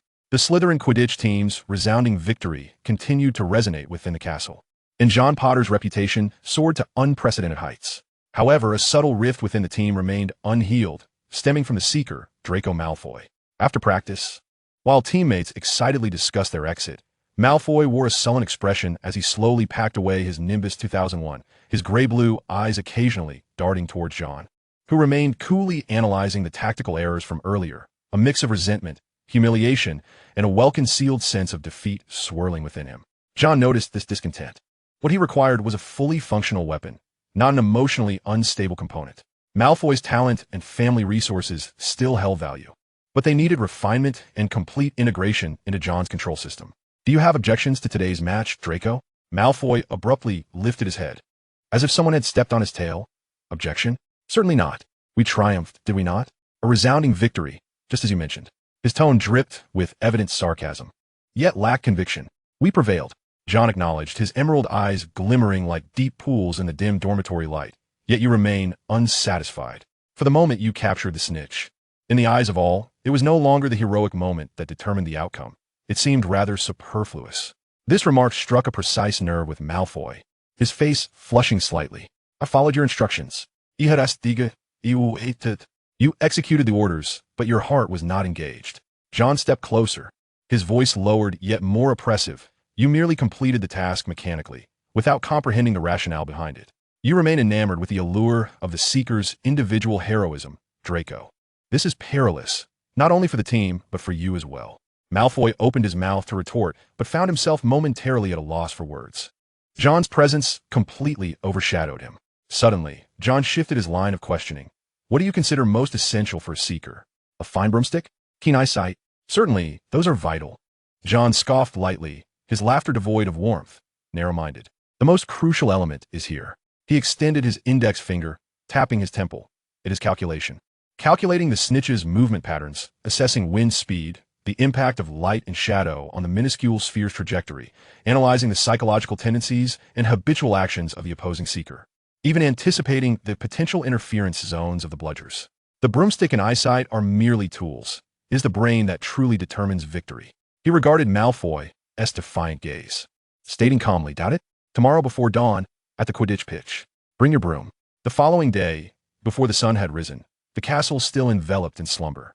A cold mist enveloped the Quidditch pitch. Malfoy yawned, impatiently hovering on his broom, perplexed by John's intentions. John, too, mounted a standard school-issued shooting star, positioned opposite him. "No, golden snitch," John remarked, his breath crystallizing into white mist. "Only this." With a flick of his wand, a small, ordinary golf ball, imbued with a faint luminescence charm, floated before him. "I will make it fly in random trajectories. If you can catch it 10 times before I do, I shall concede defeat." Malfoy deemed this an affront to his abilities. "Is that all? This is far too simple." He powered his Firebolt 2001, brimming with confidence. However, once the contest, if one could call it that, commenced, Malfoy soon recognized the gravity of the challenge. The glowing ball's speed and maneuverability far exceeded his expectations. More alarming was John's method of control. It did not fly in a straight line, but rather darted about with an extraordinarily cunning, deceptive trajectory, at times halting abruptly and changing direction, at other times leveraging the mist and morning light to create visual distortions, and occasionally plummeting suddenly or ascending almost vertically. With the exceptional performance of the Nimbus 2001 and his own quick reflexes, Malfoy narrowly grazed the small ball several times, yet always fell short by a hair's breadth. In contrast, John, riding an old shooting star, consistently anticipated the ball's next position with an almost prophetic precision, effortlessly capturing it in his grasp. Once, twice, thrice. Malfoy gasped for breath, sweat and mist dampening his hair. The initial arrogance on his face long vanished, leaving only shock and disbelief. On the 10th attempt, John barely moved. He merely tilted his body slightly, reaching out with an arm to grasp the ball, just as Malfoy, in a full-speed dash, missed entirely. John made the glowing sphere spin on his fingertips, regarding Malfoy with indifference. I have calculated every force acting upon it, anticipated all possible trajectory branches, and selected the most efficient interception path. The broom? It is merely a tool for executing calculations. Your Nimbus 2001 may hasten your arrival at the wrong place. As he descended to the ground, Malfoy followed, dazed. Do you see the disparity now, Draco? John inquired. You rely on your broom and instincts, while I depend on this. He tapped his head again. Malfoy fell silent, his proud head finally bowing in genuine submission. He could not counter the higher-level talent John had just exhibited, a profound mastery of calculations and control in seeking the snitch. Do you wish to win? John asked. Not by overpowering with your broom, not by mere luck, but by truly and thoroughly dominating the field, rendering Cedric Diggory and even Harry Potter utterly powerless before you? Malfoy abruptly lifted his gaze, a flame of desire mingled with a final flicker of stubbornness igniting in his gray-blue eyes. I do. Then, from this day forth, forget your pride in pure blood. Forget your father's broom. John's voice brooked no argument. I will train you, sharpen your observation, hone your anticipation, and teach you to think through the pursuit of the golden snitch as one would a game of wizard chess. The process will be tedious, even painful. Are you willing to accept this? Malfoy gazed into John's cold yet powerful emerald eyes, his inner turmoil wrestling with the decision. Ultimately, the yearning for victory and the awe of a power beyond his comprehension overwhelmed all else. Slowly, he nodded, the action fraught with difficulty. Very well. John turned away. Same time tomorrow. Additionally, I will provide you with a potion recipe that can subtly enhance your dynamic vision and neural response speed. But it must be administered with strict control over dosage and timing. If you trust me, I trust you, Malfoy nearly blurted out, momentarily taken aback by his own words. He, Draco Malfoy, had just uttered this phrase to a Potter. Yet at that moment, he was filled not with jealousy or defiance, but with a strange impulse to follow and gain the approval of a stronger force. John Potter had unveiled to him a path that was more powerful, more ruthless, and far more effective. At last, dawn arrived, the first rays of sunlight piercing through the mist, illuminating the pitch. The silhouette of John Potter appeared even more imposing and unfathomable amidst the halo of light. Draco Malfoy, trailing behind him, for the first time felt that his proud, pure-blood lineage and his expensive broomstick paled in comparison to the true essence of absolute power. He understood that the Seeker of Slytherin was on the brink of transformation, with the Scarless Potter orchestrating this profound change. Chapter 59, Status, Perfume, and Subtle Jealousy. The dawn training sessions had evolved into an unspoken secret between John and Draco Malfoy. The atmosphere within the dungeon dormitory subtly shifted. Malfoy's previous demeanor towards John, tinged with jealousy and aloofness, had nearly vanished, replaced by a cautious respect that bordered on reverence. Each morning, as John prepared to wash up, Malfoy would instinctively step aside, attempting to uphold the pride of a pure-blood heir. Yet the subtlety of his body language did not escape the keenest of observers. Crabbe and Goyle blinked in bewilderment, seemingly unable to comprehend why their leader now regarded Potter with such wariness. Yet instinctively, they mirrored Malfoy's attitude, exhibiting greater restraint towards John. As John exited the dormitory and entered the Slytherin common room, the transformation became even more pronounced. Some younger students quickly parted ways and bowed their heads, as if they were encountering Snape, while older students cast glances filled with a blend of awe, curiosity, and calculation. The recent victory in the Quidditch practice match and John's displayed icy authority had spread throughout the school. Now, everyone was aware that Slytherin had acquired new, more formidable, and effective core. Good morning, Captain Potter, a sixth-year boy ventured to greet him, his tone laden with tentative flattery. John merely nodded slightly, offering no further expression, and strode directly towards the exit. His silence and aloofness only intensified the aura of authority surrounding him. This transformation continued unabated into the Great Hall. As John approached the Slytherin long table, several seventh-year students, who had previously occupied the central seats, instinctively shifted inward, granting him a more spacious and central position. This silent gesture proclaimed his ascension within the internal hierarchy of the house. He sat down with poise, began to eat, and paid little heed to the whispers and stares around him. Draco Malfoy arrived shortly thereafter, hesitating for a moment before choosing not to sit in the center, as usual. Instead, opting for a position diagonally opposite John. Pansy Parkinson, as always, settled herself beside Malfoy, yet her curious eyes frequently darted toward John. "I've heard you've organized the team quite well, Potter," Pansy initiated, her voice noticeably sharper than usual. "Draco says you're truly a commander now." She attempted a teasing tone, yet her gaze betrayed an unmistakable interest. John lifted his eyes to regard her briefly before returning to slice his bacon. Pansy, undeterred, leaned slightly forward, a rich, exotic fragrance wafting towards him. "Just call me Pansy. Honestly, your intensity during training is quite intimidating, yet also rather captivating." Her words were bold and direct, imbued with the characteristic, slightly aggressive style of the Parkinson family. At that moment, another figure approached the table. It was Daphne Greengrass. Clad in a tidy school robe, her golden hair meticulously arranged, she narrowed her blue eyes slightly upon noticing Pansy leaning in too closely to John, a fleeting expression of displeasure crossing her features. "Good morning, John, Draco, Pansy," she greeted, her voice as calm as ever, yet the pronunciation of John's name was particularly distinct. She casually took a seat beside John, effectively placing herself as a barrier between Pansy and him, thus disrupting their direct line of sight. "Oh, Daphne, good morning," Pansy replied with a slight pout, straightening her posture, seemingly displeased by Daphne's interruption. Ignoring Pansy, Daphne turned her attention to John, seamlessly transitioning into an academic discussion. "Regarding the Cadmus faction, symbol we discussed yesterday, I pondered that perhaps we could trace its origins from the ancient binding root in Nevin." As she spoke, she smoothly reached for the jar of jam, inadvertently placing it between John and Pansy on the table, creating a subtle physical division. John noticed this slight interaction. He glanced at Daphne, observing her elegant profile and the expression of complete focus she wore while discussing their studies, yet he keenly detected an unusual tension in her demeanor. A faint tightness in her eyes that was not typical of her. An intriguing notion. "I happen to have some speculations regarding the evolution of root words. Perhaps we could discuss it further after class." He entirely disregarded Pansy's increasingly sullen and disgruntled expression, realizing she had been momentarily sidelined. Pansy huffed and began to complain to Malfoy about the impending potions class. Daphne allowed herself a nearly imperceptible sigh of relief, taking a sip of pumpkin juice. Behind the cover of her cup, her gaze swiftly scanned John's profile, only to meet his own gaze, which remained composed, yet seemed to carry an unspoken understanding and a hint of playful teasing.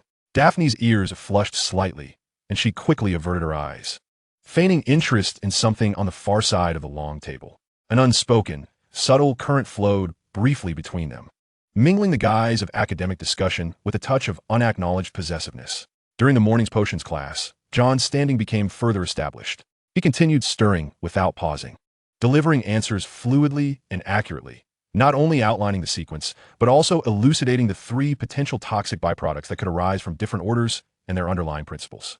Snape's dark eyes bore into him for a few seconds before he merely grunted, barely clear.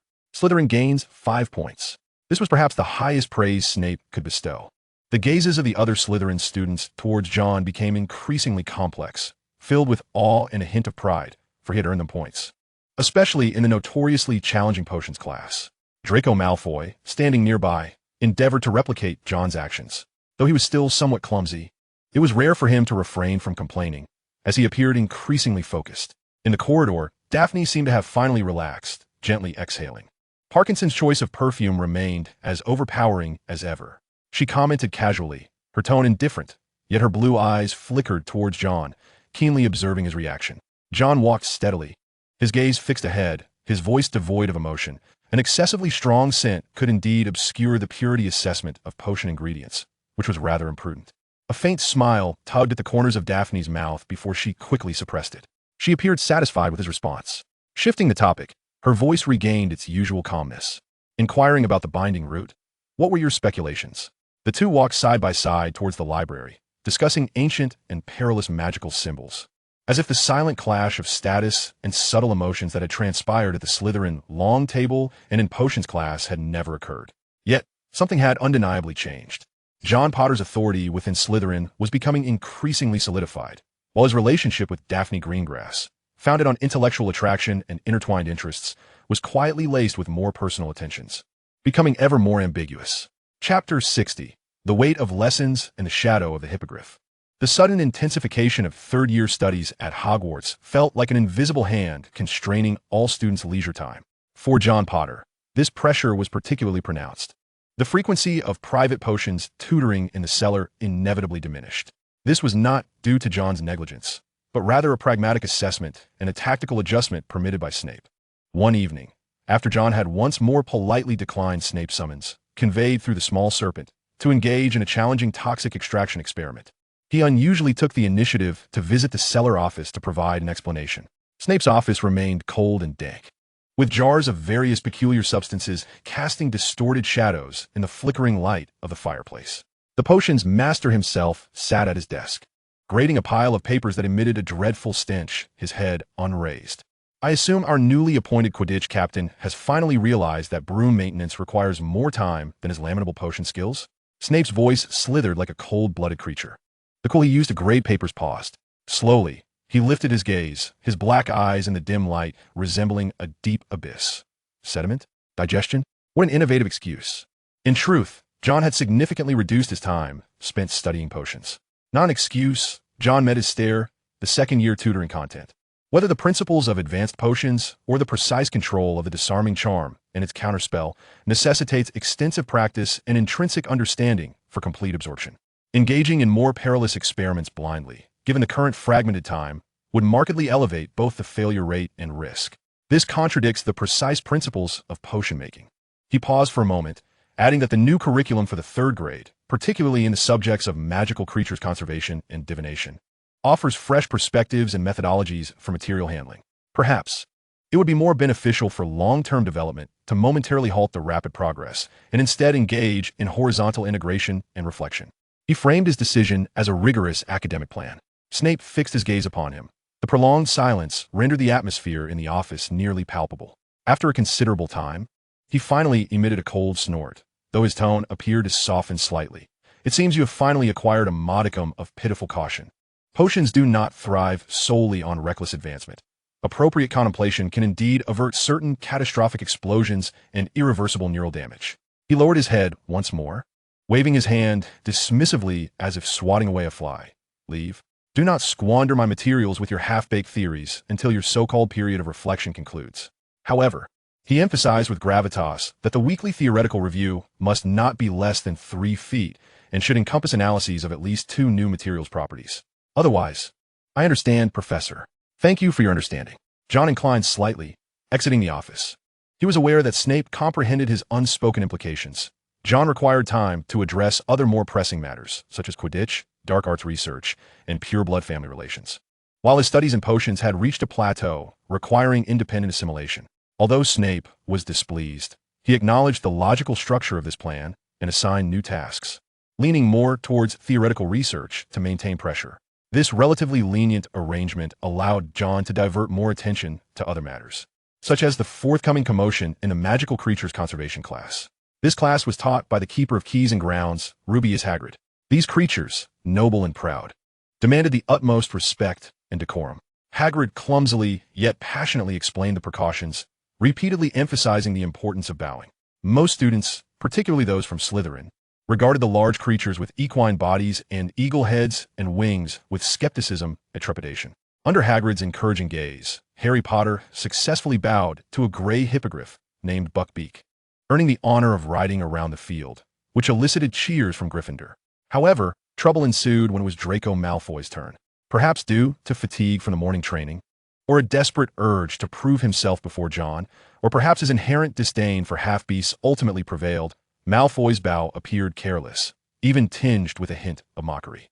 He muttered, "This foolish beast really can understand." No sooner had the words left his lips than Buckbeak, feeling insulted, emitted an enraged shriek.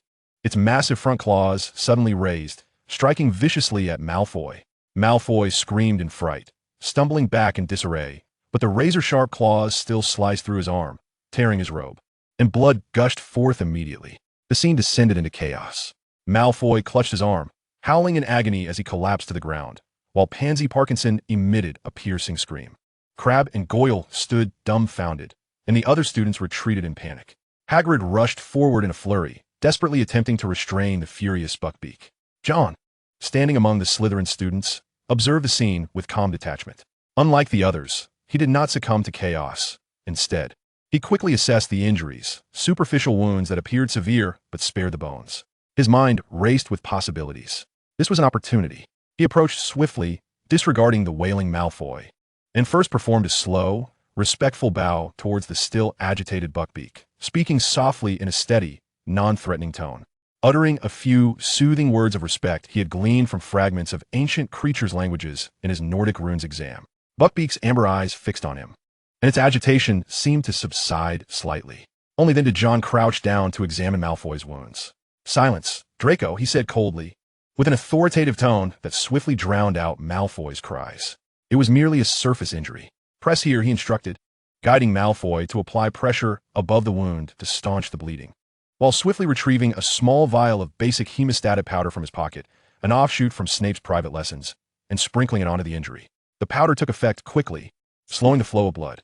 Malfoy winced in pain, but as he observed John's composed handling of the situation, his cries gradually diminished to mere sobs, interspersed with anger born of fear and discomfort. "It attacked me," Malfoy shrieked at the approaching Professor McGonagall and the alerted Snape. "That savage beast. It should be put to death." Hagrid, pale-faced, attempted to defend himself. It was Mr. Malfoy who did not follow the rules. Snape's cold, black eyes swept over Hagrid, then glanced at the injured Malfoy and the tending John, finally resting on the restless Buckbeak, a cruel smile curling his lips. Clearly, certain creatures were unfit for educational purposes, especially when entrusted to an instructor unable to control the situation. Snape's voice hissed like a serpent. "This matter must be reported. Potter, escort Malfoy to the hospital wing." John helped Malfoy to his feet, and as they passed Hagrid, he swiftly whispered a remark intended for only their ears, emphasizing Malfoy's negligence and whispered comments. He then guided the still cursing and groaning Malfoy away from the scene. He understood that this incident would not conclude easily. The Malfoy family would not relent. Buckbeak was likely to face severe punishment. Furthermore, this event would cast a stone into the relatively calm waters of Hogwarts, stirring new ripples. John contemplated calmly how he might derive the greatest benefit from this unforeseen occurrence, or, at the very least, prevent it from interfering with his more significant plans. The hospital wing was suffused with the sense of disinfectant and a faint herbal aroma. Madame Pomfrey, chattering about the perpetual troubles, expertly cleaned and bandaged Malfoy's wounds. Draco Malfoy lay upon his hospital bed, his complexion pale from blood loss and rage, though his emotions had begun to stabilize somewhat. "My father will ensure he pays dearly for this." He spat venomously at John. Standing by the window, John gazed at the darkening sky outside, his voice flat, of course. "Uncle Lucius will not tolerate such matters." Yet, the roars and threats would come later. He turned his gaze back to Malfoy, saying, "What you must remember is that due to your negligence and arrogance, you have lost the respect of a proud creature, paying the price in blood. Hold on to this pain. Draco, it is more effective than any lecture." With a grumble, he averted his eyes. John refrained from further words, knowing that this incident would deepen Malfoy's reliance on him.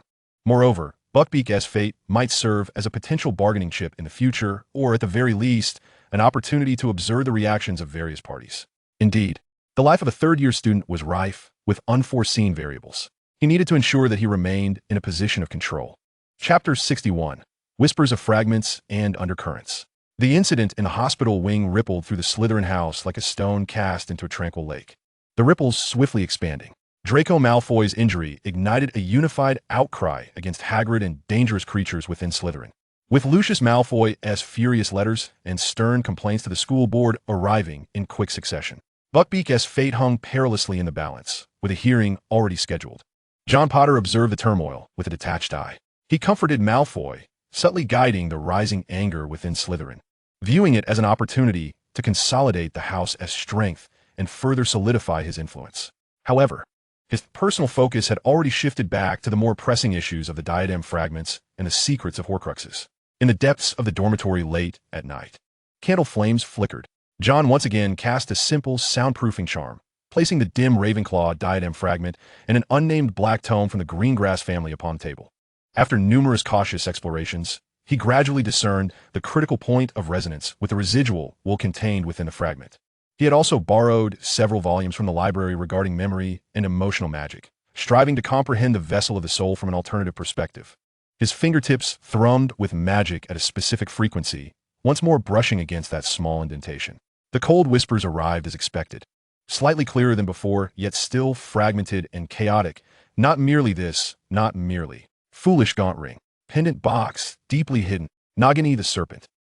The girl's golden cup. The information shattered like glass shards, sharp and perilous. John concentrated intently, his mind functioning as a precise sieve, rapidly capturing, filtering, and analyzing each word. Gaunt ring. A surname and an object. The surname Gaunt seems familiar. Is it connected to Slytherin? Pendant box. Another vessel. Slytherin's pendant box. A legendary lost artifact? Nagini. The serpent beside Voldemort? Is it also a Horcrux? A living Horcrux? The girl's golden cup. Could it be the Hufflepuff's chalice? And what connection does it have with the girl? These fragmented nouns intertwine with the known diary and the diadem, gradually sketching a chilling outline. Voldemort indeed crafted multiple Horcruxes, their quantity likely surpassing imagination. Moreover, these Horcruxes seem to be related to the relics of Hogwarts founders or objects of particular significance to him. He abruptly severed the magical connection, gasping for breath. Even with the brain-blocking spell, prolonged exposure to such extreme malevolence left him feeling a wave of fatigue and chill. He swiftly grasped a quill and inscribed the keywords he had just discerned on a parchment, cross-referencing them with previous findings. The clues multiplied, yet the puzzle remained incomplete. He required further information to validate these hypotheses. At that moment, an exceedingly faint sound, akin to claws scraping against stone, emanated from outside the dormitory door. It was neither the heavy footfalls of Crabbe or Goyle, nor was it Malfoy's. John's senses heightened. His wand silently slipped into his hand, while his other hand hastily concealed the diadem fragments and the dark tome. He moved quietly to the door and listened intently. The scraping noise reverberated once more, even fainter. He yanked the door open abruptly, revealing an empty corridor. Only the flickering shadows cast by the dim torches on the cellar walls accompanied him. However, on the floor at the threshold lay a small, filthy scroll, seemingly torn from an old notebook, bound with a coarse rope. John did not rush to retrieve it. Instead, he cautiously scanned both ends of the corridor, ensuring no one was present before gently lifting the scroll with his wand. The rope loosened on its own, and the paper unfurled. Scrawled in a crooked, uneven hand were the words. Under the third loose stone on the east wall of the Ollery, there are signs of an intruder. The scent is very old, yet potent. Neither a student nor a professor. Beware F. It was Filch, the mute caretaker. The cold, transactional relationship he had with him, forged through the care of Mrs. Norris, unexpectedly yielded vital information at this moment. The Ollery? An intruder? Not a student or a professor. A thought flashed through John's mind like lightning. Sirius Black. The escaped convict, reportedly targeting Harry. Could he have infiltrated Hogwarts? The Ollery indeed served as a relatively concealed refuge, easily facilitating the acquisition of external information through owls pilfering newspapers or food. John's gaze sharpened. Black's intrusion undoubtedly introduced new variables and dangers into an already complicated situation. Yet, danger often accompanies opportunity. He burned Filch's note in the candle flame. His mind racing. Should he disclose this information? To whom? Dumbledore? Snape? Or should he exploit it privately? Reporting directly might heighten Hogwarts' vigilance, but could also provoke unnecessary attention or alarm the intruder. Private investigations carry immense risks, yet they may yield invaluable insights concerning Black, potentially even a bargaining chip for negotiation or leverage. More importantly, is Black's emergence connected to Voldemort's Horcruxes, or is it solely aimed at Harry? John approached the window, gazing into the murky depths of the Black Lake, where shadowy luminescence flickered. Hogwarts Castle had never appeared as tranquil on the surface, while tumultuous currents churned beneath. Dementors patrolled the periphery. Black might have already infiltrated the interior. The secrets of Voldemort's Horcruxes were gradually being unveiled, and both Dumbledore and Snape harbored their own agendas, while the Greengrass family subtly provided perilous knowledge. And he, John Potter, the Scarless Potter, stood at the nexus of all these undercurrents. He needed to be both more cautious and more decisive. After a moment's contemplation, he resolved to first verify Filch's information, but not in person. He approached his desk, retrieved a small piece of parchment, swiftly inscribed a few words, and then emitted a low whistle. Moments later, a pitch-black owl, nearly blending with the shadows of the cellar, glided silently through the window and perched on his arm. This was the owl he had meticulously chosen in Diagon Alley, named Nightshade, renowned for its quietude and stealth. John secured the note to Nightshade's leg, issuing a hushed command. Nightshade nodded silently before vanishing like a specter into the night. The main plot was accelerating, and he possessed more fragments than most. The next step was to piece together these fragments and secure the greatest advantage and power within this intricate game. Darkness enveloped Hogwarts, while cold calculations continued in the cellar. Chapter 62. The Shadow of the Honeyduke and the Screams of the Tower. The end of October heralded Hogwarts' first weekend trip to Hogsmeade. An atmosphere of excitement and restlessness permeated the castle, with students chattering animatedly about Honeyduke sweets, butterbeer from the Three Broomsticks, and the prank items from Zonko's joke shop. Harry Potter stood alone in a corner of the entrance hall, watching his classmates exuberantly pour through the oak doors, unable to mask his sense of loss and gloom. Without a guardian's signature on the permission slip, he was excluded from this revelry. At that moment, a familiar figure passed by him, footsteps unhalted, yet a calm, deep voice floated clearly to Harry's ears. Sometimes, being left out allows for clearer vision. Harry abruptly looked up, only to see John Potter moving towards Professor Snape. Snape stood at the entrance, checking a list, his dark gaze sweeping over John, almost imperceptibly nodding, signaling that he could proceed. John had received Snape's concession. Harry was taken aback. He knew John held a special status with Snape, but he hadn't anticipated that even for something as trivial as permission to visit Hogsmeade, Snape would make an exception for him. A complex array of emotions surged within him: jealousy, confusion, and a subtle pang of abandonment. Why does his twin brother effortlessly acquire privileges and possessions that he yearns for yet cannot attain? He is not indulging in sweets and ale. He possesses a far more defined objective. Hogsmeade Village bustled with students, vibrant and lively. John deftly sidestepped the clamorous thoroughfare, seemingly wandering through the narrow alleys. He first visited Zonko's joke shop, procuring a few useful trinkets, dung bombs and belch powder, effective distractions in certain circumstances, before making his way to the rear of Honeyduke's. This area was relatively tranquil, cluttered with a couple of wooden crates. Suddenly, from the shadows near the back door of Honeyduke's, he caught a glimpse of a tall figure clad in a tattered black cloak, moving with astonishing speed, almost inhuman. John Estride did not falter in the slightest, as if he had seen nothing amiss, continuing onward. Yet his heart quickened its pace. The figure was tall and gaunt, exuding a primal alertness. Was it black, concealed near Honeyduke's? This spot indeed offered easy access to sustenance. He did not attempt to pursue. That would be perilous and likely to raise alarms. Instead, he merely noted the location and characteristics, then, like an ordinary student, entered Honeyduke's, purchasing a large jar of fizzing whiz-bees to maintain an adequate disguise, and calmly observed the terrain and potential escape routes near the back door. In the common room of the cellar, he absently leafed through a nameless black-bound book while listening to the Slytherins excitedly recount their experiences in Hogsmeade, all the while waiting. As night fell, the castle gradually quieted. Suddenly, a piercing scream, sharp enough to distort the night's tranquility, erupted from the direction of Gryffindor Tower. The students in the common room were startled, exchanging bewildered glances. Shortly thereafter, frantic footsteps and a cacophony of voices echoed from the corridor. John closed the book, a flicker of understanding crossing his eyes. He rose and joined a few inquisitive Slytherin students in exiting the common room, blending into the throng of commotion in the hallway. The news spread like wildfire. The fat lady, the portrait guarding the entrance to Gryffindor Tower. She had been attacked. The canvas had been ruthlessly torn, a massive gash running from the top of the frame to the bottom, and the fat lady herself was missing, leaving behind only deep, terrifying claw marks on the wall. Fear instantly gripped everyone. Who was responsible? How did they gain entry? What were their intentions? The professors swiftly arrived at the scene. Dumbledore's expression was graver than ever, his blue eyes gleaming with a chilling light behind his crescent-shaped spectacles. Professor McGonagall appeared ashen, leaning against the wall for support. Snape stood in the shadows, his countenance dark enough to drip water, his gaze sweeping over each student like a searchlight, particularly lingering on the Gryffindors. He is here. Sirius Black. He is within the castle. Finally, a student hysterically shouted that dreadful name. Panic spread like a plague. Amid the chaos, John spotted Harry, Ron, and Hermione. Harry's face was a canvas of blankness, shock, fear, and a hint of lingering dread, contemplating the possibility that Black's target was indeed him. and that he was present in the tower tonight.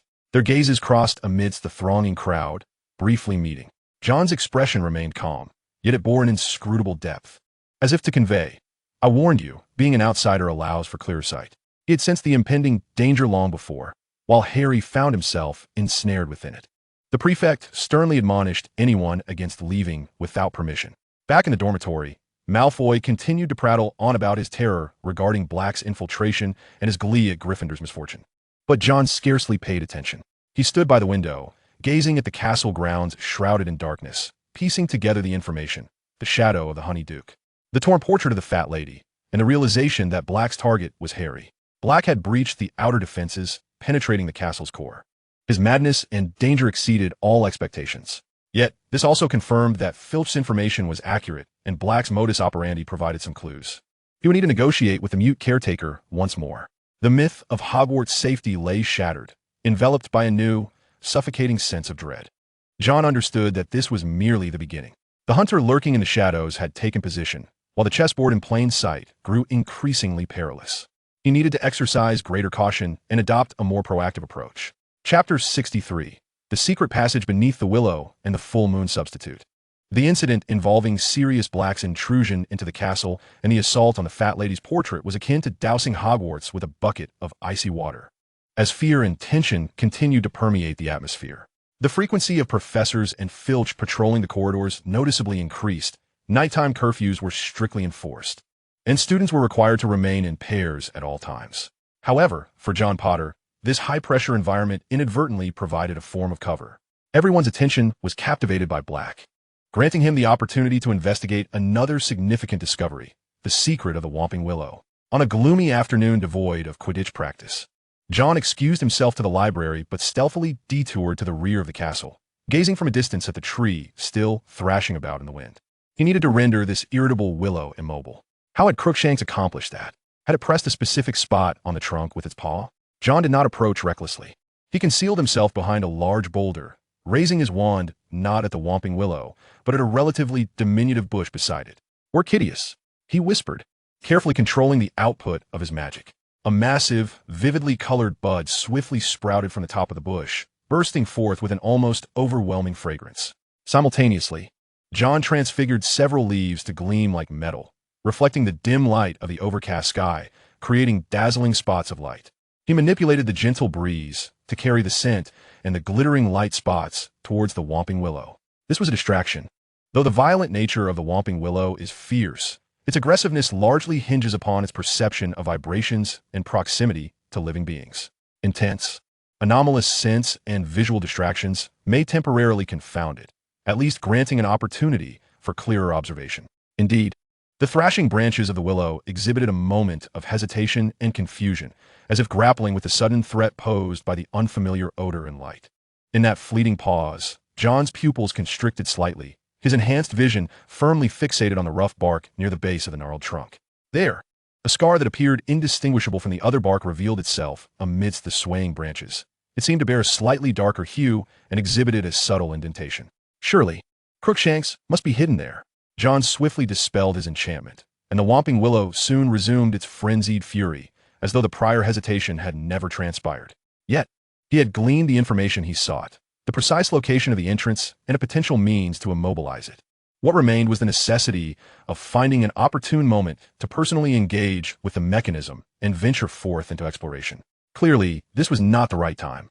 The vigilance instigated by Black was too stringent, and he required more thorough preparations to confront any potential threats at the other end of the passage, whether leading to Hogsmeade or elsewhere, perhaps even directly to Black himself. He buried this revelation deep within, akin to planting a seed awaiting its moment to sprout. In the subsequent defense against the Dark Arts class, students discovered that the figure of the lectern was not Professor Remus Lupin, but rather Severus Snape. Dressed in his dark robes, his complexion was more pallid and sallow than usual, as if enveloped in an oppressive atmosphere. Professor Lupin was unwell. Snape's voice was smooth and frigid, laced with unabashed scorn, rendering him unable to fulfill the teaching duties. "Thus, I shall take over. Stow away your dark forces, a guide to self-defense. Today, we shall not engage in frivolous practices." He paced the classroom slowly, his robes billowing. "We will delve into more practical matters concerning werewolves." As he uttered the word, A clear disdain was evident.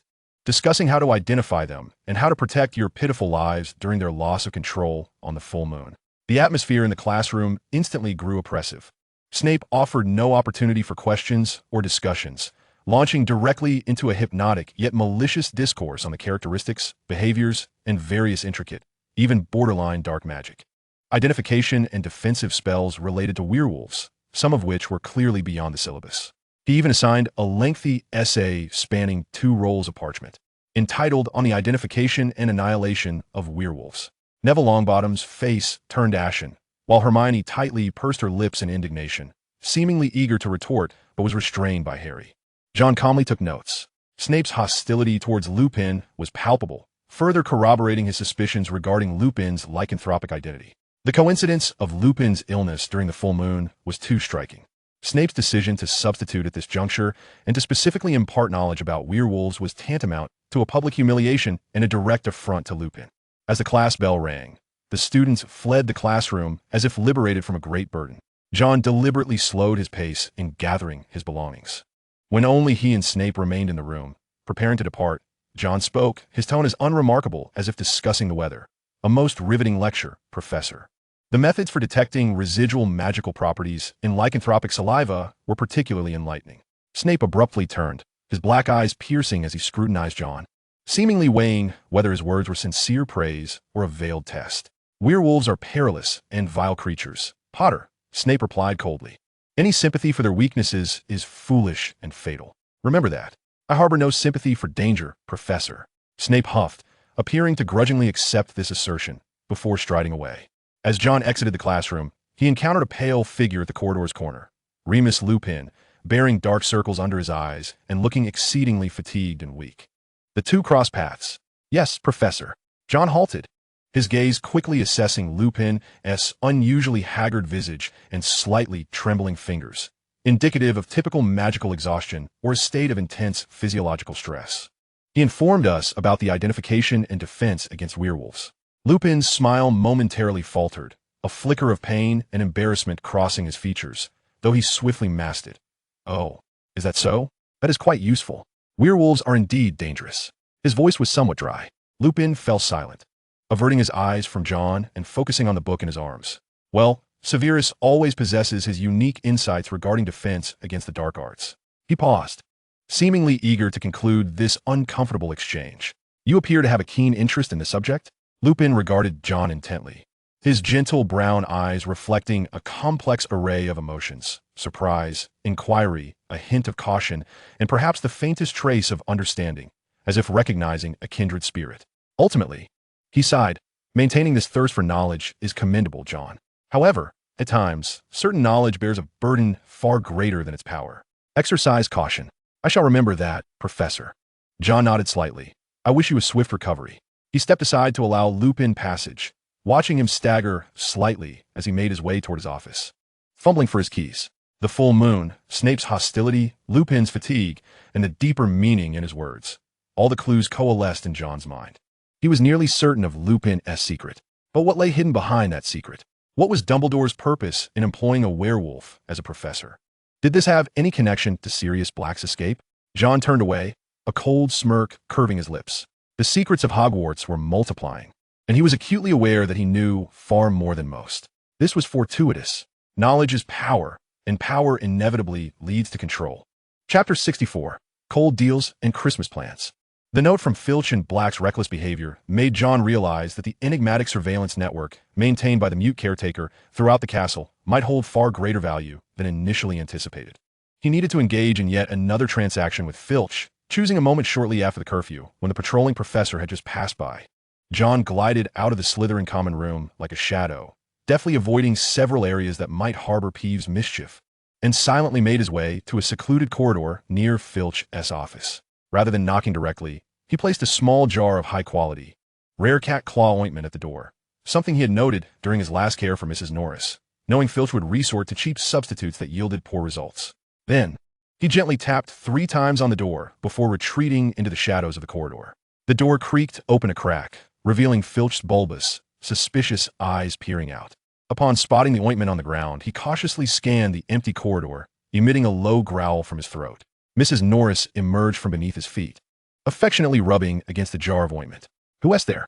Filch rasped. A student concerned for the castle's security. John's voice emerged calmly from the shadows, slightly distorted due to a simple charm, offering a useful hint about the Ollery. "Thank you." Filch abruptly turned his gaze toward the source of the voice, his eyes narrowing with heightened suspicion, yet tinged with a distorted sense of satisfaction from being acknowledged. "Huh, I knew it. Those foolish professors have no idea what truly transpires within the castle. Only I, and Argus Filch," he muttered, hastily bending down to retrieve the jar of ointment and tucking it into his coat. "Does that stranger leave any other traces behind? For instance, might he have an interest in other obscure corners of the castle?" John inquired. Filch squinted, seemingly weighing the question. The new bribe and the recognition of his professional prowess had an effect. None near the cellar. The house elves in the kitchen haven tea reported anything unusual. But the trophy room?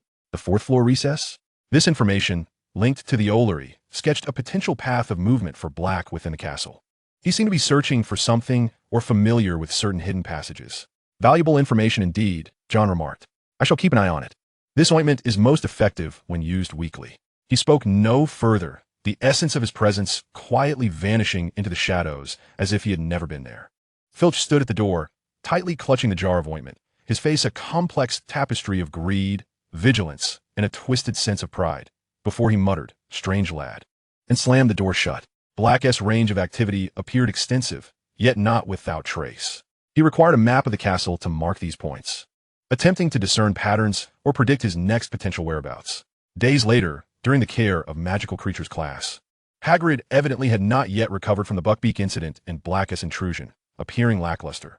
The lesson devolved into observing, or rather, enduring, a nest of temperamental blast-ended scroats that exuded a foul-smelling secretion.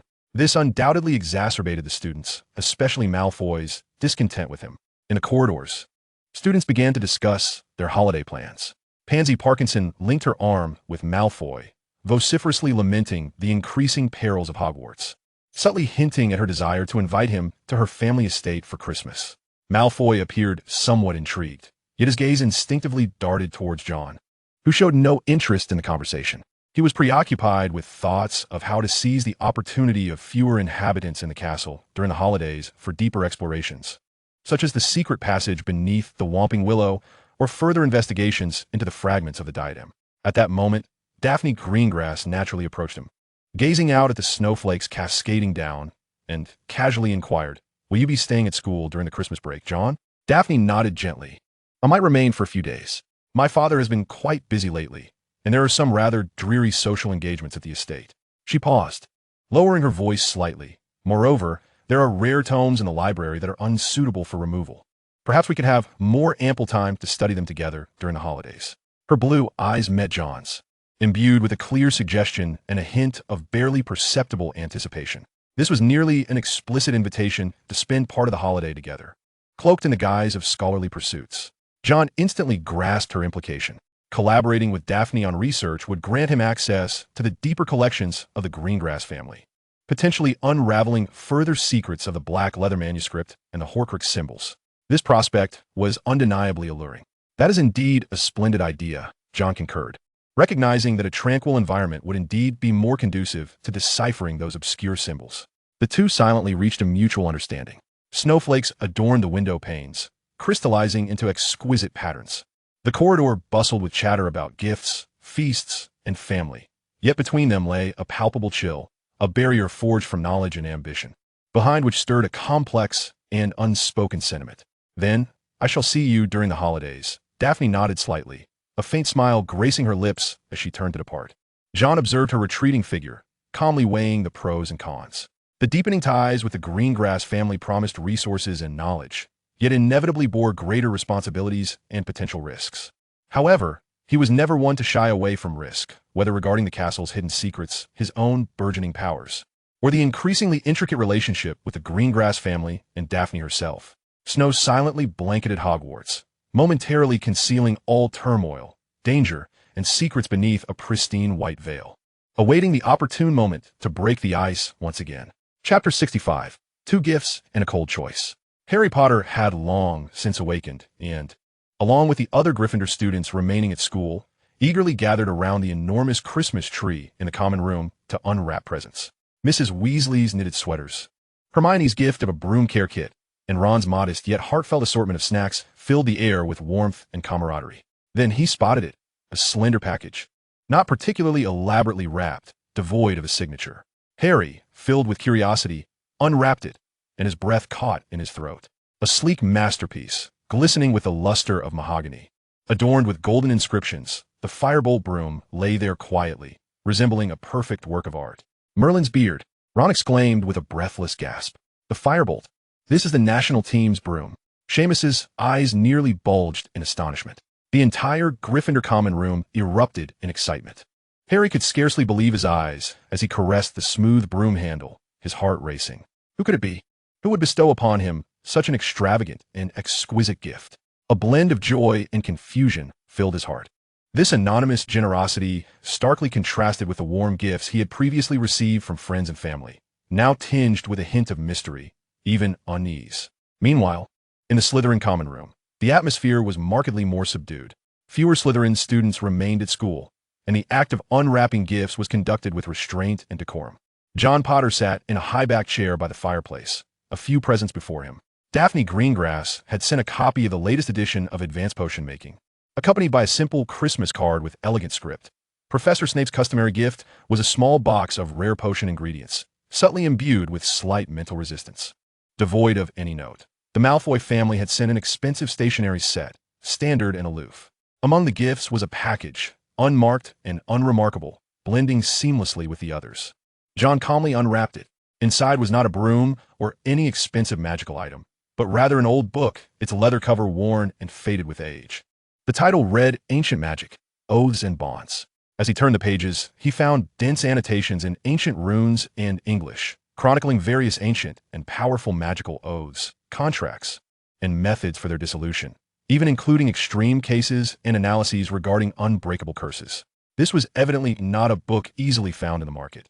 Rather, it resembled a personal research notebook or a unique manuscript. On the title page, in a somewhat hasty yet forceful script, was inscribed a single line.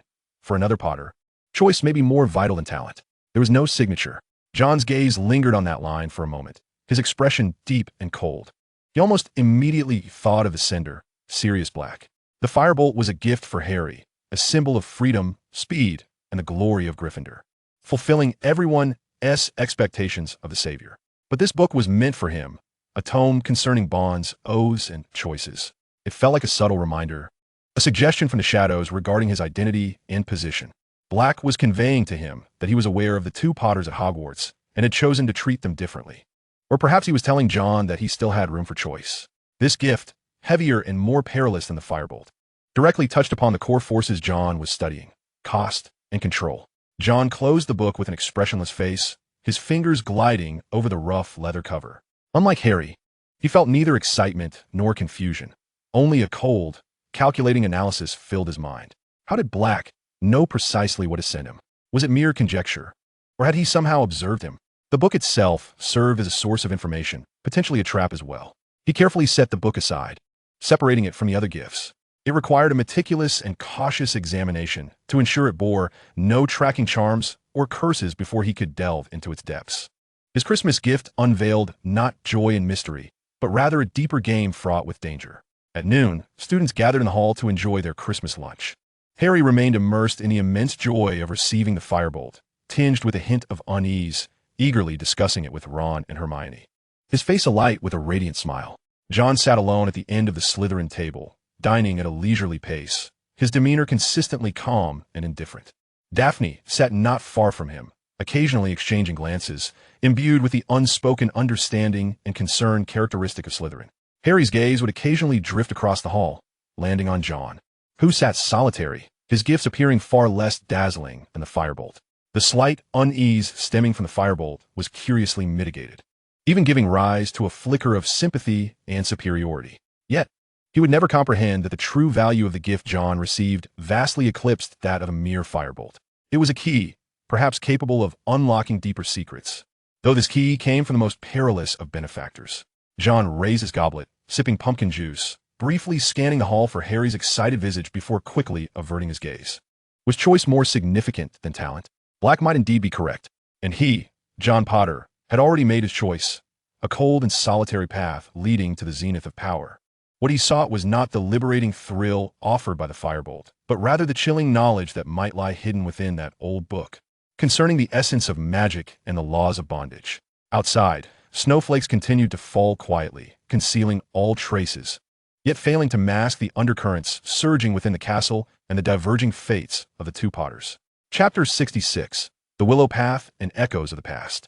He had made ample preparations: dragonhide gloves, a mirror enchanted with luminescent spells for detecting simple magical traps, several vials of emergency potions, including blood replenishing and antidotes. And most importantly, the book from Sirius Black, Ancient Magic, Oaths and Bonds. He had conducted a preliminary examination of the book, finding no evident curses or tracking magic. Yet the inherent danger of its contents was already substantial. Carrying it might offer insights in unforeseen circumstances. In the afternoon, as the sky darkened and the snowfall momentarily ceased, John draped himself in a dark travel cloak and quietly approached the rear of the castle, gazing at the willow, its gnarled branches swaying menacingly in the cold wind. He patiently awaited, observing the direction of the wind and the quality of light, once more employing transmutation and meteorological spells to create a localized sensory disturbance. This time, a thin mist infused with the earthy scent of soil enveloped a small area, accompanied by a few ice crystals reflecting a ghostly white light. The dancing branches of the willow exhibited a flicker of confusion and hesitation. Now it was the moment. Like an arrow loosed from its bow, John surged silently and swiftly towards the base of the willow's trunk. His movements betrayed no hesitation, his aim resolute, focused on the slightly darker, subtly recessed growth upon the tree. Through the chaotic flurry of branches, he deftly pressed his palm against the tumor, simultaneously infusing it with a trace of feeble magic. A faint click resonated from within the trunk, akin to the sound of a mechanism engaging. In an instant, the wildly thrashing willow branches seemed to lose all their vigor, drooping languidly and freezing midair, motionless. Success. Without a moment's pause, John bent down to examine the base of the trunk.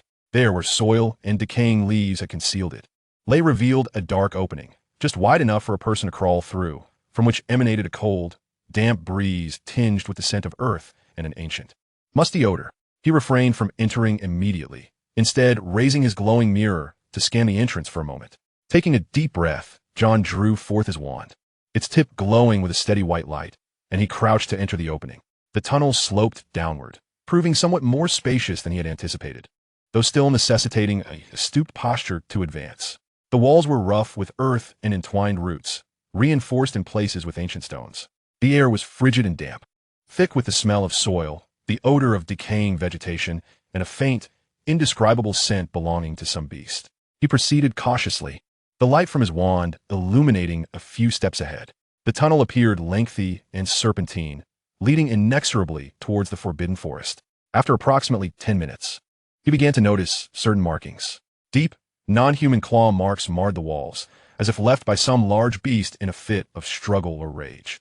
The earth beneath his feet bore signs of repeated trampling, forming a faint path. Black, a nimagous form, John swiftly deduced. This secret passage had indeed been traversed by Black. These marks were likely his doing. He pressed on, his heartbeat quickening slightly, yet his mind remained impeccably composed.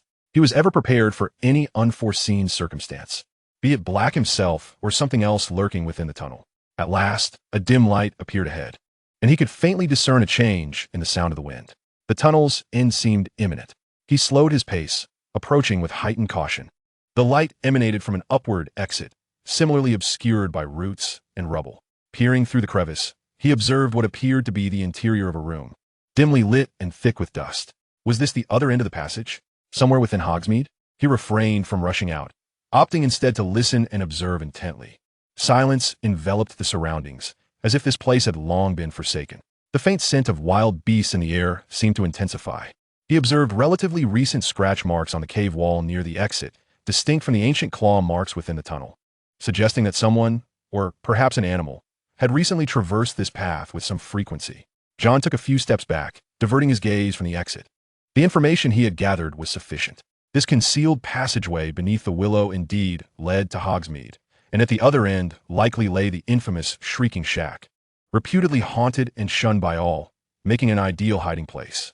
It was evident that Sirius Black frequently utilized this corridor. He chose not to further explore the exit. The risks were too great. Should Black be present on the other side, or if the exit concealed traps, he would find himself with no means of escape. The objective of his expedition had been fulfilled: to confirm the existence of the passage, ascertain its direction, and uncover evidence of Black's usage. His mind raced with plans: how to leverage this information. Should he report it to Snape or Dumbledore, in exchange for trust or advantage? Or should he keep it as a potential bargaining chip or escape route for himself? All clues pointed toward that dangerous fugitive. John approached the window, gazing out at the snow-covered, silent castle, a cold smile gracing his lips. Sirius Black, no matter your purpose for coming or the intention behind that book you delivered, your secret passage is now known to me. This revelation granted him an additional hidden card in this perilous game. The timing and manner of its play would be entirely at his discretion. The chilling calculations continued to unfold beneath the tranquil facade of the Christmas holiday. Chapter 67. The Eye of Secrets and the Undercurrents Beneath the Ice. Impulsiveness is the domain of the weak. What he required was meticulous planning and absolute control. Black's hiding place had been exposed, yet this information was akin to a double-edged sword. Its application was crucial. He dedicated considerable time to studying the tome. Ancient Magic, Oaths and Bonds. The content was profound and obscure, encompassing lost ancient magics like the Nefarious Covenant and binding spells at the soul level. On a night several days later, only a handful remained in the common room of the dungeon. The fire crackled as Draco Malfoy attempted to boast to Pansy Parkinson and a few remaining Slytherins about how his father would ensure that the filthy beast Buckbeak would be executed. Daphne Greengrass sat at a distance under the lamp, engrossed in a hefty tome on magical history, though her gaze would occasionally lift from the pages to contemplatively regard John, who sat alone by the window, his fingertips unconsciously tapping the cover of that old book. Suddenly, John closed the book and rose to his feet. He needed to verify certain matters concerning the tunnel and Black's patterns of activity. Rather than risking another venture into the tunnel, he opted for a safer, more indirect approach. Within lies his privately concocted, improved version of the pseudo-scrying glass, based on the principles of scrying, but rendered more elusive and singular in function. It can only record the subtle traces of magical disturbances or life forms passing through a specific area, storing them as luminous points within a specially treated crystal shard. It emits no alarms, thus averting the risk of startling the unsuspecting. After curfew, the castle descended into an eerie silence. John once again approached the vicinity of the willow, moving with utmost stealth. He chose a spot beyond the reach of the willow's branches, yet sufficiently positioned to observe the tree root's entrance from an advantageous angle, carefully burying the pseudo-scrying crystal shard beneath the snow-laden earth, employing illusions and isolation magic for clever concealment. Unless one were to search with intent, it would remain undetected. After completing this task, he withdrew as if merging with the shadows. The results validated his suspicions. The recordings indicated that almost every 2 to 3 days, particularly during the darkest hours of the night or just before dawn, there were discernible magical disturbances and traces of life at the tunnel's entrance, corresponding with the cautious activity patterns of a forager or information gatherer. Indeed, Black was frequently utilizing this passage. Meanwhile, the tension within the castle showed no signs of abating due to the Christmas holidays. Speculations regarding how Black infiltrated were rampant, with Filch growing increasingly paranoid, and Snape regarding everyone with the gaze of one who suspects potential allies of Black. He continued to strive for a demeanor of gentle patience in his teaching, yet the worry lurking in his eyes was hard to disguise. Snape's malicious remarks during the lesson on werewolves had evidently left their mark. John observed coolly, noting that Lupin's fingers would tremble ever so slightly upon hearing Black's name. There was surely a deeper connection between the two. John was nearly certain. The grievances surrounding Black, Lupin, and that traitor Peter Pettigrew, who betrayed his parents, seemed to be converging once more around Hogwarts. His brother, Harry, was evidently at the eye of this tempest. The gift of the firebolt shimmered with a dangerous allure, akin to a bait. Hermione appeared deeply unsettled about the broom's origins, even reporting it to Professor McGonagall, leading to a thorough inspection of the broom. This incited a fierce quarrel between Harry and Hermione, with Ron caught in the middle, feeling torn. John watched the Gryffindor drama unfold with a detached eye. He was not particularly concerned that the firebolt had been tampered with, if Black's target were indeed Harry. Gifting a compromised broom would only serve to expose himself. It felt more like a twisted compensation or appeasement. To him, Harry's emotionalism and Hermione's excessive caution were unnecessary vulnerabilities. His focus remained steadfast on his own chessboard. The records of the pseudo-scrying glass, that tome on oaths and bindings, the study of crown shards, and the tenuous alliance with the Greengrass family. As the holidays drew to a close, students began returning to school. The castle became lively once more. Yet the weight of an invisible pressure grew ever heavier. Beneath the ice and snow, the undercurrents surged with greater intensity. The latest records indicate that the tunnel entrance was reactivated just the previous night. Black remains inside, exhibiting frequent activity. John carefully stowed away the crystal shard, his gaze settling upon the tome Ancient Magic, Oaths and Bonds. Perhaps it was time for him to contemplate a face-to-face conversation with this mysterious benefactor, who had bestowed upon him such a thoughtful gift. Naturally, it would have to occur under circumstances completely within his control. Chapter 68. A serendipitous encounter in the library and the duel of ancient runes. With the conclusion of the Christmas holidays, Hogwarts resumed its usual clamor. Yet an intangible sense of tension lingered over the castle. Rumors about Black intensified. Filch-esque patrols grew almost obsessive, and the entrance to Gryffindor Tower was now guarded by a fully armed and irritable portrait of Sir Cadogan. Quidditch practice, potion studies, advanced ancient runes, and clandestine surveillance of Black's movements consumed the majority of his time. The tome Ancient Magic, Oaths and Bonds offered new insights, yet he required a more solid foundation in ancient runes to fully decipher its most esoteric sections. This necessity drove him to frequently linger at the edges of the restricted section of a library, with limited permission from Snape and Flitwick. Engrossed in hefty dictionaries and grammatical analyses of runes, one Sunday afternoon, he occupied his usual spot, spread before him advanced rune translations and the old, black-bound book from Black. Dipping his fingers in ink, he calculated the energy flow of a complex contractual rune on parchment. A faint sound of footsteps approached, accompanied by the familiar scent of books and parchment. John did not lift his gaze, but his mental barriers had already identified the newcomer as Hermione Granger. She seemed to be searching for a book as her eyes scanned the shelves, ultimately landing on the advanced rune translations he was utilizing. After a moment's hesitation, clutching several thick tomes, she approached him. "Potter?" Her voice held a note of uncertainty. "Are you studying ancient runes too?" Her curious gaze swept over the densely packed, potent notes before her and the seemingly perilous ancient tome. This was far beyond the scope of OWL's examinations. Only then did John raise his eyes, his emerald gaze calm and unwavering. "Miss Granger, what brings you here?"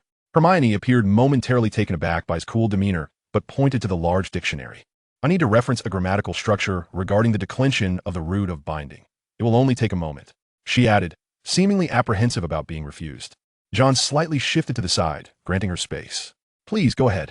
Hermione cautiously placed her books at the corner of the table, quickly flipping to the required page. Yet, her attention was irresistibly drawn to the calculations on John's parchment.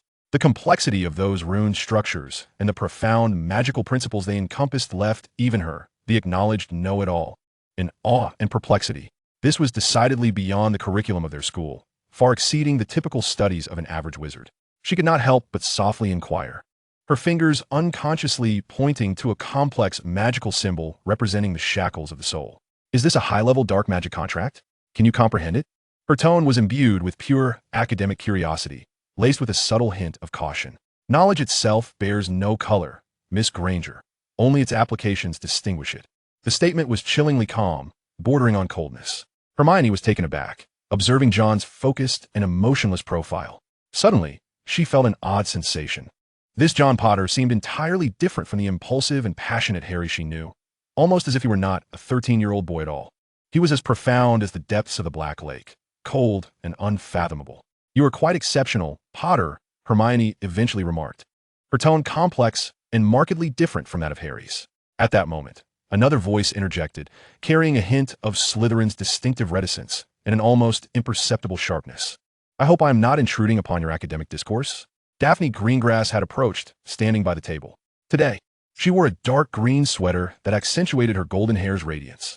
Her gaze first fell upon John, then gradually shifted to Hermione, her blue eyes imbued with scrutiny and a subtle, almost territorial implication.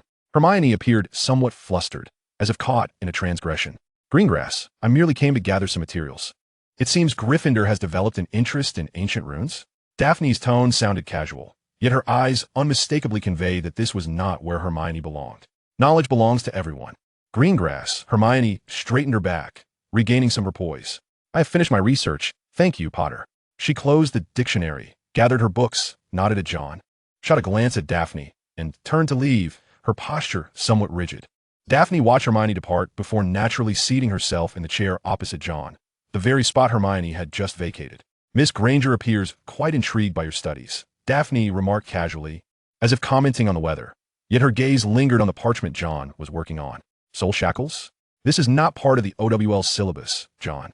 Her address transitioned from Potter to John, laced with a hint of affectionate reproach. Some theoretical deductions, John offered without elaboration, closing the dark book from black. She merely needed to reference some material. Daphne raised an eyebrow, clearly not entirely convinced, yet wisely refraining from probing further. She pushed a book she had brought forward, titled Magical Symbols from the Founders' Era. I discovered some records that may relate to the minor blemish you were studying earlier. During the Founders' Era, certain private symbol systems indeed integrated family crests and magical contract markings. Her fingertips gently traced a complex pattern within the book, her body leaning slightly forward, golden locks nearly brushing against John's hand. The cool scent of flowers wafted anew, quietly dispelling the lingering aroma of Hermione's parchment and tomes in the air. Look here. The structure bears a striking resemblance to the symbol you encountered at the Gringotts estate, particularly in its handling of the energy closed loop. She commenced her explanation in a hushed tone, her expression focused, entirely dismissing the earlier interruption caused by Hermione. John's attention was equally captivated. The clues provided by Daphne were indeed invaluable, linking the enigmatic symbol to the era of Hogwarts founders and unveiling new avenues of thought. The two became engrossed once more in the ancient and perilous realm of magical symbols, engaging in quiet discourse, their fingers occasionally brushing lightly as they gestured towards the chart. In a tranquil corner of the library, an almost impenetrable domain formed, constructed of knowledge and subtle emotions, impervious to outside interference. That Slytherin, John Potter, inhabited a world that appeared far more intricate and dark than she had imagined. Meanwhile, John momentarily cast aside the disturbances caused by Blake and Hermione. The new information Daphne brought was crucial.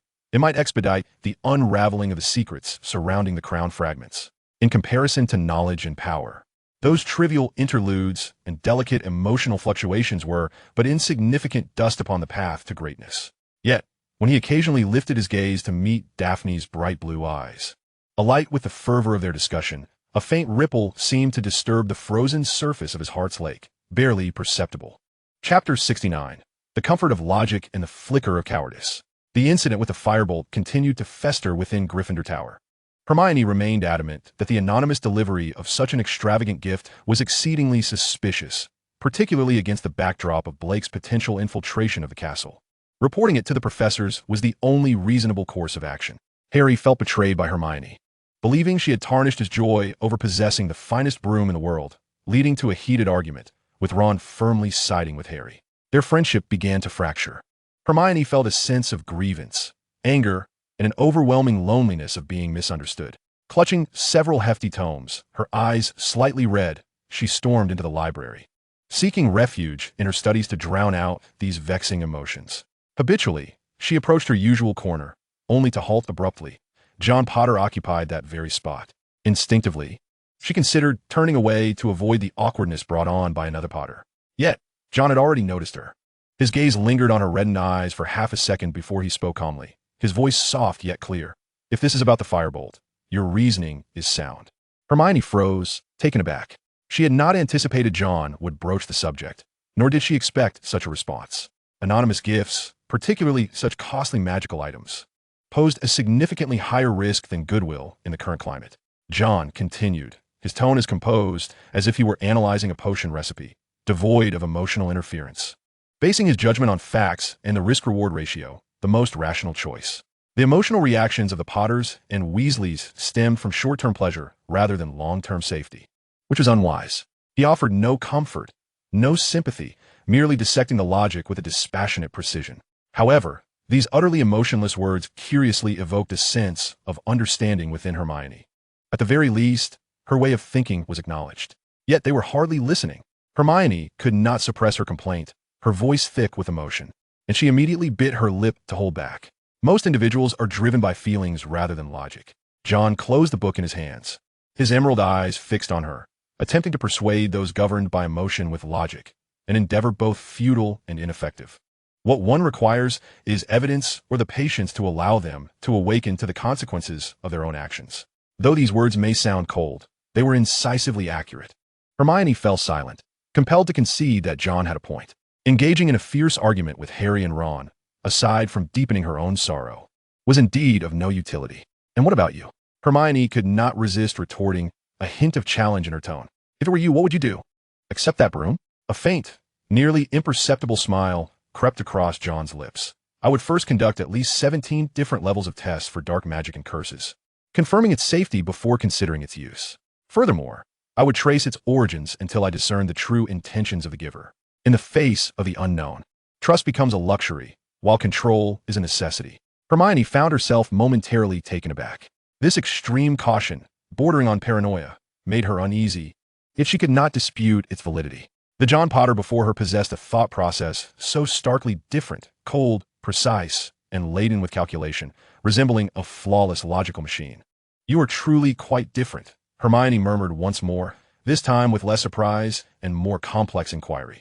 She lingered for a while, ultimately choosing not to leave but to sit at a table several paces away, opening her book.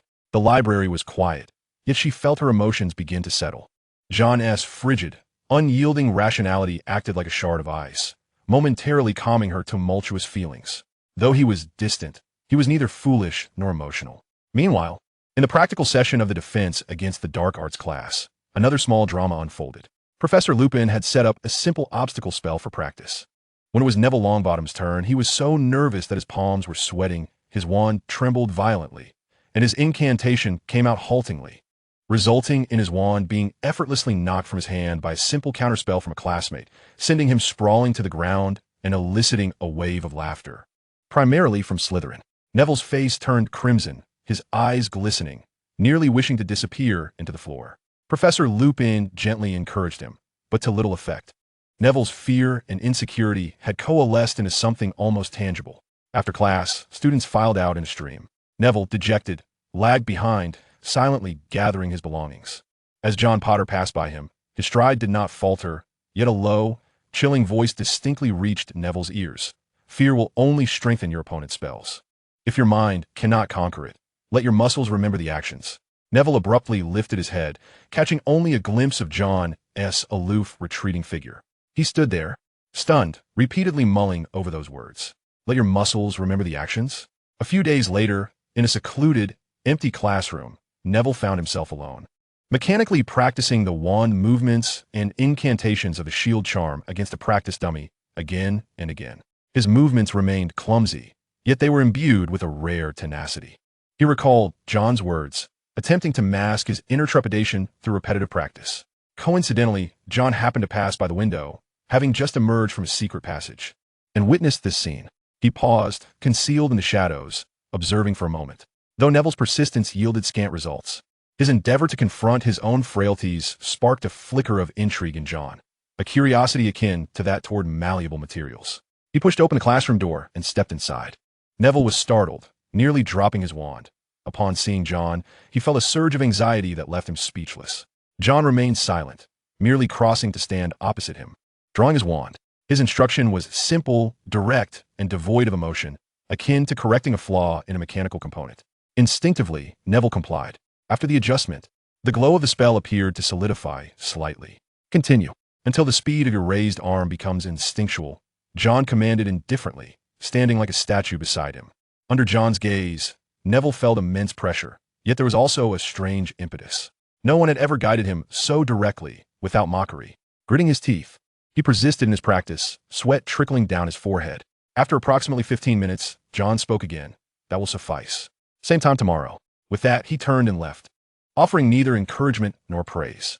Neville collapsed onto the floor, panting, his arms aching. But as he gazed at the practice dummy, he noticed a spell mark that was considerably clearer than before. For the first time, a faint, unfamiliar sensation welled within him. Perhaps he was not entirely inept. John Potter, that cold and formidable Slytherin, had not ridiculed him. Rather, he had provided the most practical, albeit scarce, guidance that Neville desperately needed. Amidst the tumult of fear and self-doubt, John's icy, lucid directives pierced through the haze like a faint yet resolute light. Neville pondered why John acted this way. Perhaps it was merely a whimsical impulse. Yet this seemingly trivial attention and guidance weighed heavily on him, long accustomed to neglect and derision. A seed had quietly been sown in the heart of Gryffindor's most timid lion. The sower, indifferent to his actions, had casually placed a piece on the board that might prove useful in the future. Hermione's approval and Neville's gratitude were merely inconsequential pieces randomly dropped in the grand chess game. John's ultimate aim remained that supreme, chilling control. Chapter 70. Fragments of Whispers and Approaching Shadows. The cold data from the foam mirror, the fragmented intelligence from Filch, and the subtle hints within ancient magic. Oaths and bonds coalesced like scattered puzzle pieces, gradually forming a coherent picture of Sirius Black's movements within the castle in John Potter's calm mind. Blake was not aimlessly darting about like a headless fly. Rather, he appeared to be purposefully searching for certain specific and obscure corners, particularly those that might pertain to ancient magic or hidden passages.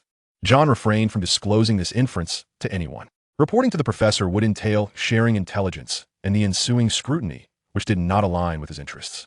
He concealed this map deep within his mind and began to consciously avoid those areas while enhancing his vigilance over his surroundings. He understood that encountering Blake was merely a matter of time.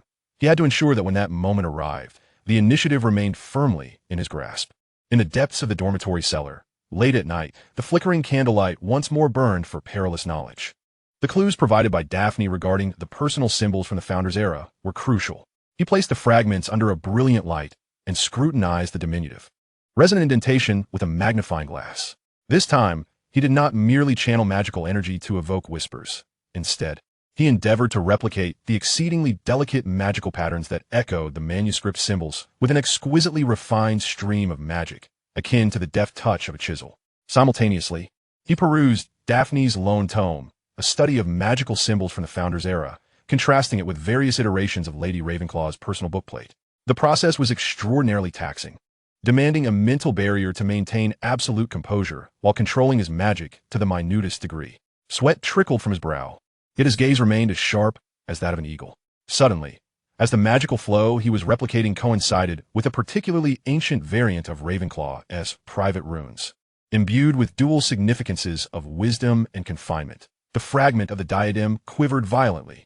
A shard of will, clearer and colder than any before, surged forth like a poisoned ice needle, attempting to pierce his mind. Deception. A sharp, disdainful female voice erupted with bitterness and arrogance. My pride, my wisdom, reduced to a vessel of filth. He is unworthy. That thief, that hypocrite. The diadem shall remain dust-laden unless. The voice abruptly ceased, as if forcibly silenced. The ghostly glow upon the fragment rapidly dimmed, revealing the emergence of an exceedingly fine, nearly imperceptible new crack. The residual will, after such a fierce outburst, seemed to weaken further. John jerked back, severing all magical connections, gasping for breath as his temples throbbed. The mental barrier had successfully withstood this onslaught. Yet the intense emotions that had erupted belonged to Rowena Ravenclaw's fury. The resentment and indignation of being desecrated still haunted him. The implications were monumental. The diadem was indeed crafted into a Horcrux, and Ravenclaw's lingering will was filled with aversion. She referred to the creator of the Horcrux as a thief, a hypocrite. This validated John's previous suspicions while providing new, critical information. The creator of the diadem Horcrux was not Ravenclaw herself, but rather the one who stole it. Undoubtedly, Tom Riddle. Furthermore, what did that final phrase imply? Unless what? Did the destruction of the Horcrux necessitate specific conditions or methods? John suppressed the tumult within his heart and swiftly recorded the information in an encrypted notebook. He felt he was inexorably drawing closer to the truth of the Horcruxes. At that moment, a rustling sound came from outside the dormitory window. John immediately opened the window, and a silent, dark owl glided in, bearing a crystal shard of the latest foe's scrying device attached to its leg. He quickly perused the records inscribed upon it. The luminous dots indicated that just a few hours prior, at the witching hour, the entrance to the Battering Willow Tunnel had been reactivated. Moreover, this time, the records revealed an unusually intense magical disturbance, resembling not the typical passage, but rather a brief pause near the entrance. Something was amiss. Blake was on the move again tonight, and his behavior appeared somewhat peculiar. John approached the window and gazed out at the pitch-black grounds of the castle. A powerful premonition seized him. Blake's activities were becoming increasingly frequent and were encroaching upon the very heart of the castle. He seemed to be nearing a particular target. Perhaps what he sought was not merely Harry. Or maybe his approach to finding Harry was not one of direct confrontation. Between Blake, the Potter family, and the fragments of betrayal, there undoubtedly existed a connection that he had yet to fully comprehend. A sense of crisis coiled around John's heart like a cold serpent. Yet, he felt no fear. Instead, a profound, calm excitement enveloped him. A storm was approaching, and he had acquired more information than most. He needed to hasten his pace, not only to unravel the secrets of the Horcruxes, but also to prepare for the impending confrontation with Blake. He glanced at the dimly lit fragment of the diadem and the black leather manuscript on the table. The stolen, the hypocrite, the dish of filth. A cold smirk curled at the corners of John's mouth. Tom Riddle, Voldemort. No matter how powerful you once were, your secrets are being unveiled. The sordid creations you left behind will ultimately serve as stepping stones to my ascent to power. As the night deepened, Hogwarts Castle slumbered in a state of silence and unrest. The undercurrents beneath the icy surface grew ever more turbulent, while the boy who discerned it all calmly adjusted his course, bracing himself for the inevitable collision. Shadows drew near, and the hunter was prepared. Chapter 71. The Secrets of Time and the Futility of Clamor. Recently, Hermione Granger's condition had visibly deteriorated. The dark circles under her eyes were as pronounced as if she had been struck, and she perpetually clutched a seemingly endless stack of books, tirelessly navigating an array of classes. On several occasions, she was spotted simultaneously appearing in two distant locations, sparking minor confusion and igniting dull rumors of Hogwarts twin ghosts. John Potter observed all of this with a discerning eye. He held no interest in the ghosts, yet he was acutely sensitive to logical contradictions and anomalies in information. He had a slight understanding of Hermione's class schedule, and the temporal conflicts in several subjects were glaringly evident. Her ability to be in two places at once defied the most fundamental laws of physics, unless she had mastered some method of manipulating time. This hypothesis piqued his keen interest. Time magic is one of the most profound and perilous realms, strictly regulated by the Ministry of Magic. How did Hermione Granger acquire it? Who granted her the authority to utilize it? One afternoon, following Professor McGonagall's Transfiguration class, John lingered, clutching the tome Ancient Magic, Oaths and Boundaries, and approached Professor McGonagall, who was organizing her lecture notes. "Professor, I have a question regarding the theory of interspecies transfiguration," he inquired, his tone as calm and respectful as ever. McGonagall looked up, adjusted her glasses, and with a serious expression, replied, "Speak, Mr. Potter." She always exhibited a bit more patience for inquisitive students, particularly in her area of expertise, even if they hailed from Slytherin. John opened the book to a particular page, pointing to a section on animagus transformation. The question was exceedingly intricate and specialized, far surpassing the level of the newts. "This is a profoundly complex and dangerous area, Mr. Potter. Time magic is under stringent regulation, although it intersects with transfiguration. It is not a subject that students should delve into deeply. The animagus transformation itself is perilous enough." She paused, as if contemplating something, her tone growing more grave. "I must emphasize that any unauthorized manipulation of time constitutes a serious violation of ministry regulations, with consequences that are unimaginable."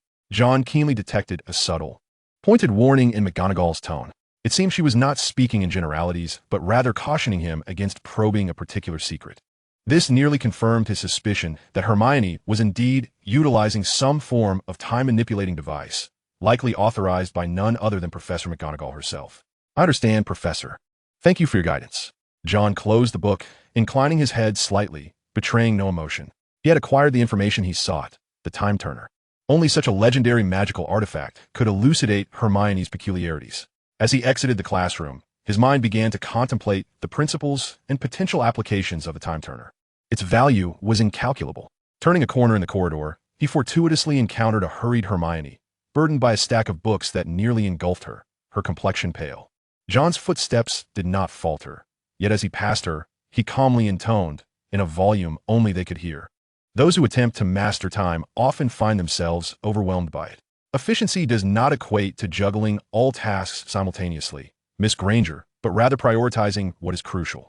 Hermione abruptly halted, astonished as she gazed at John's icy profile.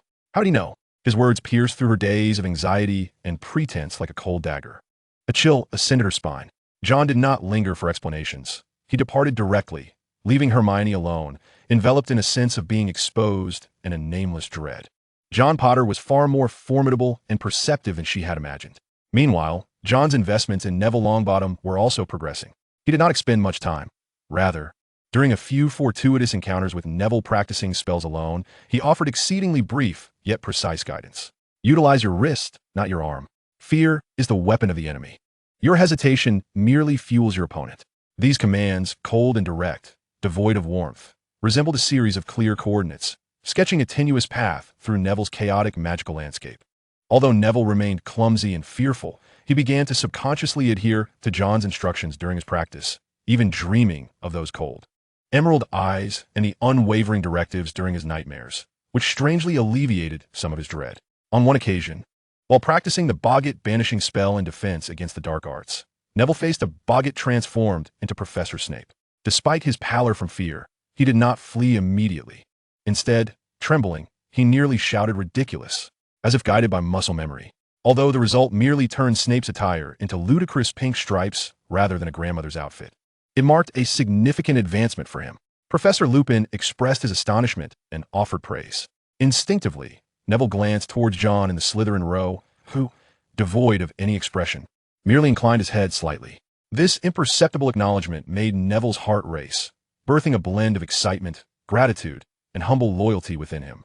John Potter had witnessed his efforts and recognized his progress. For Neville, who had long endured an environment of denial and ridicule, this faint glimmer of approval from a formidable and indifferent individual was sufficient to ignite his fervor.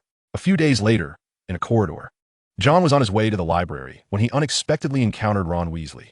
Ron appeared to have just finished conversing with Harry, his face still bearing traces of indignation, likely venting about Snape or Malfoy once more. Upon seeing John, Ron's expression instantly darkened, revealing unmasked disdain and wariness in his eyes. He instinctively obstructed the path, seemingly poised to speak. John did not even deign to glance at him, his stride unbroken, coldly uttering a single word: move. The disdain and contempt in his tone were palpable, as if Ron were merely an inconsequential stone in his way, not worthy of a detour. Ron's face flushed crimson, incensed by such utter disregard and humiliation. "You, what kind of attitude is that? You Slytherins!" John had already passed him by, as if he had heard nothing, striding directly towards the library, his silhouette exuding an aura of chilling detachment. Ron trembled with rage, shaking his fists at John's retreating figure, yet dared not act further, ultimately resorting to muttering curses. "Arrogant jerk." Just like his evil house, John remained oblivious to the commotion behind him. In his eyes, Ron Weasley, with his emotional outbursts, lack of prowess, and proclivity for bluster, held no value, not even warranting a sliver of his attention. His gaze was perpetually directed towards the distant realms, those that harbored true power and secrets: time, magic, soul vessels, and the impending storm. The ire of the ineffectual was merely background noise.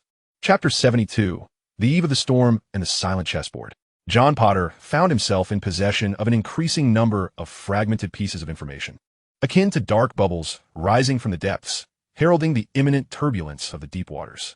The records from the faux scrying mirror indicated that Black had recently reached a peak in his utilization of the Bludger's Hollow Tunnel, with his activities increasingly shifting towards the late hours of the night and the cusp of dawn, reminiscent of a restless beast poised for its final strike. A vague yet chilling hypothesis was gradually taking shape. Black's objective might not merely be vengeance. It could involve more ancient and sinister magical pacts or hereditary curses. His gifts to Harry, the Firebolt, and to John, the book concerning oaths and bindings, were no mere coincidences. The atmosphere within the castle had tightened to an almost unbearable degree. The chill brought by the Dementors prowling outside seemed to seep through the walls, while Filch and the professor's patrols had become a norm, compelling students to remain in pairs at all times, as any rustle could incite a wave of panic. Even the typically boisterous Peeves appeared to sense this oppressive weight, his antics becoming markedly less frequent. Under such suffocating pressure, Hermione Granger's condition deteriorated further.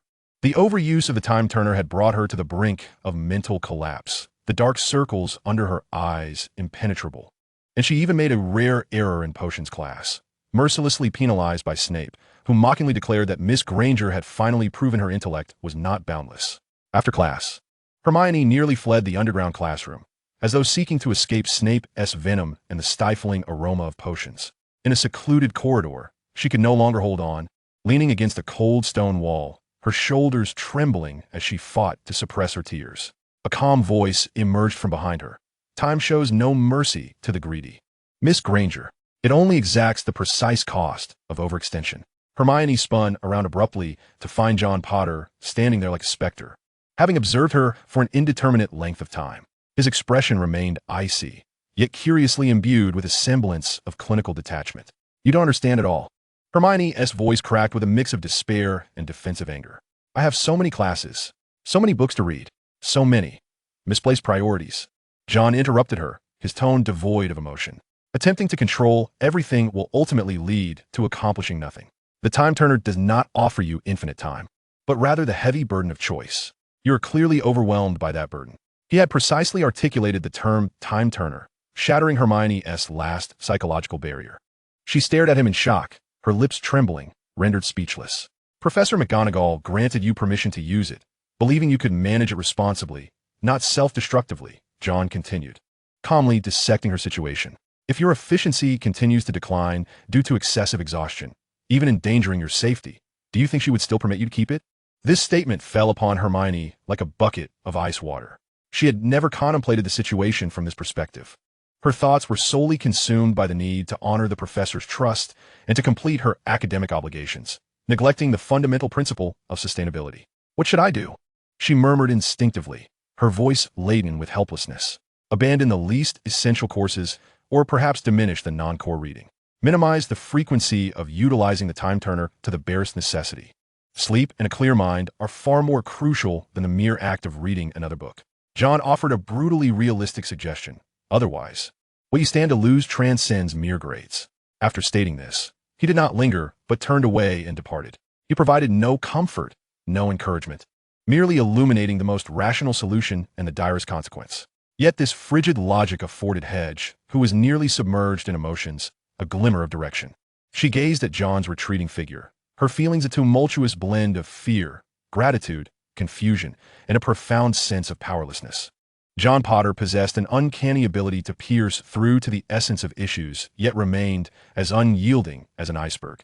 Concurrently, John was silently shaping Neville Longbottom. He no longer merely instructed spells. Occasionally, in their chance encounters, he would succinctly impart tips on maintaining focus and overcoming mental barriers. On one occasion, he even tossed Neville a small vial of a foul-smelling yet mildly calming potion, a remnant from Snape's private lessons. Consuming it, Neville realized that much of his fear stemmed from physiological instability. He caught it, almost in astonishment, cherishing it like a treasure. For someone who had long been dismissed, yearning for even the slightest acknowledgement, John's seemingly insignificant, almost pitying attention shone like a solitary beacon in the dark. He began to unconsciously mimic John's composure, albeit clumsily, and exerted himself fervently during spell practice, as his dependence on and admiration for John quietly took root, distorted yet resolute. John Potter emerged as a formidable, detached, yet exceedingly clear landmark in his chaotic world. John assessed the situation with calm detachment. Hermione's breakdown and Neville's dependence were merely pieces on a chessboard, progressing as anticipated. The former might one day provide insights into time magic, while the latter could potentially serve as a compliant informant within Gryffindor. However, his primary focus remained steadfastly on the most significant variable, Sirius Black.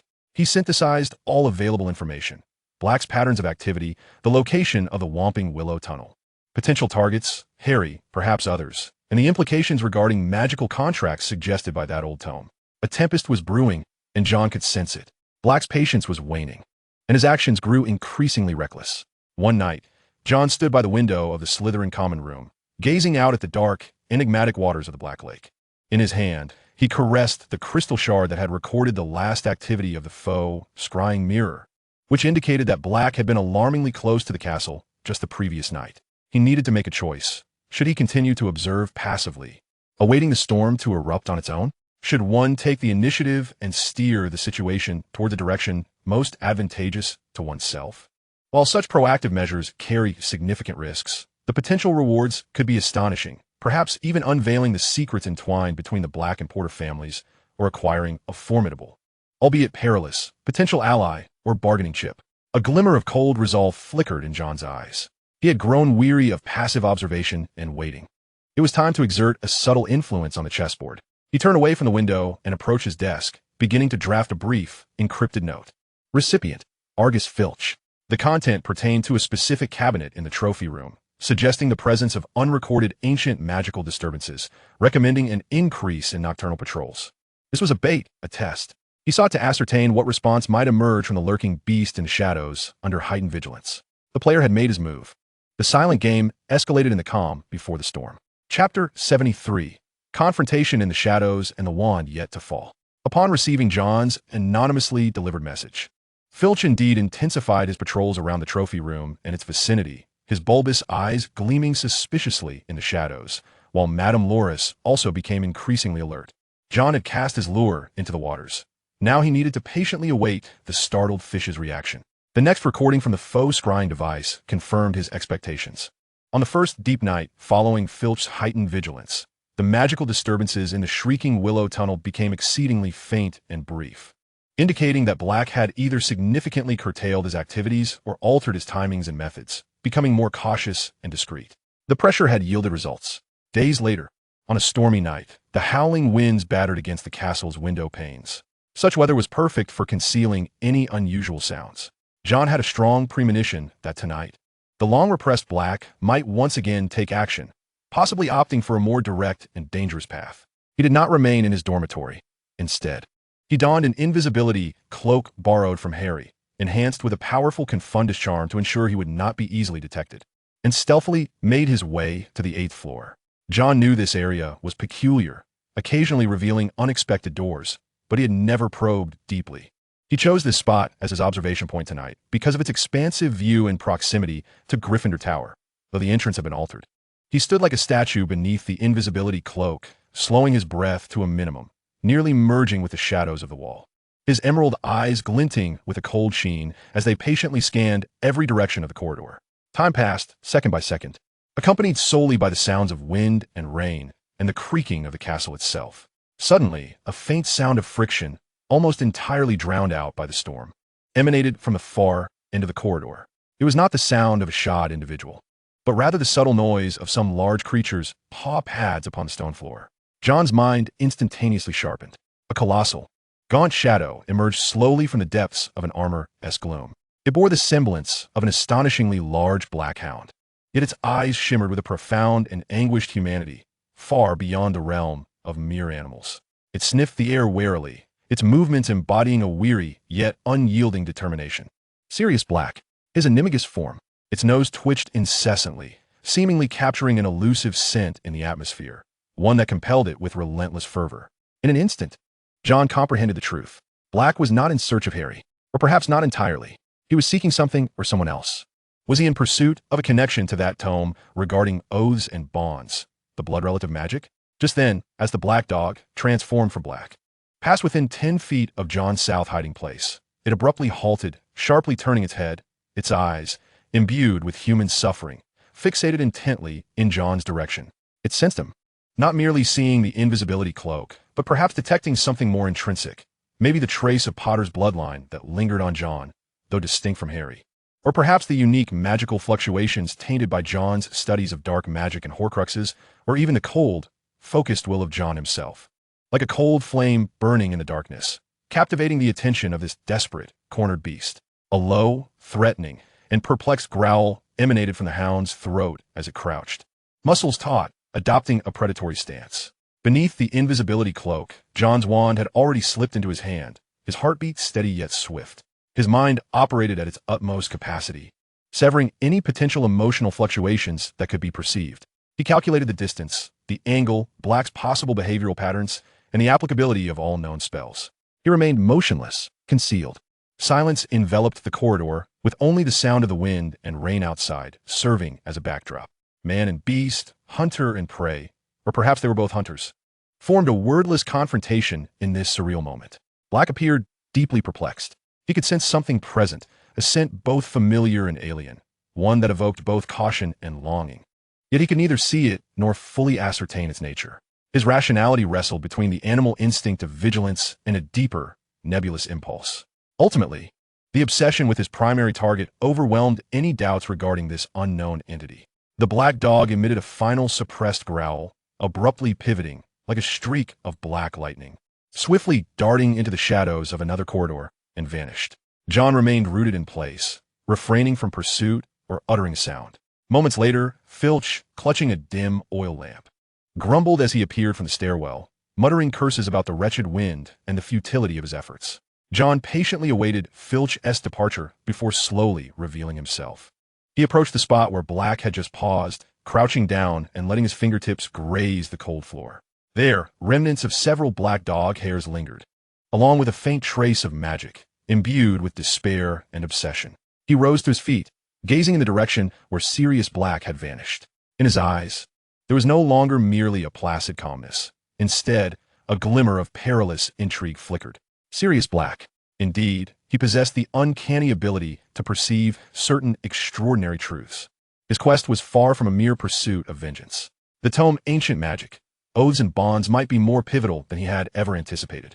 The confrontation that awaited him tonight, though devoid of wands drawn against one another, ignited a thrill within John greater than any battle could evoke. He was on the verge of grasping the truth, touching upon the deeper logic concealed beneath Black's erratic behavior. The heart of the storm was revealing itself to him, and he was prepared to delve into its eye. He needed to revisit that book, intertwining it with tonight's revelations. Perhaps then he could unravel the ultimate enigma behind Black's actions. The frigid strategist finally allowed a hint of genuine, almost cruel, curvature to grace his lips. The game had become intriguing. Chapter 74. Silver Mists and Frigid Memories. The presence of the Dementors loomed like the increasingly pervasive damp stains upon the castle walls, omnipresent, eroding every fragment of joy and warmth. Their patrols around the perimeter grew more frequent, and that despairing chill began to seep into the very heart of the castle. Students hurried through the corridors, their smiles diminishing, faces pale, instinctively tightening their robes around them. Joy seemed a luxury, a fragile treasure to be guarded cautiously against the grasp of unseen hands. In the defense against the dark arts class, Professor Remus Lupin's demeanor appeared graver than usual. He stood before the lectern, his gaze sweeping over the anxious faces below. "I trust you all have begun to feel the weight of this." Lupin's voice remained gentle, yet it carried an almost imperceptible fatigue and urgency. The influence of the Dementors was intensifying. They thrived on the consumption of happiness and hope, spreading despair and coldness. Mere evasion and passive resistance were insufficient. He took a deep breath. Thus, today we embark on learning an extraordinarily profound, yet crucial spell, the Patronus Charm. The Patronus Charm required the wizard to concentrate their thoughts, summoning forth a guardian formed of positive energy. Lupin elucidated that it necessitated the user to tap into their most potent, joyous memories, transforming them into a source of power. The incantation was Expecto Patronum. He demonstrated the gesture for the spell, the tip of his wand tracing a silver arc, a warm breath briefly dispelling the chill within the classroom. The practice commenced. Lupin patiently guided each student, encouraging them to delve deeper into their reservoirs of joy. When it was John Potter's turn, all eyes inevitably converged upon him. What joyful memories could this aloof and formidable Slytherin possibly harbor within? John calmly raised his wand. His choice was not one of tender familial bonds or friendships. Those felt too frail for his purpose.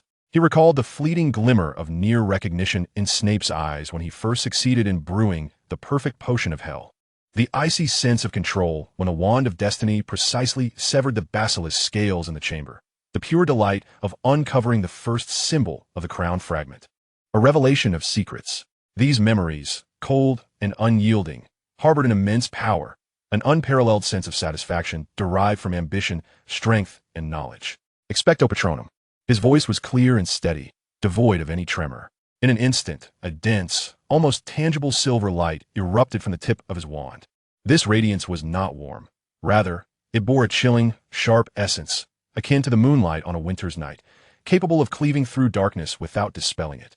The silver light did not take on any concrete animal form but roiled and expanded, creating a swirling, frigid silver mist. Within this mist, countless subtle, gear-like runes flickered, exuding a powerful, isolating protective field that entirely repelled the surrounding chill. The classroom fell into silence. Everyone was astonished by this formidable yet peculiar incarnation of the Patronus. It did not emanate warmth, but instead instilled a sense of awe derived from being shielded by an absolute rational force. Professor Lupin's pupils constricted, his face etched with shock and profound confusion. He had never witnessed such a Patronus, or rather, such a mist of Patronus. It was immensely powerful, capable of withstanding dozens of Dementors, yet its essence was so frigid, lacking the vitality and warmth typically associated with a Patronus. Remarkably powerful, Mr. Potter, Lupin managed to articulate, his gaze complex as it met John's. However, a Patronus usually stems from joyful, warm memories. It ought to be warm. He struggled to find the right words. Lupin parted his lips as if to say something, but ultimately, it dissolved into an almost inaudible sigh. This student was more different than he had anticipated. After class, John purposefully lingered until the end. When the classroom was left with only him and Lupin, who was organizing his notes, he approached. "Professor, I have another question regarding the Patronus charm." Lupin lifted his gaze, the complexity of his previous emotions still evident. "Please go on, John."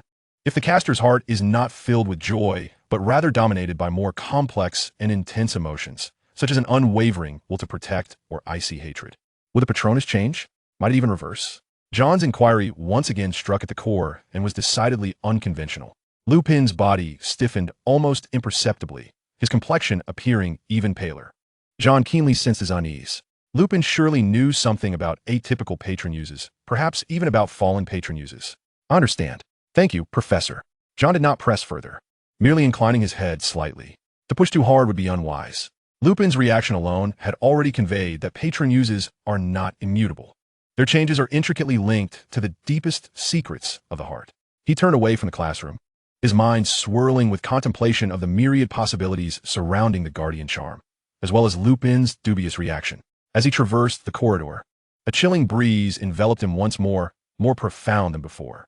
John sensed the encroachment of dementors upon the castle, seemingly drawn by some potent emotion or unfolding event.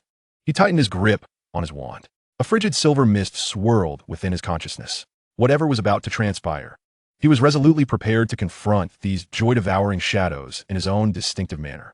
Chapter 75. The Silver-Green Rampart and the Dawn of the Phoenix. The Crimson King. On the day of the Hogwarts Quidditch Cup final, Gryffindor faced off against Slytherin. The weather was overcast, with low-hanging clouds, and an ominous, oppressive atmosphere permeated the air, the biting cold foreshadowing the significant gathering of Dementors in the vicinity. The stands were filled to capacity, banners fluttering, yet the cheers were muted, as if stifled by an unseen weight. Harry Potter, mounted on the firebolt, returned after meticulous inspection, appeared pale, occasionally casting anxious glances toward the encroaching, drifting black figures at the edge of the field. The speed advantage conferred by the firebolt was considerably diminished under such psychological strain. John Potter, serving as Slytherin's beater and tactical linchpin, hovered in midair, his demeanor as icy as ever. He scanned the entire field, assessing the wind direction, lighting, and the disconcerting distribution of Dementors. His commands were conveyed through succinct gestures and glances as the entire Slytherin team functioned like a finely tuned war machine, executing strategies with calm precision. The match commenced. Gryffindor, buoyed by Harry's firebolt and Angelina Johnson's fierce assaults, sought to seize the initiative. Potter, John, and Derek executed a flawless combination. The Quaffle seemed to possess a mind of its own. Gryffindor's offensive was utterly thwarted. Lee Jordan's commentary brimmed with incredulity. The scoreboard reflected Slytherin's steady ascent, while Gryffindor struggled to score. John's tactics effectively suppressed the game, minimizing the role of the Seekers. Just as the match reached its zenith, an unforeseen calamity unfolded.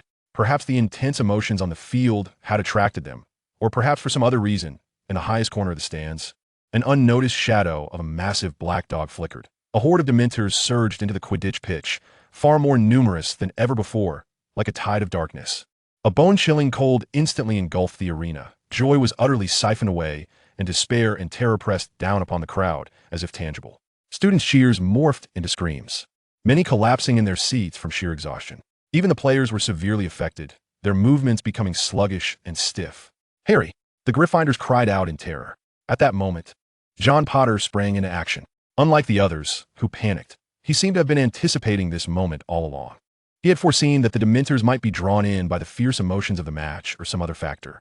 He swiftly ascended before the Slytherin stands, his wand raised high, his voice cold and clear, piercing through the frigid air. Expecto Patronum. The frigid, sharp silver mist, reminiscent of a finely tuned mechanism, surged forth once more. It did not endeavor to warm the entire arena, but rather expanded rapidly, forming a colossal, swirling silver barrier that enveloped the Slytherin stands with precision. Within the mist, the gears of ethereal runes whirred at high speed, emanating a formidable repulsive force that steadfastly kept the bone-chilling cold and despair at bay. The Slytherin students, trembling with fear, found their area secured. Though still icy, the soul-corroding sense of hopelessness had vanished. They gazed in astonishment at the figure in the air, resembling a frigid guardian, their reverence reaching its zenith. Merlin, the Patronus of John Potter. It shielded Slytherin. Lee Jordan's voice trembled with astonishment. The tip of his wand emitted only a few faint silver threads. More Dementors encircled him, their cold hoods almost brushing against him. In that moment of peril, a brilliant, sun-warm golden light, akin to a second sun, erupted suddenly from the podium. The radiance was so potent, so warm, that it instantly dispelled the gloom and chill enveloping the entire arena. A resplendent phoenix Patronus, seemingly forged from liquid sunlight, unfurled its magnificent wings, emitting a clear, melodious cry as it gracefully soared across the field. Wherever it passed, the Dementors, like shadows encountering their bane, emitted silent howls of distress and fled in disarray. Thoroughly banished from the Quidditch pitch, all eyes turned to the podium. Albus Dumbledore stood there, his wand gently lowered, his expression calm. Yet his cerulean eyes behind half-moon spectacles sparkled with an unprecedented severity. He had not even uttered a spell. With a mere thought, he summoned a Patronus so powerful it could purify the entire arena. Such was the might of the greatest white wizard of our time. The stadium fell into a hush, soon erupting into thunderous cheers and applause, a sound akin to survival after a calamity. The match was abruptly halted. Gryffindor students rushed onto the field to surround Harry, who was being assisted off, utterly drained and pale. Hermione and Ron closely followed him. Slytherin students also gathered around the slowly descending John Potter, expressing their admiration and gratitude with fervent emotions. Draco Malfoy regarded John with an expression of complex emotions, ultimately remaining silent. John calmly accepted the surrounding tumult. Yet his gaze transcended the crowd, resting upon Dumbledore at the podium. Dumbledore was likewise observing him, his gaze profound, seemingly imbued with appreciation, curiosity, and a hint of ineffable gravity. John's cold and peculiar Patronus had evidently caught the headmaster's attention. Subsequently, Dumbledore's gaze swept across the arena, lingering momentarily on the Gryffindor students and Harry, before finally raising his hand. His decision went unquestioned. Under the professor's command, the students began to evacuate in an orderly fashion. John cast one last glance at the pitch. The silver mist has dissipated, and the Phoenix Guardian has long since vanished. Yet the manifestation of absolute power and Dumbledore's profoundly significant gaze are indelibly etched in his mind. The strength of the White Lord, indeed, remains unfathomable. The cold path he has chosen seems to have captured the attention of the highest strategist. This is promising. John turned, merging into the silvery green throng, departing from the field. Though the match was incomplete, Slytherin's tactical advantage and his display of strength in a moment of crisis had secured a different kind of victory. The direction of the castle saw the Dementors temporarily dispersed, yet the sky remained ominously overcast. A greater storm may be brewing. John understood that his position in this game was becoming increasingly clear and perilous. Chapter 76. Aftermath and Calculations. The chaos and fear on the Quidditch pitch gradually subsided, but the chill lingered. The atmosphere in the Slytherin common room was unprecedentedly vibrant. Although the match had been interrupted, they had decisively overwhelmed Gryffindor in score. And during the crisis, their seeker, though not utilized, and beaters had displayed distinctly invaluable contributions. Draco Malfoy appeared somewhat pale, affected by both the Dementors and his frustration at being overshadowed by John, yet he unusually refrained from sarcasm, instead sitting in a corner, his gaze complex as he watched John, who was vaguely surrounded by admirers. "Well done, Potter. That's Silverlight. Merlin, I thought I was done for. Those filthy Dementors couldn't even get close to us." Praise and awe poured toward John. He accepted it calmly, without a hint of arrogance, merely nodding slightly, as if he had accomplished something trivial and expected. This composed demeanor further enhanced his standing among the Slytherin students. Silence. Prefect Montague raised his voice in an attempt to restore order, though his gaze toward John bore a subtle hint of wary recognition. The outcome of the match will be determined by the professors. But now, we Slytherins have demonstrated our strength and unity. Potter, well done. He deftly attributed the credit to the collective rather than to an individual, a gesture that garnered him even more favor. Soon, Professor Snape glided into the common room like a bat, his black robes swirling, bringing with him a chill of potion fumes and a drop in temperature. The noise abruptly ceased. Snape's gaze, akin to a cold probe, swept across the room, eventually landing on John and lingering for several seconds. His expression was exceedingly complex. A mixture of incredulous surprise, some distorted evaluation, and his customary inscrutability. Due to unforeseen circumstances, the match's outcome remains pending. Snape's voice was smooth and low, tinged with a hint of reluctance. However, Slytherin's performance during the match and the efficiency in addressing the sudden crisis is commendable. He nearly bit out the final words, clearly displeased by Dumbledore's intervention and the halting of the match, yet unable to deny the unexpected role of John's Patronus. Everyone, remain vigilant. Blake may have exploited the ensuing chaos. Snape coldly warned, his gaze once more lingering meaningfully on John before he turned to depart. After Snape's exit, the atmosphere in the common room lightened slightly, yet the previous excitement had dissipated, replaced by a growing concern for Blake. John refrained from engaging in the ensuing discussions, quietly retreating to the window, replaying the recent events in his mind. Dumbledore's power was indeed unfathomable, a crushing dominance at the very level of rules. This realization only strengthened his resolve to pursue absolute power and control. Only thus could he hope to contend with such formidable opponents in the future. His Patronus drew attention. A predictable outcome. Both Dumbledore's and Snape's reactions were worthy of meticulous contemplation. Dumbledore exhibited curiosity and gravity, while Snape displayed surprise and appraisal. This could herald some troubles, yet it might also unlock new avenues of opportunity. More importantly, why had the Dementors stirred in such numbers? Were they truly drawn by the fervor of the match, or, as he speculated, summoned by Blake in some manner? What were Blake's intentions? To sow chaos and seize the chance to strike at Harry? Yet at that moment, Harry was nearly surrounded by Dementors. To act in such a situation would be tantamount to mutual destruction. Unless Blake's aim was not to kill Harry, the book regarding oaths and bindings resurfaced in his thoughts. John, a cool voice interrupted his reverie. Daphne Greengrass approached, offering him a steaming cup of tea, freshly delivered by a house elf. Your Patronus is quite extraordinary. Her blue eyes shimmered with inquisitiveness and a trace of subtle concern. It did not feel like a conventional Patronus. As long as it is effective. John accepted the cup, their fingertips inadvertently brushing against each other, causing both to momentarily pause before naturally withdrawing. This caught Dumbledore's attention. Daphne lowered her voice. My father once said that unusual power invariably attracts unusual scrutiny, be it for good or ill. I am aware, John replied, taking a sip of tea, his gaze still fixed on the dark depths of the lake outside. Attention signifies value, but it also implies risk.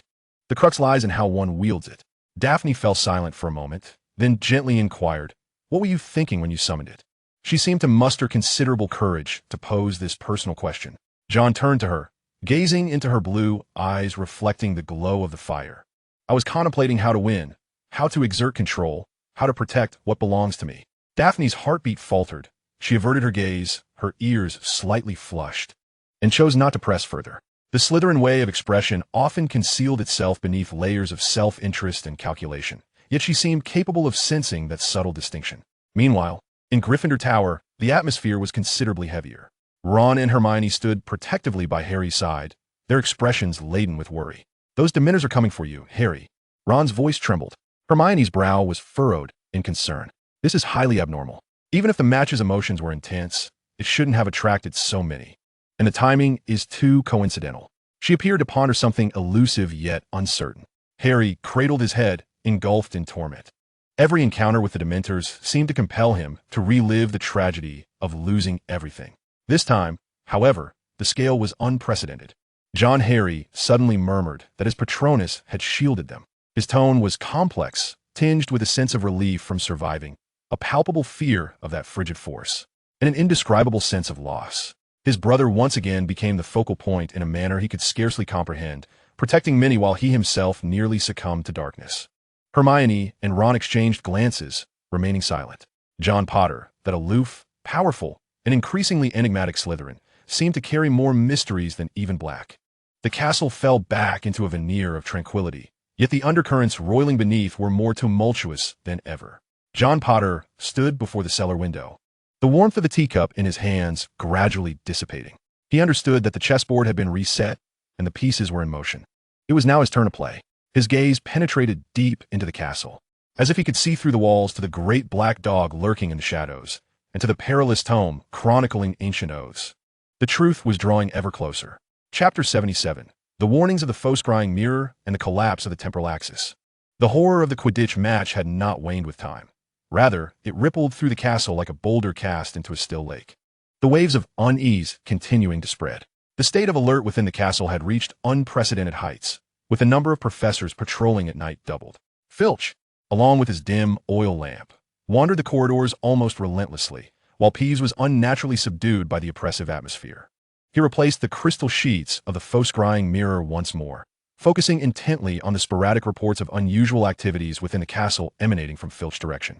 This aberrant behavior, combined with the contents of ancient magic, oaths and bonds, heightened John's vigilance to its zenith. It seemed that Black was orchestrating something more sinister than mere infiltration. He required additional information.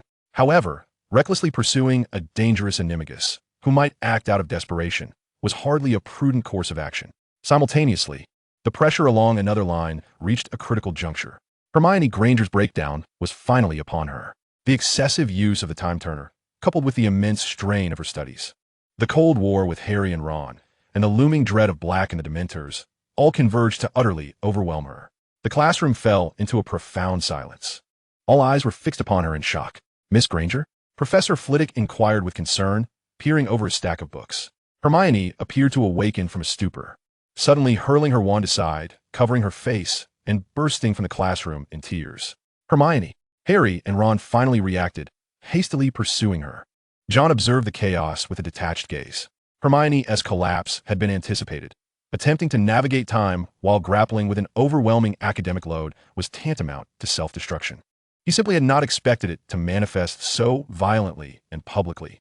After class, he encountered Hermione, alone and despondent, her eyes swollen and vacant, leaning against the cold wall as though lost.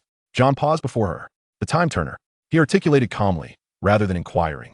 Hermione trembled violently, lifting her gaze to meet John's emerald green eyes, which seemed capable of penetrating all facades, and her final psychological defenses crumbled completely. She choked on her words, nearly incoherent. I can't bear too much. They don't understand all the classes. I can't stop. I'm afraid." She struggled to form a complete sentence. "Hand it over." John's voice remained devoid of emotional fluctuation, yet carried an undeniable authority. Hermione stared at him in shock. "Hand it over?" This implied relinquishing several courses, suggesting she might not fulfill all her academic obligations. Yet John's words pierced through her self-deceptive resolve like a cold, sharp dagger. She had indeed reached her limit. I can't dare to approach Professor McGonagall," she whispered through her tears. "Then give it to me." John extended his hand. "I will handle it." Hermione hesitated for a few moments, regarding John's face, which was calm to the point of cruelty. A strange sense of trust, or perhaps a desperate hopelessness, compelled her to tremble as she retrieved a delicate gold chain from the depths of her robes, upon which hung a small, exquisite hourglass time-turner. She carefully placed it in the palm of John's hand, as if shedding an immense burden, yet simultaneously feeling as though she had lost something profoundly significant. Her tears flowing more fiercely, John grasped the time-turner, sensing the vast and perilous temporal magic it contained. Without a second glance, he placed it directly into his dragon-hide pocket. "Rest. Abandon the least essential courses. Your mind is worth more than any OWL certificates." He left her with this final cold piece of advice and turned to depart. Hermione slumped against the wall, watching John's retreating figure, her heart a tumult of emotions. Fear, relief, loss, and an indescribable hint of gratitude. He had once again resolved her insurmountable dilemma with directness and unyielding efficiency. John did not seek out Professor McGonagall. After confirming that there were no tracking spells or curses in place, he refrained from attempting to manipulate time. The risks were too great. He would not experiment without fully understanding the principles and costs involved.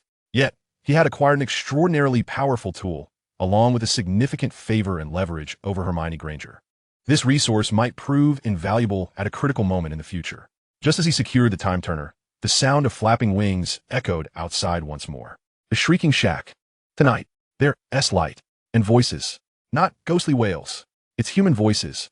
They're arguing, quite intensely. John's gaze sharpened instantly. The shrieking shack, the other end of the Whomping Willow Tunnel. Light, human voices, arguing. Black is there. He isn't alone. Who's he meeting with? An insider? Or something else? The anomalous behavior recorded by the faux periscope, the movements at the edge of the Forbidden Forest, and the commotion at the shrieking shack, all clues suddenly interconnected. Black was about to act. Tonight, John sprang to his feet. He could wait no longer. He could no longer merely observe. He had to verify, to intervene, or to steer the situation in a direction favorable to himself. A storm was finally approaching. This time, he resolved to no longer remain an outsider. The frigid battle intent blazed in his eyes. Chapter 78. Shadows of the Shrieking Shack and the Troublemaker.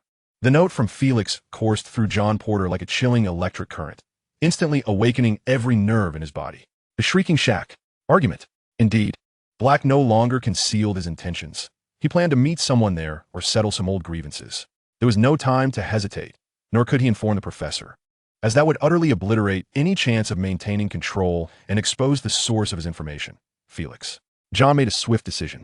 He needed to go there personally, but he had to be fully prepared. Eschewing the conventional route, he donned his invisibility cloak once more and silently slipped out of the castle. Utilizing his recollection of the patrol patterns and a rudimentary mapping of the Dementor's range, moving like a shadow through the night, heading straight for the Whomping Willow. The rain had ceased, yet the night was thick with darkness, the moonlight occasionally piercing through the clouds, casting a pallid glow. The Whomping Willow stood silently in the dark, resembling a slumbering behemoth. The branches froze, revealing the entrance. Without hesitation, he slipped inside, the tip of his wand illuminating with a steady glow, guiding his path. The tunnel remained cold and damp, the scent of beastly musk seemingly more intense than before. He quickened his pace, moving soundlessly, his mind's closure operating at its peak, blocking out all distractions, leaving only absolute focus and icy calculation. As he neared the end of the Shrieking Shack, faint sounds began to emerge from the air, not the wind, but indeed human voices, suppressed, agitated, filled with an ineffable emotion. It was akin to an argument, or perhaps a standoff. John slowed his pace, inching closer to the tunnels and like a specter. The exit was obscured by some tattered boards and debris, through which a weak light flickered. He peered through the gap. The shack was in disarray, covered in dust and cobwebs. Yet at that moment, 3 figures stood within. One was a ragged, emaciated Sirius Black, his eyes wild with fervor, pointing an old wand at another small, cowering man who trembled and wept incessantly, clutching a squirming mouse, Scabbers. The third figure, causing John's pupils to constrict, was Professor Remus Lupin. He appeared equally agitated, his face pale, positioned between Black and the diminutive man, seemingly attempting to regain control of the situation. His wand held, but aimed uncertainly. "How dare you? How dare you still hold it? Peter!" Black's voice was hoarse and shattered, filled with utmost hatred and pain. "Lillian James, because of you. You traitor." "No, it's not me. Sirius, you're mad. Believe me," the small man named Peter screeched, trying to hide behind Lupin. "Remus, step aside," Black shouted at Lupin. "It's him. It has always been him. He is the secret keeper. He informed the Dark Lord." "Sirius, calm down. We need evidence." Lupin's voice was laced with anguish and struggle, attempting to maintain reason. "Evidence. This mouse is the evidence. Look at it. Missing a toe. Just like back then. He has been hiding for 12 years. An animagus. We have all mastered it, to accompany you, Remus. Yet he has used this to betray." Black was nearly incoherent with emotion. John's heart raced. Peter Pettigrew. An animagus, the rat. The secret keeper. Betrayal. In that instant, all the fragments coalesced into a devastating clarity. The remnants and implications of the animagus magical contract and blood magic in ancient magic. Oaths and bonds revealed that Black had never sought Harry, but rather this rat. The one he believed to be long deceased, the true traitor. The firebolt he gifted Harry was a form of compensation. The book for himself, perhaps a subtle reminder or test regarding oaths and betrayal. And Lupin was evidently in the know. He had been aiding Black all along. Just as tensions reached a boiling point, bang, the dilapidated door of the shack was suddenly flung open. Harry Potter, Ron Weasley, and Hermione Granger stood breathless at the threshold, their faces etched with shock and disbelief. They had evidently followed the Marauder's map, or something else, to this very spot. "Black!" Harry shouted, raising his wand, with flames of hatred igniting in his eyes. "No, Harry, wait!" Lupin urgently called out, as the situation became increasingly chaotic. Black, upon seeing Harry, was momentarily overtaken by a tumult of emotions, yet he remained fixated on Peter. "Harry, it was him. It was Peter who betrayed your parents." "You're lying," Ron screamed, attempting to rush forward to protect his pet rat, Scabbers. Hermione watched in horror, utterly at a loss.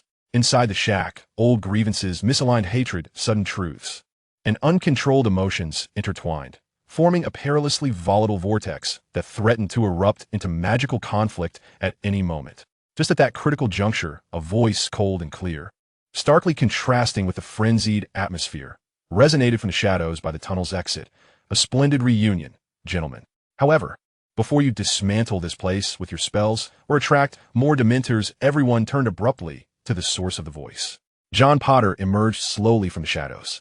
His face was devoid of expression, his emerald eyes as frigid as the iciest glacier, calmly sweeping over each astonished individual within the shack, finally resting on the diminutive, trembling Peter Pettigrew and the wildly struggling rat in his grasp.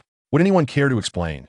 John's voice was not loud, yet possessed an extraordinary penetrating power that eclipsed all the surrounding noise.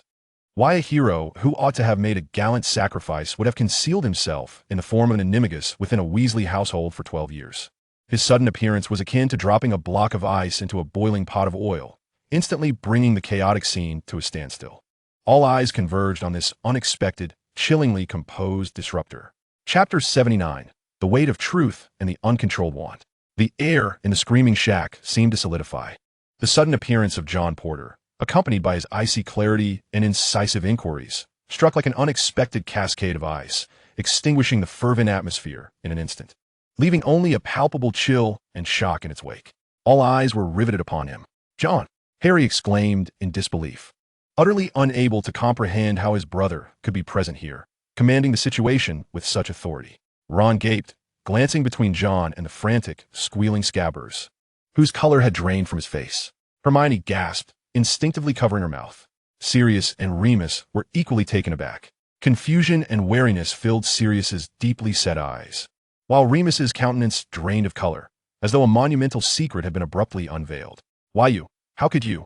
Remus's voice was frail. "That is irrelevant." "Professor," John interjected, his gaze unwaveringly fixed on Peter Pettigrew, his tone chillingly composed. "What is crucial is that the late hero, Mr. Peter Pettigrew, seems to owe us an explanation regarding his animagus form, his 12 years of concealment, and the missing digit on his right hand."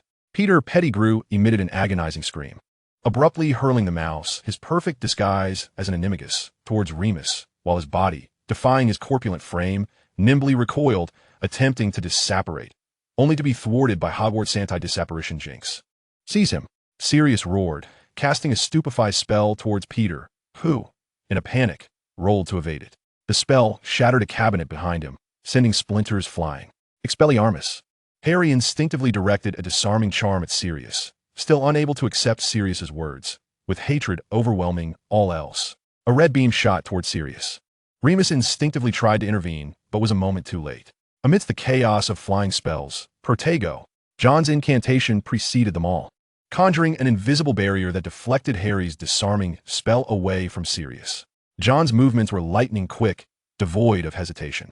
"Potter!" Snape's voice, as frigid and venomous as a serpent, erupted from the doorway of the shack. Professor Snape stormed in like a vengeful bat, his visage rendered grotesque and pallid, wand pointed directly at Remus. "I knew it. Remus, you have been aiding him. You traitorous werewolf. Petrificus totalis." A blinding beam of light surged toward the unsuspecting Remus. "No," Sirius bellowed, attempting to push Remus aside. But John's actions were swifter. It was as if he had anticipated Snape's arrival and assault. He moved almost simultaneously as Snape raised his wand. "Stupefy!" John's wand emitted a silvery beam, precisely intercepting Snape's petrifying curse mid-flight, the two spells colliding and erupting in a dazzling display of sparks before both were extinguished. Snape whirled around, his furious, obsessive black eyes fixating on John, filled with disbelief and rage. "Potter, how dare you? Calm yourself, Professor Snape." John's voice remained chillingly calm as he positioned himself between Lupin, Black, and Snape, his wand unwavering. His emerald eyes met Snape's gaze without flinching. "Before you unleash any more irreversible curses, I suggest you listen to the explanation regarding the true traitor." "Explanation?" Snape's voice was hoarse with fury. "With these scum? With this werewolf? With the murderer of Lily? And you stand with them?" His wand trembled, poised to unleash a dark spell upon John. "I stand with the truth. And the truth appears to diverge significantly from the version you have held for 12 years. His gaze swept over Peter Pettigrew, who was attempting to crawl toward the door, bound by Black's curse. "Look at that man, Professor." John pointed his wand at the quaking, sobbing Pettigrew. "Observe his missing fingers. Ask yourself, why does the body of a hero consist solely of fingers? Why did Black not flee far away, but instead risk entering Hogwarts to pursue a rat?" Snape's breath grew ragged as he glared at John, then at the grotesque, cowardly figure of Pettigrew on the floor. Finally resting his eyes on the frenzied, yet twistedly gleeful Black, and the pallid Lupin, who struggled to maintain his composure. A crack appeared in his stubborn hatred. Yet years of obsession are not so easily shaken. Lies. All lies. Snape growled, though his wand's angle shifted slightly. Whether it is a lie is easily verifiable. John pressed forward. Use veritaserum or legilimency. If you do not trust Professor Lupin, you can always rely on Headmaster Dumbledore. At the mention of Dumbledore, Snape's pupils constricted sharply. Just then, the bound Pettigrew let out a pig-like squeal, incoherently begging for mercy, attempting to shift the blame onto Black. His disgraceful display, devoid of dignity, revealed the troubling truth to anyone with even a modicum of discernment. Harry regarded the man he once thought a hero with a newfound shock and revulsion. Ron stood dumbfounded, staring at the rat he had cherished for 12 years, as his worldview seemed to crumble. Hermione clutched Harry's arm tightly, her face a mixture of fear and understanding. The truth, in its grotesque form, was tearing away the facade, laid bare before all. Snape observed Pettigrew's disgrace, then regarded the unusually composed John, followed by the complex, pained expression on Lupin's face, and the near-manic yet liberated demeanor of Black. The muscles in his face twitched violently. The edifice of hatred built over 12 years was shaking violently under the weight of reality. Even if what you say is true, Snape's voice emerged through clenched teeth, filled with anguish and reluctance. He continued to glare at Black. He cannot escape Azkaban. He attempted to breach Gryffindor Tower. He posed a threat to students. He came to find me.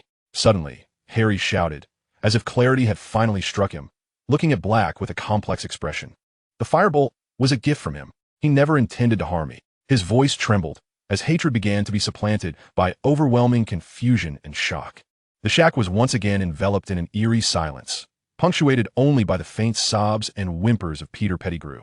John slowly lowered his wand, yet his vigilance remained unyielding. He understood that Snape's psychological defenses were wavering, but the acceptance of the truth was still a distant prospect. We must take him to see Dumbledore. Lupin inhaled deeply, striving to maintain a steady tone. Sirius needed to be exonerated, and Peter had to face judgment. Exonerated? Snape flinched at the word, his gaze snapping to Lupin, eyes brimming with malice once more. Do you think that shedding the murder charge erases your illustrious past? A werewolf? In that fleeting moment of diverted attention, a glimmer of desperate madness flickered in Peter Pettigrew's eyes, trapped on the ground. Seizing the opportunity amidst the confrontation between Snape and Lupin, and with Black's focus also drawn to Snape, John, having just lowered his wand, unleashed all his magical energy to detonate a concealed dark artifact hidden in his tattered sleeve. Boom!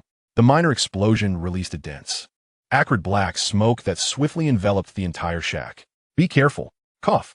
Don't let him escape. Cries of alarm, coughing, and incantations erupted chaotically. John reacted with remarkable speed, raising his wand once more almost instantaneously after the blast. Gale force. A powerful wind swept through, dispersing some of the smoke. But it was too late. The only remnant of the chaos was the rickety window shuddering in the gust. He has escaped. At the last moment, he had slipped away, exploiting the distractions and internal discord. No! Black roared in a desperate fury, charging toward the window. Snape's expression darkened ominously, his wand aimed threateningly at Black and Lupin. This is your fault. You let him escape. Now, come with me to see Dumbledore. His tone brooked no dissent, clearly redirecting his ire toward Black and Lupin. Harry, Ron, and Hermione remained in a state of shock and disarray. John stood motionless, gazing at the empty floor, then at the furious Snape and the despondent Black. A glint of icy resolve and understanding flickering in his eyes. He had not exerted his full effort to prevent Peter's flight. In that chaos, given his reflexes and abilities, he could have done much more. Yet he refrained. For him, a fleeing, living Peter Pettigrew, burdened with the stigma of treachery, held greater value than one captured, facing potential execution or life imprisonment. A living traitor was a bargaining chip, a tool for future negotiations, threats, or validations of certain conjectures, especially when this traitor was intertwined with the past of Voldemort. The truth had been unveiled, yet the situation remained unclear, becoming increasingly intricate and intriguing. John stowed away his wand, adjusting his robes, as if the harrowing events of the moment had no bearing on him. Thus he spoke calmly, shattering the atmosphere of despair and tension within the shack. I believe it is indeed time for us to meet with Professor Dumbledore. After all, One fugitive is on the run while another deceased hero has returned. This is no trivial matter. His gaze swept across everyone present, ultimately resting upon Severus Snape. Wouldn't you agree, Professor Snape? Chapter 80, The Time Trap and the Cold Choice. Perspective of Peter Pettigrew pain. Every part of him ached. The marks left by the broken ropes, and the backlash from that cursed dark magic device had nearly scorched the skin beneath his sleeves. Yet, Peter Pettigrew could scarcely afford to dwell on such discomfort. Fear, pure, suffocating fear, flooded his very core like icy water, propelling his corpulent body to unleash an unprecedented potential. One thought consumed him: run, escape from that place, flee from Black's maddened eyes, evade Lupin's disappointment, steer clear of that suddenly appearing, unervingly calm, terrifying Potter boy. They know. They all know. It's over. All is lost. He scurried like a frightened, rotund mouse, weaving through tree roots and bushes, his face smeared with tears, snot, and sweat. Where is he to go? With the Dark Lord's downfall, he was left with nowhere to turn. Black would hunt him to the ends of the earth. And that Snape? That malevolent bat? The Dark Lord. Perhaps there were still other servants alive? Maybe he could find them? Or simply escape far away, to a place where no one knew him, to continue hiding as he had for the past 12 years. As he spiraled into panic, he stumbled into a relatively open glade, only to be met by a figure, ghostly and silent, emerging in the moonlight before him. Peter's heart raced, and he skidded to a halt, nearly collapsing to the ground. It was not Black, nor Lupin, neither was it Snape. It was that Potter boy, James Potter. How could he be here? How could he possibly be faster than Peter himself? He had just been in the shack moments ago. Peter's mind was a blank, unable to comprehend. Before him stood James Potter, his expression still icy, yet there seemed to be something additional in those emerald green eyes, an air of calculated indifference, tinged with an almost imperceptible impatience, as if he were awaiting something. Watch where you're going, Mr. Pettigrew. James's voice resonated calmly, breaking the eerie silence of the woods. In that moment of terror, Peter realized he had nearly collided with another figure, a girl clad in Slytherin robes, with flowing golden hair, hurrying from another direction. Her face etched with concern and urgency, as if searching for someone or something. It was Daphne Greengrass. What was she doing here at this hour, on the edge of the Forbidden Forest?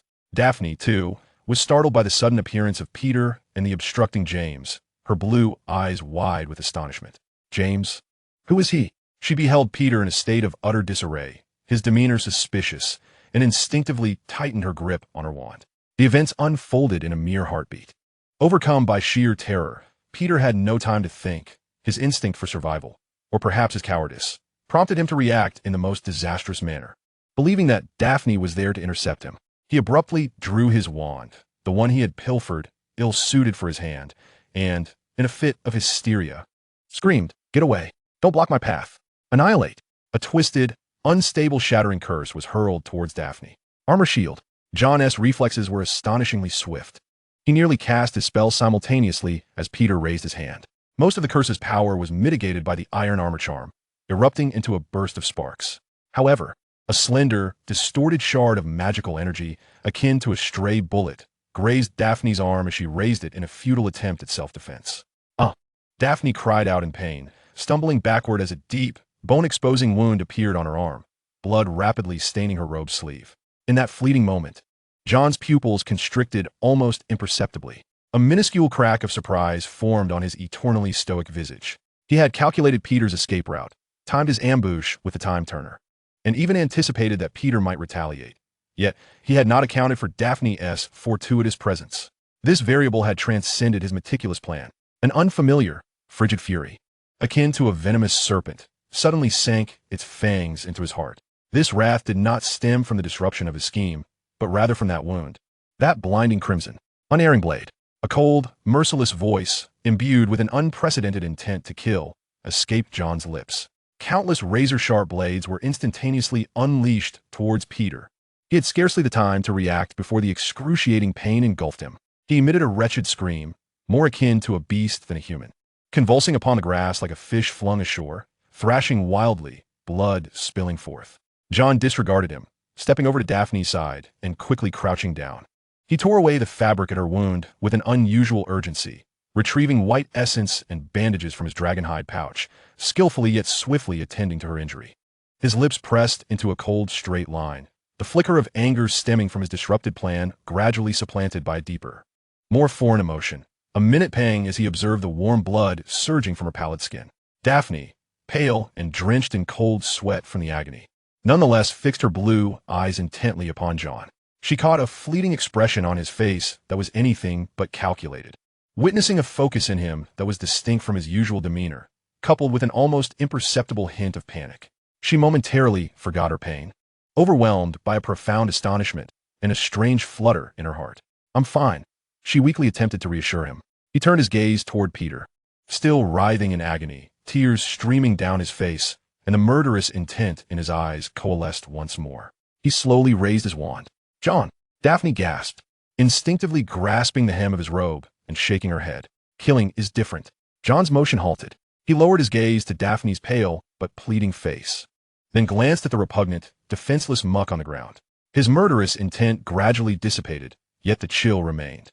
He altered the incantation, then used a levitation charm to drag the limp, unconscious Peter behind a great tree for concealment. The spell had been lifted. "How did you come to be here?" His voice regained its usual calm, though it seemed slightly deeper than usual. "I saw you stealthily leaving the castle, looking rather unwell, and I was somewhat concerned." Daphne leaned against him, her voice faint. "What happened? Who was that man?" He had utilized the time turner, meticulously calculating every step, believing his plan infallible. However, he had underestimated Daphne's concern and the element of chance. This realization struck him with clarity for the first time.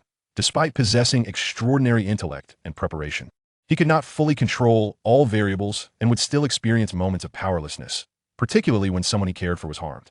This recognition felt like a cold stone cast into the serene lake of his heart, creating a subtle yet undeniable ripple. Power, it seemed, was not solely for dominance and ambition. It could also be to avert such moments of helplessness, to safeguard those who unexpectedly intruded upon his frigid world. A trivial fugitive. Headmaster Dumbledore had arrived, standing amidst the chaos of a dilapidated shed, his gaze, framed by crescent-shaped spectacles, sweeping over the diverse expressions of the gathered crowd. The still excited Black, the weary and pained Lupin, the ashen-faced Snape, and the shocked, bewildered trio of Harry, Ron, and Hermione. His attention finally landed on John and Daphne. Lingering momentarily on Daphne's bandaged arm and John's cold, yet seemingly altered demeanor, a flicker of understanding passing through his wise blue eyes. "It appears," Dumbledore's voice, calm yet imbued with undeniable authority, shattered the suffocating silence, "that many unexpected events have transpired this evening. I believe we require a quiet place to thoroughly untangle all of this. Severus, please escort Mr. Pettigrew to a secure location. Remus, Sirius. And you three," he glanced at Harry, Ron, Hermione, and then at John. "Miss Greengrass, please accompany me to the headmaster's office. Lemondrop." He addressed the enormous stone gargoyle at the entrance. The stone door slowly swung open. The long night was far from over. Truth, lies, betrayal, and growth awaited their final resolution in a new beginning within that circular office.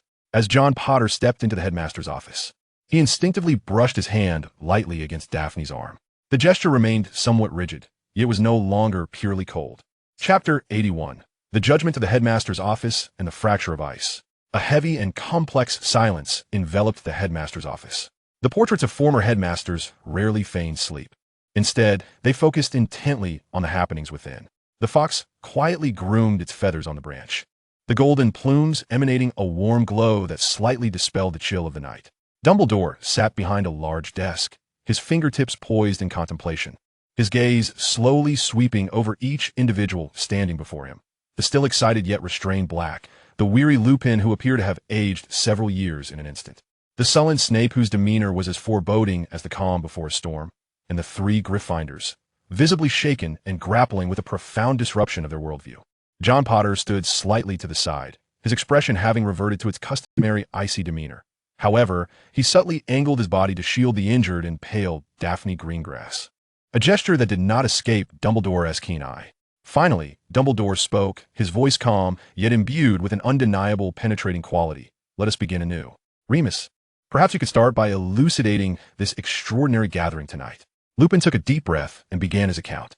He recounted how he had spotted Peter's name on the Marauder's map, detailing his communication with Black to confirm their suspicions, leading to the confrontation at the Shrieking Shack, where they attempted to force Peter to reveal his true self and confess the truth.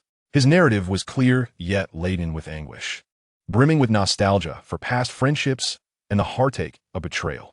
Snape emitted a derisive snort from the side, only to be silenced by a mere glance from Dumbledore. As Lupin continued, the shock and confusion evident on Harry, Ron, and Hermione's faces gradually transformed into a slow-brewing, nauseating clarity. Ron, in particular, turned pale at the thought of having unknowingly shared his bed with the traitor for 12 years, unable to suppress a wave of revulsion. Dumbledore listened quietly, occasionally nodding, his gaze behind the crescent-shaped glasses inscrutable. When Black mentioned John's sudden appearance and his piercing inquiry directed at Peter, all eyes once again focused on John. John. Dumbledore turned to him, the inquisitive spark in his blue eyes evident. It seems you discerned the truth before any of us. Could you share your reasoning with us? John met Dumbledore's gaze, his expression unchanging. Observation, Professor. Mr. Black's anomalous behavior, his infiltration of the castle, yet failing to launch a direct attack on Harry. While exhibiting an extraordinary interest in a rat, some obscure knowledge regarding animagus magic and ancient magical contracts, and he paused, glancing at Snape. Certain obvious logical contradictions obscured by emotion. Piecing these fragments together, the conclusion is not difficult to ascertain. Snape emitted a faint, skeptical scoff, but refrained from further comment. Dumbledore regarded John thoughtfully, seemingly not entirely convinced by his explanation, yet choosing not to probe deeper. Remarkable powers of observation and logic, John. Truly commendable. He then shifted the conversation, prompting Snape, who smirked as he interjected, "This brings us to our esteemed Mr. Potter. He seems to possess an uncanny ability to appear at the most opportune moments." His tone was laden with implication. He deftly attributed the credit to Snape, deftly avoiding a deep explanation while also somewhat soothing Snape's emotions.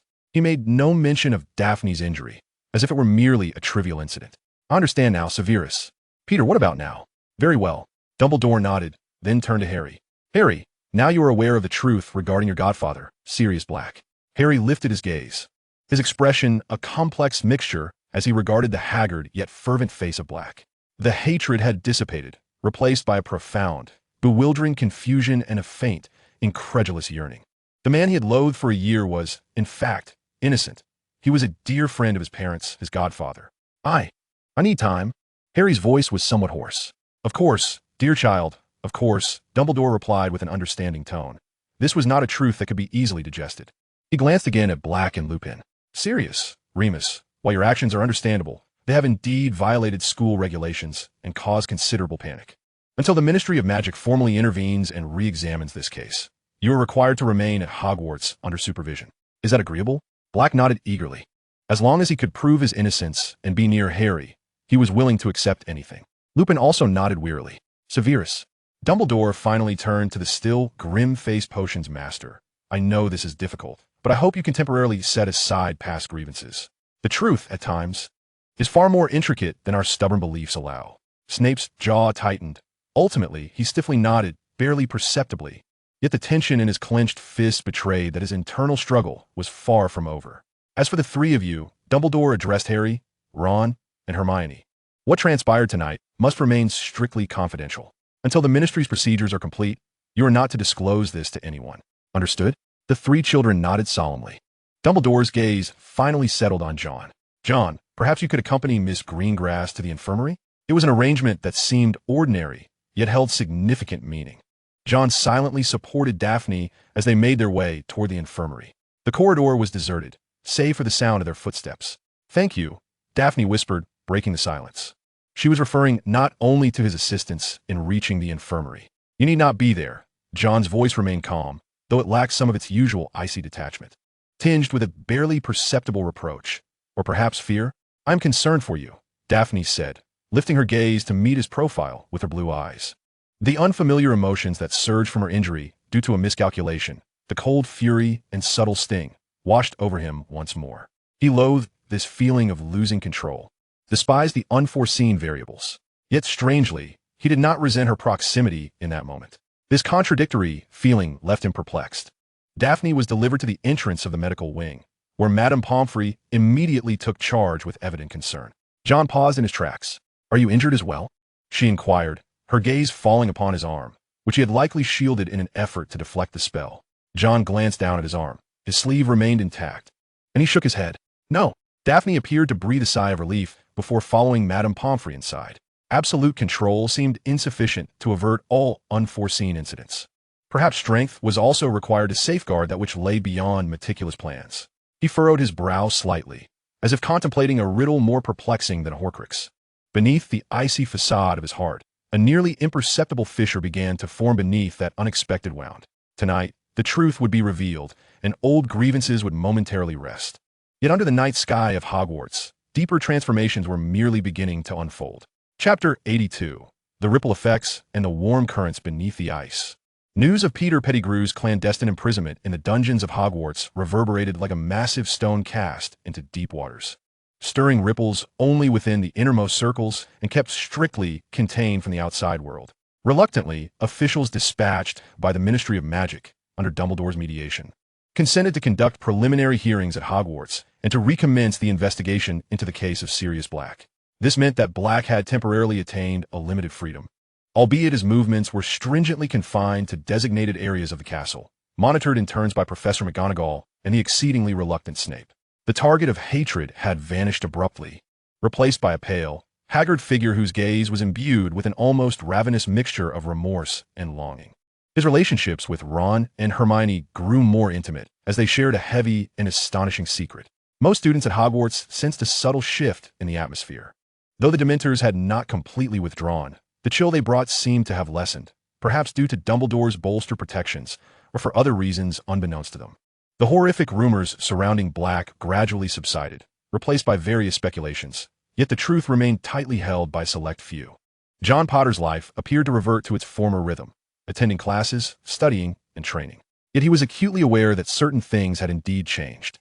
He began to pay closer attention to Daphne Greengrass's movements, not merely out of utility or academic collaboration, but rather an instinctive watchfulness. He noticed her slightly clumsy maneuvers in potions class due to her arm injury, found himself conveniently offering her the appropriate tools or materials when needed, and often situated himself near her favorite spot in the library. These gestures were so subtle that they were almost imperceptible, yet for the typically aloof John, they constituted a significant deviation from his norm. Daphne keenly detected this shift. She did not address it directly, yet her blue eyes would sometimes flicker with a touch of warmth. When their gazes met, it transcended mere academic exchange, imbued with an unspoken understanding. After one potions class, Snape assigned an exceedingly complex essay. Daphne surveyed her right hand, which still lacked strength, and furrowed her brow slightly. "Do you require oral notes?" John was tidying up his belongings when, seemingly in a casual manner, he inquired, "Will your speed be affected?" Daphne looked up in surprise, then smiled faintly. "Then I must trouble you." Thus, a rare scene unfolded in a corner of the cellar.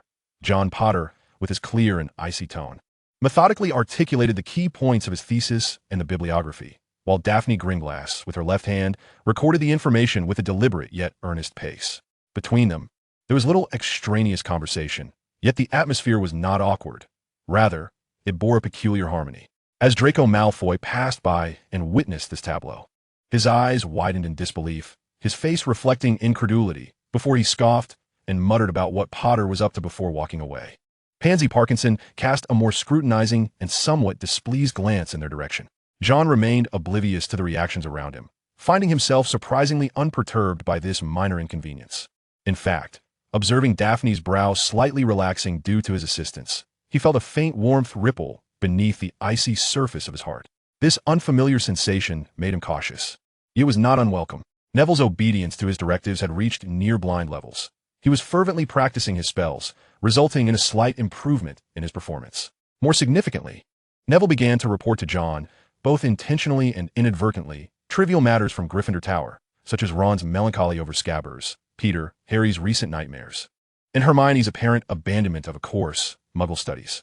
While these fragmented pieces of information held little value for John, they indicated that he had successfully implanted a pair of eyes and a heart inclined towards him within Gryffindor. Occasionally, he would offer Neville brief affirmations or a vial of a modified calming potion with fewer side effects, which endeared Neville even further to him.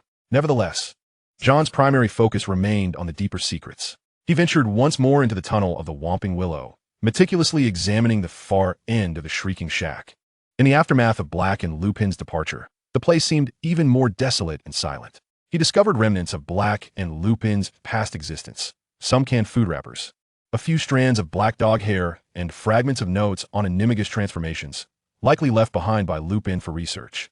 More importantly, In a particularly concealed corner of the shack, he found a small piece of torn, charred fabric, which bore faint magical traces reminiscent of Peter Pettigrew. Likely remnants from the moment he detonated that dark artifact. He carefully secured this evidence, recognizing its potential value as leverage in the future. The study of the crown fragments also progressed, combining the clues Daphne provided regarding the symbols from the Founder's era with a certain black-bound manuscript.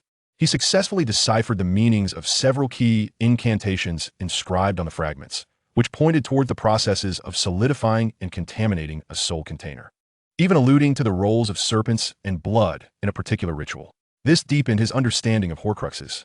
Yet, whenever he attempted to delve deeper into the lingering will within the fragments, he encountered vehement resistance and the jarring, resentful whispers of Ravenclaw, as if he had trespassed upon a forbidden core.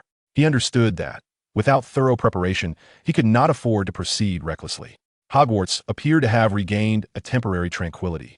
Yet John was acutely aware that beneath this calm, turbulent undercurrents never ceased to flow. The case of Black was under review. Peter was imprisoned. The secrets of Voldemort's Horcruxes awaited revelation, and the thawing ice within his own heart introduced new, unknown variables. He stood before the window of the cellar, observing the shadow of the giant squid languidly gliding across the black lake, his fingers unconsciously caressing his wand. Power, knowledge, and control remained the essence of his pursuits. But now, it seemed, there was an additional element, a fragment he had yet to fully comprehend, yet which had begun to influence his calculations. He required time to reassess and integrate all of this. Chapter 83. Undercurrents and Silver Threads. Beneath the facade of tranquility at Hogwarts, the interrogation of Peter Pettigrew was being conducted in secret under the auspices of Dumbledore and ministry officials deep within the dungeons. Under the influence of Veritaserum, Peter wept profusely, ungraciously confessing all his crimes, how he had been crushed by fear into betraying his friends, how he had fabricated the scene to implicate Black, and how he had masqueraded as a rat for 12 years.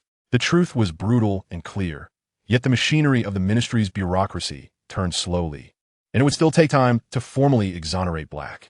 This undercurrent surged only at the upper echelons. For the majority of students, life continued unabated.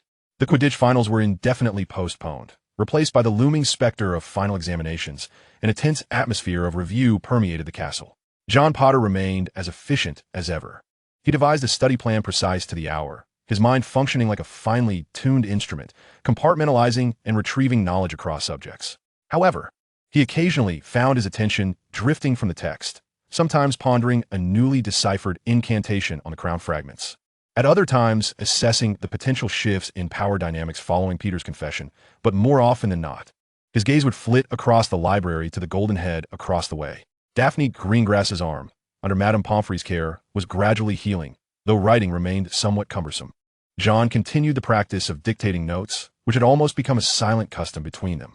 They still engaged in discussions of profound magical symbols and potion principles, but their dialogues were occasionally interspersed with remarks about the weather, course pressures, and even, extremely rarely, private jests regarding a particular professor's teaching methods.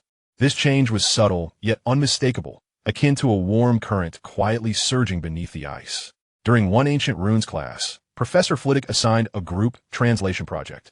Almost instinctively, John's and Daphne's eyes met in the air for a fleeting moment, and they naturally gravitated towards forming a pair. They worked with remarkable efficiency.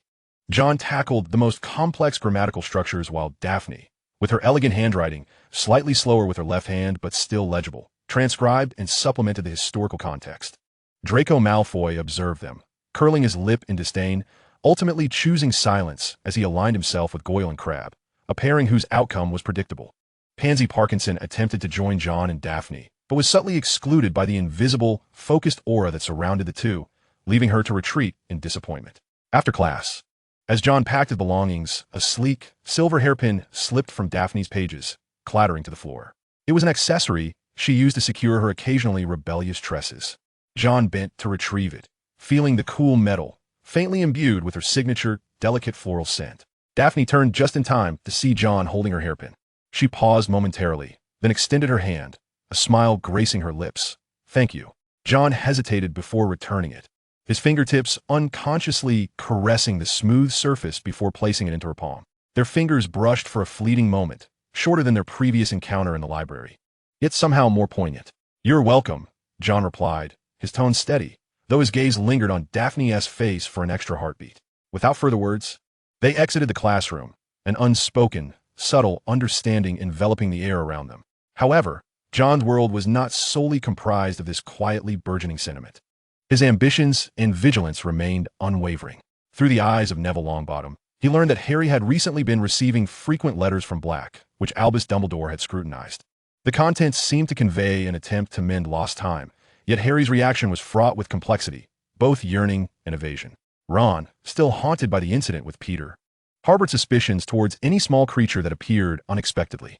Hermione, having abandoned her studies on Muggles, experienced a reduction in pressure, yet appeared to invest more energy into the house elf rights advocacy, a cause John deemed utterly inefficient. John meticulously recorded and analyzed this information.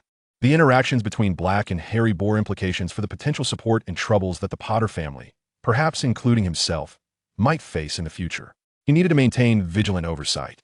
Meanwhile, his research on the crown fragments had hit a deadlock. The residual will of Ravenclaw embedded within the fragments exhibited formidable resistance to his probing attempts, nearly backfiring on his mental fortitude during one encounter.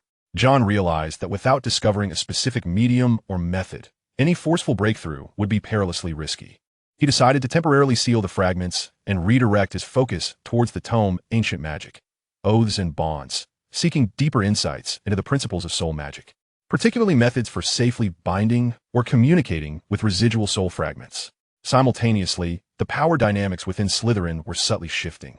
John's display of strength and composure during the Quidditch pitch and the Shrieking Shack incident garnered him a quiet awe, even reverence, from many pure-blooded peers. Some neutral Slytherin students began to approach him for academic advice or guidance, particularly regarding OWL course elections or family investments, to which he often provided incisive and astute counsel. Asterlos Gringlass sent another letter, imbued with a warmer tone, subtly inquiring about John's perspective on the current predicaments of certain ancient families, while once again inviting him to visit the estate during the holidays. He was acutely aware that he was treading a complex web, one side shrouded in alluring dark secrets and the power struggles of the pure-blood world, and the other side quietly blossoming, yet potentially clouding his judgment with delicate emotions. The examination week finally arrived. During the practical potions exam, John orchestrated the cauldron with precision akin to a symphony conductor, flawlessly recreating and even exceeding the curriculum with a living hell potion, earning an almost imperceptible nod of approval from Snape. This was the highest form of praise. In the practical defense against the dark arts, the chilling silver mist he conjured effortlessly dispelled the boggart that Lupin had summoned, which had morphed into a continuously splitting image of a crown, leaving Lupin with a look of complexity in his eyes. During the astronomy written exam, he sat by the window, fluidly sketching the star chart. Occasionally, he glanced up to see Daphne diagonally across from him, her brow slightly furrowed as she struggled to write with her recovering right hand. The moonlight bathed her earnest profile, casting a gentle silver glow. John's gaze lingered for a brief moment before he returned to his drawing, the lines under his pen remaining steady and accurate. Yet beside a note regarding the Andromeda Nebula, he subconsciously inscribed a minuscule, inconspicuous ancient runic symbol denoting stability. No one noticed. As the bell signaling the end of the exam rang, summer vacation commenced. Students cheered as they surged towards the Great Hall, eager to partake in the feast before departing. John navigated through the crowd, calmly plotting his holiday, delving into that tome of dark magic, untangling his relations with the Gringlass family, monitoring the developments of the Black case, and perhaps contemplating how to address the increasingly undeniable subtle attention from the Slytherin princess. His path remained cold and calculated, yet the horizon appeared to hold more than just endless darkness. A glimmer of silver light, akin to a silver thread amidst the night, quietly pierced through the dense fog, outlining another vague and unknown route for him. The Hogwarts Express puffed steam, poised to ferry students in various directions. Yet, John Potter's summer was destined to be anything but tranquil. Chapter 84. The Stigma of Innocence and the Weight of Galleons. The onset of summer vacation was heralded by an explosive headline in the Daily Prophet, reverberating through the British magical community like thunder. A stunning reversal. Sirius Black is exonerated. The true culprit, Peter Pettigrew, captured. The detailed report, clearly sanctioned by Dumbledore, unveiled the truth from 12 years prior, narrating how Peter had masqueraded as deceased, framing others, and ultimately being recaptured at Hogwarts. Although the Ministry of Magic appeared slightly embarrassed under Dumbledore's pressure and the undeniable evidence, They swiftly signed Black's pardon and initiated proceedings against Peter. Black was free, though 12 years in Azkaban had left indelible marks upon him. He had finally shed the stigma of being a murderer and could walk boldly in the sunlight. His primary aim, naturally, was Harry. He swiftly reached out to Harry through legitimate channels, eager to fulfill his role as godfather and make up for lost time. However, a pressing issue loomed: the inheritance of the Potter family.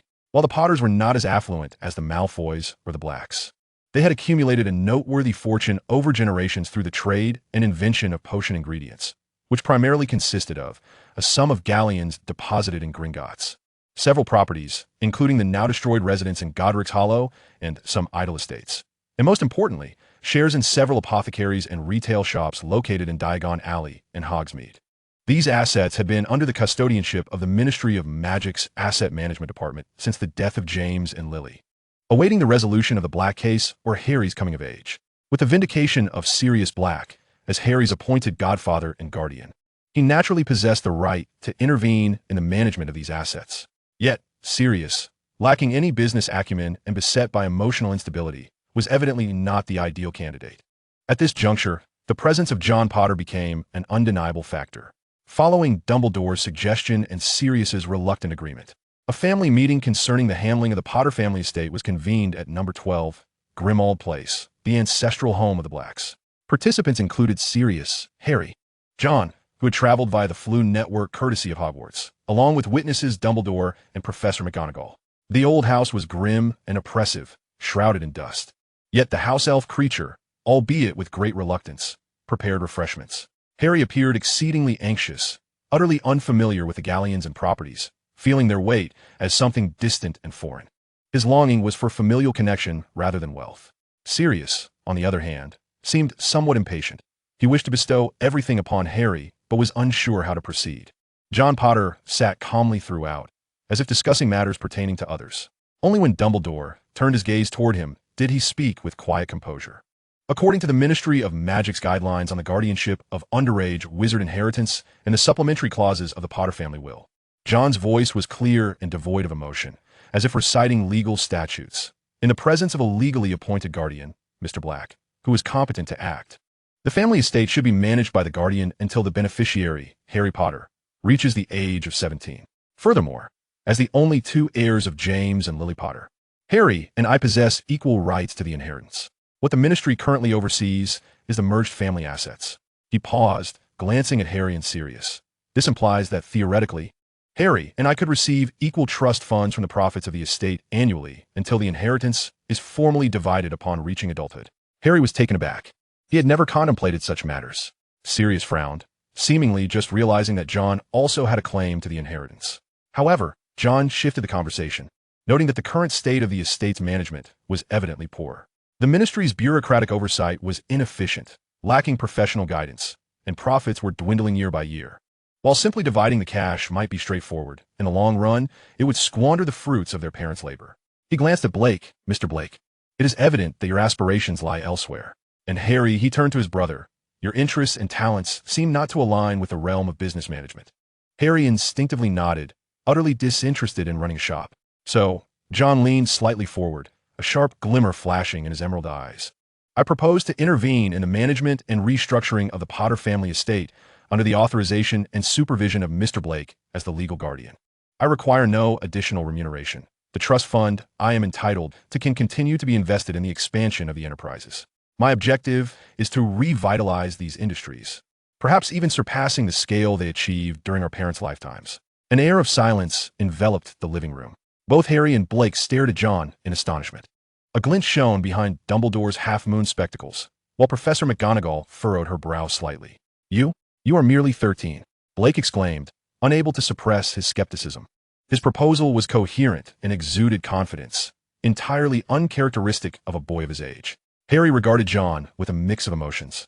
Acutely aware of the vast chasm between them, he felt overwhelmed by the cold figures and enterprises, while John appeared to navigate them with ease.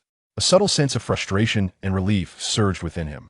Perhaps entrusting this responsibility to John was indeed the wiser choice. Blake hesitated and glanced at Dumbledore. The latter spoke slowly. John's capabilities and maturity indeed surpassed those of his peers. Under stringent supervision, Allowing him to manage a portion of the family estate may not be detrimental. It could even serve as valuable experience for him. Ultimately, however, the decision rests with you. Sirius. Blake looked back at Harry, who hesitated for a moment before nodding. If John wishes to take on this role and is capable of fulfilling it, I have no objections. What he truly desired was a godfather, rather than a plethora of galleons and shops to manage. Blake sighed, ruffling his greasy black hair. Very well. Let's give it a try, but I shall keep a close watch on you, lad. He pointed at John, attempting to adopt a stern demeanor, though his eyes betrayed fatigue and a hint of confusion. Of course, Mr. Blake, John replied with a slight nod, his emotions inscrutable. Thus, in an atmosphere that felt somewhat hasty and unusual, John Potter was granted the initial authority to manage the Potter family estate. He did not immediately announce his intentions. Instead, he first leveraged Blake's connections. Though the Blake family had fallen from grace, some networks still remained, to access all accounts and contracts of the enterprises. Embarking on a calm analysis and assessment. Throughout the summer, John spent most of his time in a secluded room at number 12, Grimmauld Place. He declined to stay overnight, opting to travel daily via the Flynn network, immersed in thick ledgers and legal documents. He meticulously sifted through the chaotic financial situation with a near-merciless efficiency, identifying management discrepancies and evaluating the worth and potential of each shop. Harry endeavored to bond with Black. They ventured to Diagon Alley for shopping, where Black extravagantly compensated Harry with various gifts. They shared butterbeer at the Leaky Cauldron, yet a 12-year chasm and stark personality differences often created a sense of awkwardness between them. Nonetheless, both made efforts to bridge the gap.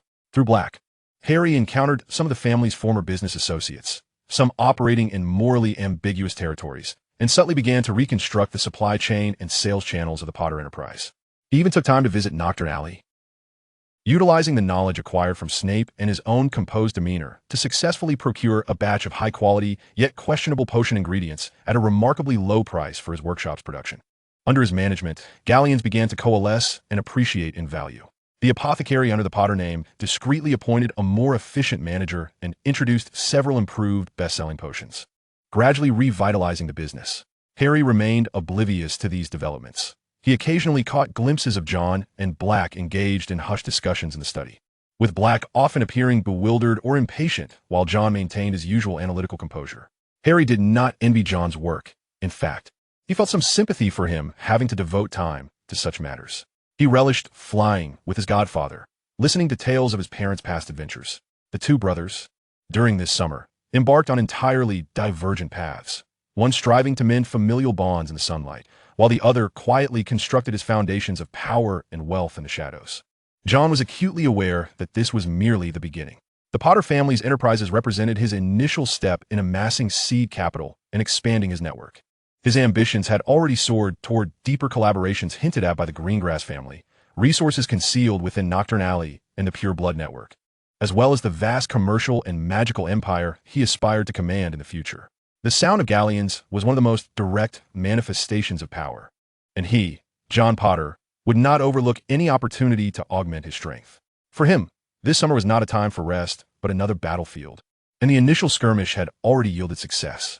In Chapter 85, Shadows of Nocturne Alley and the Glimmer of Grimmauld Place, they discovered some old belongings of James and Lily in the dusty attic of Grimmauld Place, stirring nostalgia and reminiscence. They clandestinely took Black's vintage flying motorcycle for a brief joyride under the London night sky, nearly spotted by muggles.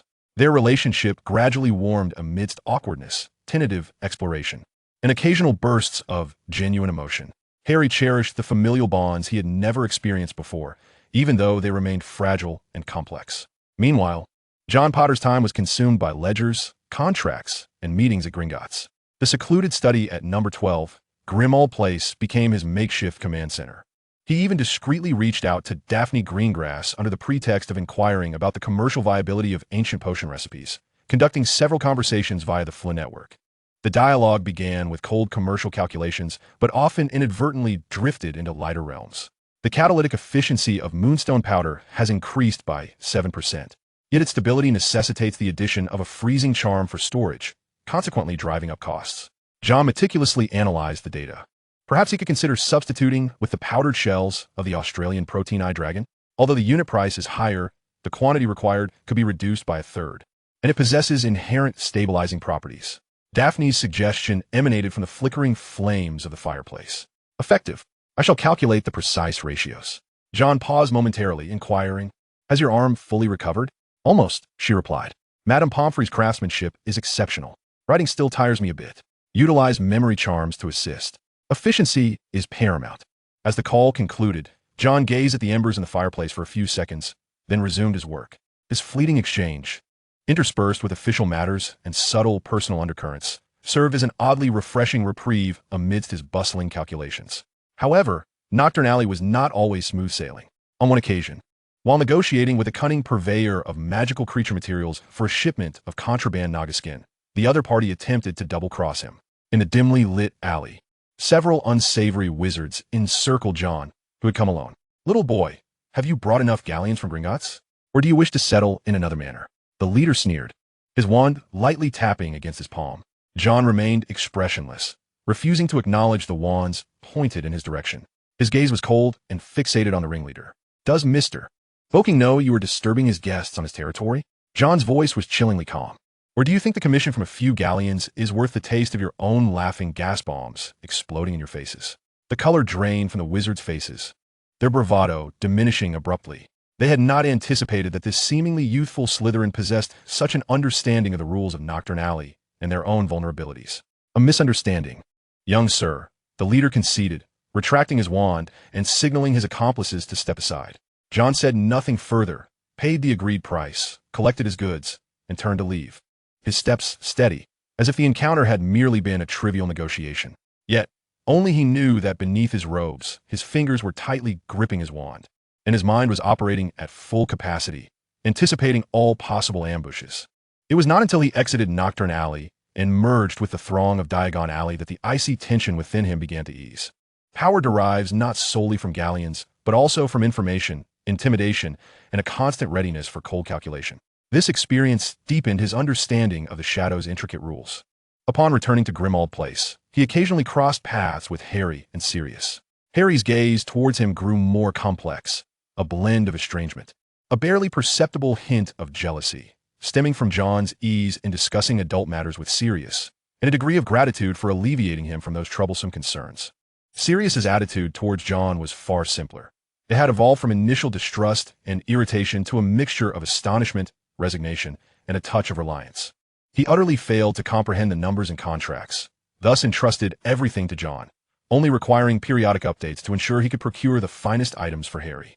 During a dinner where Creature's culinary skills remained as unpalatable as ever, yet at least edible, Black, in an uncommon good mood after consuming a significant amount of fire whiskey, began to engage in conversation. "Well done, lad," he exclaimed, giving John a hearty pat on the shoulder, causing John to momentarily stiffen. "Those ledgers are quite the headache. Much better than your father. James only knows how to spend money and never balances the books." "Ha ha!" His laughter, though hearty, was tinged with a hint of melancholy. Harry managed a forced smile. Black took another swig of his drink, gazing at John with suddenly narrowed eyes, slightly inebriated, and asked, by the way, "Is there any girl you fancy at school?" He attempted to embody the role of concerned elder, but the transition of the topic felt exceedingly awkward. Harry instantly choked, coughing violently, his face flushed with embarrassment. John's hand, gripping the fork, hesitated for a brief moment before resuming its task of slicing through the tough meat on his plate, his tone unyielding. "Currently, there is no one worth diverting my focus towards. Academics and other matters take precedence." Black shrugged, seemingly uninterested, and shifted his attention back to Harry, rambling on about Quidditch. However, John sensed Harry's gaze lingering on him for a moment, filled with curiosity and perhaps even pity. Harry might perceive John's life as an unexciting series of cold, transactional endeavors.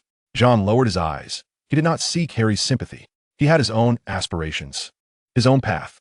Those subtle, ineffable emotional fluctuations, like the residual adrenaline from the confrontation in Nocturne Alley, the fleeting distraction following a conversation through the Flynn network, or the brief vision of golden hair that flashed in his mind when questioned about personal matters, were all manageable interludes that would not alter his overarching narrative.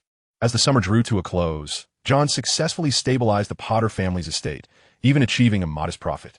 He compiled a concise and clear report for Black, which included the budget for the next quarter and a suggested allocation plan for Harry S. Trust Fund.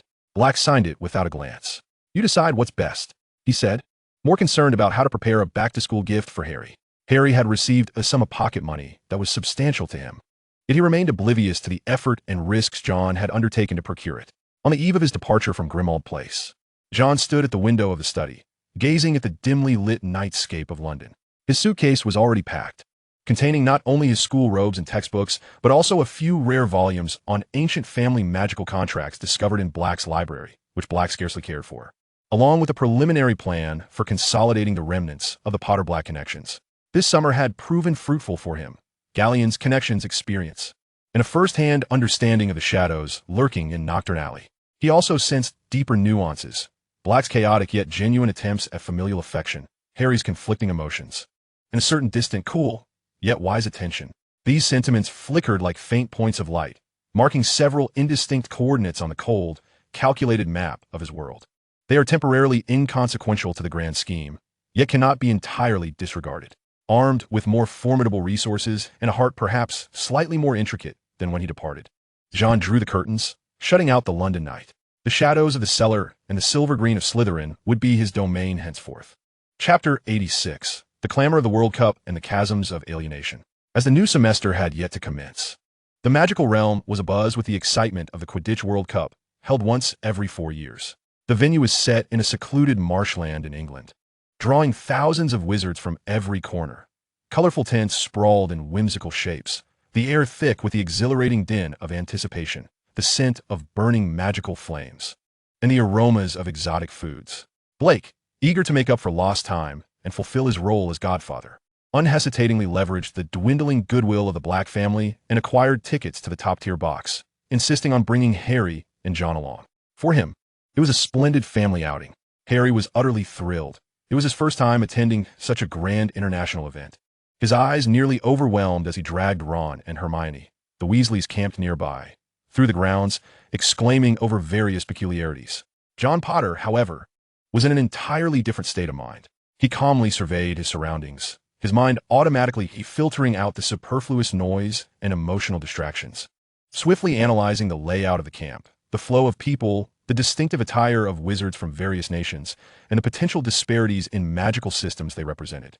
To him, the event itself paled in comparison to the information and opportunities it contained. The top-tier box indeed offered an exceptional view and was populated by officials from the Ministry of Magic, foreign dignitaries, and notable members of pureblood families. Although Blake donned his finest robes, which still appeared somewhat outdated and ill-fitting, his demeanor bore the remnants of his hasty and incongruous time in Azkaban. He endeavored to engage Harry in conversation, attempting to explain tactics by pointing out the teams below, yet often fell short of coherence. His gaze frequently darted toward John, who sat quietly as if attending a business meeting, trying to draw him into the dialogue. "Hey John, look at that. The Irish Seeker is incredibly swift. ISNT," Blake exclaimed, giving the armrest of John's chair a hearty pat. John's gaze shifted from the book on his lap, Trends in International Magical Business Cooperation, his chosen reading, to the field below. The speed is decent, but there are excessive redundant movements in his turns, which waste energy. The Bulgarian beaters are more efficient. Their coordination model is worth Slytherin's consideration. His assessment was as composed as a machine-s analysis. Blake faltered, awkwardly rubbing his nose. Yes, the beaters are quite important as well. Struggling to find a new topic, he continued, "By the way, that person who just passed was the director of the Romanian Magical Creature Import Office. The old Black family used to do business with them. Perhaps he wants to suggest that John make an acquaintance. I have already obtained his assistant's business card." "Mr. Blake," John calmly interjected, producing a finely crafted card from his pocket and waving it slightly, indicating that preliminary communication was arranged for after the match. "Thank you for the reminder." Harry stood by, his emotions in turmoil. He felt gratitude for Black's efforts, yet a twinge of embarrassment at his godfather's clumsiness. As he observed John, who maintained an air of unwavering composure, meticulously calculating every detail, an inexplicable discomfort washed over him. He even sensed, albeit faintly, that John perhaps neither needed nor desired a godfather. The match unfolded with fervor. The golden snitch darted about, eliciting waves of roaring applause from the crowd. Harry was wholly engrossed, cheering for the Irish team's remarkable performance. In contrast, John remained focused on tactical observations, crowd reactions, and the interactions of key figures in the box. As the game reached its zenith, the Irish team ultimately secured victory through a gnome's interference, later deemed a foul, and the decisive capture of the snitch by their seeker. The arena erupted with jubilation. Amidst this celebration, chaos suddenly ensued. Explosive sounds echoed from afar, followed by terrified screams. In the ensuing pandemonium, hooded figures were seen soaring low on broomsticks, casting spells indiscriminately, igniting tents, and sending the panicked crowd fleeing in every direction. Death Eaters! Someone screamed. The atmosphere in the box instantly froze. Officials sprang to their feet, wands drawn. Black's face turned ashen, his gray eyes flashing with a blend of profound fear and anger. Memories of Azkaban surging back to the forefront of his mind. Instinctively, he shot up, pulling the dazed Harry behind him, shielding him with his own body. Then, as if suddenly recalling something, he turned sharply to John. John also stood, his face devoid of panic, exuding an extreme calmness and assessment. His wand had already slipped into his hand, his gaze sharply scanning the source of the chaos, calculating the threat level and evacuation routes. Black, taken aback by John's unflappable demeanor, betraying an almost opportunistic glint, found himself frozen. His instinctive hand, which had reached out to pull John closer for protection, hovered in midair. John noticed the motion in the suspended hand. He lifted his eyes to Black, a fleeting, inscrutable emotion flickering in his emerald gaze, perhaps surprise, perhaps a subtle tremor of something deeper, but ultimately, it settled back into tranquility. The primary evacuation route is the left staircase, Mr. Black. The ministry officials will prioritize their exit from there. Ensure Harry follows them. I will assess the situation from the rear. His voice was steadier than usual, issuing a rationale that was both practical and efficient, exuding an air of command. Black's suspended hand finally fell limply to his side. He regarded John with a gaze laden with complexity, concern, frustration, a hint of helplessness, and perhaps even a touch of reverence. Ultimately, he said nothing, merely nodding emphatically, tightly guarding Harry as they merged into the panicked throng, fleeing in the direction John indicated. John remained in place for a moment, observing calmly. He perceived the actions of the Death Eaters as a chaotic intimidation rather than a meticulously orchestrated assault. Among the fray, he even glimpsed the familiar masked visage of Draco Malfoy, along with his equally panic-stricken companions, evidently following Lucius and thoroughly terrified. The turmoil was swiftly quelled by the arrival of ministry officials, albeit with a noticeable lack of efficiency. Outside the encampment, he regrouped with a shaken Harry and the still pallid Sirius Black. The Weasley family and Hermione hastily gathered, engaging in animated discourse regarding the recent peril. Sirius observed John approaching with a calm demeanor, his lips twitching as if to inquire about his well-being, yet he ultimately settled for a terse. "It's good that you're all right." Once again, Sirius found himself a loss for words. The atmosphere on the return journey was somewhat somber. Harry remained troubled by the recent attack and the match's outcome. Sirius appeared burdened with thoughts, no longer attempting to lighten the mood. For the first time, he acutely recognized the profound chasm that lay between his two charges, realizing that John Potter might have long since outgrown, or even become unaccustomed to, the protection and care of adults. Yet perhaps there was still some effect, at the very least, in a moment of impending danger. His instinct to include John within the sphere of protection, coupled with John's fleeting pause, hinted at the existence of subtle fissures beneath the icy barrier, cracks that even John himself had yet to acknowledge. However, melting this formidable ice might require more than mere zeal for the Quidditch World Cup or clumsy affection. Sirius gazed out at the fleeting scenery, for the first time genuinely contemplating how to confront this distinct, awe-inspiring, and utterly unfamiliar ward. Meanwhile, John closed his eyes to gather his thoughts, already strategizing how to leverage the people and events he had observed that evening. The clamor of the World Cup gradually receded, yet the game of power persisted unabated. Chapter 87. Echoes from the Dungeon and Omens of Flame. The tumult and chaos were left behind, yet the tautness lingered, clinging to the hem of every robe like a stubborn wisp of smoke.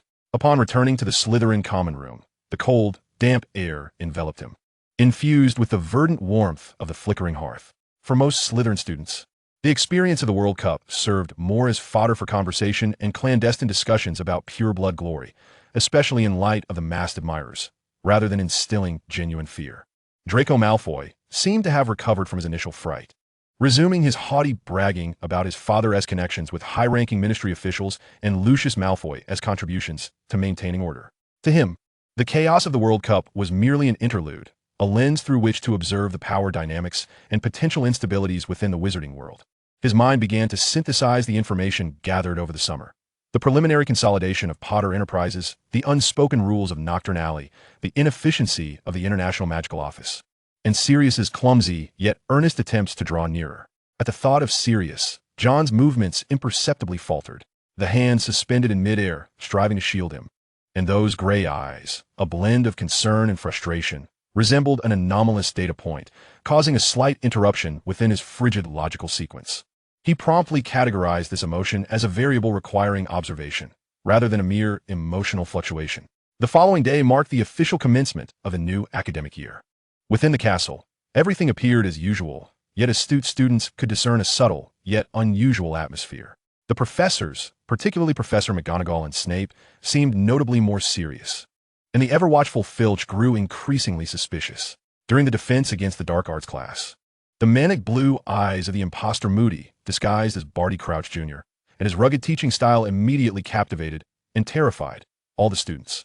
He unabashedly demonstrated the unforgivable curses, his cruel and potent aura casting a pall over the room. John observed the foe Moody with calm detachment. He sensed an extraordinary control hidden beneath the deliberately exaggerated madness of this new professor, accompanied by a chilling excitement. This was no mere madman. He found particular interest in the mention of the Dementor's kiss, his mind instinctively operating at its peak, analyzing the fluctuations in the spell's magical energy and the patterns of willful invasion. In potions class, Snape, as ever, unleashed his venomous remarks. Yet there was a notably subtle shift in his demeanor towards John. While still indifferent, his customary sarcasm seemed to diminish slightly when critiquing John's nearly flawless potion, shifting instead towards a nearly exacting demand for perfection, as though he were honing a weapon. Remarkably, after one class, he tossed John a note containing a recipe for an exceedingly difficult, almost lost antidote, without any explanation. John accepted it calmly, as if receiving an entirely ordinary assignment.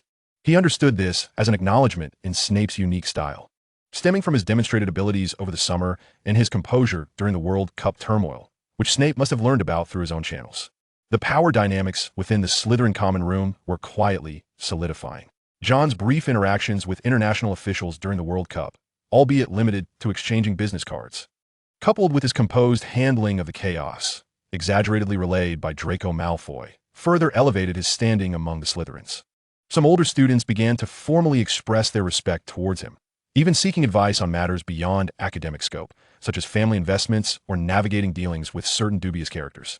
Although Crabbe and Goyle remained somewhat oblivious, their gazes towards John now held not only a sense of allegiance to Malfoy, but also a hint of aught towards pure power. Occasionally, John would toss them a harmless yet intriguing trinket from Knockturn Alley, such as a sponge that automatically cleans cauldrons, a modest gesture of benevolence that effectively solidified loyalty. Draco Malfoy felt a complex mix of emotions regarding this. He relished the elevated status in Slytherin that John brought along, yet simultaneously sensed that his own prominence was being overshadowed entirely. He endeavored to emulate John's composure, yet often succumbed to a superficial arrogance that only heightened his agitation. Meanwhile, the relationship between John and Daphne Gringlass blossomed steadily within an unspoken understanding. They continued their collaboration in the library, delving into the realms of enchantments and potions. But the boundaries of their discourse began to blur.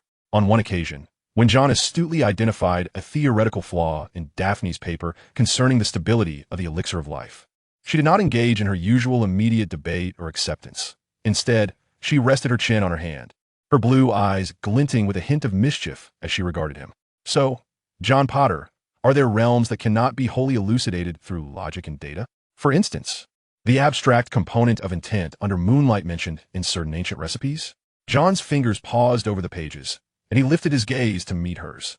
The flickering light from the hearth danced within his emerald eyes. Components that defy quantification often stem from the observer's cognitive limitations or the subjective embellishments of the recorder, such as Daphne pressed, the corners of her lips curving upward. She let out a soft laugh, refraining from further probing. This exchange, straddling the line between academic flirtation and subtle inquiry, evolved into a unique game between them. Yet beneath this calm surface, turbulent currents churned. John learned from Neville Longbottom that Harry had recently begun experiencing nightmares again and exhibited an unusual preoccupation with the Triwizard Tournament, despite being too young to participate. Hermione immersed herself even deeper in the work of the Society for the Promotion of Elfish Welfare, seemingly seeking to mask her anxiety about certain matters through her busyness. Ron, on the other hand, felt both envy and jealousy towards Harry, causing their relationship to become strained once more. John keenly sensed that something significant was brewing at Hogwarts. The Triwizard Tournament? It was far beyond the simplicity of an international competition. The appearance of Barty Crouch Jr., Harry's anomalies, and the Ministry of Magic's heightened scrutiny all pointed towards a greater maelstrom. One evening, as he prepared to head to the library, he was halted in the foyer by Professor McGonagall. "Mr. Potter," she said, her expression unusually grave, "Professor Dumbledore wishes to see you." Immediately, a flicker of apprehension stirred within John, yet his countenance remained impassive. "Very well, Professor." He followed McGonagall towards the imposing stone gargoyle. Along the way, she remained taciturn, but the tension in her jaw betrayed the gravity of the situation. Lemon drop. The gargoyle sprang aside, revealing the spiral staircase. In the headmaster's office, Dumbledore stood alone before the astrolabe, his silver beard seemingly flowing with moonlight. He turned to face John, his blue eyes piercing through half-moon spectacles, gazing deeply into him. "Good evening, John." His tone was calm, yet bore a weighty significance. "I believe you have sensed some unusual atmosphere within the castle." John nodded slightly, offering no denial. "The Triwizard Tournament," Dumbledore began slowly, "an ancient competition that has lain dormant for centuries, will be revived here at Hogwarts this year. This is not merely a contest. It is a symbol, a demonstration and test of power." His gaze sharpened, yet he cautioned, "The ancient flames can sometimes scorch those who wield the torch. We must remain exceptionally vigilant." He paused, seemingly weighing his words. "I observe that you possess a composure, insight, and resourcefulness that far exceed those of your peers. In the days to come, Hogwarts may require the wisdom and strength of every member, particularly those capable of discerning shadows and maintaining their bearings within them." This was neither a command nor a request, but rather a solemn notification accompanied by an implicit expectation. John met Dumbledore's gaze with calmness. He understood that the headmaster was aware of many matters, including his actions over the summer, and perhaps even the ramifications surrounding the Black case and the Peter incident. This conversation marked his formal inclusion among the informed and potential collaborators, while simultaneously serving as a warning of an impending storm. As John departed the headmaster's office, his emotions remained largely unchanged, yet a stronger sense of urgency began to swell within him. The Triwizard Tournament was no longer a distant spectacle. It had transformed into an imminent stage brimming with opportunities and dangers. John subtly shook his head, signaling that all was well. He approached the window, gazing into the dark depths of the Black Lake, where eerie glimmers danced. The goblet of fire was poised to ignite, and he had no intention of throwing his name into it. Such an act would be overly ostentatious and contrary to his interests. Nonetheless, he had resolved that he would not remain a mere bystander. Underlying currents had converged into a whirlpool, and he, John Potter, was fully prepared to seize everything he required amidst the forthcoming tempest: power, knowledge, and perhaps other elements he was gradually learning to understand and calculate. Another year at Hogwarts was destined to be anything but tranquil, and this time, the stakes he held were far greater than ever before. Chapter 88. The Burning Names and the Choice of Ice and Fire. However, the atmosphere this year differed from those past. A palpable blend of excitement and tension buzzed in the air. Tonight, the Goblet of Fire would select the champions for the Triwizard Tournament. The delegations from Durmstrang and Beauxbatons had arrived the previous day, bringing with them an exotic air and an unmistakable sense of rivalry. The students from Durmstrang, clad in heavy fur cloaks, bore stern expressions as they clustered around their headmaster, Igor Karkaroff, while the students from Beauxbatons fluttered like elegant butterflies in their exquisite silk robes. Led by a tall and imposing lady, Madame Olympe Maxime. In the center of the great hall, where the house cup usually stood, an ancient and rugged wooden pedestal now held a colossal goblet, intricately carved with mysterious runes, the Goblet of Fire. Blue and white flames leaped within, exuding a formidable magical aura. Dumbledore stood before the goblet, his voice resonating as he announced the rules to the assembled students: the age line, voluntary name submission, and the eternal magical contract. Each word intensified the atmosphere's gravity. The comical scene of Fred and George Weasley being ejected by the age line, sprouting white beards in the process, failed to fully dissipate the seriousness of the occasion. Following this was a prolonged wait. The Goblet of Fire was moved to another chamber, where it would take a day to render its choice. The next evening, the tension in the great hall escalated further. The dinner was nearly devoid of enthusiasm, with all eyes fixated on the empty head seat at the staff's long table. Silence. Dumbledore's voice quelled all whispers. The Goblet of Fire was on the verge of making its selection. Chosen champions, please proceed to the entrance of the hall and await further instructions. With a flick of his wand, the grand doors of the hall thunderously closed. Every breath was held in suspense. The flames of the goblet surged upward, turning crimson, before expelling the first burning parchment.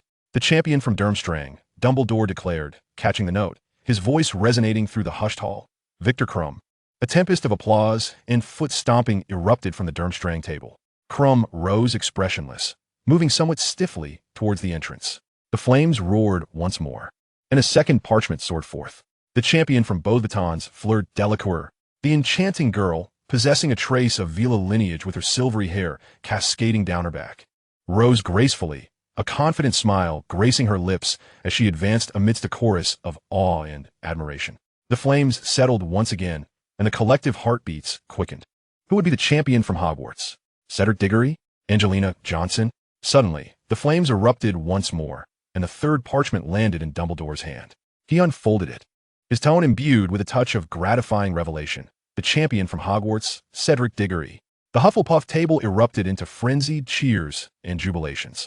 Cedric paused momentarily, then broke into a delighted smile, rising amidst the enthusiastic nudges and congratulations from his friends. He was handsome, honorable, and capable, the embodiment of the ideal champion in the hearts of many at Hogwarts. Dumbledore wore a smile, seemingly prepared to announce the conclusion of the ceremony. Yet, at that very moment, the flames of the goblet surged violently once more. The color deepened to a shade of crimson, almost resembling blood. Another parchment was expelled, floating slowly, almost ominously, to the floor at Dumbledore's feet. The hall fell into an eerie silence. Everyone was stunned. 3 names? This was impossible. Dumbledore's smile froze upon his face. He slowly bent down to retrieve the parchment.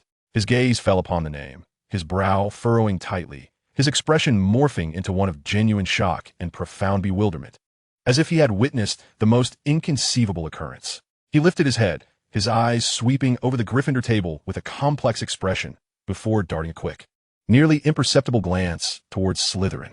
His voice emerged with an unprecedented weight and uncertainty, reverberating through the hall. Harry Potter. Silence ensued. Then, a cacophony erupted. What? Impossible. How could he cross the age line? Cheating. It must be cheating. At the Gryffindor table, Harry, as if struck by lightning, turned pale and sprang to his feet, desperately exclaiming, I didn't put my name in. I don't know how. He looked to Ron and Hermione, their faces equally etched with shock and disbelief. Ron's gaze was suddenly filled with doubt and hurt. Harry Potter. Dumbledore's voice echoed once more severe this time. Please step forward. Amidst a cacophony of skepticism, anger, and confusion, Harry walked toward the entrance hall in a daze, his back appearing incredibly isolated and helpless. The great hall had descended into chaos, with voices of debate and inquiry ringing deafeningly. Karkaroff and Madame Maxime immediately rose to express their vehement protests. In the midst of this extreme turmoil, the flames of the goblet leapt once again, unprecedentedly, wildly soaring. As if expending all its energy, it spewed forth a 5th parchment. The flames even took on a bizarre azure hue. This piece of parchment did not fall. Instead, it was as though an invisible hand cradled it, directly delivering it to Dumbledore. The color drained from Dumbledore's face entirely. He did not immediately reach for it, but stared intently at the parchment as if he had glimpsed something exceedingly dreadful or unexpectedly premeditated. His gaze lifted once more, this time landing precisely and unwaveringly upon the dark-haired boy at the Slytherin table, who sat calmly as though the commotion had nothing to do with him. His voice was dry, laden with profound fatigue and a weighty resolve, as he enunciated the name deliberately. John Potter. Boom! If Harry's name had ignited an explosion, then John S.'s name ushered in a frigid silence and profound astonishment. Instantly, all eyes shifted from the disheveled Harry to John Potter at the far end of the Slytherin table. At the moment his name was uttered, John S.'s fingers tightened imperceptibly around his goblet. For the first time, there was a subtle, genuine shock on his eternally frozen face. His emerald eyes shot up sharply, like blades directed at Dumbledore. This was not his plan. He had not submitted his name. The age line was not insurmountable for him. Yet this was contrary to his interests. Too ostentatious, too passive. Dumbledore. It had to be him. Only he could have deceived the magic of the goblet and entered the name. Why? In the instant following the shock, John's mind began to race with astonishing speed. Dumbledore's purpose? To maintain balance? To protect Harry? Or to drag him completely into the fray, compelling him to take a stand? Or was it some deeper test regarding the name Potter? After a brief silence, the Slytherin table erupted with a distinctly different reaction. There was no questioning, no anger, but rather a slow-building, mixed response of shock and disbelief, ultimately transforming into a fervent roar of support and applause. Draco Malfoy gaped, then was the first to leap up, clapping vigorously, his face brimming with prideful excitement. The Slytherins soon realized their John Potter, the calm, powerful one who always managed to create miracles, had also been chosen. Hogwarts had 2 champions, one of whom was from their Slytherin house. Potter, the champion, long live Slytherin. This truly befits Hogwarts. Though the sound was not as fervent as that of Hufflepuff celebrating Cedric, it bore a more concentrated essence, imbued with a chilling pride and an air of exclusivity. In this moment, John's stature within Slytherin reached an unprecedented zenith. Ron gazed at John, his expression a complex tapestry of jealousy, skepticism, and an inexplicable hint of fear. Hermione furrowed her brow, glancing between the panicked Harry and the astonished John, seemingly attempting to unravel this inconceivable enigma with logic. The reactions among the faculty varied. Professor McGonagall, aghast, clutched her chest while surveying Harry and John, her eyes filled with concern and dissent. The imposter Moody's magical eye whirled maniacally, fixating on John. One eye narrowing as a peculiar, excited grin crept across his lips. Karkaroff and Madame Maxime, consumed by fury, vocally protested this disgraceful act of deception. Amidst the uproar and clamor of dissent, Dumbledore, with a few resounding blasts from his wand, managed to restore some semblance of order. Silence. His voice resonated with undeniable authority. The selection of names by the Goblet of Fire is bound by a magical covenant. Once a name is uttered, participation is mandatory. Harry Potter, John Potter, both of you, proceed immediately to the entrance hall. John slowly rose to his feet, all eyes converging upon him. Slytherins regarded him with eager, fervent gazes. The astonishment on his face had vanished, replaced by an inscrutable coldness. He adjusted his robes, refraining from meeting anyone's gaze, and strode steadily toward the entrance hall, standing in stark contrast to Harry's pale, dazed demeanor. The 2 brothers, one before the other, advanced toward the unknown. Perilous fate amidst a sea of glances laden with diverse meanings. Harry was bewildered, panicked, and at a loss for words. John was cold, calculating, and reluctantly drawn into the fray. The flames within the goblet continued to flicker, illuminating 2 young faces that were similar yet strikingly distinct, also reflecting Dumbledore's eyes, which were filled with weighty resolve, finality, and unfathomable scheming. From this moment forth, the Triwizard Tournament had irrevocably veered from its intended course. And John Potter, the clandestine player lurking in the shadows, was thrust into the spotlight by his headmaster in the most forceful manner. The game had escalated.